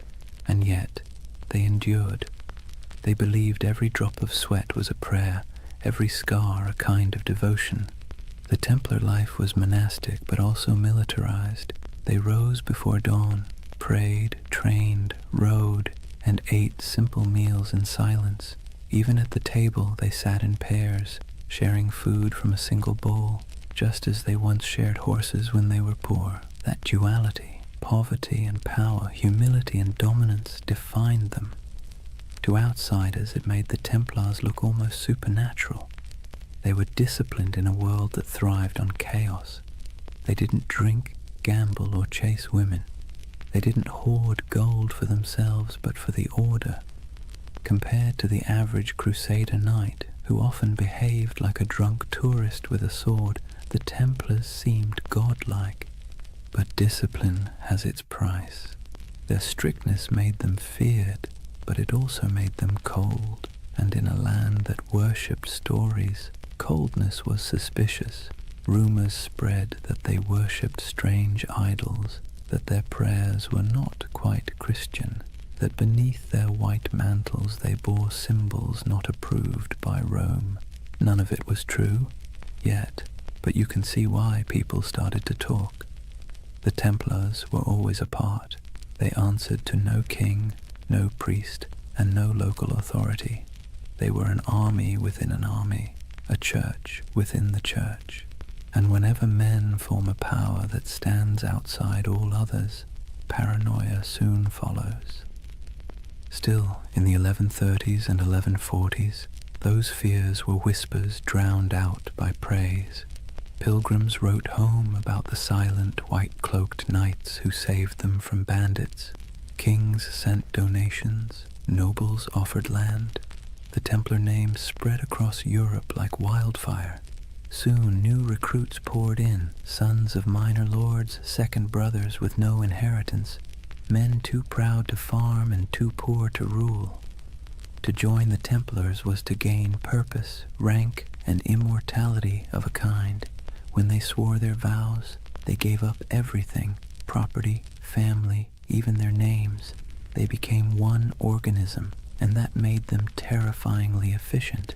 Meanwhile, in Jerusalem, politics festered. The so-called Latin kingdom looked glamorous from afar. Gleaming churches, processions of relics, knights shimmering in gold. But behind the spectacle lay disease, infighting, and endless debt. Maintaining an army in the desert cost a fortune, and Europe's appetite for holy war was already fading. That's where the Templars' financial genius quietly began. They developed systems for storing, transferring, and protecting wealth for pilgrims and crusaders alike. A traveler could deposit money at a Templar preceptory in London, receive a coded letter, and withdraw the funds safely in Jerusalem. It was medieval banking, and it worked. While the kings of the Crusader states struggled to feed their armies, the Templars were busy inventing international finance. It's a miracle they didn't invent the credit card. Their wealth, however, wasn't just monetary, it was reputational. In a world obsessed with honor, the Templar cross became a brand of trust. Churches displayed it proudly, merchants painted it on their ships. Even thieves hesitated to rob a Templar convoy because rumor said anyone who did would die within the year. But faith and fear are fickle allies. By mid-century, the political tides began to turn. Muslim forces under unified banners were pushing back. The dream of permanent Christian rule in the East was already fraying. The Templars found themselves fighting not for glory but for survival. Still, for every setback, they doubled down. When they lost a castle, they built two more. When armies fell, they recruited faster. When allies faltered, they became their own nation of stone and secrecy. You can almost admire the sheer stubbornness of it. The idea that faith could replace geography, that brotherhood could outlast empire. By the late 12th century, The Templars were no longer 9 poor knights in a ruin. They were the backbone of Christendom's military and financial power. Their headquarters in Jerusalem gleamed with marble. Their fortresses dotted the coasts of Syria and Palestine. Their banner, a red cross on white, was feared from Cairo to Constantinople, and yet the cracks were already showing. The Holy Land had always been an illusion of permanence. Empires rose there only to crumble beneath the same sun. The Templars, for all their discipline, could not change geography. They were foreigners defending a dream, and dreams, like empires, are fragile things. For now, though, as the night deepens and the desert cools, imagine the campfires of the Templar outposts glowing under a canopy of stars. The wind sighs across the sand. The horses snort softly in their sleep. A monk knight kneels beside a stone wall, whispering a prayer in Latin that drifts into the dark like smoke. Somewhere far to the west, Europe sleeps, safe, wealthy, and unaware that its most sacred soldiers are already walking the thin edge between salvation and damnation. Imagine the year is 1120. The air in Jerusalem still hums with dust and incense, the streets winding like veins between crumbling walls and half-rebuilt churches. The Crusaders hold the city now, but barely. Pilgrims shuffle past soldiers, merchants haggle beside priests. Somewhere, a choir is singing in Latin while a camel coughs nearby. It's the kind of world where the sacred and the absurd coexist perfectly comfortably, and beneath all that noise something else is stirring. 9 men, that's all. 9 poor French knights, led by a man named Hugues de Payan. They arrive in Jerusalem without fanfare. No army, no banner, no gold. They make a simple request to King Baldwin II, the use of a few rooms on the Temple Mount. The king agrees, perhaps amused by their humility. He gives them quarters in the old Al-Aqsa Mosque, which the Crusaders believed sat atop the ruins of Solomon's Temple. That's where the story becomes hazy. Officially, these knights called themselves the poor fellow soldiers of Christ and of the Temple of Solomon. Their stated mission: to protect pilgrims traveling to and from the Holy Land. A noble enough cause and one desperately needed. But here's the question. Historians still whisper over their coffee. If their job was guarding roads, why did they spend the next 9 years living almost entirely underground? According to later accounts, the Templars rarely left the Temple Mount during that first decade. They dug tunnels, moved stones, and kept their activities secret. When questioned, they gave vague answers about renovations and holy works, which, let's be honest, is exactly what you say when you don't want people to ask more questions. So what were they doing? The truth is, no one knows for certain. But speculation has filled that silence for centuries. Some believe they were excavating ancient ruins, searching for relics buried since the days of Solomon. Others suggest they were hunting for texts, scrolls containing forgotten wisdom, early Gnostic writings, alchemical treatises, even architectural blueprints said to hold divine secrets. And then, of course, there's the most enduring rumor of all, the Holy Grail. It's easy to roll your eyes now, but picture it from their perspective. You're in the 12th century, sleeping on the ruins of the most mythic temple in history.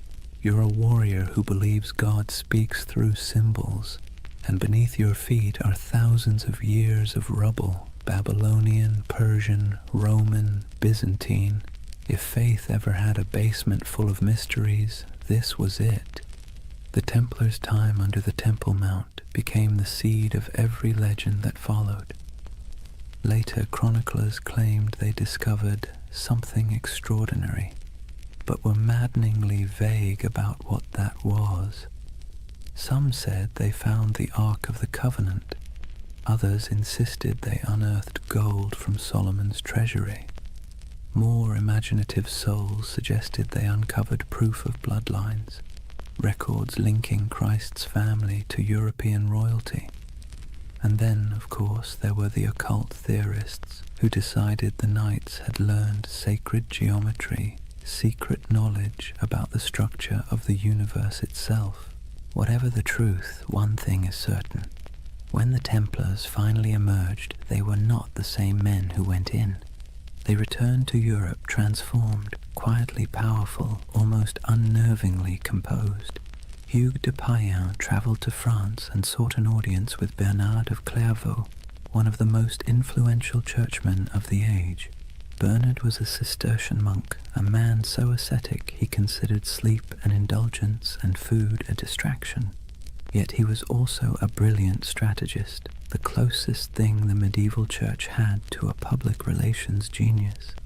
Hugues explained the mission, a brotherhood of knights bound by poverty, chastity, and obedience, dedicated to God but armed for war. Bernard immediately saw the potential.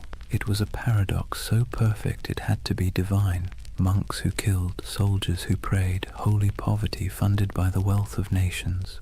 In 1129, at the Council of Troyes, the Templars received official papal approval. They were no longer just a handful of wanderers. They were an order of the Church. Bernard even wrote a sermon for them in praise of the new knighthood, describing the Templar as a man who fears neither demons nor men, because he bears Christ in his heart and steel in his hand. It was marketing genius. Overnight, the Templars went from mysterious diggers under a ruin to God's chosen army. Donations poured in, nobles offered land, peasants offered sons. The Templar banner, white for purity, red for martyrdom, became one of the most recognized symbols in Christendom. But still, the whispers persisted. Even as they rose, people kept asking, what did they find beneath that temple? Why did they never speak of those 9 silent years? The truth, if there is one, is probably less cinematic and more bureaucratic. Archaeology as we know it didn't exist. Digging beneath ancient ruins wasn't about science. It was about faith and superstition. Maybe they really did find something sacred. Maybe they found nothing but stones. But it almost didn't matter. The mystery itself was more powerful than any treasure, and the Templars knew how to use that. You see, medieval Europe adored relics because relics made the invisible visible. A saint's bone could turn a dusty chapel into a pilgrimage site. A scrap of cloth from Christ's robe could transform a forgotten village into a holy destination. The Templars, deliberately or not, became a living relic. They didn't need to show proof of miracles. Their very existence was the miracle. Their silence became their sanctity, their secrecy, their strength. And silence travels farther than any sermon. When you think of the early Templars, don't picture roaring armies. Picture candlelight flickering in a stone corridor, the faint echo of Latin prayers, the sound of picks striking stone somewhere deep beneath the earth. 9 men convinced that God had chosen them for something they didn't fully understand, but could feel like a heartbeat in the dark. The idea of the hidden runs through everything they did afterward. Their architecture, simple, geometric, full of hidden passages. Their symbols, crosses, circles, dual riders on one horse. Even their banking system, which relied on coded letters and secret ledgers, carried that same shadowy precision. It's as if the memory of that underground decade never left them. They had been under the world, and when they emerged, they brought a little of the underworld with them. By the time they were formally recognized, the order already had chapters spreading across Europe. Preceptories in Paris, London, and Aragon became both fortresses and treasuries. Templar seals began to appear on documents everywhere. a sign that whatever business was being done, it was trustworthy, incorruptible, and conveniently untouchable by taxes. They were monks, they were soldiers, they were accountants, and they were untouchable. If it sounds like a setup for disaster, that's because it was. But for now, their ascent felt unstoppable. Jerusalem glowed in their imagination as both a holy city and a buried promise. Whatever they had found, or thought they had found, gave them a sense of destiny that radiated outward. They built fortresses across the Holy Land like a constellation, each one a star of faith, light against the desert. They moved with precision, their ranks swelling from 9 to hundreds. Their banners fluttered beside kings, yet their loyalty remained solely to the order and to God, or at least their version of him. And through it all, that mystery under the temple lingered, quiet and magnetic. Even centuries later, when the Templars were long gone, legends kept sprouting like weeds. Freemasons claimed descent from their architects. Alchemists said their secrets survived in hidden manuscripts. Occultists saw them as guardians of forbidden wisdom.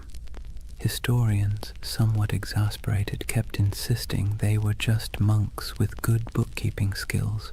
But deep down, everyone wanted to believe there was something more, that somewhere beneath the dust of Jerusalem, a secret still slept. So perhaps it's fitting that the story of the Knights Templar begins not with battle, but with silence, not with conquest, but with curiosity. Because if history has taught us anything, it's that the most powerful empires are often built on unanswered questions. The Templars' first great victory wasn't on a battlefield, it was in the imagination, and that, more than gold or relics or papal favor, would carry them into legend. Picture Rome in the early 12th century, a city that smells of candle wax and incense, but also of politics. Papal banners hang limp in the sun. Monks shuffle through marble corridors whispering in Latin, and outside the streets reek of tanneries and ambition. The church by now was more than a faith. It was the nervous system of Europe, pulsing through every kingdom, dictating who ruled, who knelt, and who burned. Kings were crowned by its hands, empires justified by its blessings. And into this complicated organism walked Hugh de Payens and his strange little band of knights. They didn't look like much. They were poor, quiet, foreign. Their armor was worn, their mission vague. Yet they brought with them something the church found irresistible: usefulness.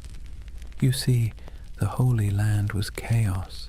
The Crusader kingdoms had been carved from blood and miracle, and now they were crumbling just as quickly. Pilgrims were still being robbed, caravans ambushed, relics stolen, and cities changed hands faster than anyone could update the maps. The church needed protectors, reliable ones, faithful ones, and the Templars, well, they were perfect. No wives, no children, no debts, no distractions, just pure obedience. The kind of men who'd ride into battle without pay, die without complaint, and most importantly, funnel everything they owned directly into the hands of the church. But they needed legitimacy first. The Pope's blessing wasn't just a stamp of approval, it was armor. It turned obscure men into an institution. So Hugh de Payens travelled to meet with the powerful Abbot Bernard of Clairvaux, a man both saintly and strategic. Bernard was the face of the Cistercian reform movement, which prized simplicity, purity, and obedience. He lived on bread, wore plain robes, and wrote letters that could humble kings. He was also, conveniently, the Pope's favourite monk. When Hughes explained the idea of warrior monks, men who prayed like monks but fought like crusaders, Bernard saw opportunity gleaming like gold leaf in a gospel. Think of it. Europe was overflowing with restless knights, violent men with nothing to do once the Crusades ended. They roamed the countryside, looting villages, feuding over puddles of land, and repenting on Sundays. The church couldn't stop them, but what if it could redirect them? The Templars were the perfect solution. Channel the chaos of knighthood into a holy purpose, sanctify violence, wrap war in prayer. Bernard became their champion. He wrote, in praise of the new knighthood, a sermon that would become their manifesto. In it, he drew a sharp line between ordinary knights and these new holy warriors. The Knight of Christ, he wrote, fights the battles of the Lord without fear, for he bears Christ in his heart and steel in his hand. It was genius, simple, poetic, dangerous. With those words, the Templars became the Church's favorite paradox. Men who could kill for peace, who could die for salvation, who could hold a sword and a rosary in the same hand and never feel the contradiction.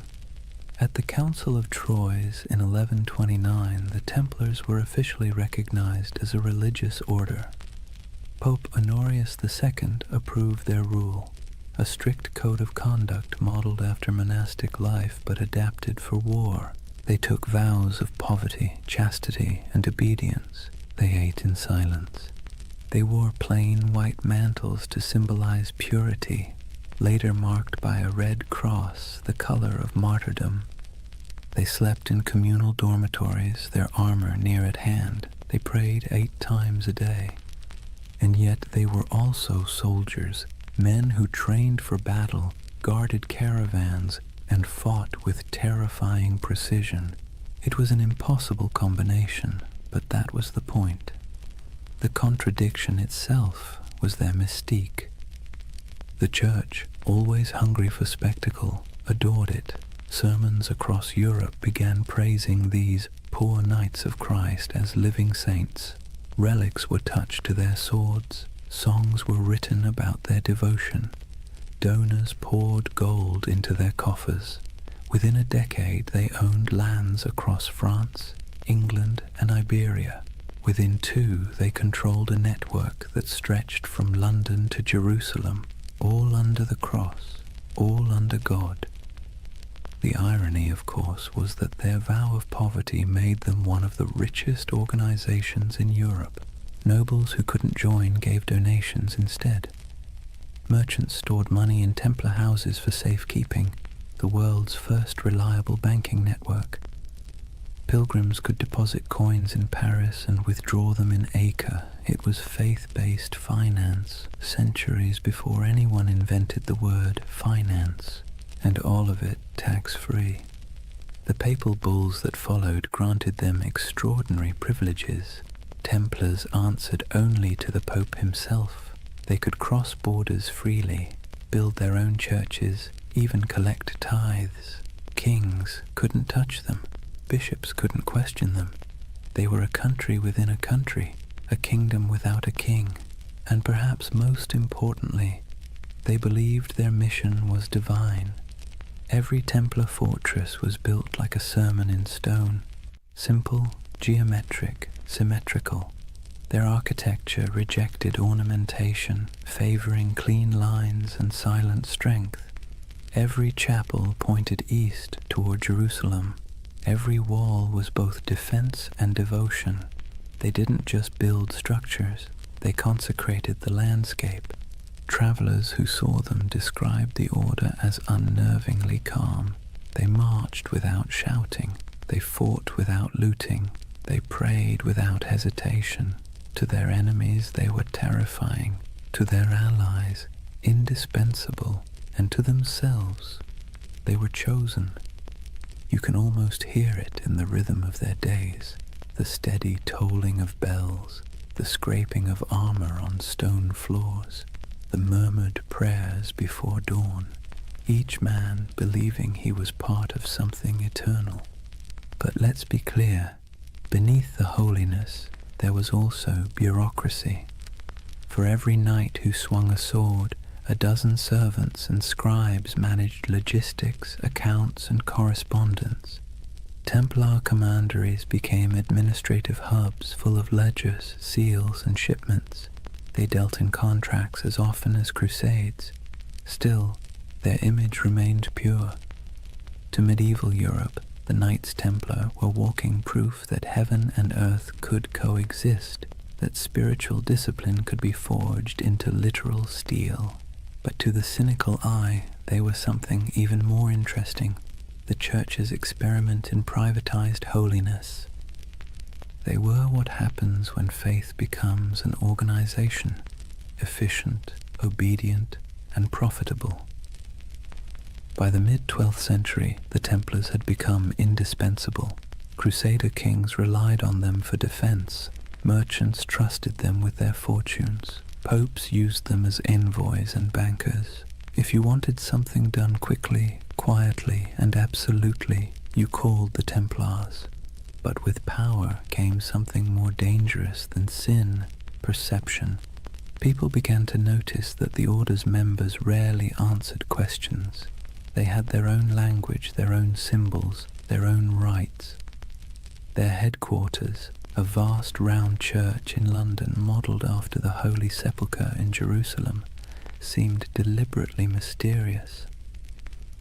And then there were the rumours, always the rumours. Some said they still possessed what they found under Solomon's temple.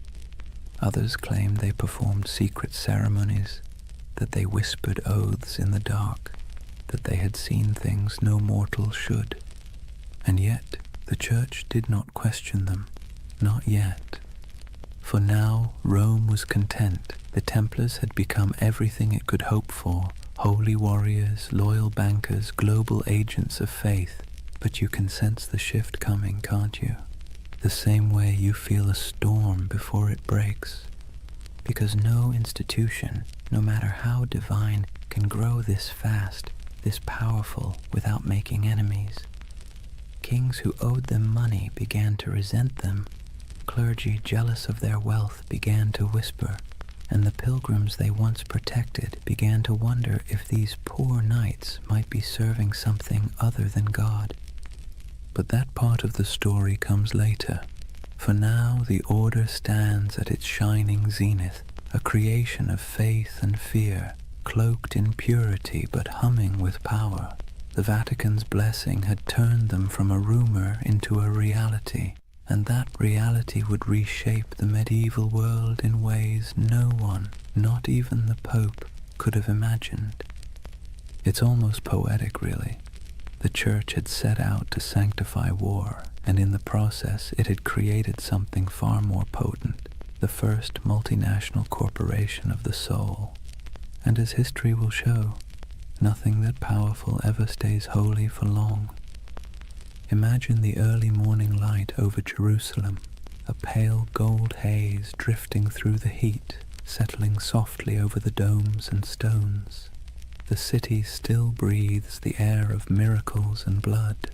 Pilgrims shuffle along narrow streets, whispering prayers in every language. Merchants haggle in the shadow of sacred ruins, and the sound of distant bells drifts through the desert wind like a memory that refuses to fade. And somewhere among the hills, a line of riders moves slowly, white mantles gleaming, swords at their sides, red crosses stitched over their hearts. The Knights of the Temple. They ride in silence, always in silence. To the people watching they seem otherworldly, not nobles, not monks, something in between. They do not laugh or boast. They rarely remove their helmets in public, and when they pass through a market, the crowd parts as if by instinct. It's said that a Templar's gaze could freeze a man, not with fear, but with the strange gravity of conviction. In that moment, the myth was already being born.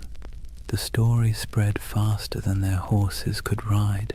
Word of a brotherhood who answered only to God, men who took no wives, owned no lands, and gave everything to their order, soldiers who prayed before battle and confessed after killing, knights who marched under the sign of the cross but lived by a code sharper than any blade. Europe adored them. The Church, of course, encouraged it.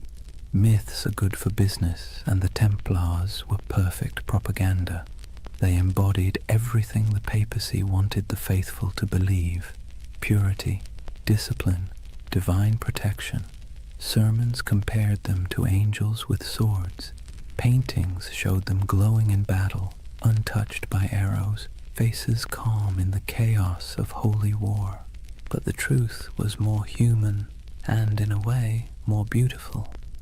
Most Templars were ordinary men drawn from a world that offered few choices, younger sons of minor nobles who'd inherited nothing, restless adventurers, repentant sinners, and zealots in search of purpose.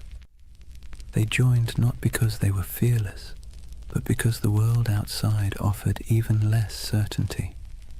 And for all its rules and austerity, the temple offered something rare: belonging. In a Europe fractured by war, famine, and class, the Order was one of the few places where a man's worth wasn't defined entirely by birth. Inside the walls of a commandery, everyone wore the same cloak, ate the same bread, followed the same hours of prayer. Rich or poor, noble or peasant, all knelt together before dawn. It was unity by discipline, equality by surrender. And yet, the outside world saw only mystery. They were everywhere and nowhere, riding on crusades, manning castles, managing estates, escorting pilgrims. A traveler might encounter a Templar outpost in the forests of Burgundy, another in the sands of Antioch, another on a cold island in the North Sea, and each one would look exactly the same: white walls, red crosses, silence. They had become an idea that transcended geography. When they rode into battle, their presence was like a symbol made flesh. Chroniclers described them as unbreakable formations of white and red, banners flapping, hooves thundering, lances angled in perfect symmetry. They rode in pairs, one knight, one sergeant, their discipline tighter than any army before them, and they didn't retreat, ever. There's a story, probably exaggerated but worth repeating, that at the Battle of Montgisard in 1177, fewer than 100 Templars helped turn the tide against Saladin's massive army. Outnumbered 20-1, they charged headlong into the desert heat, cutting through enemy lines in a frenzy of faith and exhaustion. When it was over, their commander supposedly knelt in the sand and whispered a single prayer: Non nobis Domine, non nobis sed nomini tuo de gloriam. Not unto us, O Lord, but to your name give glory. It's the kind of story medieval Europe lived for, and like all great stories, it spread, changed and grew until the facts hardly mattered anymore. The Templars were no longer just men. They were a myth in motion. They became shorthand for courage, for purity, for divine purpose. And that, ironically, was the beginning of their undoing. Because the higher a legend rises, the further it has to fall. But for now, they stood at the edge of eternity. Their coffers swelled with donations. Their castles gleamed across Christendom like white stars on a dark sea. Their red cross was the most recognized symbol in Europe. Kings sought their loans. Bishops sought their blessing. Pilgrims sought their protection. It must have felt like destiny, a divine reward for faith and sacrifice. And yet, beneath the surface, something subtle was changing. The order that began with 9 men and a dream was turning into a machine. Their vows of poverty persisted, but their treasuries overflowed. Their humility was genuine, but their power was growing beyond measure. Their lands stretched across thousands of miles. Their archives held contracts and secrets that kings would have killed to read. And because they answered only to the Pope, no monarch, no bishop, no secular court could touch them. They were untouchable, the Church's holy weapon, sharpened to perfection. But history, like the sea, is always shifting. The Crusader states were beginning to crumble. The Muslim world had learned from its defeats and was uniting under stronger leaders. Supply lines were long, morale was short, and faith, that delicate fuel, was flickering. The dream of permanent Christian dominion in the East was dying, and the Templars, who had built their identity on that dream, suddenly found themselves defending something that no longer existed. It's easy, centuries later, to imagine them as fanatics or villains, but maybe they were just men trapped in momentum, unable to stop the wheel they had helped set in motion. By the time their banners fluttered over the last surviving Crusader fortresses, their legend had already outgrown them. In Europe they were saints, in the East they were demons, and in their own hearts, who knows, perhaps a little of both. The ordinary knights must have felt it, the slow decay beneath the glory, the endless wars that achieved nothing, the heat, the sand, the weight of armor, the prayers whispered into silence, the feeling of being instruments of something divine, and yet increasingly something political. But legends don't need clarity, they need symbols, and the Templars had become the most powerful symbol in the medieval world, the perfect fusion of faith and violence. You can almost see it, a banner rippling against a stormy sky, red cross vivid against the white cloth, lightning flashing behind it. To a peasant in a church pew or a monk in a distant cloister, that image meant safety, devotion, and divine justice. To a king in debt, it meant something else entirely. The story of the Templars was no longer being written by saints or chroniclers. It was being rewritten by envy, fear, and ambition.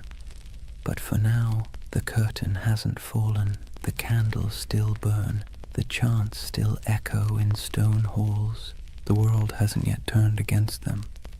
The 9 knights who once huddled beneath the Temple Mount have become an army, a network, a myth. Their legacy has taken on a life of its own, glowing, untouchable, and slightly unreal. And like all myths, it has begun to blur the line between truth and dream. That's where Chapter 1 closes, not with an ending, but with a vision of a brotherhood standing on the edge of something vast and unknowable. Their swords gleam in the sun, their white cloaks ripple in the desert wind. Behind them, Jerusalem glows like a mirage, and before them, stretching into the horizon, lies the future, glittering, dangerous, inevitable, the dawn of a legend. Chapter 2. The Rise of the Warrior Monks. Imagine standing on a cold morning plain somewhere in France, perhaps Champagne, perhaps Burgundy. The mist still clings to the fields, soft and silver, the kind that blurs the line between land and sky. Out of that fog rides a column of horsemen, their armor dull from travel, their cloaks heavy with dew. But as the light shifts, something crimson catches the dawn, a mark stitched across white cloth, simple yet unmistakable, a red cross. It would become one of the most recognizable symbols in all of human history. But at this moment, it is new, modest, a badge of belonging more than power. The men wearing it are quiet, focused, unremarkable to anyone but God. Yet this insignia, this fusion of cloth and conviction, is about to transform them into something the world has never seen, a standing army that answers only to faith. The Templars have begun to evolve. Their days of small vows and secret ceremonies under Jerusalem's ruins are over. The Church has given them legitimacy, a papal seal written in the flowing Latin of divine authority. They are now officially milites Christi, soldiers of Christ, and that single phrase changes everything. With papal backing came money, land, recruits, and something far more valuable, absolution. To die as a Templar was not merely to fall in battle, it was to ascend directly into paradise. No purgatory, no judgment, no delay. The battlefield became a kind of heavenly shortcut. It's hard to overstate how revolutionary that idea was in the 12th century. Medieval Europe was steeped in guilt. Sin was currency. Salvation was a negotiation. And suddenly, here was an order that offered redemption through action, through blood, dust, and obedience. For a restless noble, a wayward knight, or a sinner looking for cosmic forgiveness, the temple was irresistible. The Red Cross symbolized that promise. It wasn't just a banner of war. It was a visible reminder of invisible faith. When a knight knelt before the master of the temple and took his vows, poverty, chastity, obedience, the cross was placed on his cloak as both burden and blessing. From that moment, his life was no longer his own. He would own nothing. He would question nothing. He would fear nothing. And that paradox, total surrender creating total power, became the Templars' greatest strength. Their rules were strict, even monastic. No personal possessions beyond a few garments, no private letters, no hunting, no swearing, no unnecessary conversation. Meals eaten in silence, broken only by the sound of a reader reciting scripture.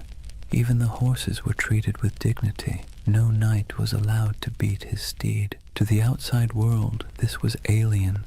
Most knights of the age were brash, boastful, and loud. They wore bright colors, hunted for sport, gambled, bragged about their kills. The Templars, by contrast, moved like shadows, a silent order of disciplined zealots. It's little wonder people began to fear them as much as they admired them. But discipline has a strange beauty to it. Imagine the symmetry of their camp at dawn. White tents in perfect rows, banners hanging still in the air. Each man waking at the same hour, dressing in the same garments, praying the same words. The clang of armor, the rasp of whetstones on steel, the steady rhythm of order in a world of chaos. They were becoming a living embodiment of the medieval dream, unity, faith, and control in a time when everything else seemed to crumble. And when they rode into battle, that unity was terrifying. Templars did not scatter, did not break rank, did not retreat unless ordered. Chroniclers described them as walls of iron, as storms given human form.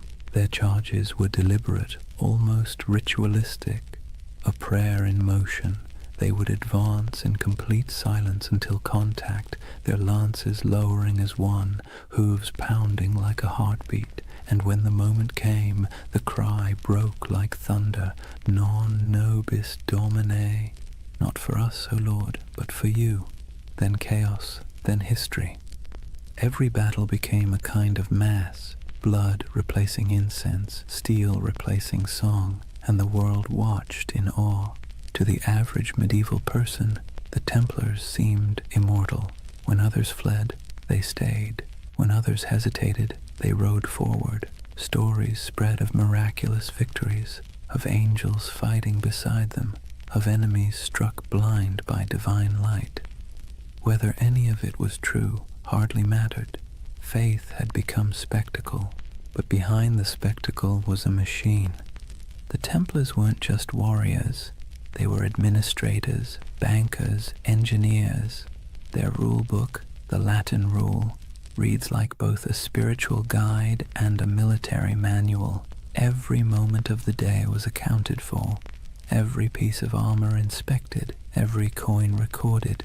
Their efficiency was unmatched, and so was their wealth. By the mid-12th century, they controlled estates across Europe, vineyards in France, mills in England, castles in Spain, olive groves in Cyprus. donations poured in from nobles seeking spiritual insurance. And because Templars were sworn to poverty, those donations didn't dissipate, they accumulated. They began lending money to kings, transporting treasure across borders, and safeguarding pilgrims' deposits. If you were traveling to the Holy Land, you could leave your fortune with the Templars in Paris and withdraw it in Jerusalem. In effect, they invented the medieval checking account. Faith and finance. It's a partnership as old as civilization. But to the Templars, it wasn't greed, it was logistics. Money was a tool for God's work. Armies need supplies, ships, food, fortresses. And if the order had to run the most efficient financial network in Christendom to maintain that mission, so be it. They became, paradoxically, both the humblest and richest men in Europe. Their castles were built like sermons, austere, geometric, designed for endurance, not comfort. No stained glass, no gold leaf, just stone, purpose, and symmetry. Inside, their halls echoed with the quiet rhythm of devotion, the scrape of boots, the murmur of prayers, the metallic whisper of chainmail. To walk into a Templar commandery was to step into another world, a world where faith was function and order was sacred. And yet, for all their restraint, there was grandeur in their simplicity. Their red cross became more than fabric. It became an idea. When people saw it, they saw authority, salvation, and something close to fear. The same emblem that comforted pilgrims terrified heretics. It's strange how power works. The more humble they appeared, the more unstoppable they became. In a way, that red cross marked the beginning of a new era, not just for the Templars, but for the medieval imagination itself. It was the age of symbols, when meaning outweighed truth. A knight's banner could terrify more effectively than his sword. A relic could justify a war. A prayer could bend kings. And no symbol was stronger than that cross. Bold, clean, impossible to ignore. It was faith simplified into geometry. When the sun hit it, it glowed like blood. Some chroniclers wrote that it frightened the enemy before the fighting even began. Others said it calmed the men who bore it. Maybe both were true. Maybe that's the real magic of symbols. They shape both sides of the story. Over the next century, that cross would ride on countless banners across the Holy Land, through dust storms, over dunes, across shattered city gates. It would gleam under the desert sun and soak in the rain of 1,000 sieges. It would be seen by kings, slaves, monks, and merchants alike. And every time it appeared, it carried the same quiet message: obedience, faith, inevitability. From 9 nights came hundreds, then thousands. From humble vows came armies. From silence came history. And still, they prayed before battle, as they always had. Still, they whispered the same words. Still, they believed that death, if it came in service of God, was not an end, but a homecoming. It's easy, centuries later, to romanticize them, to picture gleaming armor, sacred banners, holy purpose. But beneath the poetry was exhaustion. They marched through deserts where the air shimmered like glass. They fought for cities that would fall again within a decade. They believed themselves instruments of divine will. Yet the wars they waged often felt endless, abstract, and hollow. And that contradiction, devotion mixed with futility, is what makes their story so human. By the time the Red Cross became synonymous with power, its wearers had already begun to wonder what it meant. But for now, in this chapter of the story, there is still clarity, still unity, still purpose. The order of the temple stands at its peak, pure, confident, and unstoppable, a 1,000 banners ripple in the wind. The sun gleams on polished armor, and the red cross burns like a brand upon the world. The world belongs for a moment to the knights of the temple. Imagine waking before dawn, not to an alarm or the gentle hum of a phone, but to a bell, deep, resonant, and unrelenting. The sound rolls through the dark halls of a stone dormitory, pulling a dozen men from sleep at once. There are no complaints, no yawns, no hesitation. This is a Templar commandery, and the day begins with obedience. Before the first light touches the horizon, the knights are already kneeling, heads bowed, the chill of the flagstones creeping through their woolen tunics. The air smells faintly of oil lamps and damp stone. Someone chants softly from a small book, Latin verses murmured and rhythmic, the sound of faith wrapped in discipline. The Templars did not live like ordinary knights. They lived by the rule of the temple, a sprawling manual written in the 12th century that governed everything from how they prayed to how they chewed. It wasn't just a list of rules, it was a blueprint for turning men into instruments of divine will. The rule began with a simple premise. A knight's soul is weak when his body is indulgent. Every comfort is a temptation, every freedom is a test. So, comfort was eliminated. Templars slept fully clothed, tunic, belt, even their boots close by, ready to ride at a moment's notice. They owned no personal possessions, not even a coin or a comb. Their cloaks and armor belonged to the order, and if something broke, it was repaired or replaced, never personalized. They were forbidden to hunt, to falcon, to gamble, to swear, forbidden from kissing women, even their own mothers or sisters, forbidden from eating meat more than 3 times a week, forbidden from laughter that wasn't humble or restrained. Templar joy was not the joy of feasting or music or wine. It was the quiet satisfaction of obedience, and obedience to them was the purest form of freedom. Every knight took a vow of poverty, chastity, and obedience, the holy trinity of control. But unlike monks who lived behind monastery walls, Templars carried their vows into the world. They were soldiers, but their battlefield was also their monastery. Every act, from sharpening a sword to cleaning a saddle, was a kind of prayer. At dawn, they gathered in the chapel. The service was brief. They were not contemplatives, but men of action. Each prayer was followed by ritual silence. They listened for commands, received their orders, and dispersed without argument. Theirs was a faith built on motion, not meditation. After prayers came breakfast, bread, sometimes cheese, and a cup of watered wine. Meals were eaten in near silence. As they ate, one brother stood at a lectern and read aloud from scripture or from the rule itself, reminding everyone that even the act of eating was a sacred task. The sound of chewing, the scrape of spoons, the droning Latin, it all blended into a rhythm of humility.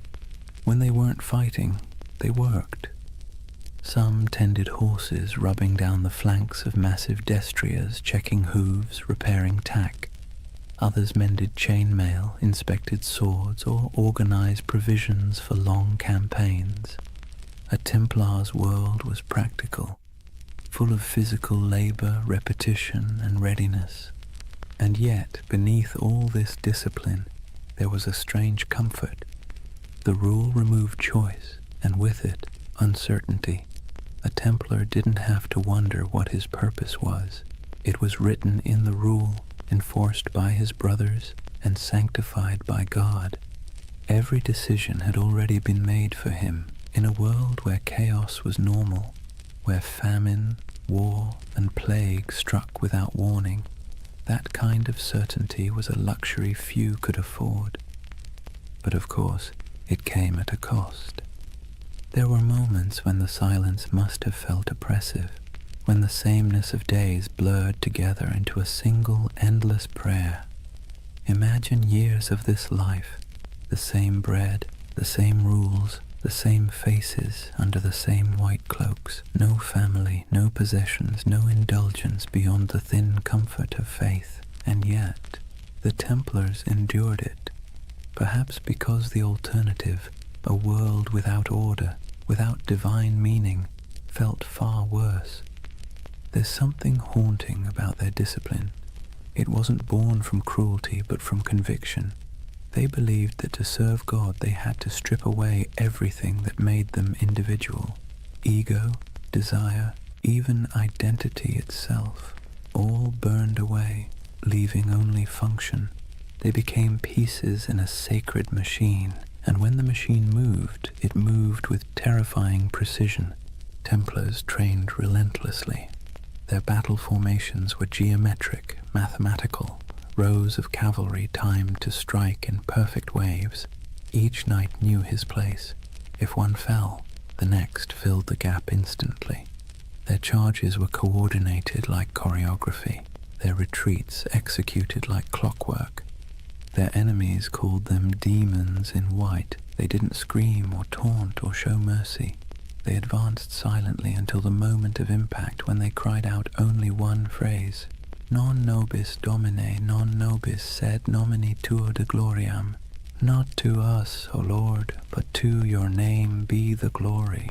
It was their mantra, their battle hymn, their surrender to something larger than themselves. And yet, despite all this spiritual rigor, the Templars weren't monks lost in abstraction. They were engineers, architects, accountants. They ran farms, managed estates, built fortresses, and oversaw trade routes. Their castles were marvels of design, squat, symmetrical, designed to deflect siege engines and channel attackers into kill zones. But even in architecture, their aesthetic was austere. No ornamentation, no murals, no stained glass, just stone, perfectly aligned, perfectly useful. Templar castles didn't preach beauty, they preached order. Their lives mirrored that architecture. Functional, fortified, minimal. To outsiders, it looked like joyless fanaticism. To the Templars, it was discipline incarnate. Every stone placed, every word spoken, every moment endured was an offering to God. And yet, as centuries passed, cracks began to form. Subtle at first, then spreading. Because discipline without question breeds power, and power, even sacred power, invites suspicion. The Templars' strict hierarchy made them efficient, but it also made them secretive. Their rituals were closed to outsiders. Their vows of silence protected not only their faith, but their operations. Kings and bishops began to whisper, what did these warrior monks do behind closed doors? Did their oaths hide something darker? The rule of the temple, written to sanctify obedience, began to look like a veil. And the more power the order gained, the more castles, the more treasure, the more influence, the more that veil began to draw attention. It's a pattern as old as history. Purity breeds envy, secrecy breeds rumor, and strength breeds fear, but that comes later. For now, imagine one of those long Templar days near its end, the sun dipping low behind battlements, armor hung to dry, the smell of horse sweat and oil in the air. The chapel bells toll again, soft and steady. The knights gather one final time, kneeling in rows, their white cloaks ghost-like in the flickering candlelight. They pray not for victory, not for wealth, not even for peace. They pray for endurance, for the strength to obey again tomorrow and the day after until the end of their lives. Outside, the wind carries the smell of dust and salt.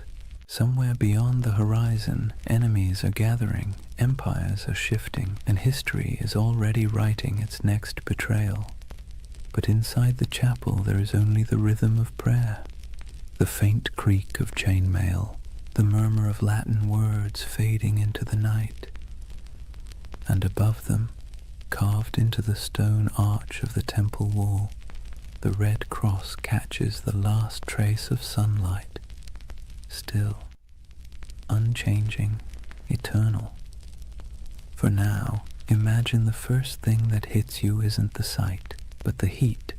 The air itself feels alive, sharp with salt from the sea, heavy with dust from the desert, and tinged with the scent of oil, incense, and sweat. You've just stepped into the Holy Land sometime around the year 1140, and you're walking through a world where heaven and earth have been fighting for custody of the same patch of ground for generations. The Crusader kingdoms were born from blood and disbelief. After the First Crusade captured Jerusalem in 1099, waves of settlers, soldiers, and zealots streamed eastward, knights chasing absolution, merchants chasing profit, peasants chasing a miracle. What they found was a land older and more complicated than anything they'd been promised. Picture Jerusalem then, not the golden city of postcards, but a dense, sun-bleached labyrinth of limestone walls, narrow streets, and markets bursting with languages: Arabic, Greek, Latin, Armenian, Hebrew, all colliding in the same dusty air. Bells rang from churches while the call to prayer echoed from minarets. Frankish knights and Muslim merchants haggled over silk. Pilgrims shuffled barefoot past relics too sacred to question. The Holy Land was less a battlefield than a mosaic, fragile, shimmering, and always on the verge of breaking. For the Templars, this was both home and battleground. They arrived as guardians of faith but quickly became administrators of empire. They built massive fortresses to anchor the Crusader presence, stone giants rising from the desert like mirages made real. One of their most famous was Crac des Chevaliers, the castle of the knights. If you've ever stood on a cliff and felt the wind try to push you backward, you'll know the feeling of that place. Perched high above the Homs Gap in modern Syria, it was less a castle and more a declaration. Double walls, circular towers, arrow slits that could whisper death at 100 yards. The stones gleamed pale under the sun, and from its ramparts you could see for miles the mountains, the valleys, and the endless horizon of sand and sky. Inside, it was strangely orderly. Kitchens, chapels, barracks, even a bathhouse. You could live there for months without stepping outside, which was convenient, since stepping outside usually meant someone was trying to kill you. The Templars' castles weren't built to impress, they were built to endure. They were a theology of stone, faith expressed in geometry. The Crusader kingdoms themselves were strange hybrids, part European colony, part medieval experiment. French nobles ruled over Middle Eastern cities filled with Syrians, Greeks, and Jews. Mosques stood beside cathedrals. Crusader coins bore Latin inscriptions on one side and Arabic ones on the other. In some ways it worked. Trade flowed, cultures mixed, and for a brief shimmering moment East and West coexisted, not peacefully, but practically. Templars thrived in that liminal space. They spoke local languages, made deals with Muslim rulers, and hired Arab engineers to fortify their walls. Despite their reputation as fanatics, the Templars were pragmatists. They had to be. The Holy Land wasn't a sermon, it was survival. Still, survival came at a price. The heat wore on them, the endless patrols through sand and rock, the smell of blood baked into armor, the weight of divine expectation pressing down like the sun itself. Every campaign was a pilgrimage of exhaustion. Imagine a Templar caravan winding across the desert, horses sweating beneath white banners marked with red crosses, sand grinding in every crevice of armor. They march in silence except for the creak of leather, the occasional clink of mail. Ahead lies an enemy they can't see, only the shimmer of heat on the horizon. By nightfall they camp beneath a vault of stars so clear it feels like a cathedral of light. Prayers are murmured, wounds are tended. The men sleep on bare ground, swords within reach, their faith both pillow and weapon. In this land even the air felt charged with contradiction, sacred and savage all at once, and nowhere was that clearer than in Jerusalem itself. For a brief century the city stood under Christian control, a jewel of Christendom wrapped in ancient dust. The Templars' headquarters was no ordinary building. It was the Al-Aqsa Mosque, believed at the time to stand on the ruins of Solomon's temple. To the Muslim world it was one of Islam's holiest sites. To the Templars it was the very foundation of their identity, the Temple of Solomon, the birthplace of their name. They turned its halls into barracks, its courtyards into stables, its shadowed corners into places of prayer and secrecy. There, in the dim glow of oil lamps, the Templars trained, planned, and perhaps, as rumors later claimed, uncovered something ancient. Some said they found relics buried beneath the Temple Mount, the Ark of the Covenant, the Holy Grail, scrolls of forgotten wisdom. Others said they simply found nothing and invented mystery to fill the void. Whatever the truth, their presence in Jerusalem became mythic. The sight of their white mantles moving through the streets, calm, silent, immaculate, inspired awe and unease in equal measure. They were soldiers of God, but they moved like ghosts. Their faith was practical, but their reputation became supernatural. Pilgrims whispered that Templars could not be killed by ordinary men. Enemies swore they saw them fight after being struck down, and perhaps that was the point. In a land where death was daily and miracles were currency, a little fear was useful. Templar strategy was as psychological as it was martial. They fought not just with swords but with image, the cross on their chest, the silence in their ranks, the absolute certainty in their purpose. Their presence in battle could shift morale before a single blade was drawn. When the call to arms came, whether at Ascalon, Damascus, or Hattin, the Templars rode out not as individuals but as one unbroken will. Their discipline was terrifying. They charged in perfect formation, shields tight, lances lowered, red crosses blazing against white. They were often the first to enter and the last to retreat. In moments when other armies broke, the Templars held, and when they died where they stood. But for all their valor, their victories were temporary. The Crusader kingdoms were built on sand, politically, literally, and theologically. They could conquer cities, but they could never conquer geography. The further they stretched their lines, the thinner their strength became. And while Templars built walls of stone, their enemies built alliances. Muslim leaders like Zengi, Nur ad-Din, and eventually the great Saladin began to unify what had once been divided.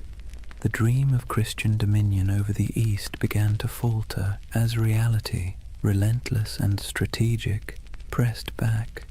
Still, for nearly 2 centuries, the Templars endured. They were the spine of the Crusader world, a constant presence whether guarding pilgrims on dusty roads, escorting kings, or defending castles that seemed impossible to hold. And through it all they believed, or at least tried to, that their struggle was holy, that every drop of sweat, every wound, every brother lost was part of a cosmic design. But in quieter moments, as the wars dragged on and the Holy Land slipped further from their grasp, doubt must have crept in. What happens when a holy mission stops feeling holy? When obedience begins to feel like futility? When you've spent your life serving God with sword and blood, and still the world refuses to be saved? History doesn't record their private thoughts. but you can imagine the silence inside those massive stone fortresses, the kind of silence that comes after years of praying into a void. The Templars' castles still stand in ruins across the Middle East, in Syria, in Israel, in Turkey, their stones sun-bleached, their halls open to the wind. Stand in one, and you can almost hear the echoes, hooves on cobblestone, the whisper of chainmail, the low murmur of prayer. Those walls remember. They remember a time when faith and empire shared the same heartbeat, when men rode into battle convinced they were defending heaven itself. And maybe, in their own way, they were. Because for all its contradictions, the Crusader dream wasn't just about conquest, it was about belief, belief so strong it reshaped landscapes, rewrote maps, and built fortresses that still defy time. The Templars were both its architects and its prisoners, bound by duty, by faith, by the unbearable beauty of purpose. And even as the Crusader kingdoms began to crumble, they didn't loosen their grip, they just prayed harder, fought longer, and built higher, until the day came when the walls themselves began to crack. But that's a story for the next night. For now, picture that world one last time, the desert glowing gold under the last light of day, the red cross fluttering above a fortress wall, and somewhere inside, a group of knights kneeling in silence, their faces half-shadowed, their faith still unbroken. The wind moves through the stones like a sigh, the candles flicker, and the Holy Land sleeps, as it always has, torn between heaven and earth.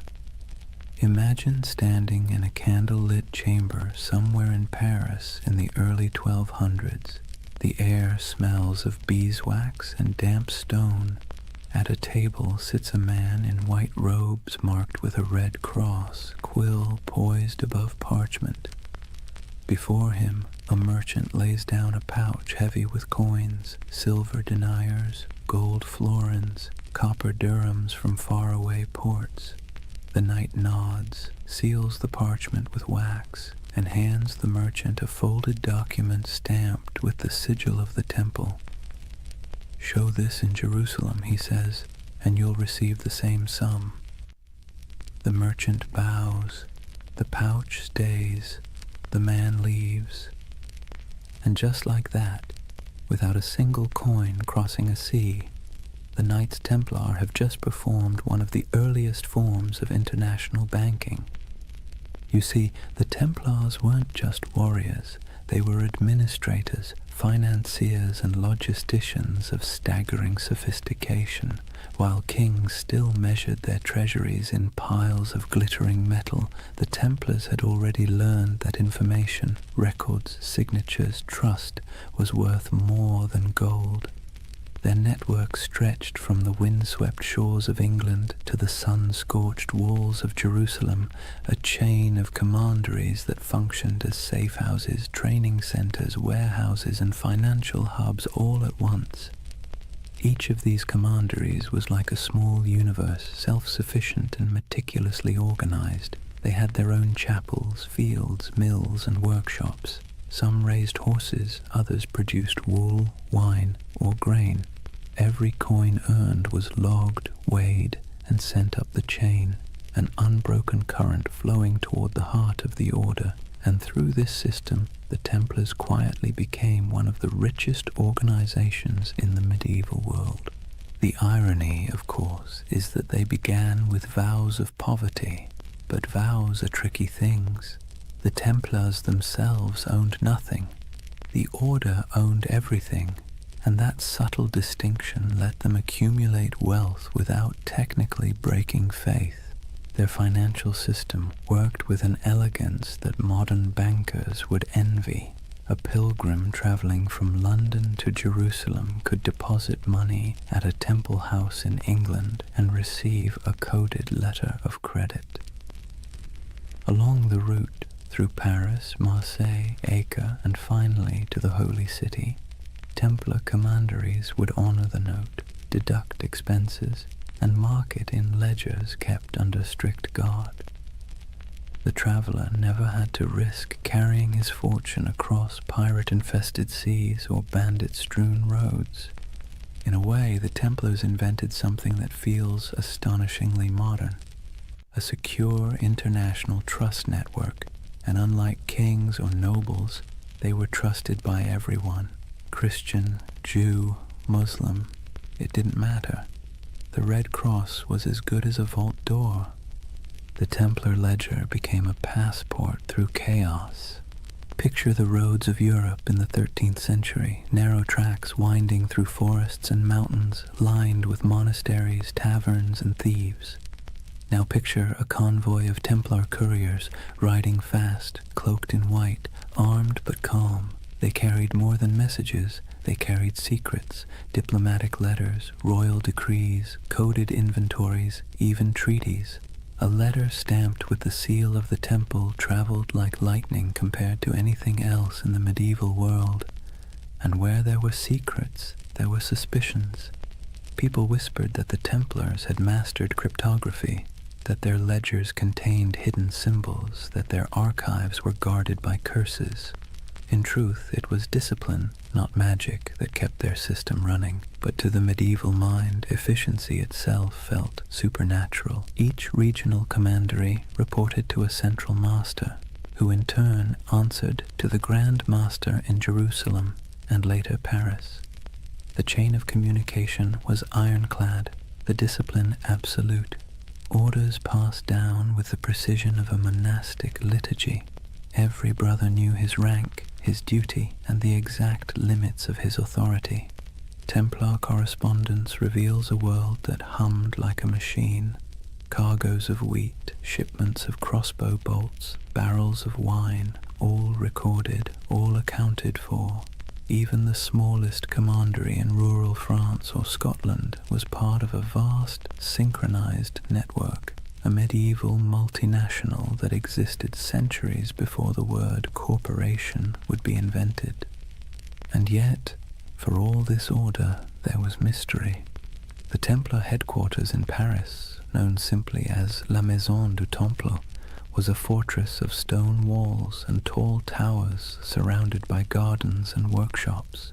Inside lay one of the greatest treasuries in Europe, a glittering hoard of gold, silver, jewels, and documents so valuable that kings themselves stored their wealth there. King Louis VII did. So did Henry III of England. Even the Pope trusted the Templars to manage funds for crusades. When monarchs needed loans, it was often the temple that provided them. When nobles needed to transfer land, the temple served as intermediary. They were accountants of God, and for a time it seemed even heaven owed them interest. But power has a way of creating shadows. As their influence spread, so did envy. Clergy whispered that the Templars had grown too rich, too independent. Kings resented being indebted to monks with swords.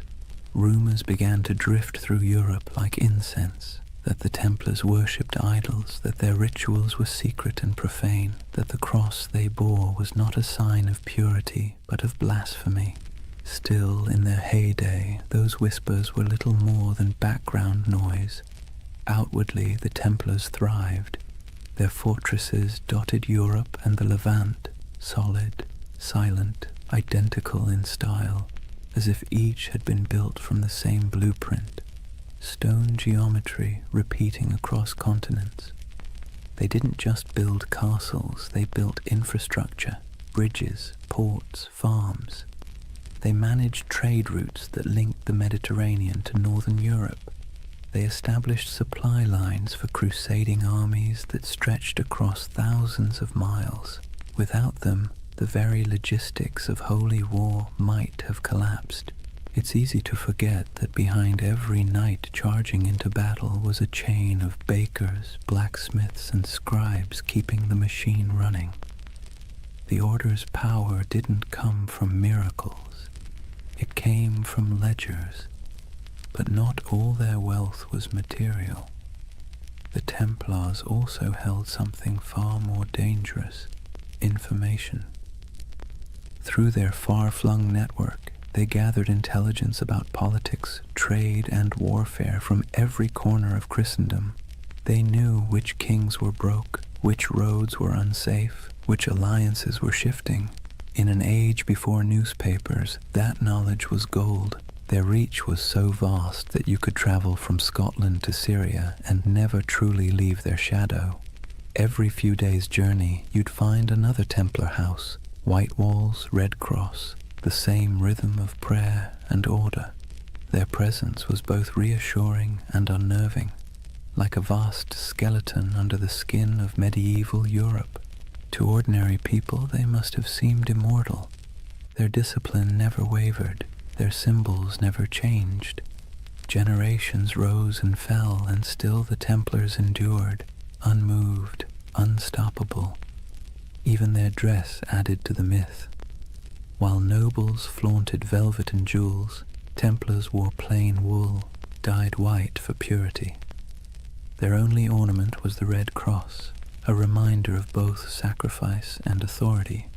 When they moved through a town, heads bowed, they looked less like men than like an idea, one that walked and breathed and collected rent. And it wasn't only men. Though the order itself was male, its network included women, nuns, widows, and lay sisters who worked in the commanderies, managing estates, caring for pilgrims, brewing ale, and keeping the wheels turning. History rarely mentions them, but without them, the Temple's empire of faith would have faltered. By the mid-13th century, the Templars had reached their zenith. Their ships carried goods across the Mediterranean. Their estates covered vast tracts of Europe. Their influence seeped into every court, every treasury, every crusade, and yet, like all empires, they had already sown the seeds of their own decline. The Holy Land, their reason for existing, was slipping away. Muslim forces were reclaiming city after city. The Crusader states were shrinking, and with them the spiritual justification for the Temple's existence. But the Templars adapted. They shifted their focus westward, becoming less of a crusading order and more of a financial and political one. Their castles became banks, their swords gathered dust, their prayers became ledgers, and with each ledger their power grew. But so did resentment. Imagine being a king and realizing that the most efficient, trustworthy, and wealthy organization in your realm doesn't answer to you. It answers to no one but God, and maybe the Pope. That unease was the first tremor before the fall. But for now, in the candlelit rooms of the 1200s, the world still looked stable. Templar scribes bent over parchment, quills scratched, coins clinked softly in wooden chests. Outside, the moonlight shimmered on stone, and the red cross of the order fluttered faintly in the night wind. It was a world of precision, discipline, and quiet ambition. A world that believed itself eternal. And perhaps, for a while, it was. Picture a long stone hall lit by morning light through narrow slits in the wall. The air smells faintly of straw and cold iron. Dozens of men kneel side by side, white mantles draped over their shoulders, red crosses stark against the fabric. No one speaks. The only sounds are the shuffle of boots, the whisper of breath, and the faint crackle of a torch. It's not a church exactly, not a barracks either. It's both, and that contradiction is the essence of the Knights Templar. Discipline was their creed. Every movement, every word, every thought was governed by the rule of the temple, a sprawling set of commandments written in the early 12th century that blended the rigidity of a monastery with the brutality of a battlefield. And yet, for all its severity, there was beauty in that order, a rhythm that shaped their days like the tolling of distant bells. They rose before dawn to pray, their voices echoing in unison.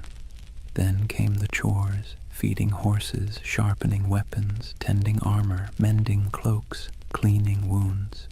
Breakfast was simple: bread, sometimes watered wine, rarely meat. Then training, endless training, sword drills in formation, mounted charges across dusty fields, bow practice until fingers blistered. To the outside world, they were holy warriors. To themselves, they were servants of God, of each other, and of discipline itself. Templars lived by vows of poverty, chastity, and obedience, but those words meant something very different in their world. Poverty meant no personal possessions, but the order itself owned vast estates. Chastity meant avoiding women entirely, even in conversation, an easier rule to write than to live by. And obedience meant complete submission to one's commander, even unto death. That last vow was the hardest, and the one that defined them. A Templar didn't fight for victory. He fought to obey. If ordered to hold a line, he held it. If ordered to die, he died. There was no hesitation, no bargaining, no emotion. In battle, this made them terrifying. Other soldiers might panic, flee, or waver. The Templars never broke formation. Even when surrounded, they fought in silence, red crosses vanishing one by one into the dust. It's tempting to romanticize that kind of devotion, but there was nothing romantic about it. It was hard, mechanical, and often lonely. Templars were forbidden to embrace their own brothers without permission, forbidden to joke or sing frivolously, forbidden to play games of chance. Even laughter was discouraged, except in moderation. Their armor, too, reflected that restraint, plain, functional, unadorned. No bright colors, no gilded crests, only the red cross sewn near the heart. It was said that when the Templars rode into battle, the sound of their charge was unlike anything else. Not the roar of chaos, but the low thunder of synchronized hooves, a kind of terrible harmony. They weren't the largest army in the Crusades, nor the most numerous, but they were the most feared, because the enemy knew they wouldn't stop. Every Templar learned to fight and die as part of something greater, and that mindset extended beyond the battlefield. Inside their commanderies, every task, no matter how small, was done with the same ritual precision. From the folding of cloaks to the cleaning of armor, everything had its method. The order saw chaos as the devil's playground, and order as divine.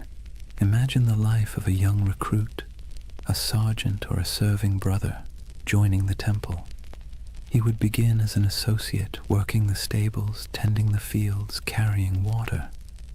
He'd sleep on straw, wake before dawn, pray, eat little, speak less. The nights might seem distant, stoic men of few words, but in truth everyone shared the same weight of silence. Templar silence wasn't emptiness, it was control. They believed words carried danger, pride, gossip, temptation. So they learned to communicate through gestures and glances, through efficiency rather than expression. Meals were eaten in near silence, a monk reading scripture aloud while others chewed. If you wanted salt, you didn't ask, you pointed. If you needed bread, you waited your turn. Over time, that silence became a kind of language, a pulse that connected them more deeply than speech ever could. And perhaps that's why their discipline bordered on the sacred. Their punishments were severe but predictable. A brother who broke his vows, who stole, lied, or behaved pridefully, might be stripped of his cloak, forced to eat on the floor, or made to lie face down during Mass while others stepped over him. For grave offenses he could be expelled entirely, his red cross torn away like a soul in exile. But for most, it never came to that. The Templar mind was trained like a blade, sharp, steady, and resigned. Even their daily routines reinforced obedience. The day was divided by bells, prayer, labor, rest. Each moment accounted for. They prayed before battle, after battle, before eating, before sleeping. Every act was sanctified, every breath a form of worship. And yet, for all their austerity, there was a quiet humanity beneath it. The rule allowed small comforts, wine on holy days, the company of brothers during feasts, laughter when earned. They kept dogs and falcons. They played music sometimes, though always solemnly. Their lives weren't joyless, just measured. To outsiders, that restraint looked inhuman. To insiders, it was peace. Because here's the thing, medieval life was unpredictable, dangerous, and filthy. Plague, famine, war, it was all chaos. The Templars built a life where everything made sense, a world of routine, duty, and clear purpose. That order was their sanctuary. And yet, there's a strange irony in that. For all their vows of humility, the Templars radiated pride. Not arrogance exactly, but a certainty that they were different, chosen. While other knights fought for lords, women, or glory, the Templars fought for eternity. Their enemy wasn't just flesh and blood, it was sin itself. That certainty gave them strength, but it also made them untouchable. When they marched through cities, people stepped aside. Their white mantles glowed in the sun. Children watched them pass in awe. Priests blessed them. Merchants envied them. Kings tolerated them. And slowly, without realizing it, they became what they were sworn to resist, powerful, privileged, and proud. Their discipline, once spiritual armor, became something colder, a mask. By the late 13th century, the Templar ideal had begun to crack. The Holy Land was lost, the Crusades had soured, and yet the Order still trained, still prayed, still obeyed, as if nothing had changed. It's almost haunting, that image. An army without a war, marching in perfect silence toward a future that no longer needed them. They kept their rituals alive even as their purpose faded. The morning prayers, the vows, the cold meals, the endless drills, like monks in armor performing the same liturgy long after the congregation had gone home. If you had visited a Templar stronghold, then, say, Tomar in Portugal, or the great fortress of Crac des Chevaliers, you'd have seen perfection on the surface, polished discipline, unbroken ranks, but beneath it, something else was stirring, uncertainty. What happens to an order built for holy war when holiness itself goes out of fashion? The Templars didn't have an answer. They just kept obeying. And maybe that's the tragedy. They were so trained to follow command that when the commands themselves became corrupt, when kings and popes turned against them, they couldn't adapt. Their discipline, once their shield, would soon become their downfall. But that's later. For now, in the twilight of their golden age, they still looked unshakable. Picture them one last time, a column of knights riding through the gates of Acre, the last stronghold of Christendom in the east. Sunlight glints on their helmets. The sea wind carries the smell of salt and steel. Their banner ripples, a red cross against white. They move as one body, one will, one faith. And somewhere in the back of the formation, a young knight whispers a prayer he has said 1,000 times before. He doesn't know that in a few short decades, his order will be ashes and rumor. But in this moment, he is calm, because obedience is peace. And for the Knights Templar, peace, however fleeting, was always worth dying for. Chapter 3. Secrets, Shadows, and Heresy. Imagine the stillness beneath Jerusalem. The air is cool, dry, and old, older than the Crusaders who came here with dreams of salvation and plunder. Torches flicker against ancient stone, illuminating tunnels carved centuries before the birth of Christ. The sound of footsteps echoes faintly, rhythmic and deliberate. These men wear no crowns, no jewels, only white mantles marked with a red cross. 9 knights, poor, pious, exhausted, descending under the ruins of Solomon's temple. At least that's the story.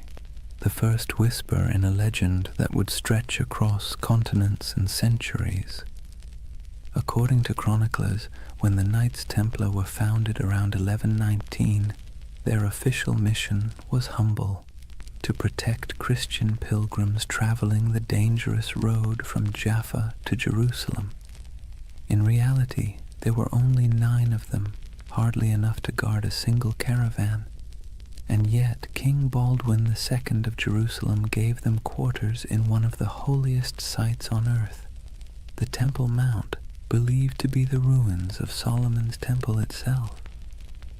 That's where the name came from, the poor fellow soldiers of Christ and of the Temple of Solomon. But for a group of destitute knights, their address was suspiciously prestigious. The Temple Mount was not just another ruin, it was a sacred puzzle layered in myth. Jews believed it was where the Ark of the Covenant had once rested. Muslims revered it as the site of the Prophet's ascent to heaven. Christians saw it as the home of God's wisdom and wrath alike. And somehow these 9 knights, without royal blood, without political clout, were allowed to live directly atop it. And for nearly 9 years, no one quite knew what they were doing down there. There are no surviving records, no letters, no official reports, just silence, the kind that history fills with imagination. And centuries later, that silence became the perfect soil for mystery. Some say the Templars were digging, not guarding, that they searched the ruins for hidden relics, ancient scrolls, or lost knowledge buried deep beneath Jerusalem. According to certain accounts, the knights conducted excavations under the temple itself, tunneling through ancient chambers that had lain untouched since biblical times. Archaeologists in the 19th century actually found evidence of Templar tunnels beneath the site, narrow shafts and corridors leading nowhere, carved by human hands during the Crusader period. That's when the myth took root, that the Templars had uncovered something extraordinary, something that transformed them from a handful of ragged knights into one of the most powerful organizations in the medieval world. What was it? The Ark of the Covenant? The Holy Grail? Secret knowledge from King Solomon himself? Or perhaps something less tangible? A myth so potent it didn't need to exist to be believed. It's easy to see why the story stuck. The Templars' rise defied logic. They appeared out of nowhere, impoverished, under-equipped and obscure. Then, almost overnight, they became legends. Their fame spread through Europe like wildfire. Popes blessed them.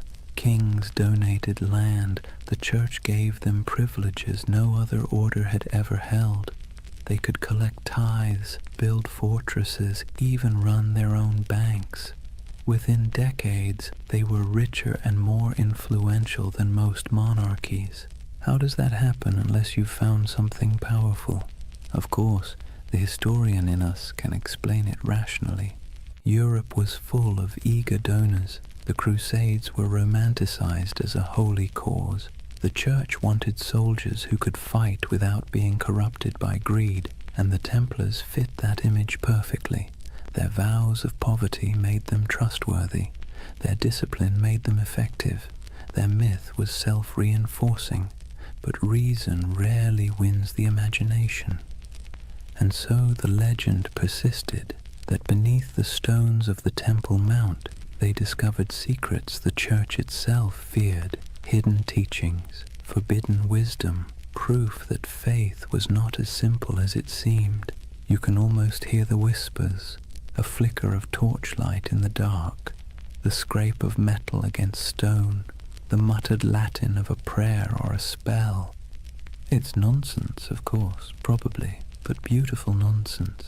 That's the curious power of the Templar myth. It lives in the gap between faith and doubt, between the seen and the unseen. Take the idea of the Grail, for instance. In medieval Europe, the word didn't mean a chalice at first. It meant a vessel of divine mystery, something that contained the essence of truth. The connection between the Templars and the Grail only appeared centuries later, in 12th and 13th century romances, when poets like Chrétien de Troyes began weaving stories of knights, purity, and hidden relics. Those tales weren't history.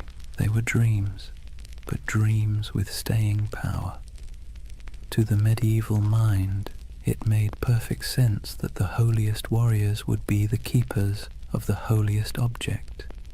And to the modern mind, still restless in the dark, it makes perfect sense that an empire's rise must hide a secret.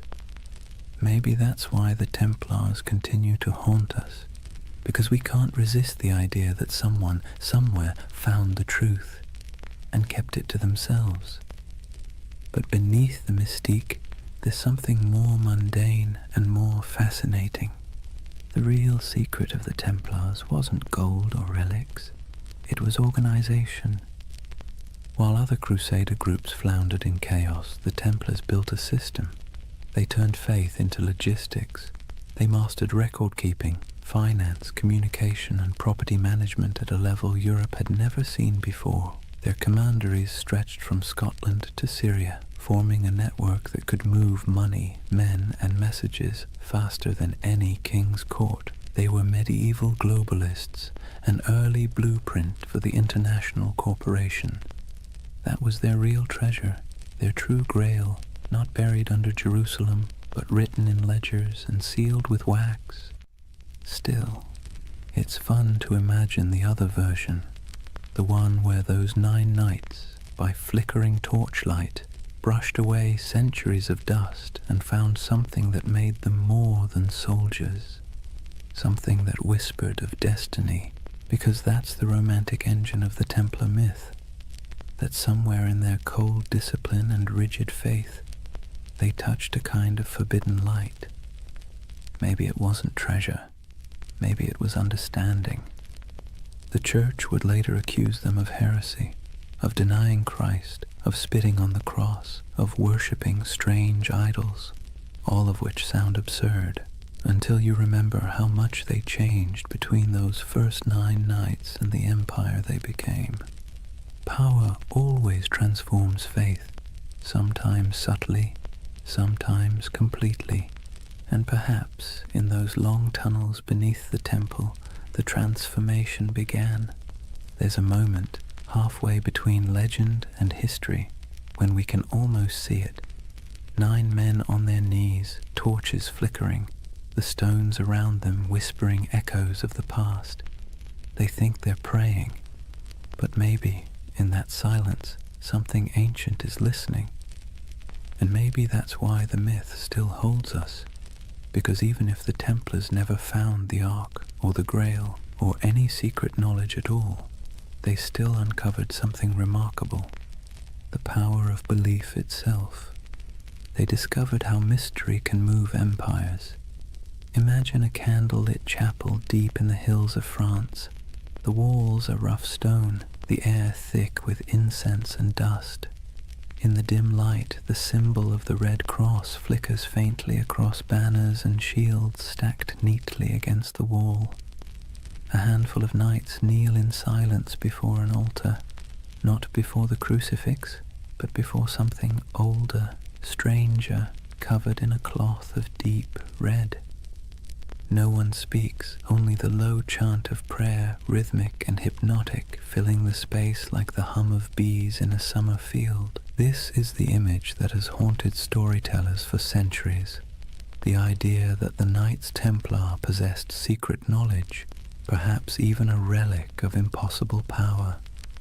And like all the best myths, it's never quite clear whether we want it to be true or whether we enjoy believing it's hidden. The legend of the Holy Grail, for instance, didn't actually begin with the Bible. It began with poets. Around the late 12th century, when the Templars were at their most powerful, A French poet named Chrétien de Troyes wrote of a mysterious grail, a shining vessel carried in a sacred procession, capable of granting eternal nourishment and divine wisdom. He never called it holy, nor said it was a cup. Later, writers turned it into the chalice of Christ, the cup of the Last Supper, or the vessel that caught his blood at the crucifixion. But in Chrétien's day, the Grail was simply something too sacred to name directly. And in that ambiguity, the Templars found a shadow, because who else fit the image better? Knights of divine mystery, warriors of impossible devotion, a brotherhood whose rituals were secret, whose vows were absolute, and whose origins lay under the ruins of Solomon's temple. To a medieval audience it made perfect sense. If the Grail existed, it was the Templars who kept it. Over the centuries, the Grail and the Templars fused together into a single enduring myth, a marriage of chivalry and mysticism that no amount of historical evidence has ever been able to undo. The truth, though, is both smaller and more interesting. The Templars were bureaucrats of the divine. They didn't sit around sipping from golden chalices or unlocking cosmic secrets. They balanced books. They managed estates. They wrote letters in crisp Latin. They were the spiritual accountants of a holy empire. But because they lived in an age obsessed with relics, bones of saints, drops of Christ's blood, splinters of the true cross, they were inevitably drawn into the world of the sacred object. They guarded reliquaries. They escorted pilgrims who sought miraculous artifacts. They helped fund and protect monasteries where fragments of supposed holy items were displayed. So when rumors spread that they had discovered ancient scrolls beneath the Temple of Solomon, texts written by early Jews, Gnostics, or even pre-Christian mystics, the stories stuck. The scroll myth would grow and mutate over time. Some later accounts, centuries after the Templars were gone, claimed they had found the Book of Thoth, an Egyptian text of divine wisdom. Others said they uncovered teachings from the lost tribes of Israel, and some whispered of alchemical diagrams, maps of the cosmos itself, hidden away from the church to protect humanity from knowledge it wasn't ready to bear. Of course, there's no evidence for any of this, but myths thrive where evidence fails, and perhaps that's what made the Templars so irresistible to later imaginations. They embodied that perfect combination of real power and secret silence. The Church itself fueled much of it, unintentionally, because the Templars, though loyal to Rome, answered to no king, no bishop, no worldly authority. They were free to move money, land, and information across borders. They could send coded letters that no one else could read. They had their own internal justice system, their own chapels, their own prayers. In other words, they looked a lot like the very thing the Church feared most, a second church. And that's when suspicion began to bloom. Whispers spread that the Templars practiced strange rituals, that their initiations involved renouncing Christ, spitting on the cross, or worshipping a mysterious head called Baphomet, that their power came not from God but from something older. Most historians agree that these accusations were lies, propaganda created to destroy them later. But it's worth noting why those lies were so effective. Because they sounded plausible. Because secrecy always invites projection. If you give people a locked door, they will imagine what's behind it. And for medieval Europe, already steeped in apocalyptic fear and superstition, the Templars became the perfect vessel for that imagination. Their very success became suspicious, their discipline unnatural, their wealth sinful, their silence heretical, and yet maybe there was something beneath all the rumor. Not magic, not relics, but an attitude. See, the Templars didn't pray like other monks. Their spirituality wasn't cloistered, it was militant. Their daily life was about control, obedience, and the annihilation of the self. Every moment of pleasure, every trace of comfort was stripped away to make room for purpose. In a sense, that was a kind of secret knowledge, the knowledge that faith and suffering could be fused into a single weapon. And that's what made them so dangerous. Not to the Muslims they fought in the Holy Land, but to the church that eventually feared them, because the Templars didn't seem to need intermediaries. Their faith was too direct, too efficient, too pure. When you can talk to God through action, you make priests nervous. By the time the Crusader kingdoms began to crumble, the Templars' mystique had already surpassed their usefulness. Europe no longer needed warrior monks. It needed bankers, diplomats, and obedient clergy, and so the Templars' mysticism, once admired, became suspect. It's strange, isn't it, how quickly a symbol of holiness can become a symbol of heresy. One century they were Christ's chosen, the next they were whispered to be sorcerers. But perhaps that's the price of mystery. The more tightly you guard your secrets, the easier it is for others to fill them with darkness. And in the quiet moments when we think of the Templars by torchlight, kneeling before something hidden under silk, we feel that same tension, that blend of awe and suspicion, that uneasy beauty of something half-believed. Because part of us wants to believe.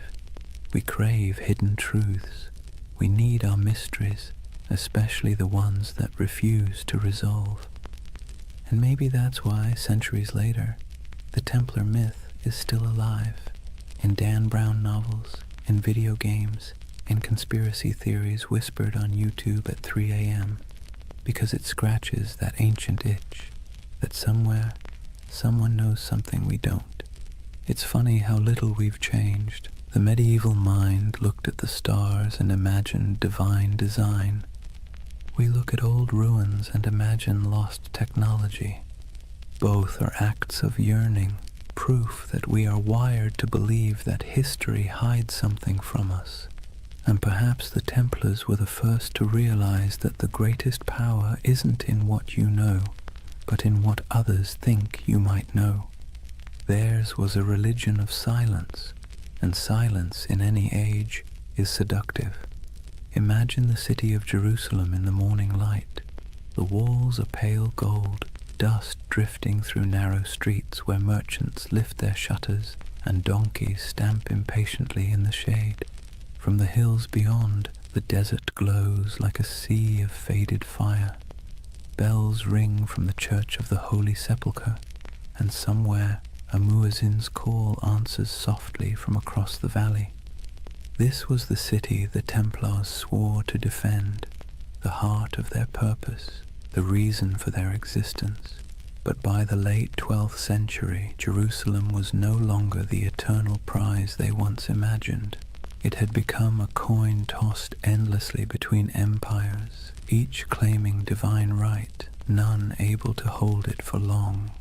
The cracks began, as they so often do, with pride. The Crusader kingdoms, those fragile Latin states carved out after the First Crusade, had grown decadent and divided.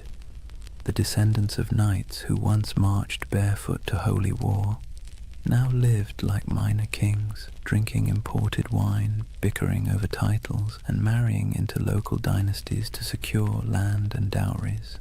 The Templars, meanwhile, had become something very different from their humble beginnings. They were no longer 9 men kneeling in the dust. They were a multinational corporation of the Middle Ages, thousands strong, with property stretching from Scotland to Syria. They operated fleets, fortresses, and treasuries.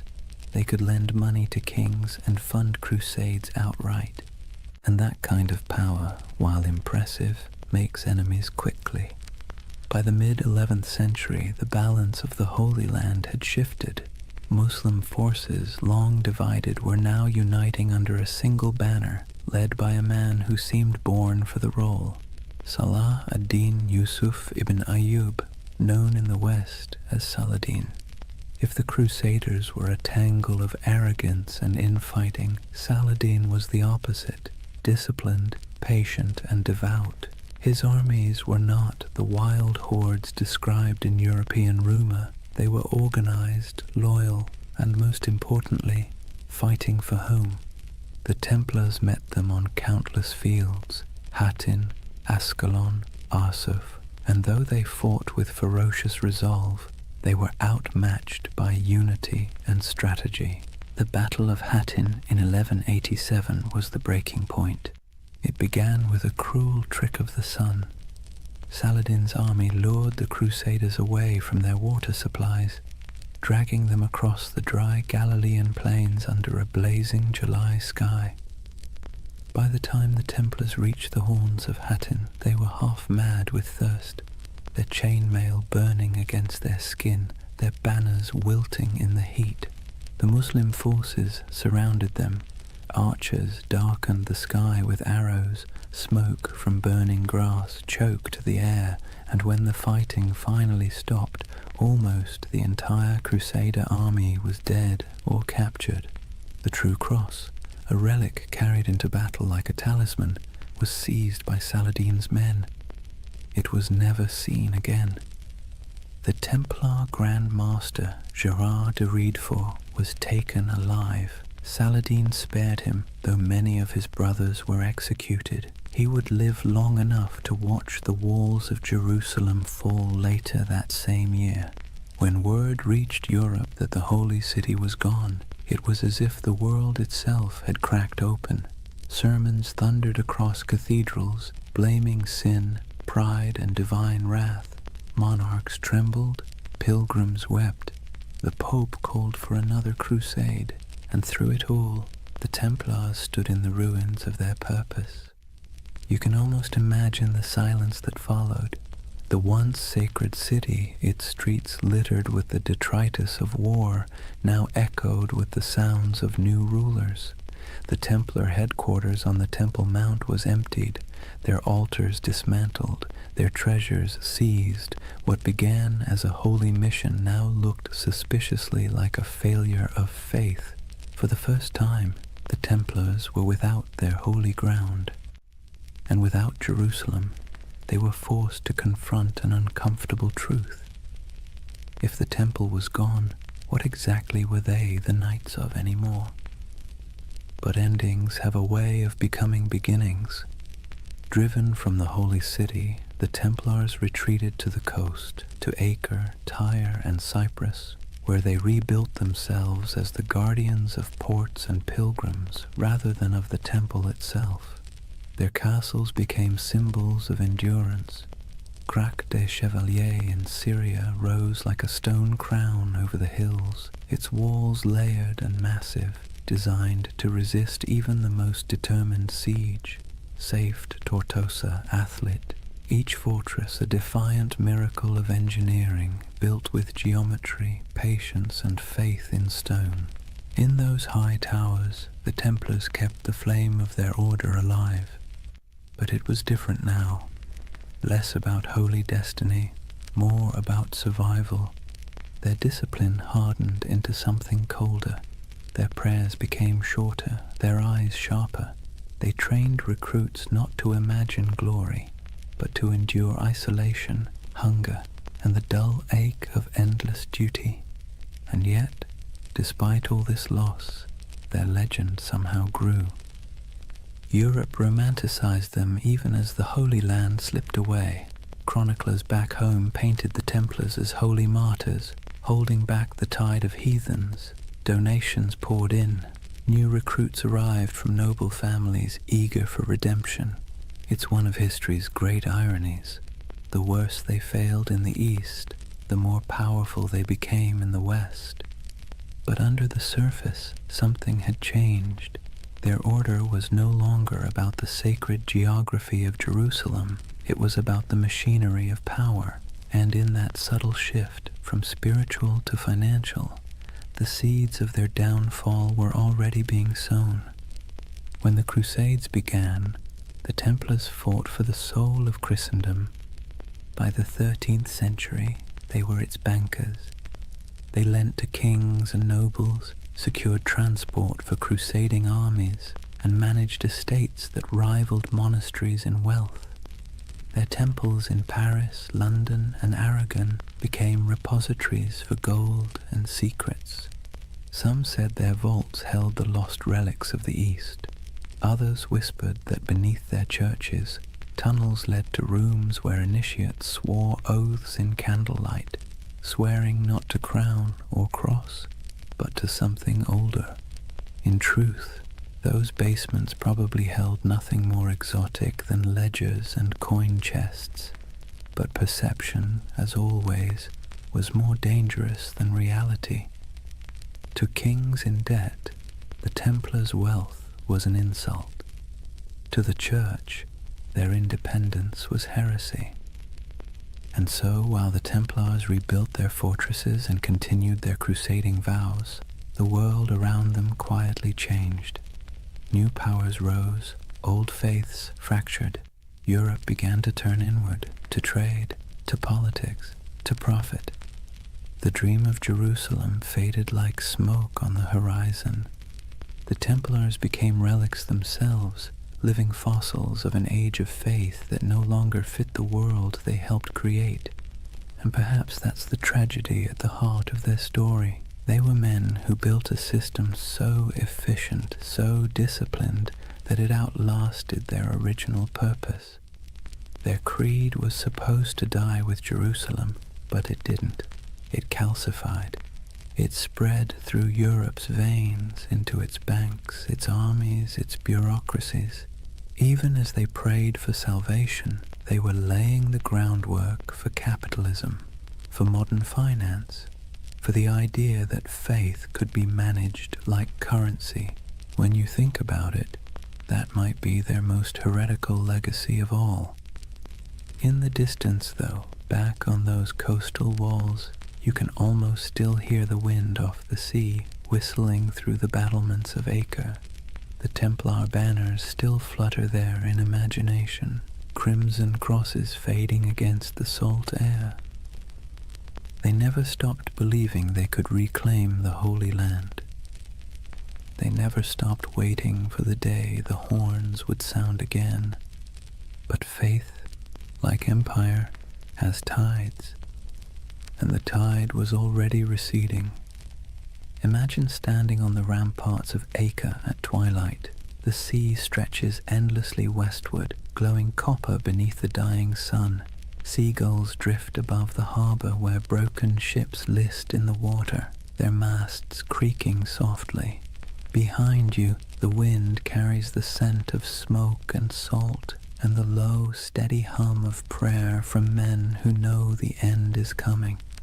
This is the world of the final crusades, not the holy fire of the first generation, not the fevered marches of kings and saints, but a quieter, more desperate echo. The age of glory was over. What remained was a grim, bureaucratic persistence. Wars fought on borrowed faith, borrowed time, and borrowed money. By the late 13th century, the Kingdom of Jerusalem existed mostly on parchment and in memory. Its capital, if one could call it that, was Acre, a coastal city pressed between a restless sea and endless desert.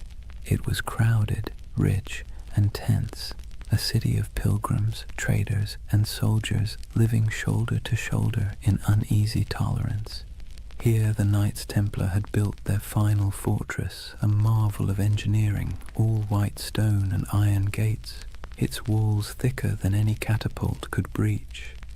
Within those walls, gold and relics were stored in vaults beneath torchlit halls. Above them, in chapels that echoed with Latin chants, the Templars still prayed for Jerusalem, though most knew they would never see it again.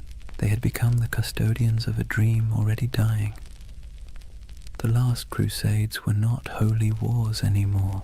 They were logistics operations, charters, supply lines, contracts. The romantic image of knights charging across the desert had long since been replaced by the grinding reality of politics.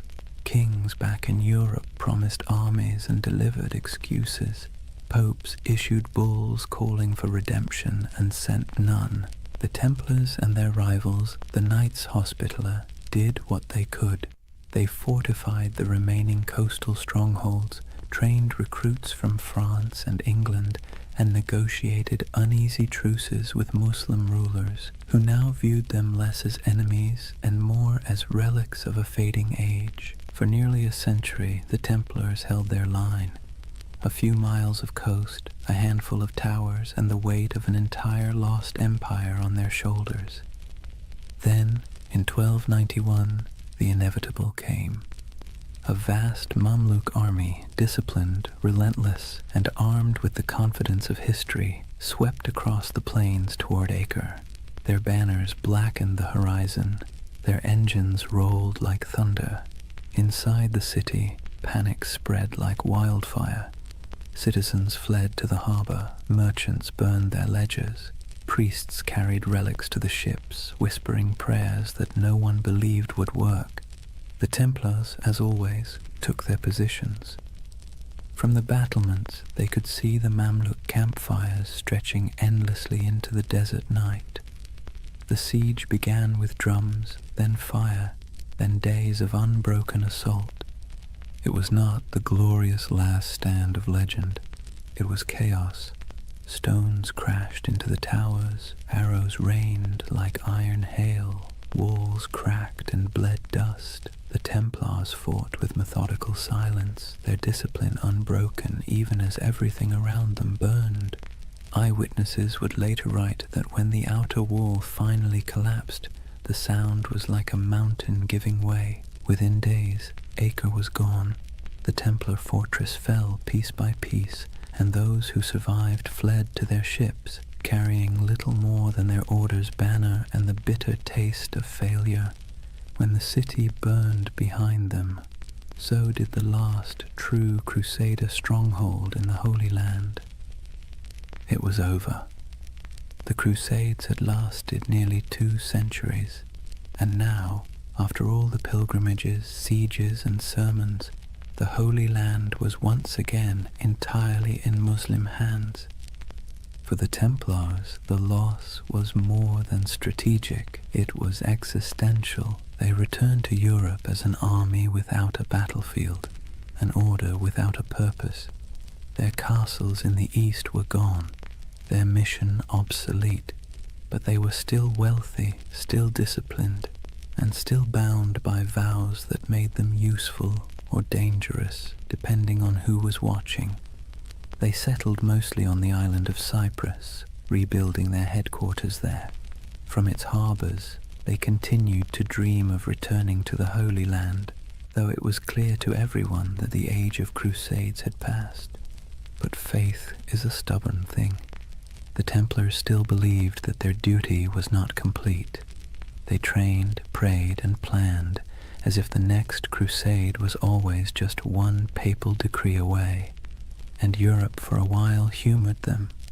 Popes still called them the sword of the church. Kings still borrowed their money. Peasants still whispered prayers for them. But under the surface, the world was changing. Trade was replacing war. Cities were replacing castles. Banks were replacing swords. And the Templars, with their vast holdings and network of treasuries, found themselves at the uncomfortable center of this transition. They had invented the closest thing to modern finance, a system where a pilgrim could deposit gold in Paris and withdraw it in Acre using coded letters of credit. It was genius, practical, and efficient, and in hindsight, catastrophic. Because when the wars ended and the debts came due, kings looked at the Templars' wealth and saw temptation, not salvation. Especially one king in particular, Philip IV of France. Philip was a man both pious and paranoid. He owed the Templars enormous sums of money, loans for his wars, his court, his vanity. But he also saw their independence as an affront. They answered not to him, but to the Pope. Their fortresses in France were like miniature states, their archives sealed and secret, and the more Philip learned about them, the more their silence unnerved him. Rumors spread of strange initiation rites, of heretical symbols, of men kissing the cross in reverse. Nonsense, most likely, but for a monarch looking to erase his debts and consolidate power, nonsense can be weaponized. In the years after Acre, Philip began to scheme. He courted the Pope, then bullied him. He planted spies among the Templars. He listened to gossip and invented the rest. The Templars, perhaps naively, continued to operate as they always had, holding mass, training knights, managing estates. They trusted in their reputation, in their service, in their holy mission. They never realized that while they were guarding against heathens abroad, the real danger had been quietly gathering at home. In the fall of 1307, France was restless. Taxes were high, the treasury was strained, and the king's legitimacy was fragile. Philip needed an enemy. And what better villain than a secretive, wealthy brotherhood whose glory had long since faded into rumor? The Templars were about to learn a lesson the Romans once taught long ago, that power without narrative is just a target. Their story had begun with oaths whispered beneath the Temple of Solomon. It was about to end in the flicker of torches and the hiss of sealed orders. History, like the sea, has its own rhythm, rising, falling, devouring. The Templars, once masters of both faith and war, had finally drifted too far from shore. Their banners would not fall on the battlefield, but in the courts of kings. Their last enemy would not wield a sword, but a quill. The Crusades had ended, but the Inquisition was just beginning. Imagine Paris in the early morning of October 13th, 1307. The air is cold, the mist heavy. Bells toll softly from the towers of Notre Dame, their echo rolling over the Seine. Most Parisians are still asleep, unaware that within the hour history itself is about to shift. Across the city, a quiet army stirs. Royal messengers slip through fog-damp alleys, carrying sealed orders bearing the king's personal wax seal. Soldiers, sworn to secrecy, assemble at street corners and bridges. They don't yet know who they're hunting, only that the order comes directly from Philip IV, and that disobedience would mean ruin. When the sun finally breaks the horizon, the trap is sprung. Every Templar house in France, every fortress, every commandery, every quiet estate hidden among vineyards and fields is surrounded. Gates splinter, iron boots echo down stone halls. The knights of the temple, warriors who once faced Saracen armies in the blazing deserts of Palestine, are dragged from their beds half-dressed, bewildered, accused of crimes so grotesque they can barely comprehend them. Blasphemy, idolatry, heresy. The list reads like something pulled from a fever dream, but this was no dream. It was politics, dressed in the robes of faith. Let's be clear, Philip IV was not a fool. He was something more dangerous, clever, desperate, and convinced of his divine right to do whatever was necessary to hold his kingdom together. He had bled France dry with wars against England, then with his campaigns to tax the clergy. When the church resisted, he struck back, exiling the Pope from Rome, installing his own candidate, and essentially turning the papacy into a branch office of the French crown. That Pope was Clement V, a man whose spine was as soft as the velvet cushions he sat on. Officially, he ruled from Rome. In practice, he lived under the shadow of Philip's will, a papal puppet relocated to Avignon. And so, when the King of France whispered that the Templars were dangerous, heretics, maybe even satanic, Clement listened. But the real accusation wasn't spiritual, it was financial. The Templars held vast wealth, not in piles of coins, but in something far more threatening: records, ledgers, IOUs. They were Europe's most sophisticated bankers, managing royal treasuries, facilitating trade, and holding deposits from nobles who trusted their vaults more than their own castles. That included Philip himself, who now owed them so much that, if they called in their debts, France might collapse. And so, with one order, Philip did what every indebted man has dreamed of doing since time began. He erased the balance sheet. The raids were coordinated with surgical precision. Templars across France were seized simultaneously, their archives confiscated, their leaders imprisoned. Jacques de Molay, the Grand Master, was arrested in Paris, along with his top commanders. He had been a guest of honor at the king's court just days before, attending the funeral of Philip's sister. Now his hospitality was rewarded with chains. The interrogations began almost immediately. The king's agents, men of ink and iron, demanded confessions to every sin imaginable. They accused the Templars of denying Christ, of spitting on the cross during initiation, of worshipping a mysterious idol called Baphomet. They spoke of obscene rituals, secret kisses, and dark oaths taken by candlelight. And under torture, men will say anything.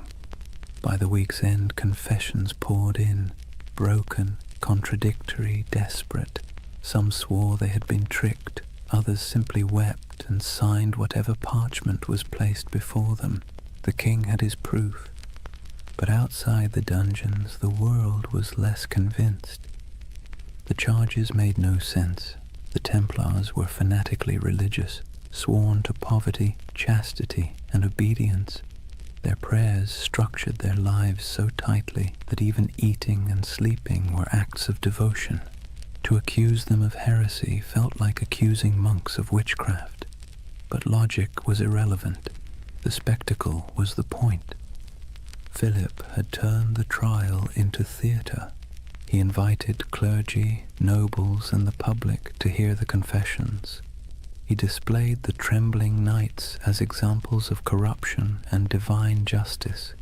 He presented himself as the defender of Christendom, cleansing it of hidden rot.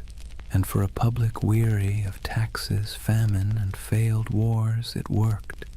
People love a villain, especially one that used to be untouchable. Meanwhile, Clement V hesitated. As head of the church, the Templars were technically under his jurisdiction, not Philip's, and he knew, deep down, that the charges were absurd. He issued cautious letters demanding the Templars be handed over to papal investigators, but Philip ignored him. France was already playing judge, jury, and executioner. When the Pope finally summoned his courage to intervene, the damage was done. Across Europe, the accusations had spread like wildfire. Other kings, seeing opportunity, followed Philip's lead. Why not confiscate a few Templar estates? Why not seize their gold, their horses, their lands? After all, if France was purging the heretics, who wanted to look soft on sin? One by one, Europe's monarchs turned on their former protectors. In England, Edward II hesitated at first. He actually liked the Templars, but papal pressure forced his hand. In Spain and Portugal, the order was dissolved and reborn under new names, with new insignia, to preserve their assets while appeasing the church. In Germany and Italy, their properties were quietly absorbed by the Hospitallers, rivals who had survived by being slightly less rich and slightly less suspicious. But in France, there was no mercy. The king's prisons overflowed with knights. Some recanted their forced confessions, and for that they were burned alive. Others were kept in darkness for years, their order formally disbanded by papal decree in 1312. As the walls closed in, Jacques de Molay remained calm. His life by then had been one long act of faith. He had fought in Outremer, negotiated with kings, and seen the fall of Acre. He knew what it was to lose everything. But this betrayal, this twisting of faith into a weapon, was something colder. He endured years of imprisonment, interrogation, and humiliation before being brought once more into public view. On March 18th, 1314, the king staged one final spectacle. Molay and 3 senior Templars were led onto a platform erected on the Ile de la Cité, a small island in the Seine, directly across from the royal palace.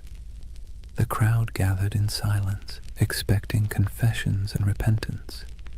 But instead the old man, gaunt, weary, his hair turned white in prison, stood tall and spoke words that would echo for centuries. He retracted every confession, declared the order innocent, condemned the lies, the cruelty, the injustice. The crowd gasped. The executioners hesitated. Even Philip's officials seemed unsure what to do. But the king, unmoved, ordered the fires lit immediately, and as the flames climbed, witnesses said Jacques de Molay did not scream. He stood, unmoving, until the smoke swallowed him. According to legend, with his final breath, he called down a curse, summoning the Pope and the King to meet him before God within a year. It sounds like myth, but here's the strange part. Both men did die within 12 months. Philip collapsed suddenly during a hunting trip. Clement succumbed to illness not long after. Their bodies, it was said, refused to rest peacefully. One burned, one desecrated by lightning. History, for once, indulged in poetic justice, and so ended the Knights Templar, at least on paper. Their castles were seized, their treasure vanished, their order dissolved, but their legend, that refused to die. Whispers began immediately, of ships slipping away from La Rochelle under cover of night, carrying gold, relics, and sacred texts, of surviving knights who fled north to Scotland or vanished into the Alps, of secret brotherhoods, the Freemasons, the Rosicrucians, who claimed descent from the last guardians of the temple. It's hard to tell where history ends and myth begins. Maybe they're the same thing now, a story too powerful to stay buried. The fires of Paris went out, the ashes scattered. But in the imagination of every generation since, the Templars never stopped riding. Their red crosses still gleam faintly in the dark corners of our collective memory, where faith and conspiracy meet like two mirrors reflecting forever. Chapter 4. The Fall, the Curse, and the Immortal Legend. Take a deep breath and picture it again. Paris, 1314. The sun setting behind the grey spires, the river glinting like a blade, the crowd dispersing after the execution, their murmurs fading into the wind. For a moment, the city feels hollow. The flames have gone out, the smoke has thinned, and all that remains of the Knights Templar is the faint scent of burning oak and the whisper of rumour. It should have ended there, but history, like fire, has a way of smouldering long after the last spark dies. They say Jacques de Molay's final words were a curse. He called out from the pyre, summoning Pope Clement and King Philip to appear before the judgment of God within a year. The legend says his voice did not tremble. It carried through the crowd, past the walls of Paris, past the gilded windows of the royal palace, carried by the smoke as if heaven itself were listening. And then, as the flames consumed him, something strange happened. The air shifted. The crowd fell silent. Even the guards who had lit the pyre looked uneasy, like men who had just seen something they shouldn't have. You can almost hear the echo, soft, defiant, and final. Within 1 year you will answer before God. It's the kind of line that sounds too neat to be true. And yet, history, either by coincidence or poetic design, obliged. Within a month, the Pope fell ill. Clement V's body gave out after years of stress, guilt, and compromise, his corpse was placed in a monastery awaiting burial. But as if on cue, the monastery caught fire. The flames consumed the chamber, and the papal body, already lifeless, was said to have sat upright in the coffin, engulfed in flames, as though the curse had come to collect. Not long after, King Philip went hunting in the forest of Fontainebleau. A strong, healthy man, still in his 40s, he rode out in the crisp autumn air and never returned alive. Accounts differ. Some say he fell from his horse, struck his head, and lingered for days in agony. Others say he was seized by a sudden paralysis. Either way, the most powerful man in Europe died slowly, staring into nothing, as if haunted by something he couldn't see, and with their deaths, the curse of the Templars was born. It was a simple story. 2 men destroyed by the vengeance of a martyred knight, but it grew quickly. People whispered that France itself was doomed, that Philip's descendants, the Capetian line, would die out within generations, and, strangely enough, that too came true. Within less than 2 decades, all 3 of Philip's sons, each having worn the crown, were dead without heirs. The dynasty that had ruled France for centuries was snuffed out like a candle in a storm. The people of the time called it La Malédiction des Templiers, the Templar curse. To later generations, it became a parable, a warning about greed, corruption, and the strange persistence of divine justice. Of course, historians will tell you it was all coincidence, and maybe they're right. But that's the beautiful thing about history. It leaves just enough cracks for the imagination to pour through. When you close your eyes and think of those final days, it's not hard to believe that something larger was at work, a kind of cosmic balancing act, subtle and cruel. The Templars, who had built their order on discipline, loyalty, and faith, had been betrayed by those who claimed to uphold the same virtues. And perhaps, just perhaps, the universe took notice. Yet even as their bodies turned to ash, their legend began to breathe again. Within a generation, stories of the hidden treasure of the temple began to surface. Gold, relics, and ancient knowledge spirited away from France before the arrests. Ships loaded in secret at the port of La Rochelle, sailing west into the mist. Some claimed they vanished into Scotland, others into Portugal, and some said they crossed the ocean itself, centuries before Columbus, to lands unknown. The myth of the lost Templar fleet became the fuel for countless tales. Sailors swore that on stormy nights they'd seen ghost ships bearing red crosses on their sails, gliding silently across the waves. Monks whispered of secret vaults beneath cathedrals where the last Templars hid sacred relics, and among peasants and pilgrims alike, a quiet belief took root. The Templars were not dead. They had merely gone underground, waiting for the world to be ready again. It was an idea too romantic, too mysterious to fade.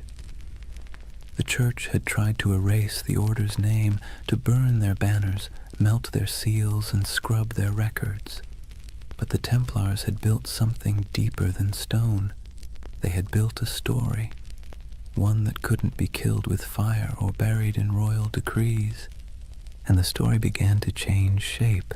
In the Middle Ages, people whispered that the Templars had discovered the Holy Grail beneath the ruins of Solomon's temple, that the treasure they carried was not gold, but knowledge, secret doctrines, ancient scrolls, perhaps even relics of Christ himself.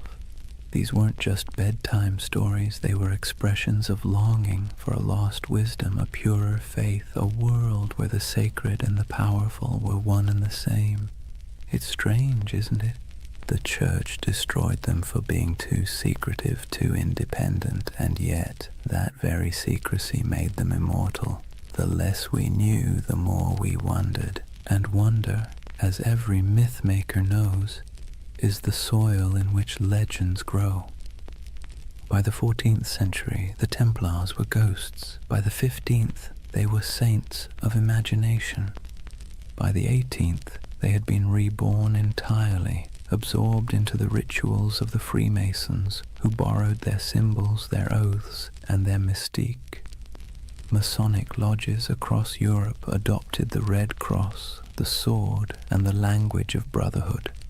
In their dimly lit halls, among candles and geometry, men in powdered wigs whispered oaths not unlike those once spoken in Jerusalem. And in those flickering moments, the Templars lived again, not as soldiers, but as symbols, symbols of resistance, of hidden knowledge, of purity lost and truth buried beneath the weight of time. Somewhere along the way, their story stopped being about history at all. It became about us, about our hunger for mystery, our suspicion of power, our desire to believe that somewhere in the forgotten corners of time, the pure and the brave are still watching. And that brings us back to that fateful Friday, the 13th of October, 1307, the day that superstition itself was born. Before that morning, Friday the 13th meant nothing. It was just a date. But after the Templars were seized, tried, and condemned, it became a symbol of betrayal and bad luck. The day the innocent were destroyed by the powerful. The day faith was tested and justice mocked. The day one of the most disciplined brotherhoods in human history was wiped out in a single breath. Centuries later, we still flinch at that date without remembering why. Maybe that's the real curse, not divine vengeance, but cultural memory, a faint echo of injustice that hums quietly beneath the surface of modern life. Every time the calendar aligns and Friday falls on the 13th, we pass through that echo. Most of us shrug it off, but somewhere deep in the collective mind, a voice whispers, "Be careful." It's the whisper of a fire crackling on an island in the Seine. The whisper of 9 knights kneeling in the dark, taking oaths no one else would ever hear.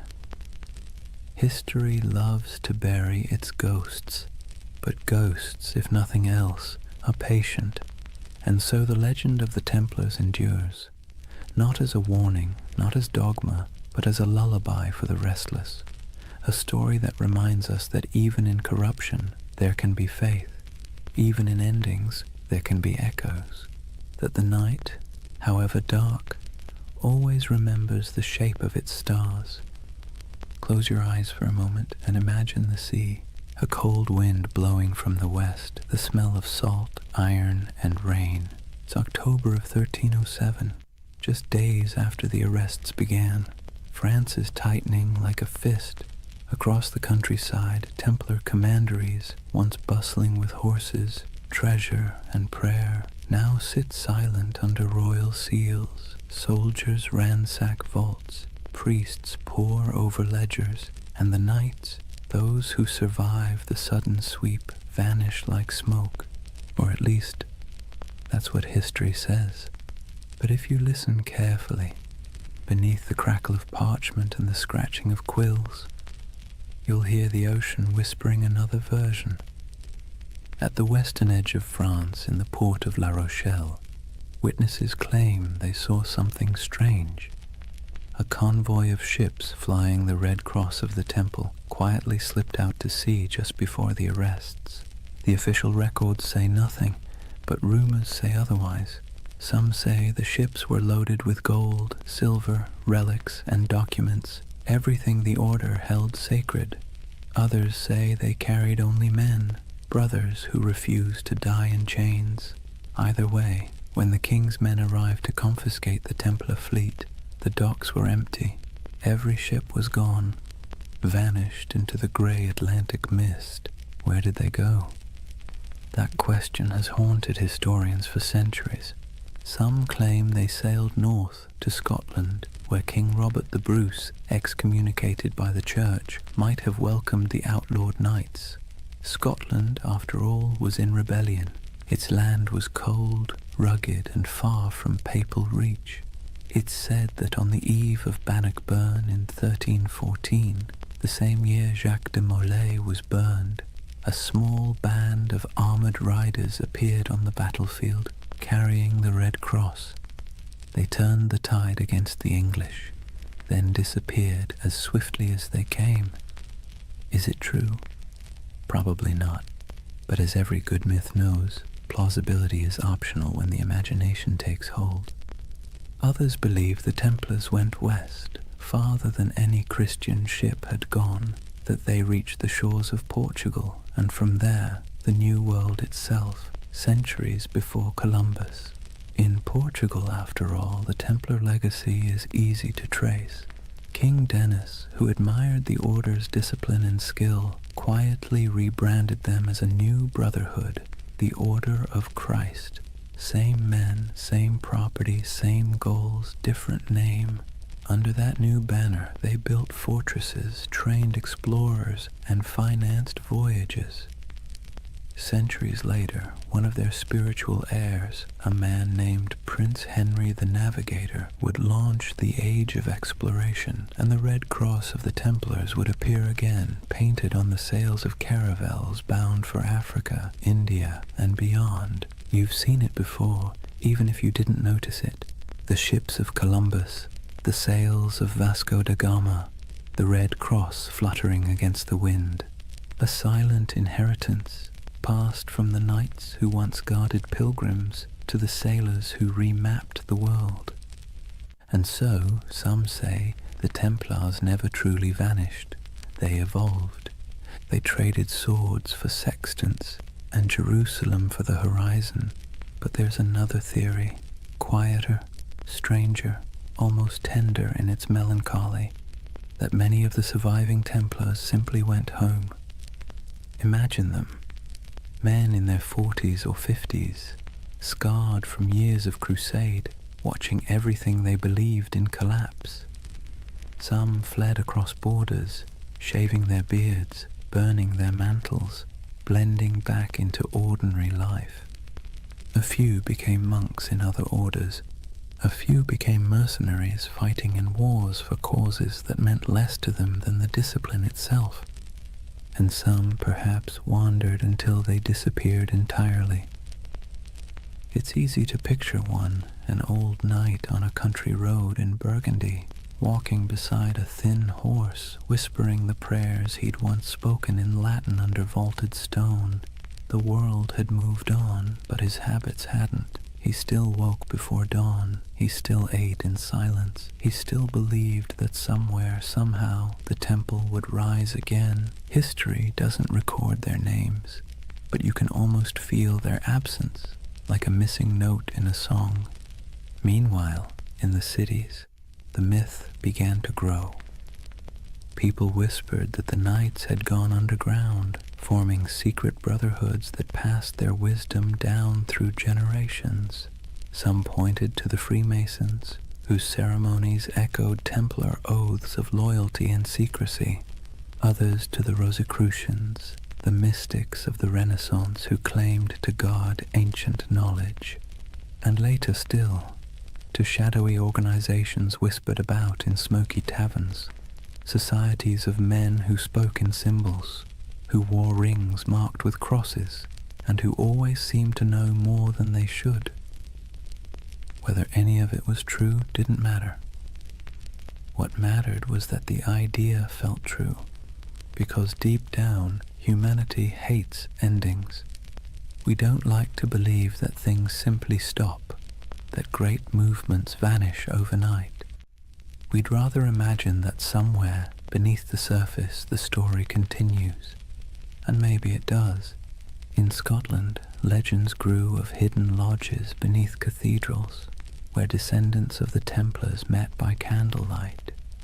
In Spain and Portugal, old families claimed to possess relics from the temple, swords, seals, and parchments that no historian could trace. And in France, the ghost stories began. Peasants said that on stormy nights they saw riders in white cloaks galloping through the woods near old commanderies, their torches flickering like stars. No hoofbeats, no voices, just the wind, the rain, and the sound of metal brushing against metal. The church called it superstition, but the peasants knew better. They said it was the Templars, still keeping watch. Centuries later, during the French Revolution, when mobs looted churches and burned archives, strange things were found. Stone carvings of Templar crosses hidden behind altars, letters sealed with wax bearing the order's symbol, and cryptic diagrams suggesting that not everything had been destroyed. Even Napoleon, the great skeptic, was rumored to have been fascinated by them. When he invaded Egypt in 1798, he brought with him not just soldiers, but scholars, engineers, and, oddly enough, men obsessed with the Templar myth. They saw the pyramids, the ruins of ancient Alexandria, and believed they were walking in the same footsteps as those mysterious knights who had once dug beneath Solomon's temple.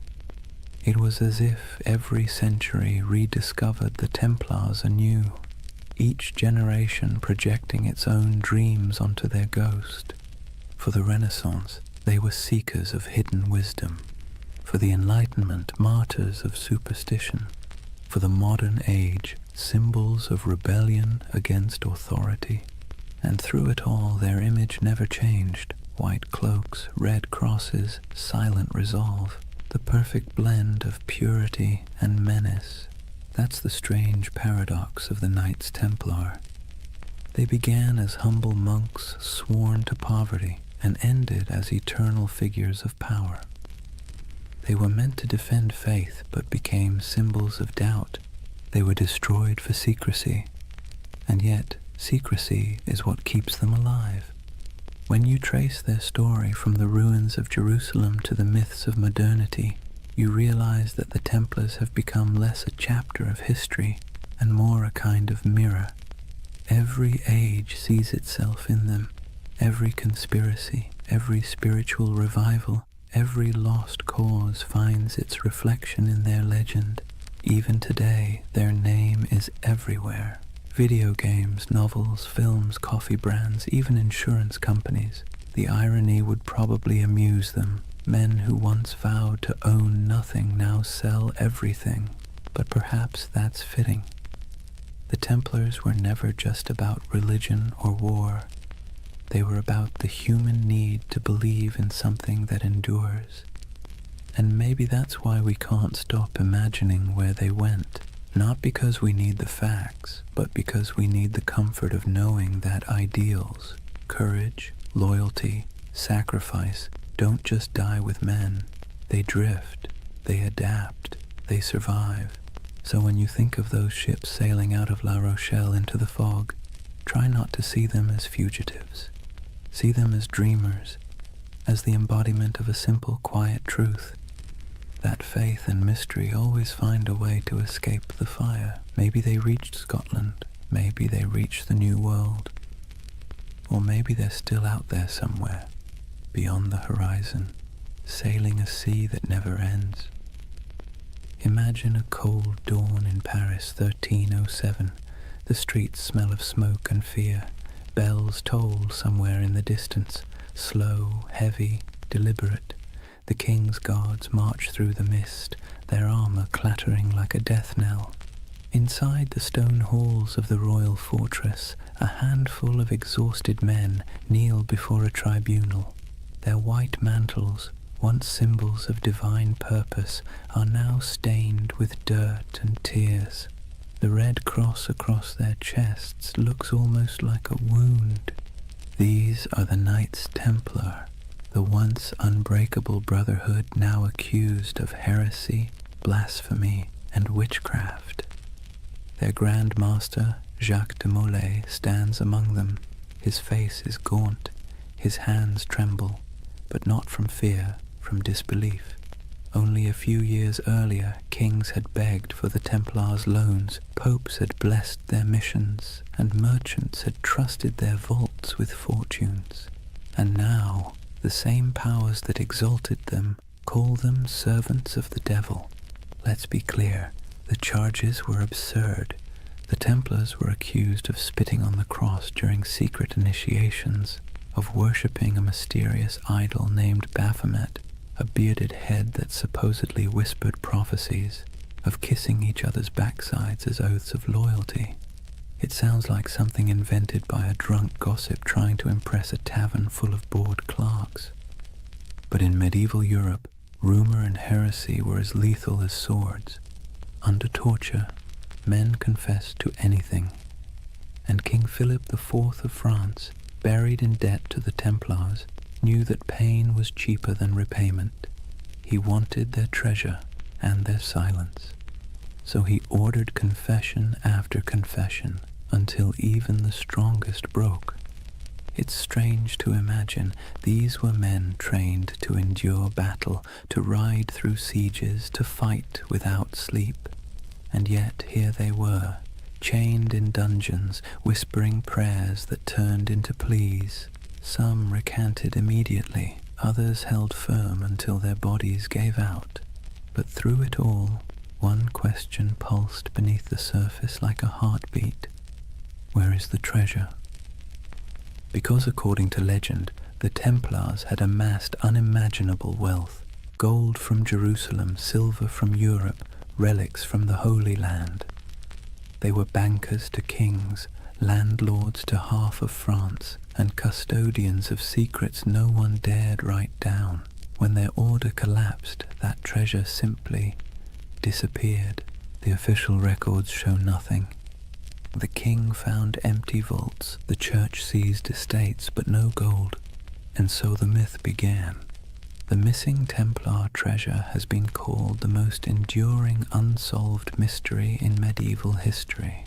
Over the centuries it's been found 1,000 times, in hidden tunnels under Paris, buried beneath Rosslyn Chapel in Scotland, locked inside the catacombs of Malta, even frozen beneath Nova Scotia's Oak Island, where fortune hunters have been digging for 200 years and still haven't hit bottom.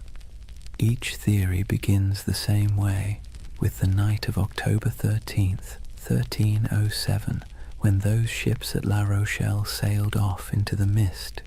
And each theory ends the same way, with an empty map and more questions.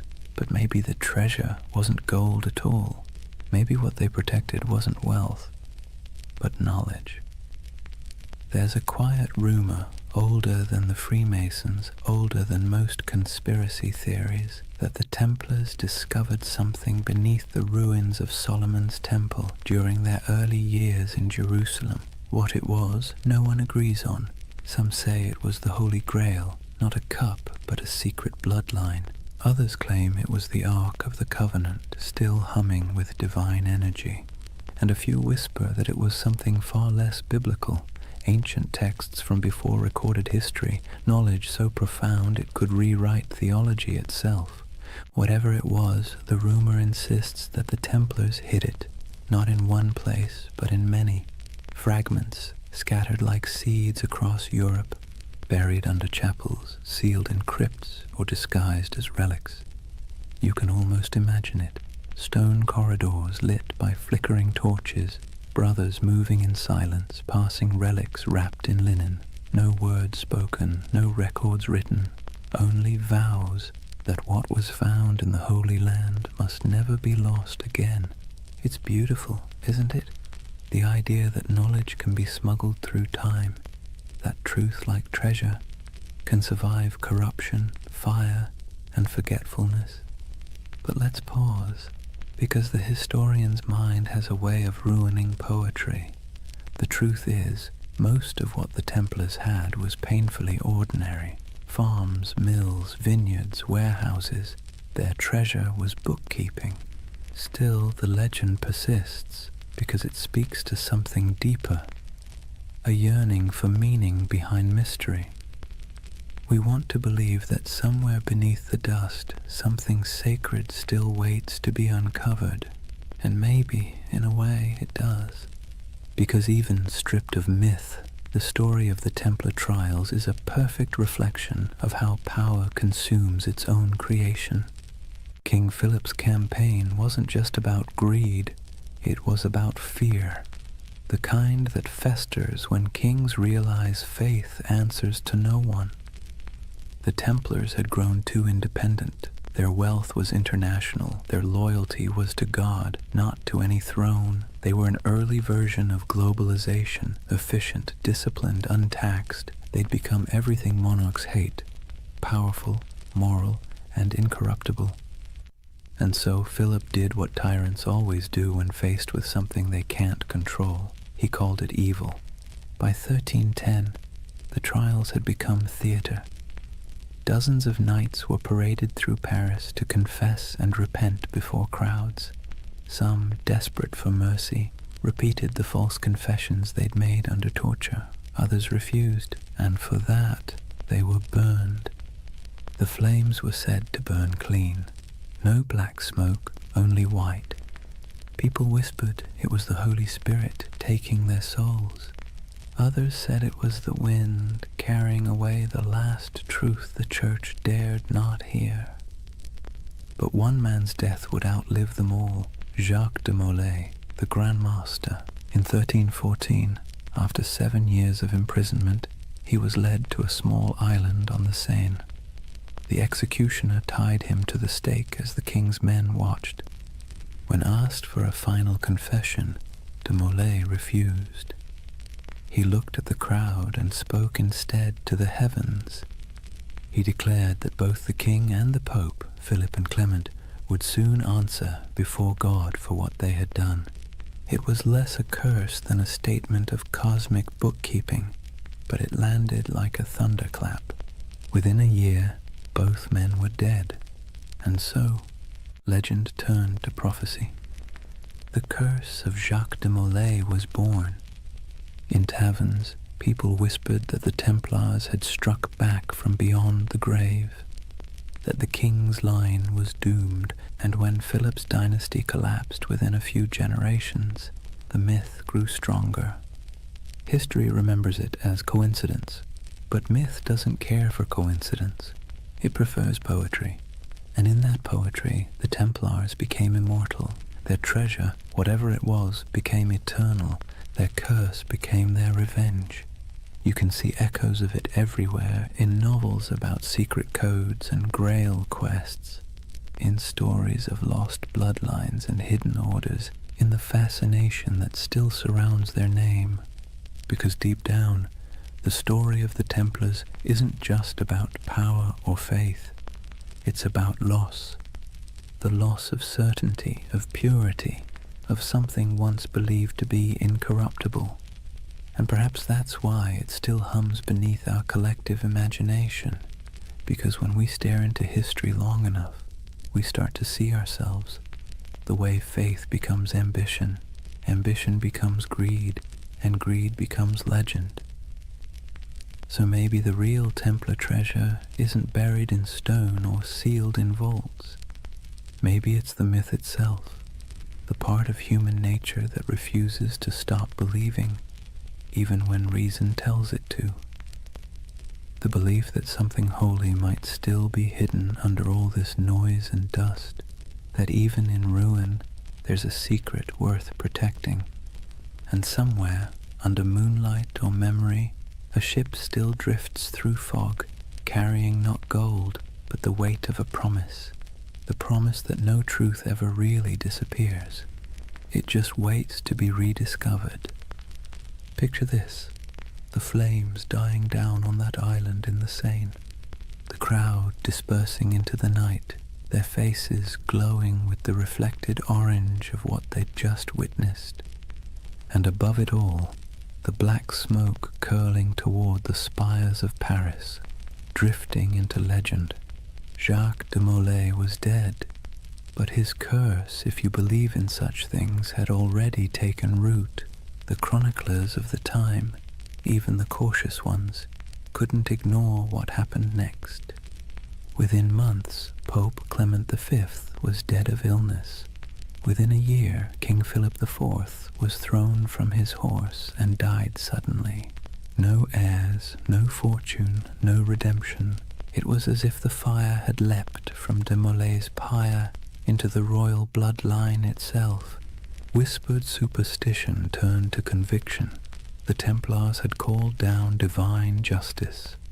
And that's where history ends and myth truly begins, because after that day the Knights Templar ceased to exist in the record. Their castles were seized, their lands divided, their members absorbed into other orders or driven into hiding. But their name, their symbol, only grew stronger. You can destroy a building, you can hang a man, but you can't kill an idea that has already become a myth. Let's be honest, the world loves a good mystery wrapped in moral ambiguity. The Templars were the perfect storm, part saint, part sinner, disciplined yet secretive, blessed yet cursed. And so, century after century, their shadow kept resurfacing in new disguises. In medieval Germany, people whispered that the Templars had gone underground, literally tunneling beneath mountains to guard their hidden treasure. In Scotland, they were said to have joined Robert the Bruce at the Battle of Bannockburn, their white mantles glowing like ghosts as they charged across the misty fields. In Portugal, they supposedly rebranded as the Order of Christ, quietly sailing under new banners as Europe's age of exploration began. Everywhere they vanished, stories bloomed like ivy over old stone. By the Renaissance, artists painted them into allegories. By the Enlightenment, philosophers invoked them as symbols of reason suppressed by superstition. By the 18th century, they'd re-emerged again, this time whispered to be the ancestors of the Freemasons, the supposed keepers of ancient wisdom and architects of secret societies that shaped revolutions and empires alike. No proof, of course, but when has lack of proof ever stopped a good story? And then came the 19th century, a perfect breeding ground for myth. Romantics were obsessed with lost causes, fallen knights, and tragic purity.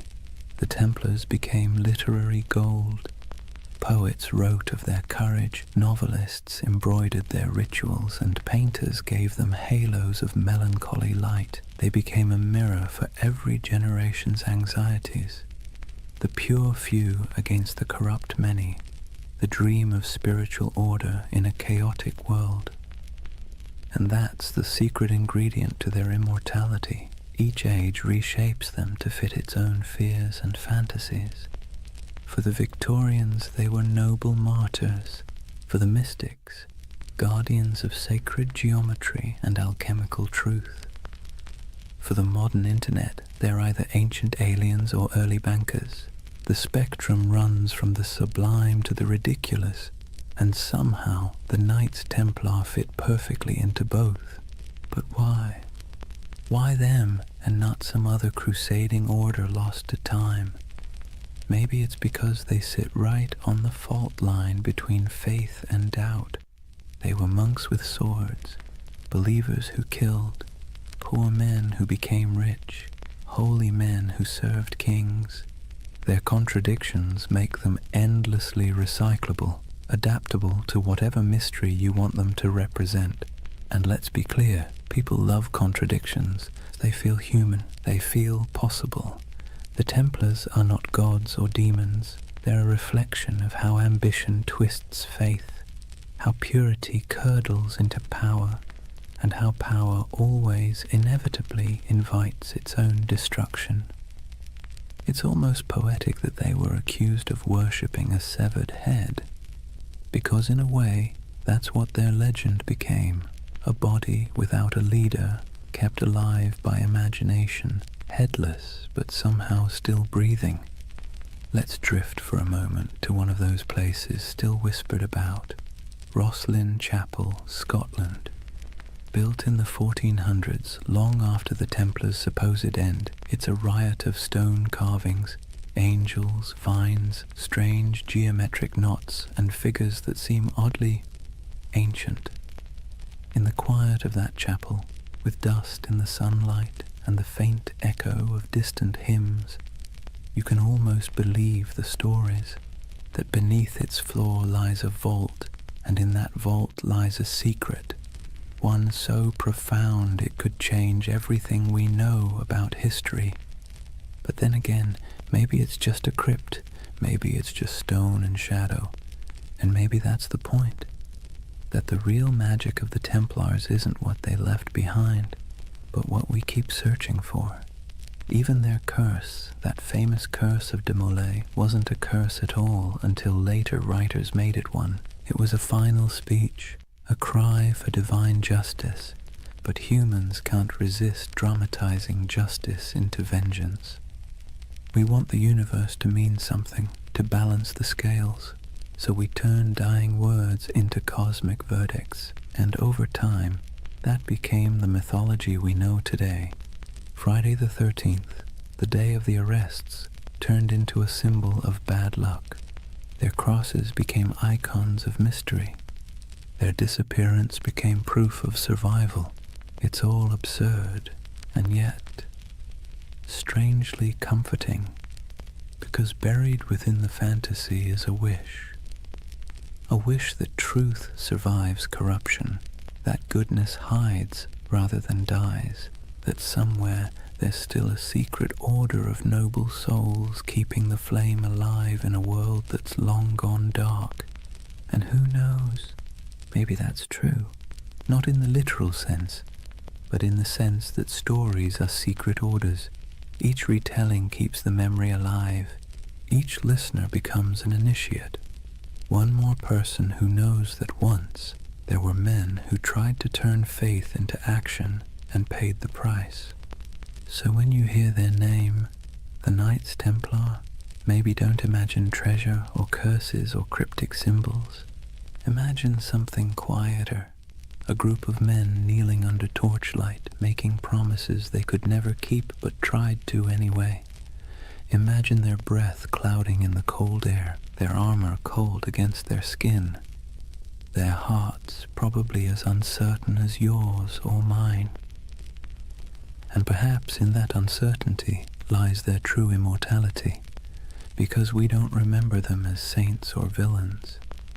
We remember them as the dream that somewhere in the chaos of history, people once believed they could create something pure, something incorruptible, something worth dying for. And though their towers have fallen and their banners turned to dust, the idea still flickers in stone carvings, in folk tales, in the glow of every conspiracy theory forum at 3 a.m.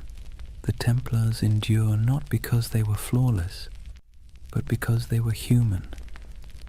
And humans have always dreamed of perfection, even as we fall short of it. So when you finally close your eyes tonight, imagine the world they left behind. Imagine the quiet after the fire, the soft sound of waves against forgotten shores. Somewhere a candle burns low, somewhere an oath is whispered again, and somewhere in the deep rhythm of history the order still rides, not in armor but in memory, because the truth is, nothing truly holy ever dies. It simply changes shape and waits to be remembered. So now we reach the end, or rather, the echo. The story of the Knights Templar doesn't really end. It simply fades like candlelight in a long corridor, stretching further and further into shadow. If you've stayed with me through this entire journey, through crusades and curses, through deserts and dungeons, take a moment to notice the quiet. The world they built and the world they lost are both long gone, but the silence they left behind still hums with meaning. Imagine it, Europe asleep under frost, old cathedrals creaking with age, the moonlight brushing against statues of long-forgotten knights. In that stillness, you can almost hear them, the faint clink of armor, the whisper of prayer, the soft murmur of devotion and doubt braided together. because that's what the Templars really were.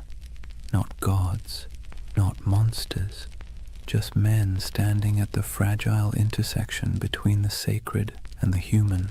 They tried to build heaven with earthly tools, swords, stone, oaths, and hope. And like everyone who's ever reached too high, they fell. But falling doesn't mean failure. It just means the dream became too heavy for the age that held it. History loves to paint the Templars as symbols of greed, of purity, of secrets, of sin. But perhaps they were simply mirrors, reflecting what every civilization fears most.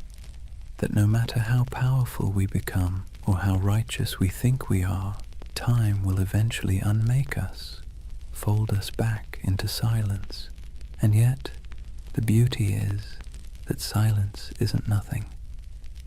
It's the space where memory lives, it's where myths breathe, and it's where you, right now, can find peace. As you drift, think of how strange it is that the same stones that witnessed their vows now lie beneath traffic, beneath cities, beneath centuries of dust. But if you look closely, the pattern is still there, in church floor tiles, in the geometry of modern skylines, in the lingering idea that faith, when coupled with discipline, can move empires. Every age finds its Templars, not in armor, but in conviction, not guarding pilgrims, but guarding truth, or art, or compassion, or whatever fragile thing seems worth defending in their time. Maybe you've been one of them without realizing it, someone trying to build something pure in a world that doesn't always reward purity. So tonight, as the story fades, let the noise of history recede behind you. The clash of swords, the whispers of betrayal, the long sermons and louder silences. Let them dissolve into the steady rhythm of your breath, because this is what remains when the myths fall quiet. A reminder that even the grandest empires, the greatest orders, and the most secret brotherhoods eventually return to stillness. And in that stillness, something eternal stirs, not banners, not blood, but the simple, persistent urge to remember that once humans dreamed of divine perfection, that they believed in sacred duty, that they tried, however imperfectly, to bridge the distance between heaven and earth.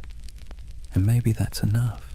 If you close your eyes now, you might see them one last time, riding slowly into the horizon, the sun setting behind them, their white mantles glowing faintly in the fading light. No words, no music, just the sound of hooves in the sand, steady as a heartbeat. And then, quiet, the kind of quiet that carries centuries. So let the world of the Templars drift away. The wars, the treasures, the secrets, what's left is only peace, soft, steady, endless peace. Thank you for joining this journey through time, for wandering through cathedrals, deserts, and dreams.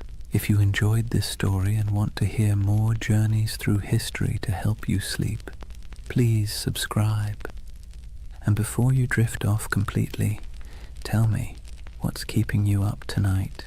Maybe next time we'll dream through that too. For now, rest easy. You're safe.